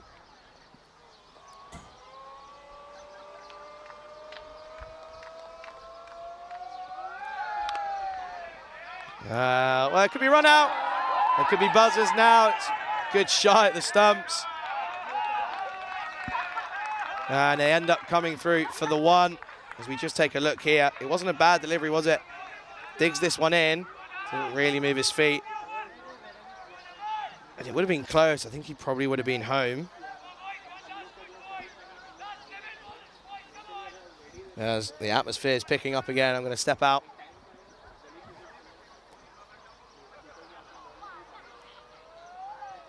It's a good shot into the offside.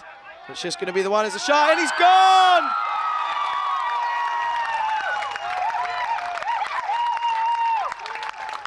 And Bikram Aurora makes up for the drop. And he has to go. It's a great bit of fielding. He hits this well, does Pedialwa. And they call him through for the single straight away. He is miles. He's not even near. And he has to go. But a good innings again from Sivakuma Pedialwa. He has to go. 17 off of 13 deliveries. Romania, they're now 153 for 5.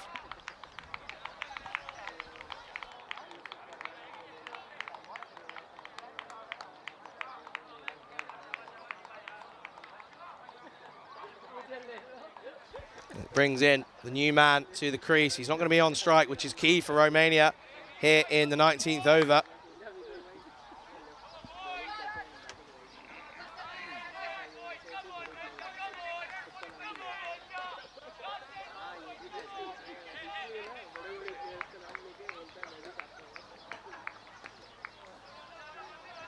As there's just an issue with the umpires, but I think we're almost ready to get underway again.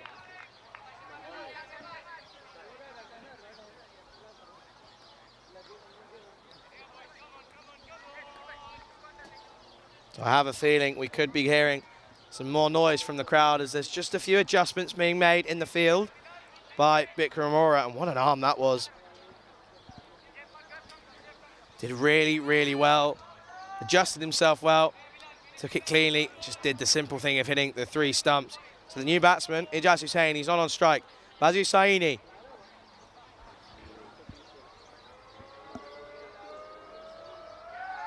Gives himself space and hits this into the leg side. It's going to go all the way. It's going to be another boundary for Romania. Again, good bit of experience here from Bazu Saini, just showing he knows what he's doing, gives himself space, but he gets followed, but he really adjusts well, and that runs away down to the boundary. Another 4 runs for Romania, and Saini moves on to 48 now.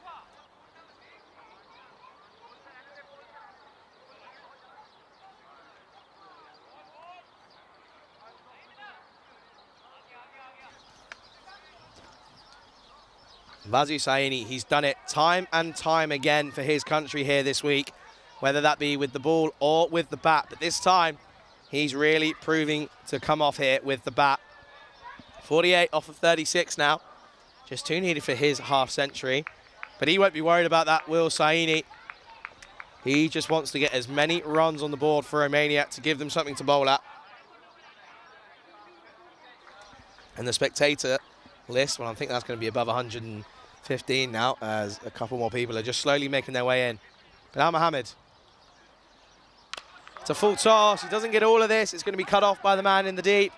And it should just be the one. They come back for the 2, and that's really good running from Romania. Ijaz Hussain does his job well, just turns and goes.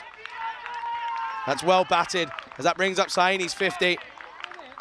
And that could be some really crucial batting from him. Vital runs for Romania as they look to set a total here. 2 balls remaining in this over. 159 for 5.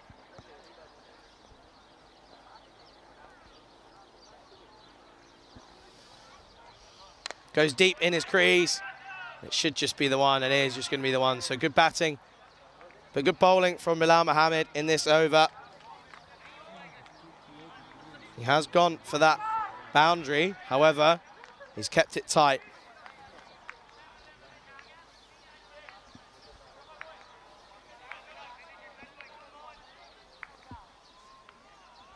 And what a game we have on our hands here, ladies and gentlemen. Last ball of the penultimate over. Ijaz Hussain just drops this into the offside for a single. And that brings us to the end of the 19th. Romania are 161 for 5. Well, I think they've just tried to come through for another cheeky single, but I don't think it's going to count. And it shouldn't count. So it should just be 161 for 5 after 19. As we enter the final over here of the innings. This has been a really good comeback from Romania. The middle order doing their job.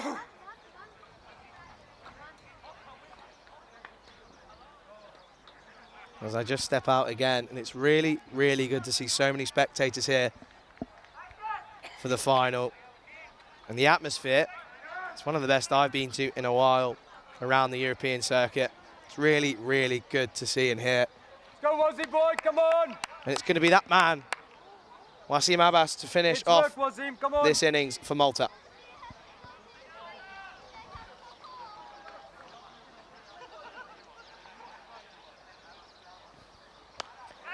Well, this is just going to be chipped up into the onside. It's just going to be the one. And that's clever from Hussain, as it just brings Mazu Saini back on strike. 51 off of 38 for him now. But again, he won't really care about that. He's just going to be worried about what he can set for Romania, as they are now 162 for 5 with 5 deliveries remaining.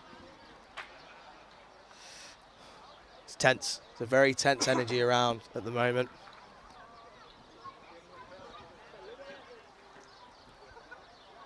Steps across, gives him space, hits this one, there's a man out there. Oh, and he's dropped it, and it's going to go for 4. Bilal Mohammed, the man of the moment, struggling out there. He might be struggling with that sun as we obviously started later. But Bazu Saini, he's given a life, and he makes the most of it. It's another 4 runs for Romania here in the last over. Left to 8, Billy, left to 8, come on.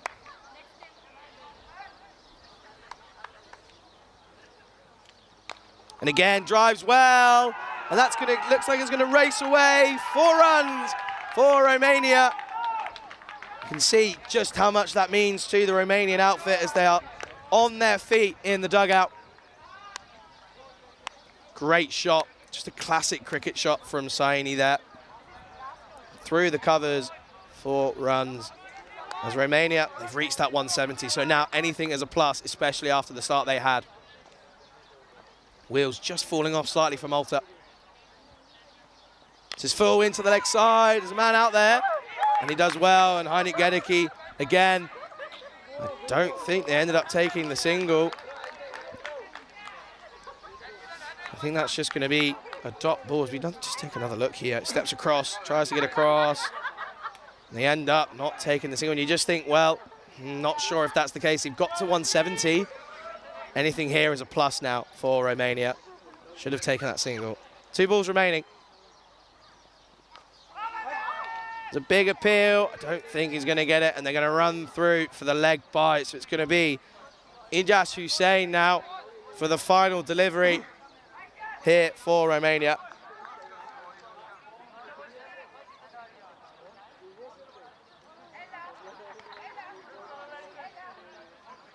Go, Wazim! So, final ball of what's been a thrilling first innings here in the final. Wasim Abbas. He's hit this up. There's a man under it. It's going to take some catching. And he's gone. So, more importantly, it's a dot ball to finish for Romania. And Malta, well, they're going to be happy with that. They'll take that finish with just the 10 runs coming off of the final over. And Wasim Abbas, he'll be happy with his figures as he ends 1 for 35 off of his 4 overs. As the crowd very quickly disperses to go and grab some more drinks, some more liquids. And we just have a look here at the highlights. So Thisan, he went well early on, didn't he? However, he was caught by Wasim Abbas, and that was the early breakthrough that they needed. We just saw there a couple moments of magic. Bilal Mohammed doing really well, but then we saw Taranjit Singh, well, he went big, didn't he? But he fell short, ended up going 43 off of 27 deliveries. However, Vasu Saini came in and he was the man to do it for Romania. As you see here, it's done, LBW caught in front. But Vasu Saini came in and he settled the shit, didn't he? 60 runs in the end for him, off of 42 deliveries. A great, great innings. Possibly a match-winning innings, who knows? And in his innings, no sixes, however, 8 crucial boundaries. We saw this, there was a couple of drops, wasn't there? But from the most part, it was really, really good fielding again from Malta. And as we just roll through the highlights, and just in front of me, Romania are already out in the field warming up. Just shows how up for this they are, and they're going to feel that they can defend that total of 171 up against Malta. And you just see here some big hits towards the end, some magnificositas. And towards the end was a really good bit of the work. Bilal Mohammed, he had a shot at the subs, didn't he? As we just take a look at the final, and that was how much. That was a great bit of work from Bikram Aurora. Saw how much that meant, but this one proved vital, and it ended up going away before in the final over. And then to end the innings, good catch out in the deep by Niraj Khanna. So that brings us to the break here, and we're going to be back in just a matter of moments. But don't go anywhere, as we're going to see the reply from Malta here in the Valletta Cup final at Marsa Sports Club on the European Cricket Network.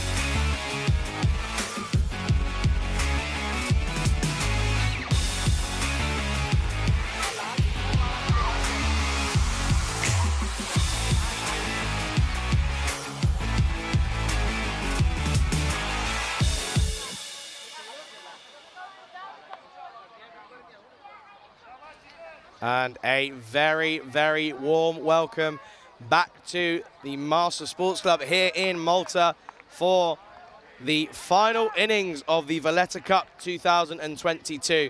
What a setup we have here now. The target, after being set by Romania, the target is 172 for victory. And I just walked around the ground throughout that 15-minute break, had a chat with a couple of the people watching, and they've just been saying what a great week it's been and what a way to finish it off. Some huge hits in that last innings, and I'm sure that as soon as a boundary goes here for Malta, there's going to be some serious noise around the ground. And I, for one, am seriously looking forward to this. And I hope everybody in the YouTube chat, whether you're watching on our YouTube channel, European Cricket Network, or if you're watching in India on Fan Code, I hope you've got your seatbelts in, because we're certainly in for what's going to be a thriller of an event here in Malta. We're just about ready. Umpire's getting ready. There's a change to the top of the order for Malta. Heinrich Gedeke comes in to the top of the order, and he's going to be batting alongside the skipper, Bikram Arora. And it's going to be that man again, Mishra, opening up for Romania. We're all set as we begin the final innings of the Valletta Cup. Mishra for Romania. This is full and it's edge into the offside. And, well, what a fitting way to start this innings as the young 15-year-old from Romania, Marian Gedesim, is the first fielder to touch the ball in the final for Romania. What a journey he's been on. Got a bowl this week, and he looks so promising with the ball. And you can just see there's a bit of nervous energy about the entire Romania, and I am so excited. I can't sit down, I can't stand still. And I'm sure that I'm not the only one, as it's going to be Gedeke on strike.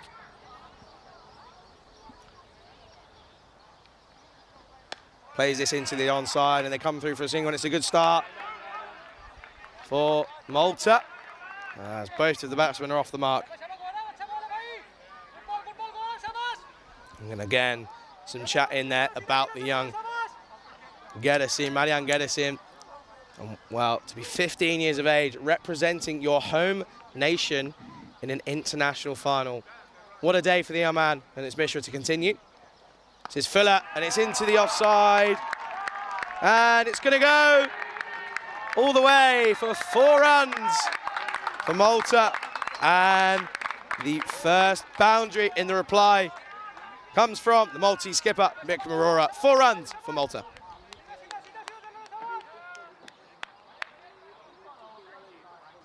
And I know that there's plenty of you in the chat. And again, some incredible, lovely messages coming through. Once again, thank you all ever so much. It's been an absolute pleasure, but we're not over just yet. And it's going to be the first wide of the second innings here. And it's going to go to Mishra.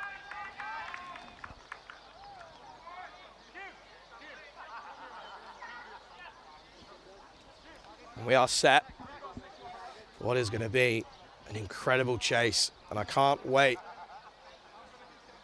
She's played into the offside, into the leg side. It could be close here. I think he's home, and it's good running from these two. They're going to be really quick between the wickets. Just drops this in and brings it through for the single. There's no doubt that Heinrich Gedeke will never doubt himself. One of the quickest men between the wickets that I've seen on the European circuit. We saw him go big yesterday, didn't we? He's going to need to do it again here.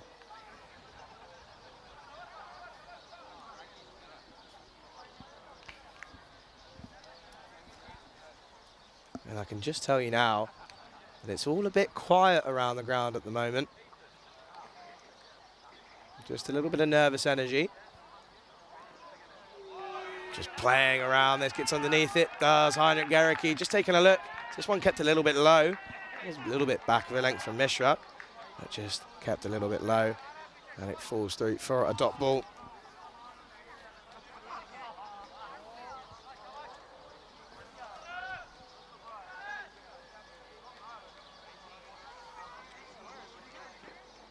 The big shout. And they're going to say it's going down leg. That's really good work from the young Gedesine as they appeal for a run out as well. But it's a single to end the over. You just see here, definitely going down leg, and he was comfortably home. But good work from Romania as that brings us to the end of the first over for Malta. They are 8 for no loss.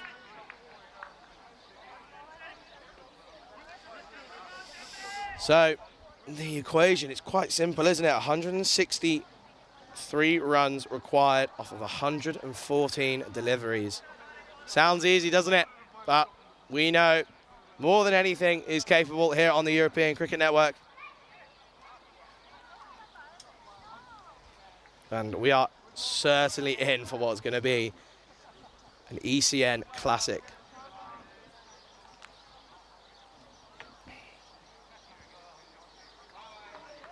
It's going to be Raj Kumar at this near end, the commentator's end, to open up the bowling for Romania. 9 coming off the first over off of Mishra. And Raj Kumar, he's going to be opening up from this end. Oh, and this somehow just misses the stumps as it's played through. Bit of a bottom edge, and it's going to end up being just the dot ball. As I just step out of the commentator's box here, it's just a bit of a tense feeling in the Maltese supporters camp. And I would say now that we're at the top of 120, 130 spectators now, which is just incredible to see. They're sort of popping up all around the ground, which is lovely to see. It's Raj Kumar, he's going to continue here. As this is just played into the offside for a dot ball. So a good start here from Raj Kumar. And it's fair to say that the drinks are certainly flowing here in the final for the spectators. A couple of teams here as well watching on.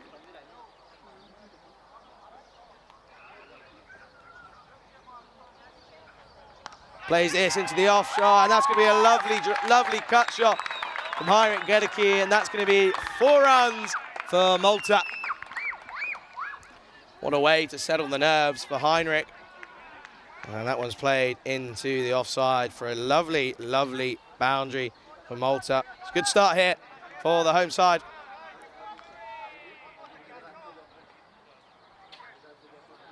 You do just feel that with that home advantage, they're going to back themselves even more. Raj Kumar. It's a good reply, but it's into leg side, but it's well fielded by that man there.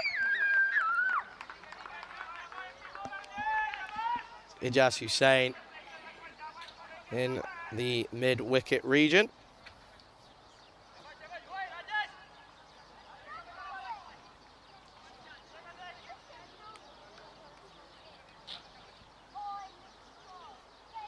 Two balls left in this over.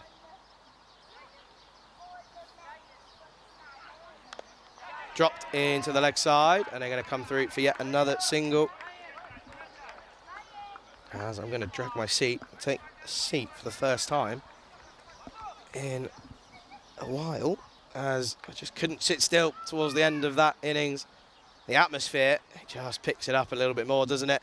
Just makes this mean so much more. It'll be Heinrich Gedeke on strike for the last delivery of this over. It's right in on the dot, and it's good from Raj Kumar. It's a good over in the end. Just the 6 coming off it. And Malta at the end of the second are 15 for no loss.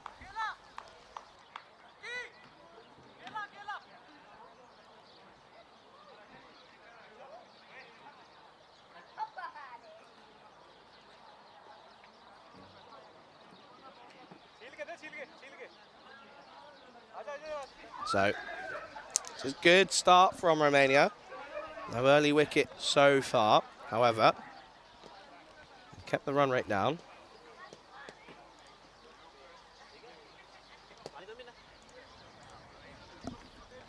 Mishra to continue. Big swing into the offside. Doesn't get anything on this. There's an appeal for caught behind, but again, nothing on it. It's going to be a dot ball.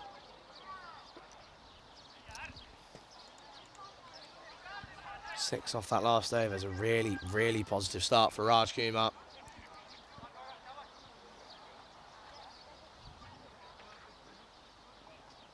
Fill up, and it's driven. And it's Taranjeet Singh. He gets enough on this, and this should just be the one. And it's a good bit of fielding from Taranjeet Singh. And you do just feel they're going to rely on him again with the ball, as he's going to look to take some wickets with his tweaky right arm off spin.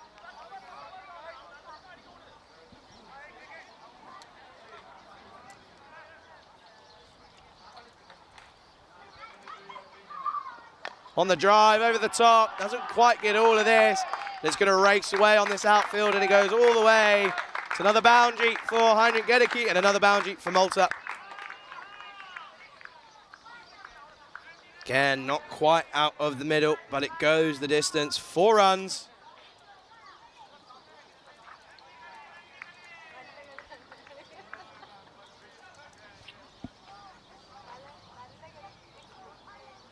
Can we have a reply from Mishra? This is off the pad. It's going to go down towards the boundary. It's a big chase on. It's the skipper, Rama Satisan, with the chase. He does well. And they're going to come back for the third. So really good running from the 2 in the middle. This is a good over for Malta so far.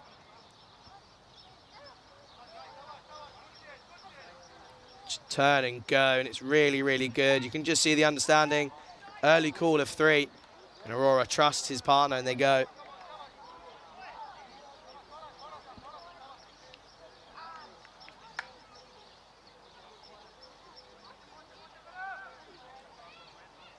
Gaurav Mishra.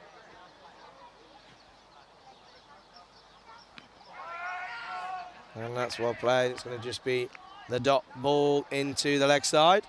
And I managed to get a bit of a conversation in with Vasu Saini in the break. And he was telling me that they're that happy with the total that they've got now. They said 170 is bang on par. So they're surely, they said that they're going to be confident in this defence. And Aurora goes into the offside. That's going to run away. Another boundary for Malta. Just 2 full from Mishra.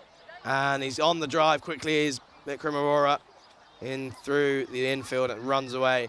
It's a great way to end the third over. Malta are 27 for no loss. But no, just going back to that conversation that I did have with Basu Saini, and again, he was just saying that they feel that that's part, and with the added pressure of being the home team and in the final, they are going to back themselves to defend this. And they just said that the par for them this week has been 170, and anything plus was a good outcome for them, as this is tried to play it into the offside from Gedeke, but just misses out, as he's now on 13 off of 11 deliveries now.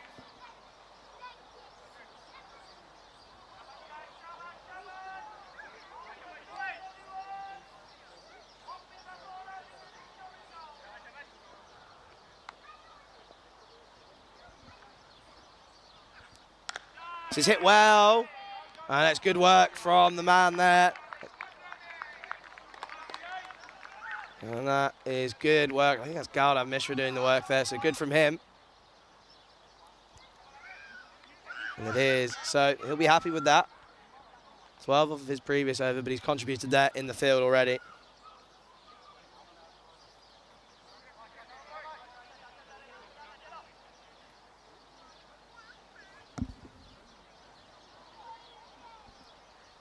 Raj Kumar. Back of a length and dropped into the offside, but it ends up being a dot. It's turned away by his opening partner.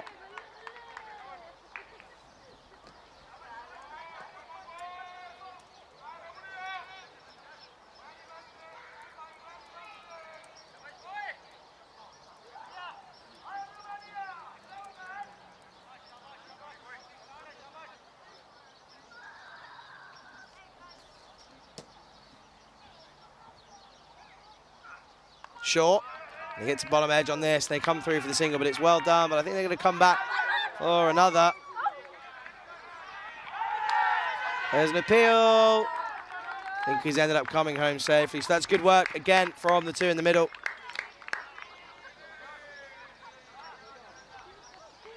And he manages to get something on it, but it's not enough. And they end up coming back through for the second. And it would have been close. He's home, well home actually. So that's good from, as his foot is down and his bat's down. So good from these two in the middle as they both sat on 14 now.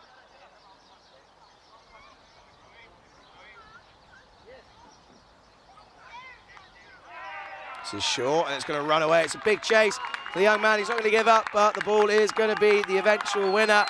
And that's going to race away down towards the boundary. Another 4 runs for Malta.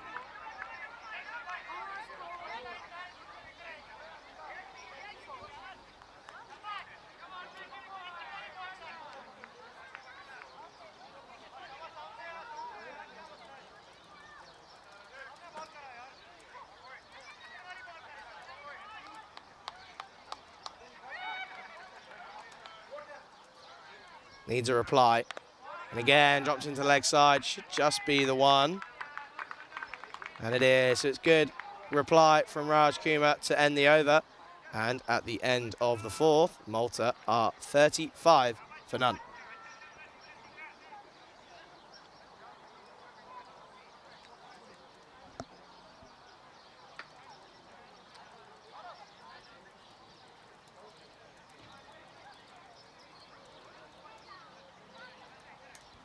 So, after 4 overs, Romania, they were 36 for 2, with both of their key batsmen back in the hut at this point.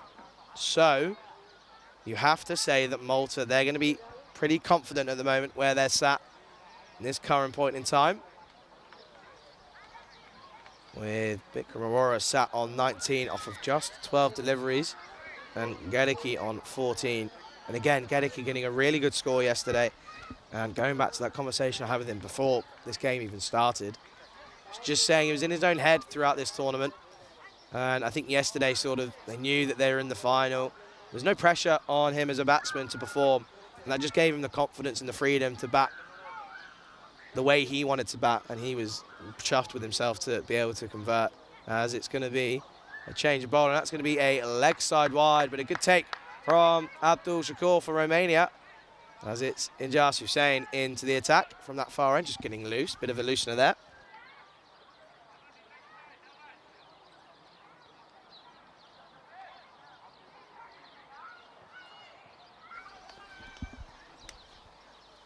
Steps across and just fends this into the offside. It's just going to be a dot ball. There's a chance of buzzers, but I don't think it's going to be. And it ends up good work again from that man, Taranjeet Singh. And it's just going to be the dot ball for Malta.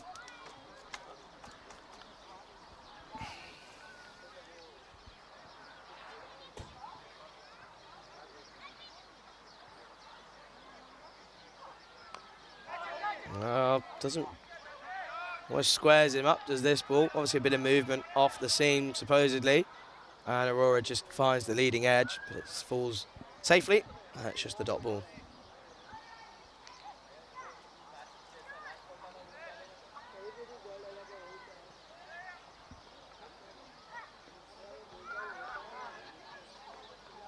And again, a bit of lateral movement from the bowler. And I think Bikram Aurora just asking the question, just saying, is that a wide? Umpire says no. As we're going to continue on here. He's saying good start so far in this over. This is dabbed into the offside. And again, that man, well, can't do anything wrong at the moment. Bazu Saini doing really, really well at that sort of gully region.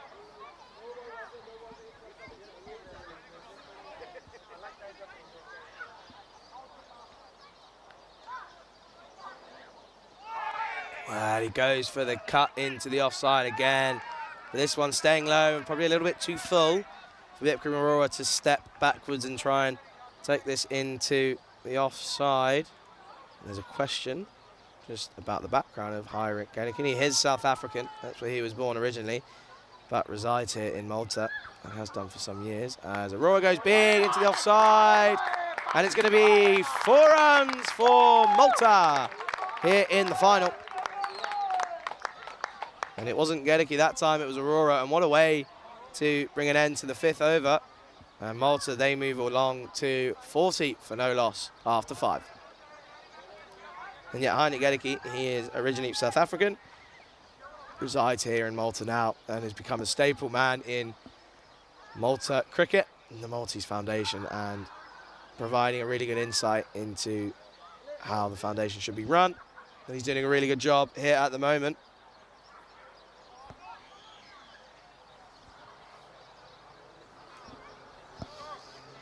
So we're going to see that man, Basu Saini, and what a job he did with the bat. But again, I've said it time and time again throughout this week, he has been a seriously economical bowler. He's gone for the few boundaries here and there, but in general, he's been one of the better, most economical bowlers. As he's in now, and Gedeke's on strike. And Gedeke just plays this to the bowler. It's going to be a dot ball to start. Final over of the power play here.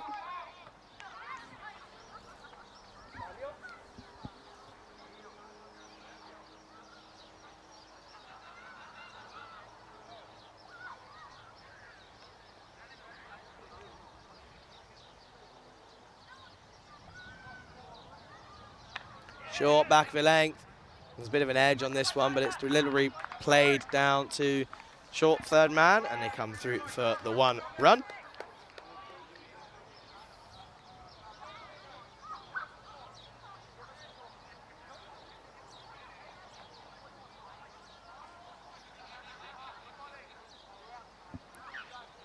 As he's trying to continue. This is just dropped into the offside. It's going to be another dot ball. It's just the 5 coming off of the previous over. 1 wide and the 4 runs.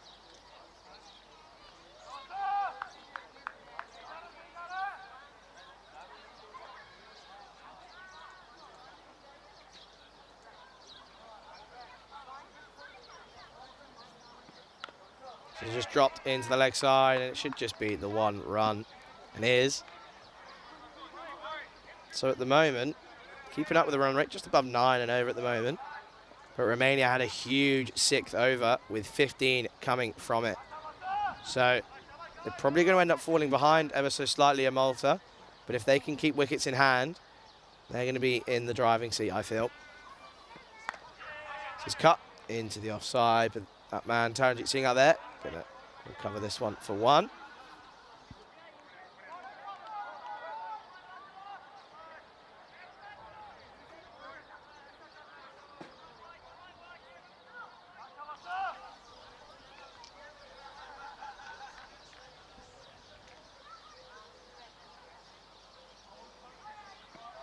Aurora goes big, there's a man out there. Oh, and that's an absolutely outstanding catch. And who else would it be? Taranjit Singh takes the catch out in the deep, and Basu Saini with the all-important breakthrough as the Maltese skipper, Aurora, he has to go.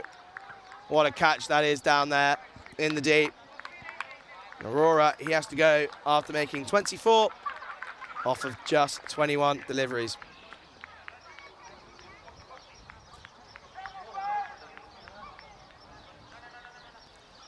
So Malta just sort of struggling here, as that brings us to the end of the power play. Malta are 43 for 1 after 6 overs. And you can just feel the energy around the ground getting even more tense. Didn't think it was possible, but it suddenly found a way. But that's going to bring boom, boom, Basil to the crease.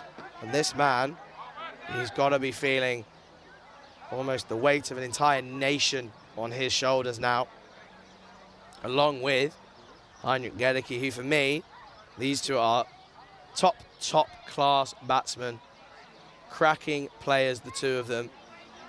but there's still a lot of pressure. As you can just see now, the field spreading out as it's the end of the power play.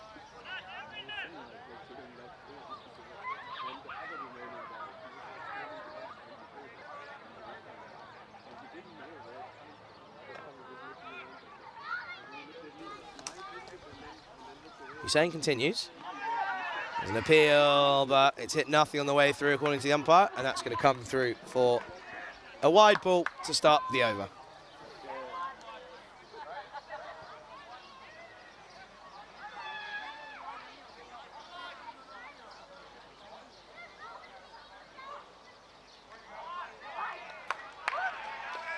And again, it's a wide delivery to Hussein, just struggling ever so slightly early on in his second over now.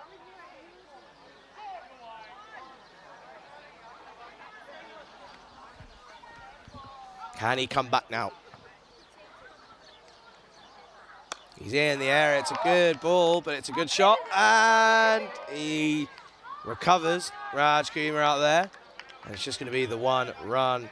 He waits for this well, does Gedeke, and times it well. Goes through the fielder's hands, but it's just going to be the one run. And it brings the left-handed number 3, Basil George, one of the best names in European cricket. And what a player he has been this week for Malta.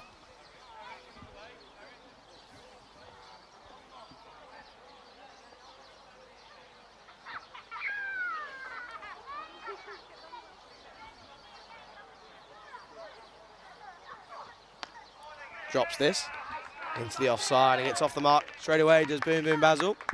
There's going to be a lot of pressure on him. You just feel that this game once again could go down to the wire.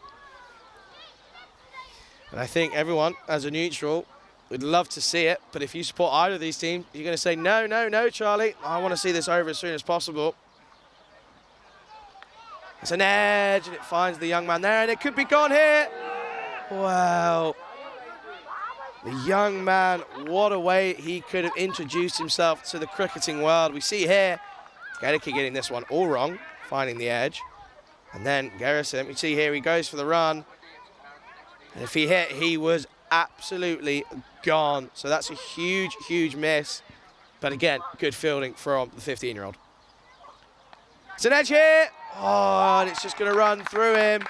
And it's going to run away for a boundary for Gedeke. And another 4 runs for Malta. Just again, flashing hard. If you're going to flash, flash hard and it'll go. And that's a prime example there. It runs away for 4 runs.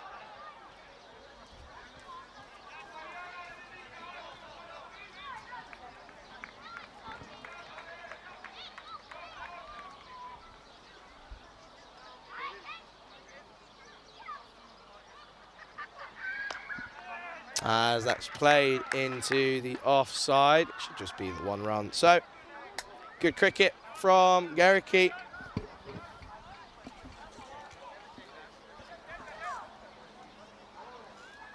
As that brings Boom Boom Basil back on strike. Oh, he's going to look to hit some magnifico sittars. Yeah, we'd love to see it, wouldn't we? Just drops this into the offside. It's going to be a dot ball. So they're only 8 runs behind Malta, but they are a wicket in hand over Romania. As that brings us to the end of the 7th. Malta are 52 for 1.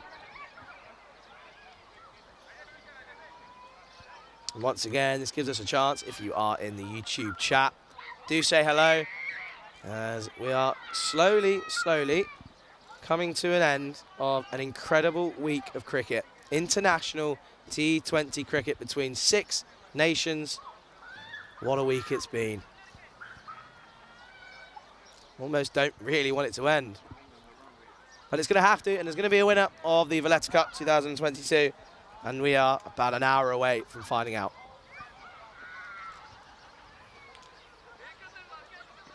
Gedeke drops and runs into the leg side. This is good from Heinrich Gedeke as he now moves on to 23 off of 20 deliveries. Again, just providing himself a platform to then really, really go big.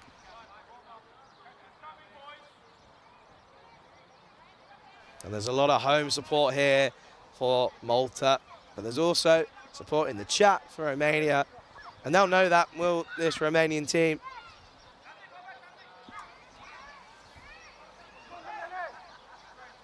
And they'll understand that there's a lot of pressure on them. There's a lot of pressure on both teams with the support coming from friends and family and also just cricket lovers around the world and coming from their home nation.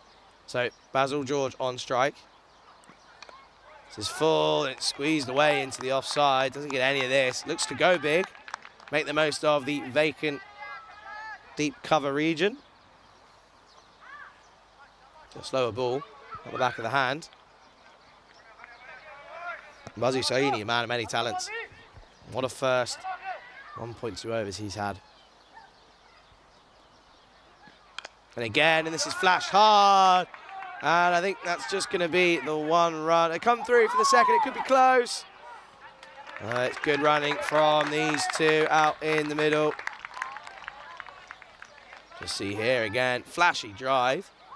And beats the infield. But there's a man out there doing a good job. I think that's Pedialwa. Tivakuma Pedialwa doing a really good job. And they come back for the second. And he's home pretty comfortably. So it's good running.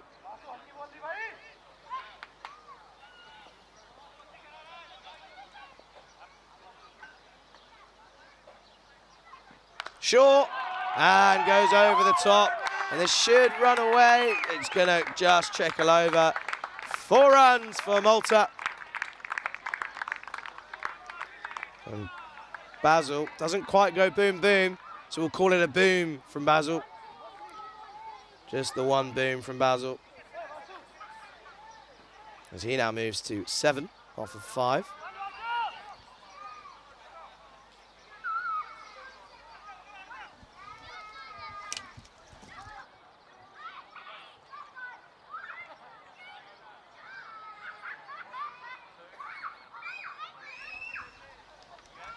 Just a couple of field changes as a man goes out deep there now.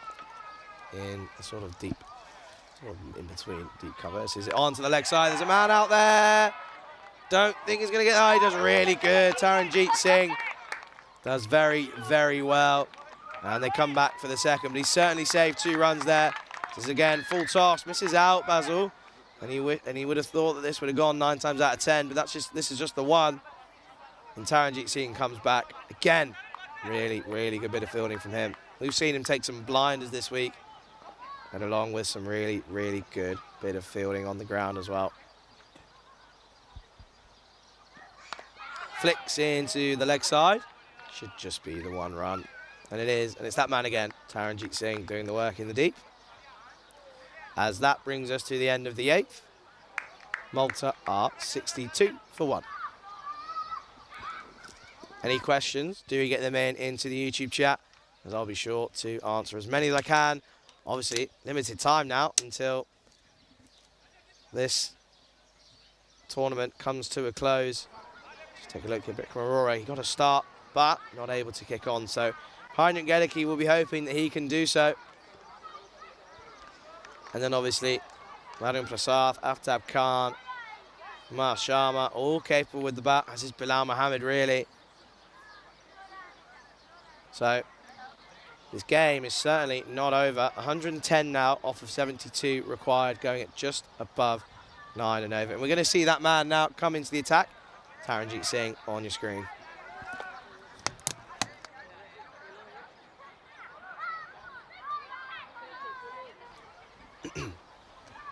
And again, we're going to see the field spread. As boom, boom, Basil might look to go big off Taranjeet here.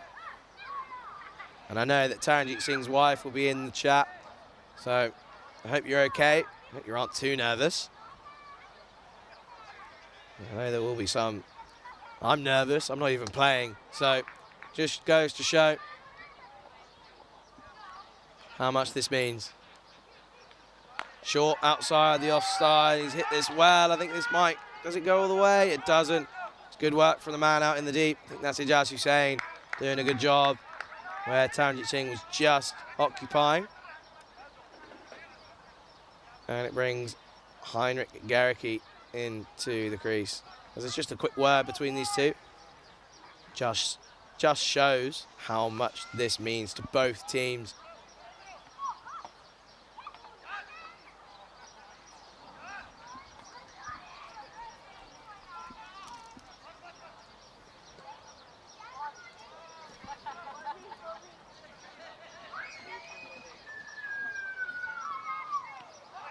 And this is going to be pushed into the leg side, and it's going to be the young Garrison to come round.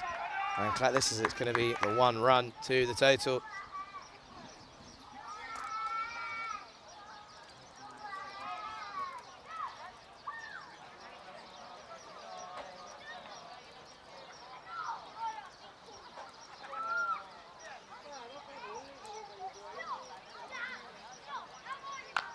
Hits this, into the leg side, there's a man out there.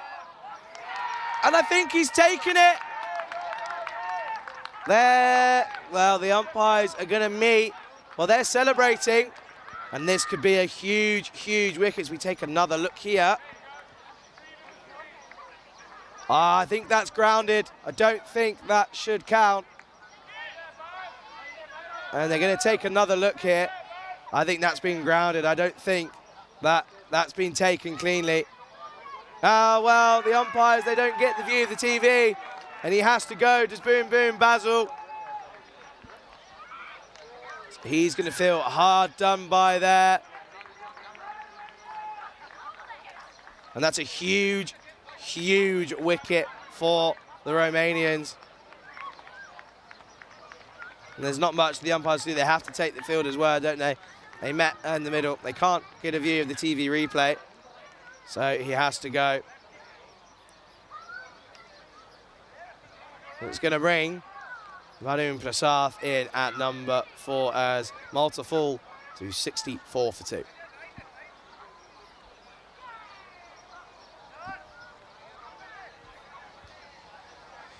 Well, there's another twist in the tail as Basil George doesn't come off in the final.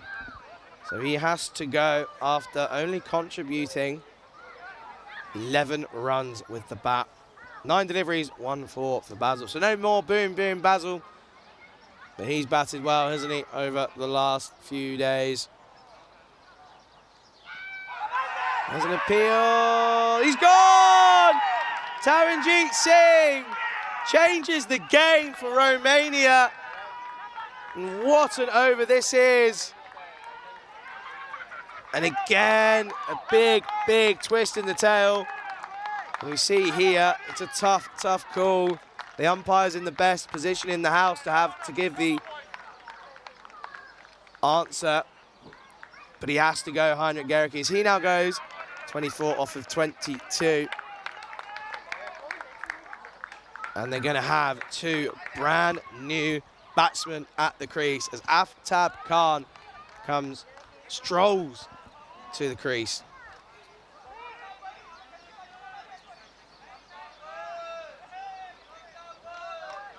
So Aftab Khan and Varun Prasad, 4 and 5. So much pressure on these two now. In this game, and a lot of the games here at the Valletta Cup 2022 have ebbed and flowed like nobody's business. Malta, they would have felt comfortable. Both openers still in. They lost that wicket. They've now lost another 2 in quick succession. Taranjeet Singh, well, he's on a hat-trick. And Aftab Khan lets this one go. Doesn't want to fall victim to the hat-trick. That's well played and well left.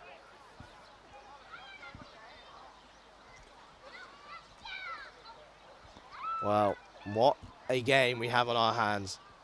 It's a short, played into leg side, and it's well done by young Garrison. A lot of support for the young man as he's right in the thick of it there at short, square leg. That's going to bring us an end to the 9th. Gibraltar and Romania are going to be happy as Malta are 64 for 3. Just take a look at some of the figures there. Taranjeet Singh, just the 2 runs off of his over, but 2 wickets of the two most important batsmen for Malta. What an innings that was. What an over that was.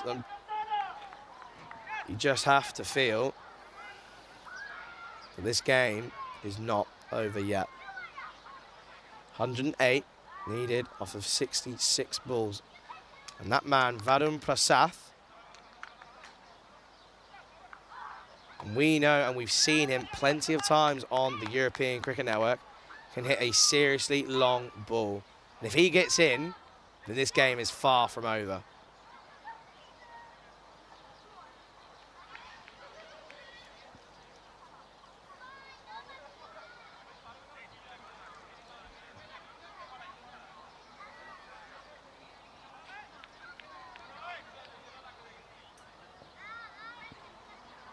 And he just lets this one through as Ramesh Athisan comes into the attack. He starts with a wide delivery.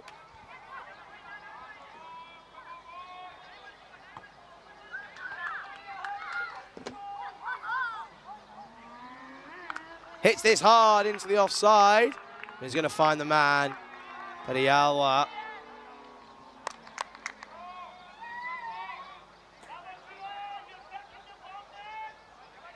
Aftab Khan on strike. Yet to get off the mark.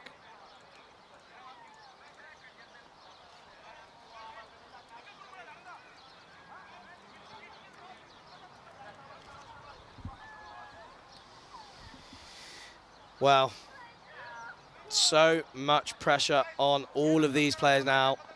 Aftab Khan and Varun Prasath, they've got to build a serious partnership here. Aftab Khan with a nice shot to get off the mark, plays this into the leg side for a 1 run.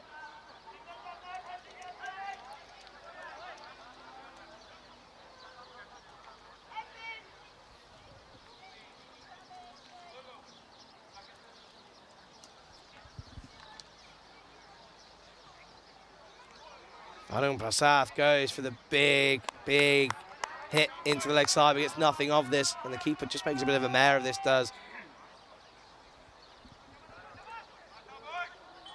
Abdul Shakur. Well, this game has just been flipped on its head, hasn't it?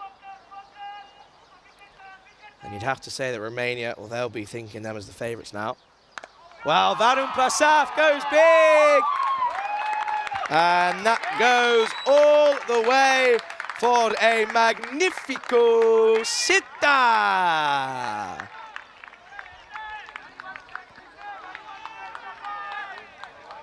And that one, you can just see flies into the spectators. You get a good view of the spectators there. And that's going to be a huge 6. And we'd expect nothing less from Varun Prasath.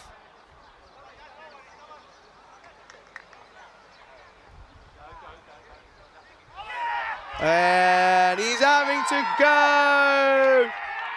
The umpire gives him.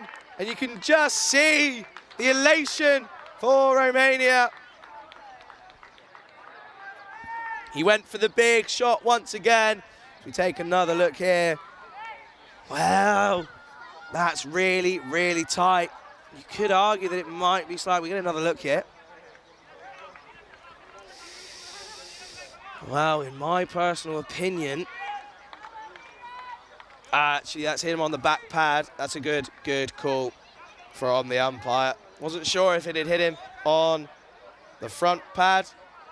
They hit him on the back pad, and that's going to be a good call from umpire Shubas. That brings us to Malta. They are 73 for 4, and we're going to go to a drinks break. And we just get to see here, this is what I wanted to show you, just a bit of what's going on around the ground. Some of the spectators, some Maltese supporters in there, and what a day we have had here on finals day. Some really good performances so far. And you just have to think that that wicket, Malta, are they throwing this away on home soil? They haven't lost all game, all week in the tournament. And there's going to be some big words now between the two batsmen. They're just going to say, look, We need to play this sensibly. We need to do this in the right way. Don't have to go every ball. If the ball's there, by all means go for it. But you're going to have to see the Jib lads there enjoying a few drinks after an incredible week of cricket for sure. A couple of the Bulgarian lads as well. Well, we saw a couple of the forfeits going on as there was some interesting outfit choices being ran around the ground. But again, what a great week we have had here in Malta. And it all comes down to this. One ball remaining in this over. However, after that, we get into the final 10 overs of the 2022 Valletta Cup. It's been an absolute privilege once again to bring you the coverage here in Malta.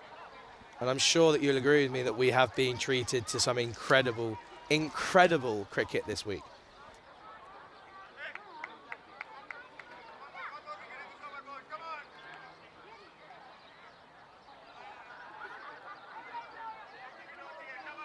I've had to take a big swig of water. One ball remaining in this over. Plays this into the offside, and that's a good shot. First up, they're gonna end up just sticking to the one, and that is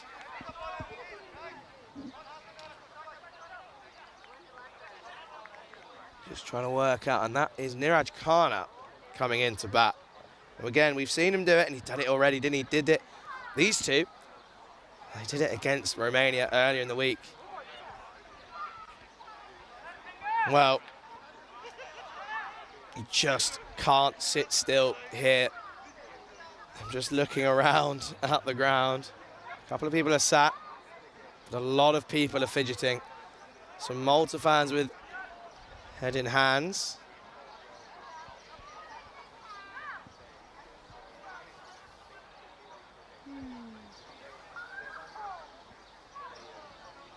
But you do feel that that's not the end of this game.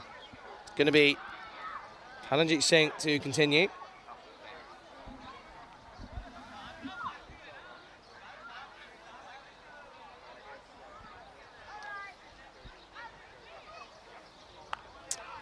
Good from Khanna. Pushed into the leg side. It's just going to be the one run. So it's good work from the man out in the deep.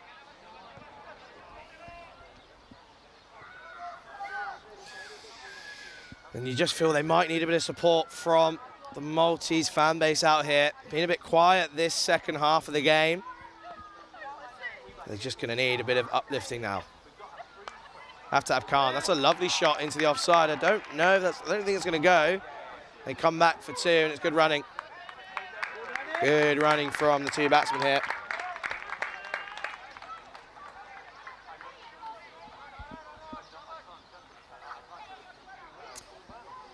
Well, Charanjit Singh, 2 for 2 off of his first over. This is short, just played into Ramesh Thisan, the captain. It's going to be the one,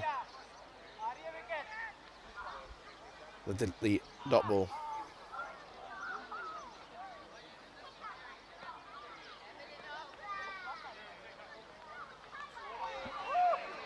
Well, it's a good delivery. Doesn't all ends up, and there's that one. And we've gone into the 11th over, and I've stood up, and I don't think I'm going to sit back down now, as it is all so tense out here in Malta. The sun is setting. Charanjit Singh continues. This is short. Oh, I don't know how that's missed, really. I don't know if he got anything on this. It's given us byes, so he's not got anything on it. He's missed this completely.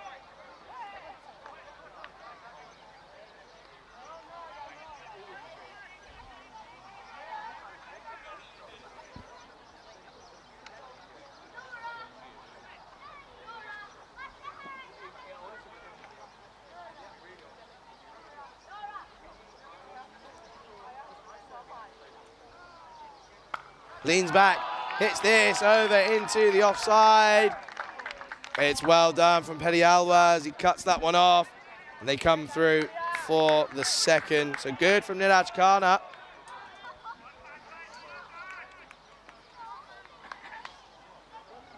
as that brings us to the end of the 11th over. And Malta are 80 for 4. So, Sathisan coming on now to continue after just going for 10 in his first over, beginning the wicket of Varun Prasad. Aftab Khan on strike. Is he going to do it again for his country?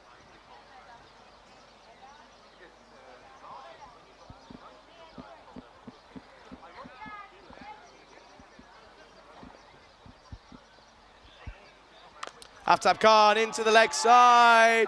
That's going to be one bounce.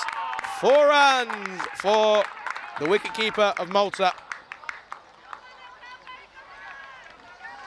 And Sathisan just saying, well, you have to think back to his last over. He went for a boundary early on, ended up getting the breakthrough. So, can he repeat this? Aftab Khan moved on to 7 now. This is wide, and he's hit this well. It's going to be consecutive boundaries. You can just hear the sighs of relief and the cheers from the Malta fans here at the Marsa Sports Club. And again, join in the conversation here in the YouTube chat as we're set for what's going to only be described as a classic here on the ECM. Drops this, and good cricket. And he dropped into the leg side. It should just be the one. So really good cricket from that man again, Aftab Khan. He's in the runs this week already, but he's got it all to do here.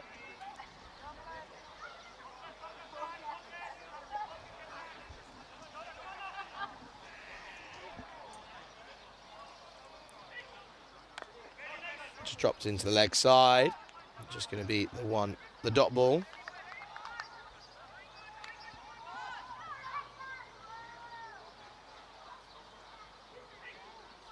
Fill up and hit hard. There's a man out there, it's Raj Shuna, who's going to do the job, and he does well in front of the crowd. And they come through for the second. So that's good running from these two.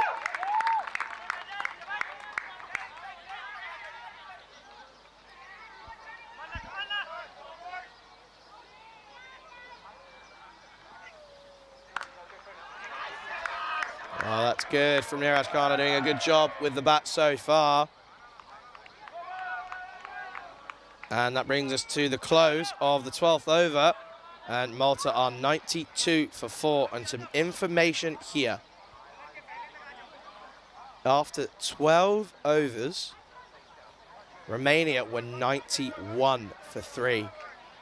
So we are as tight as it gets, ladies and gentlemen. Just 1 run ahead for Malta. However, they have lost the extra wicket. So both of these teams are still in this. And after realizing that, everything's just got a little bit more tense around the ground.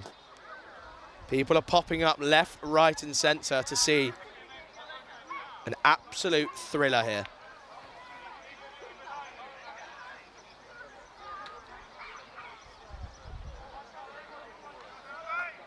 So 8 overs remaining, 80 runs needed off of 48 deliveries.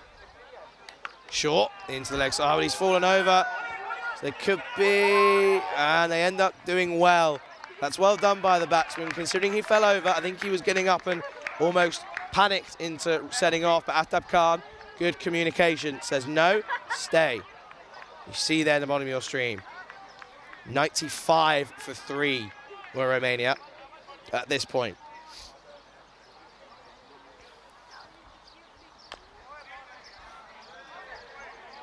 Just drops this back to the bowler. Going to be another dot ball. Taranjeet Singh doing extremely well here for Romania.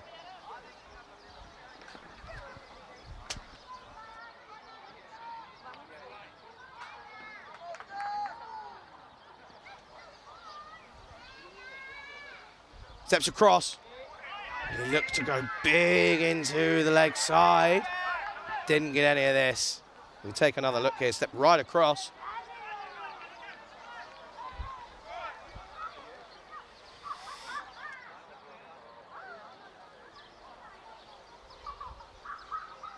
short, and it's over the infield. And I don't know if this has got the legs. It's a good chase from the young man. And he does well eventually. And what an arm. And it's just the two. So again, really good from the young man. Good shouts all around. You can hear, well done, Marianne. Good job from the young 15-year-old. And what a day he'll be having. What a week he's had. Get us him. Taranjit Singh continues. He's gone! Ninaj Kana has to go, trying to give himself some more room on the offside, but gets this all wrong, and Malta fall to 94 for 5. It's the quicker one, just clatters right into the stumps. You see here, he rocks back, trying to give himself more room, gets it all wrong. So, Malta, 94 for 5. And you feel they still have a chance with Aftab Khan at the other end. As it brings in now Imran Amir in the final.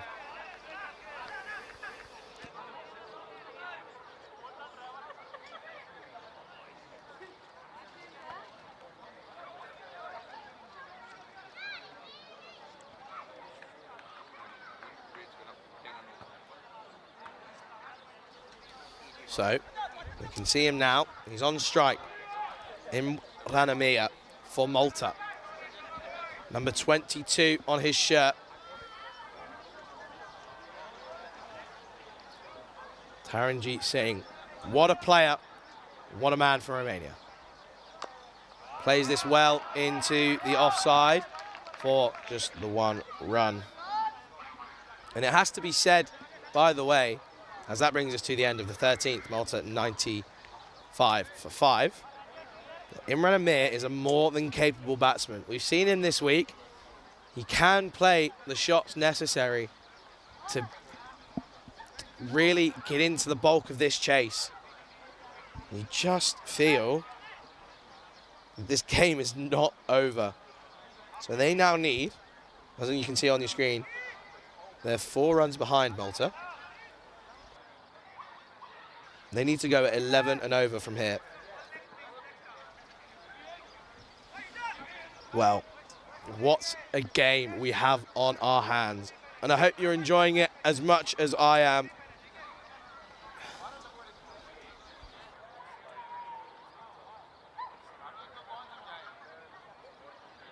As Taranjit Singh comes down to the long off and gives me a bit of a wink.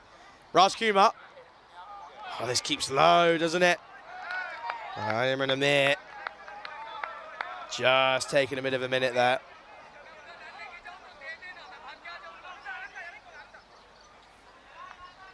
You can just feel now the energy shifting here at the Marsa Sports Club.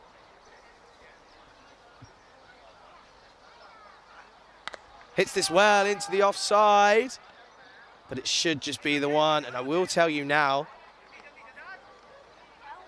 by the way, that it is tough as a fielder now. The sun's setting, obviously we started at a later time by an hour. 4:30 we started, local time. You can just tell that extra hour is making it a little bit harder for fielders. But it's also going to make it a little bit harder for batsmen to spot the ball at this time in the evening.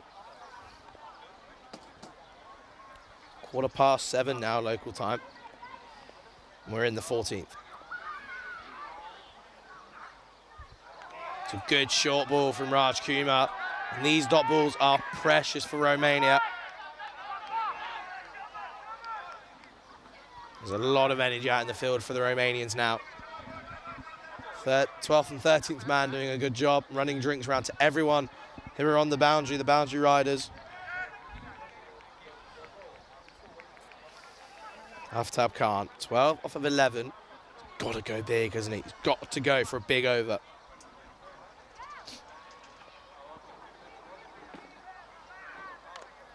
Doesn't get any of this. This goes into the leg side. Should just be the one run, and is. So good bowling from Raj Kumar this over so far.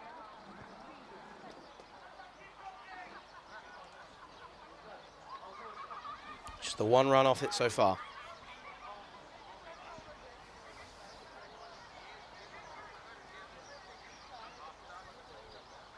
And there's a little just off to the right of your screen. Even in this tense final, Sathisan, the skipper for Romania, is doing Imran Amir's laces up. If that doesn't show what European cricket's all about, I don't know what does. Well, as long as he hasn't tied them together, then that just is incredible. Even in tense situations like these, they're still stronger together. It's going to be Raj Kumar for Romania. He hits this well. That's going to be a more than welcome boundary. One bounce, 4 runs for Malta. It's a good shot from Amir as he just pierces this into the offside, and that's going to go all the way. 4 runs as that brings up the 100 now for Malta.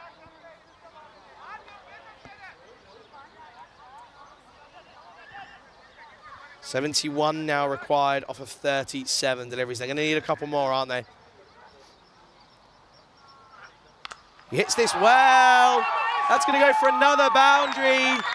4 runs for Malta. It's consecutive runs there for Malta. You can see the spectators are sticking around it. They know this game is not over just yet.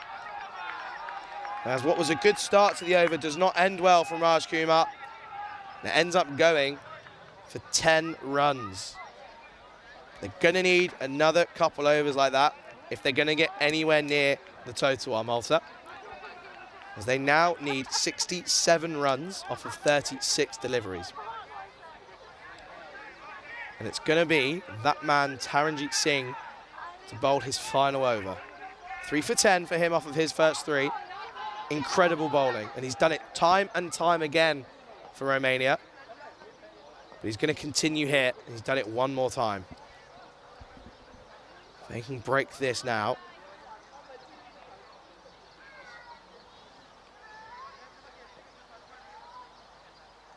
Rocks back, hits this into the offside. He's hit this well. And there's a man out there. Pedialwa does a really good job out there again. It's just the 1 run. And Luke Belgium asking, where have I been commentating from? I've been commentating from, obviously, this where the camera is, this end, at long off if you're a right-handed batsman. So almost directly behind the bowler's arm, but not directly. Singh continues. It's short, clip round the corner. It's going to be a chase on here. He does well. Raj Kumar in the deep fielding there. It's just going to be the 1 run. They need a boundary in this over. They need to hit at least a boundary in each over if they're going to have any chance. They can rotate the strike, and they've done that well, but they need a boundary. Rocks back, and he's got him through his legs. That's the 4th wicket for Taranjit Singh. Look at the smile on his face and the smile on all of Romania. Malta now fall to 107 for 6. And there's a bit of confusion. I'm looking over to the dugout right now. There's a bit of confusion as to who is coming in next, but it's the opening bowler, Bilal Mohammed. Aftab Khan going back to a ball that just wasn't there to go back to. Taranjit Singh moves on to 4 for 12. Fan favourite, Bilal Mohammed comes to the crease. Aftab Khan, he has to go again. Just for the 14 off of 14 for him. No one's really got going here for Malta. And you can just see how nervous they are. He's furious with himself, Aftab Khan. He knows he's better than that. But Bilal Mohammed is more than capable of hitting a long ball. And you just feel they need 1 batsman to come off to really stay in this game. It's nearly at 12 and over now, so it's nearly at 2 a ball. And Taranjit Singh, he's got 3 balls remaining in his spell. And Mohammed just drops this into the leg side, and it's going to be another dot ball. Wow, what a game we have had.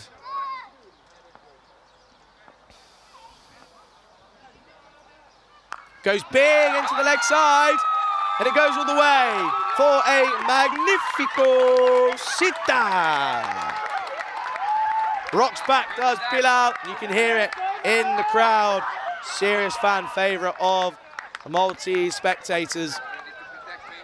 And it goes the distance. Can you have a reply? Last ball of the over.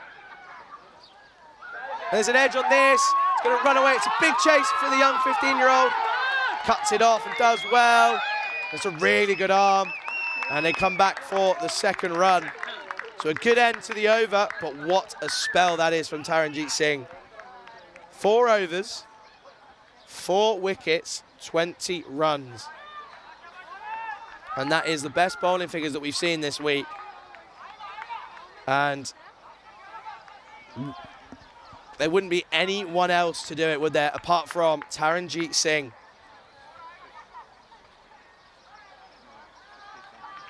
And I know that there's going to be some really tense viewers out there, and we're going to see Mr. Economical come back on now. And Taranjeet Singh gets an applause as he makes his way to his fielding position here, just to the left of me at long off. There's going to be Vasu Saini into bowl now. You can see here, no one getting starts. Really, loads of starts, but no one kicking on. And they're going to need 57 now, off of just 30. Just under 12 and over. It's just a bit of a fielding change. Imran Amir and Bilal Mohammed at the crease at the moment for Malta.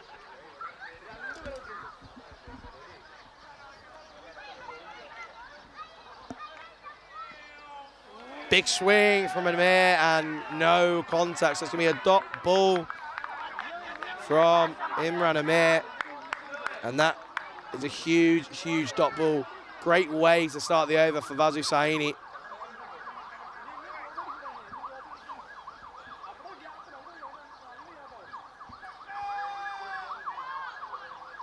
Short, into the leg side. There's a man out there, they should cut it off. I think, Bilal Mohammed demanding he comes back for 2.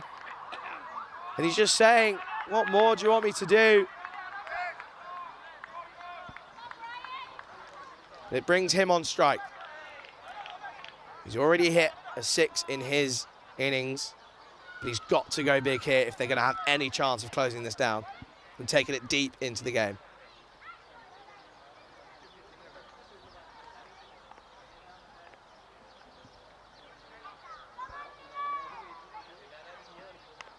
It's an interesting shot.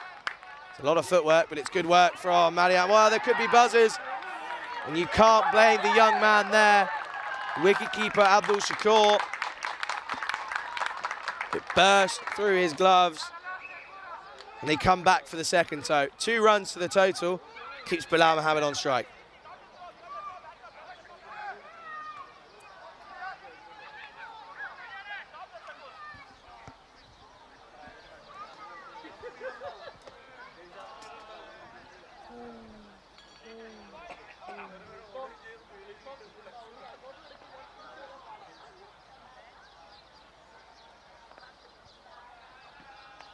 Where's the catch?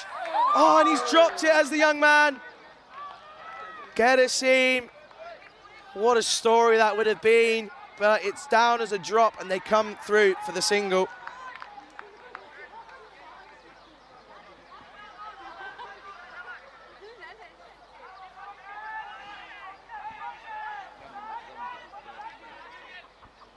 Just a few fielding adjustments again.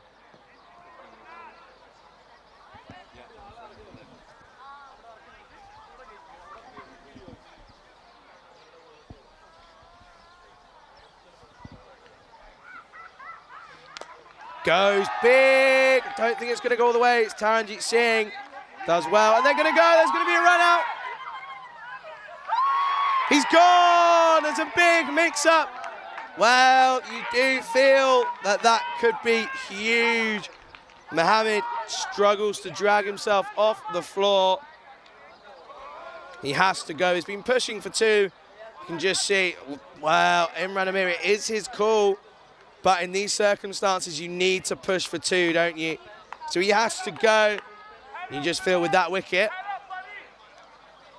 that could be the end, as Malta are now 119 for 7. As it brings in the man now, Amar Sharma. And the thing with all these players is they're more than capable of hitting the ball. If it's in the slot, it's going to go.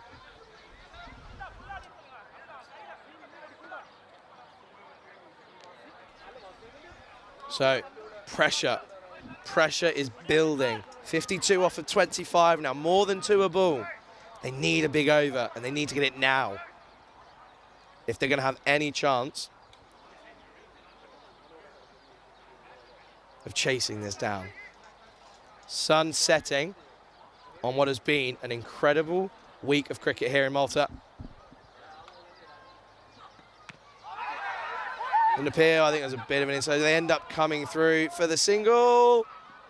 And, well, you can see here, it has a big inside edge, isn't it? So they come through for the run. And that brings us to the end of the 16th. 52 needed off of the last 4 overs. They can all hit a long ball. As we take a look at the Romanian bowling figures, once again, Taranjeet Singh, the man who has done it time and time again for Romania, does it again here in the biggest stage of them all, the final. 20 for 4 off of his 4 overs.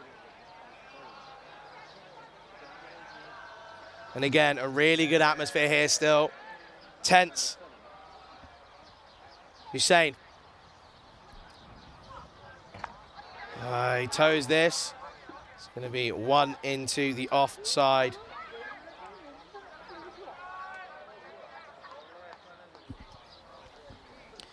It brings Imran Amir on strike. 13 off 9 so far.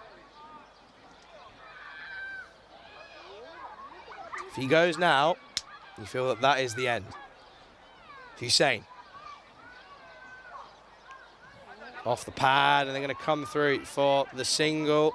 So it's going to be a leg by. I don't think we're going to, but we are just slightly struggling for sunlight. It is setting a bit quicker than we expected. It's nearly 7:30.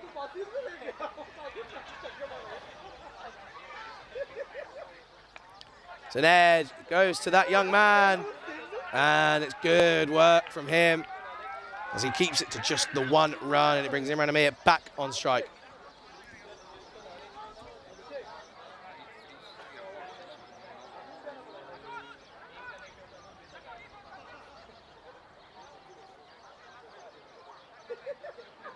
"150 spectators in, I'd say, at this current point in time, watching this game.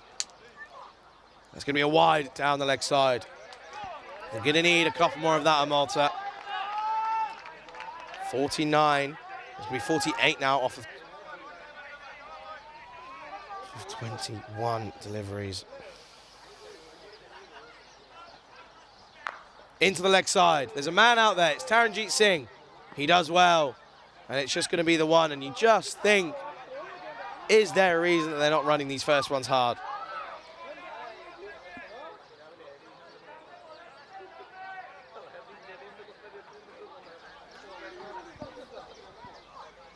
Clipped into the leg side. It's a big chase on here. And Razi Sahani, he does well. And he comes through, and they come back for the seconds. They do eventually start pushing that first one hard and come back for the second. And this is a really good over from Hussain.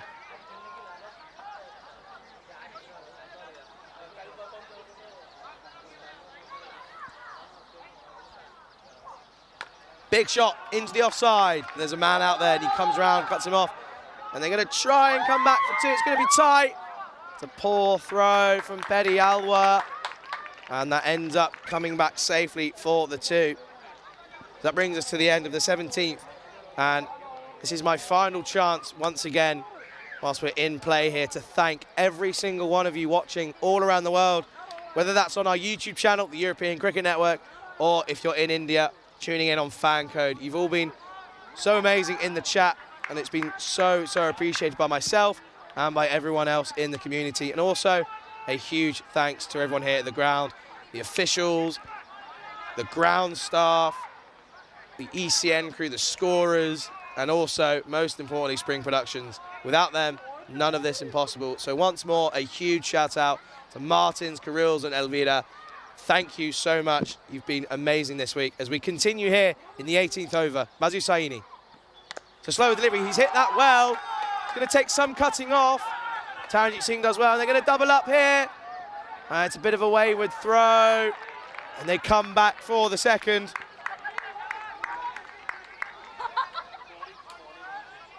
So tense out here. They need a boundary. They haven't had a boundary in 2 overs now, and that feels like an eternity.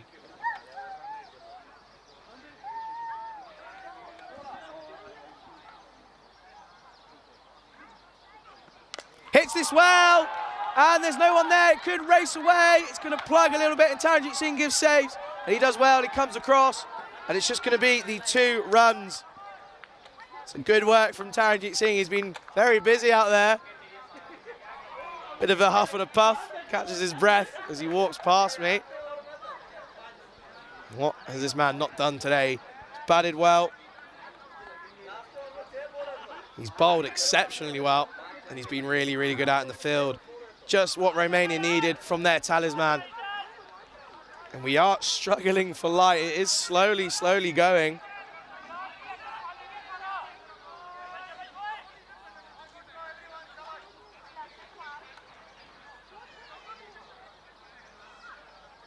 I have a feeling that there might be one short there. I'm going to confirm that. It's short, lifted over. That's a great shot. They're going to need that to run away, and it does. It's a boundary for Malta.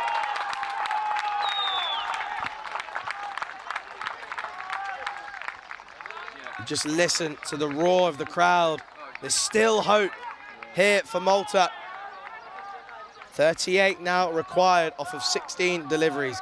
Is there another twist in the tail of the Valletta Cup 2022? We're struggling for light now. We need to get through these overs. You can see on your footage in front of you that there's not even really shadows on that middle now. That's going to be a no ball. So this is going to be a free hit, and boy, do they need to make the most of this. We just see it here again. Doesn't take this on. I think he really got into the position to be able to. You can just see there eventually he just gets out of the way. So it's a free hit, and this needs to go for a maximum. Silence.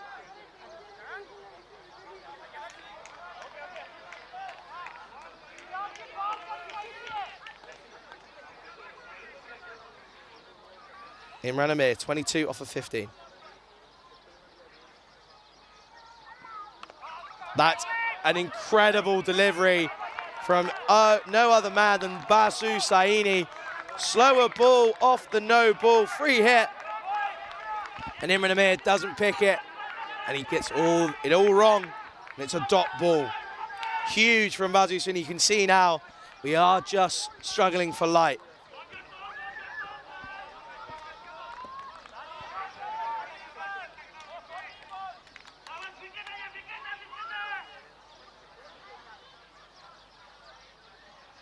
Full toss into the leg side. It's really well fielded by Petty Alva out there as they come back.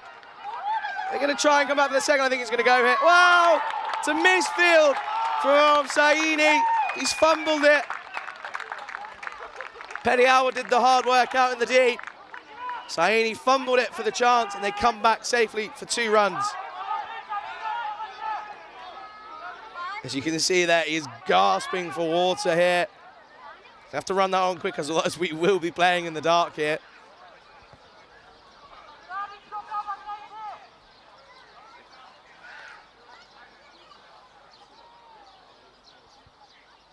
Advances, big shot into the offside.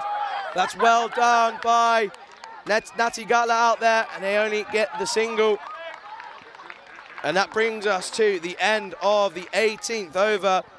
Malta are 142 for 7.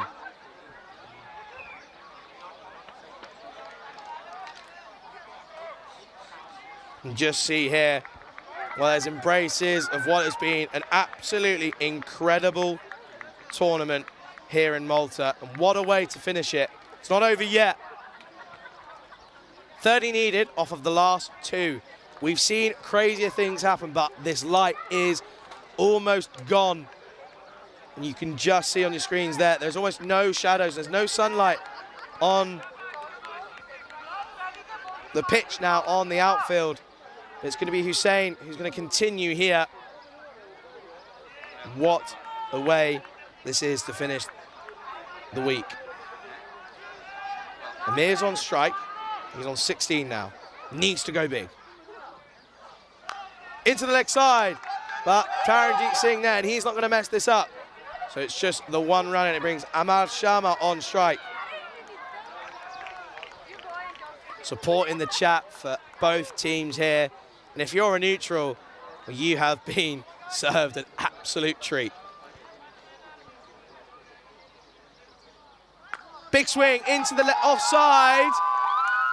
But Petty Alwa, well, that's going to be given 4 runs to Malta. And just listen.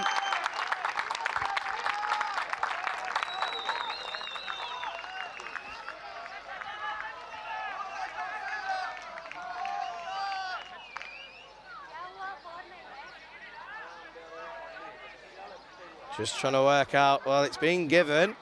Wow. It's been reversed. And I'm not sure on how many they ran. Controversy here in the final moments of the Valletta Cup. We just take another look here.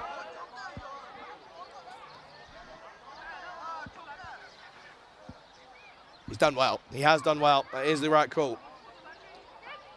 It's going to be 1 into the leg side. They're going to push early. There's no one there. It's going to run away. Bazu Saini does well. They're going to come back for 3. And it's not given. So 3 runs to the total. He's down on his knees. This is incredible stuff. Take another look here. They weren't going to do it, but he goes for it. I think he might have been gone, but you have to say, if you think back to earlier on, he is gone. But you have to say that I feel that there was a catch that was given earlier on in the game that was grounded by Petty Alba out in the deep. So, if anything, it's 1 for 1. So we carry on here. 25 needed off of 9 deliveries.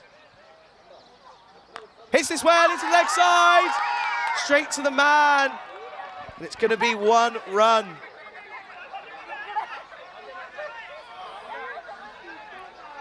Wow. You can see now that the sun, I look to my left where the sun is, it's gone. It's not even, but I can't see it. So we are really playing against the conditions here. There's just a delay, and we can't delay this anymore. We need to get these overs through.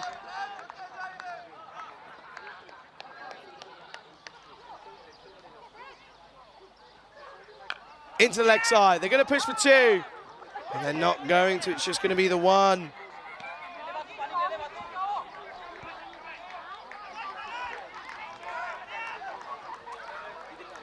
(24) off of 8. 23 off of 7, correction. And the robot just letting you know, cricket doesn't stop. You're already thinking about tomorrow, but I'm not.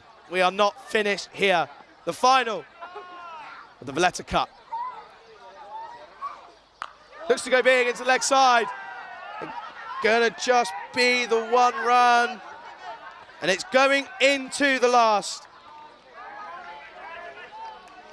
It's all happening now as we go into the final over of the Valletta Cup 2022. They're going to have to get through this quickly. We are seriously battling with sunlight. But again, this gives me one more opportunity to thank every single one of you throughout this week who have been so welcoming to myself. First time here on the ECN. It's been an absolute blast. No matter what the outcome is, every single team has put their heart and soul into this tournament.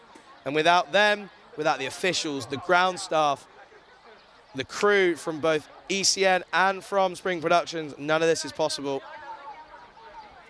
And it's been a pleasure to bring you the commentary here this week as we go down to the last 22 runs needed off of 6 deliveries. We've seen crazier things, but Imran Amir, well, he's moved on to 27 off of 21 now. And it's Raj Kumar to bowl the last. Here we go.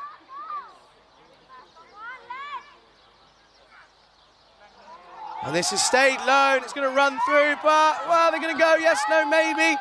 They come through. Every run is vital now, and you've just got to hope that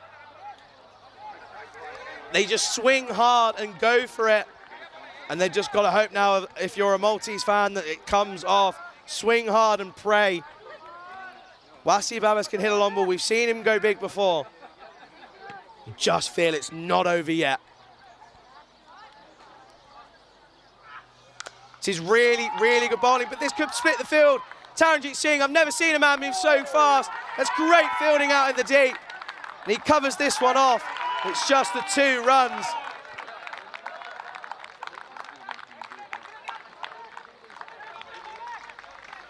Great bit of fielding. He ran so fast as he moved past me in the comms box. You see him, he does so well.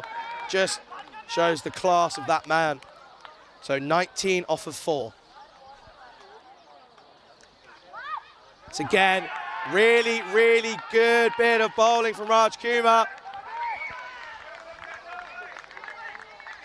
So that's now 19 needed off of 3. They need 3 sixes to tie the game with the event of no wides or no balls. Needs to go big.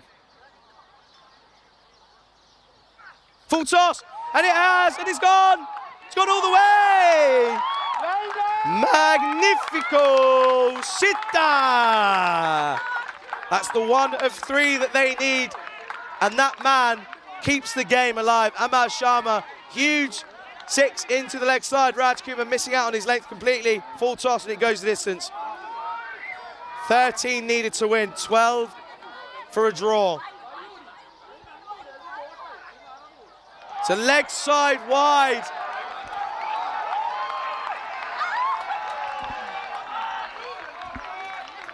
This is absolutely insane.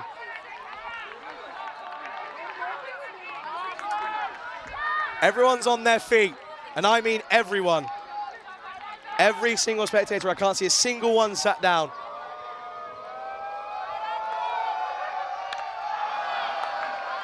Played into the offside. It's just the 1. And unless anything happens now, you feel that that is the game. 11 now off this 1 ball. Unless it's a no ball and it goes the distance, then Romania will be champions. What a day this has been. And it comes down to this.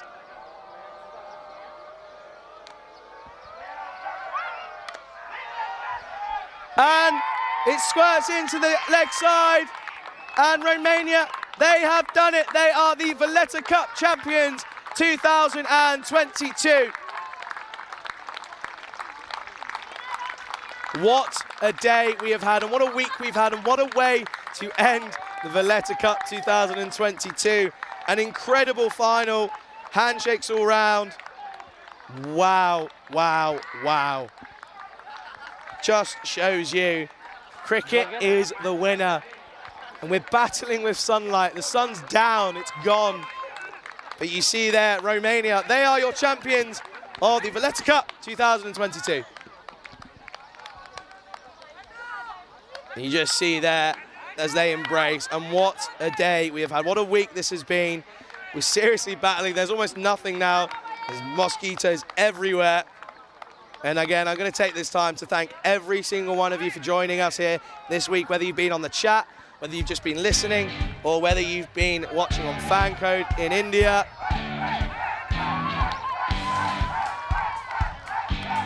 What a sight that is. And most importantly, the young 15-year-old getting involved.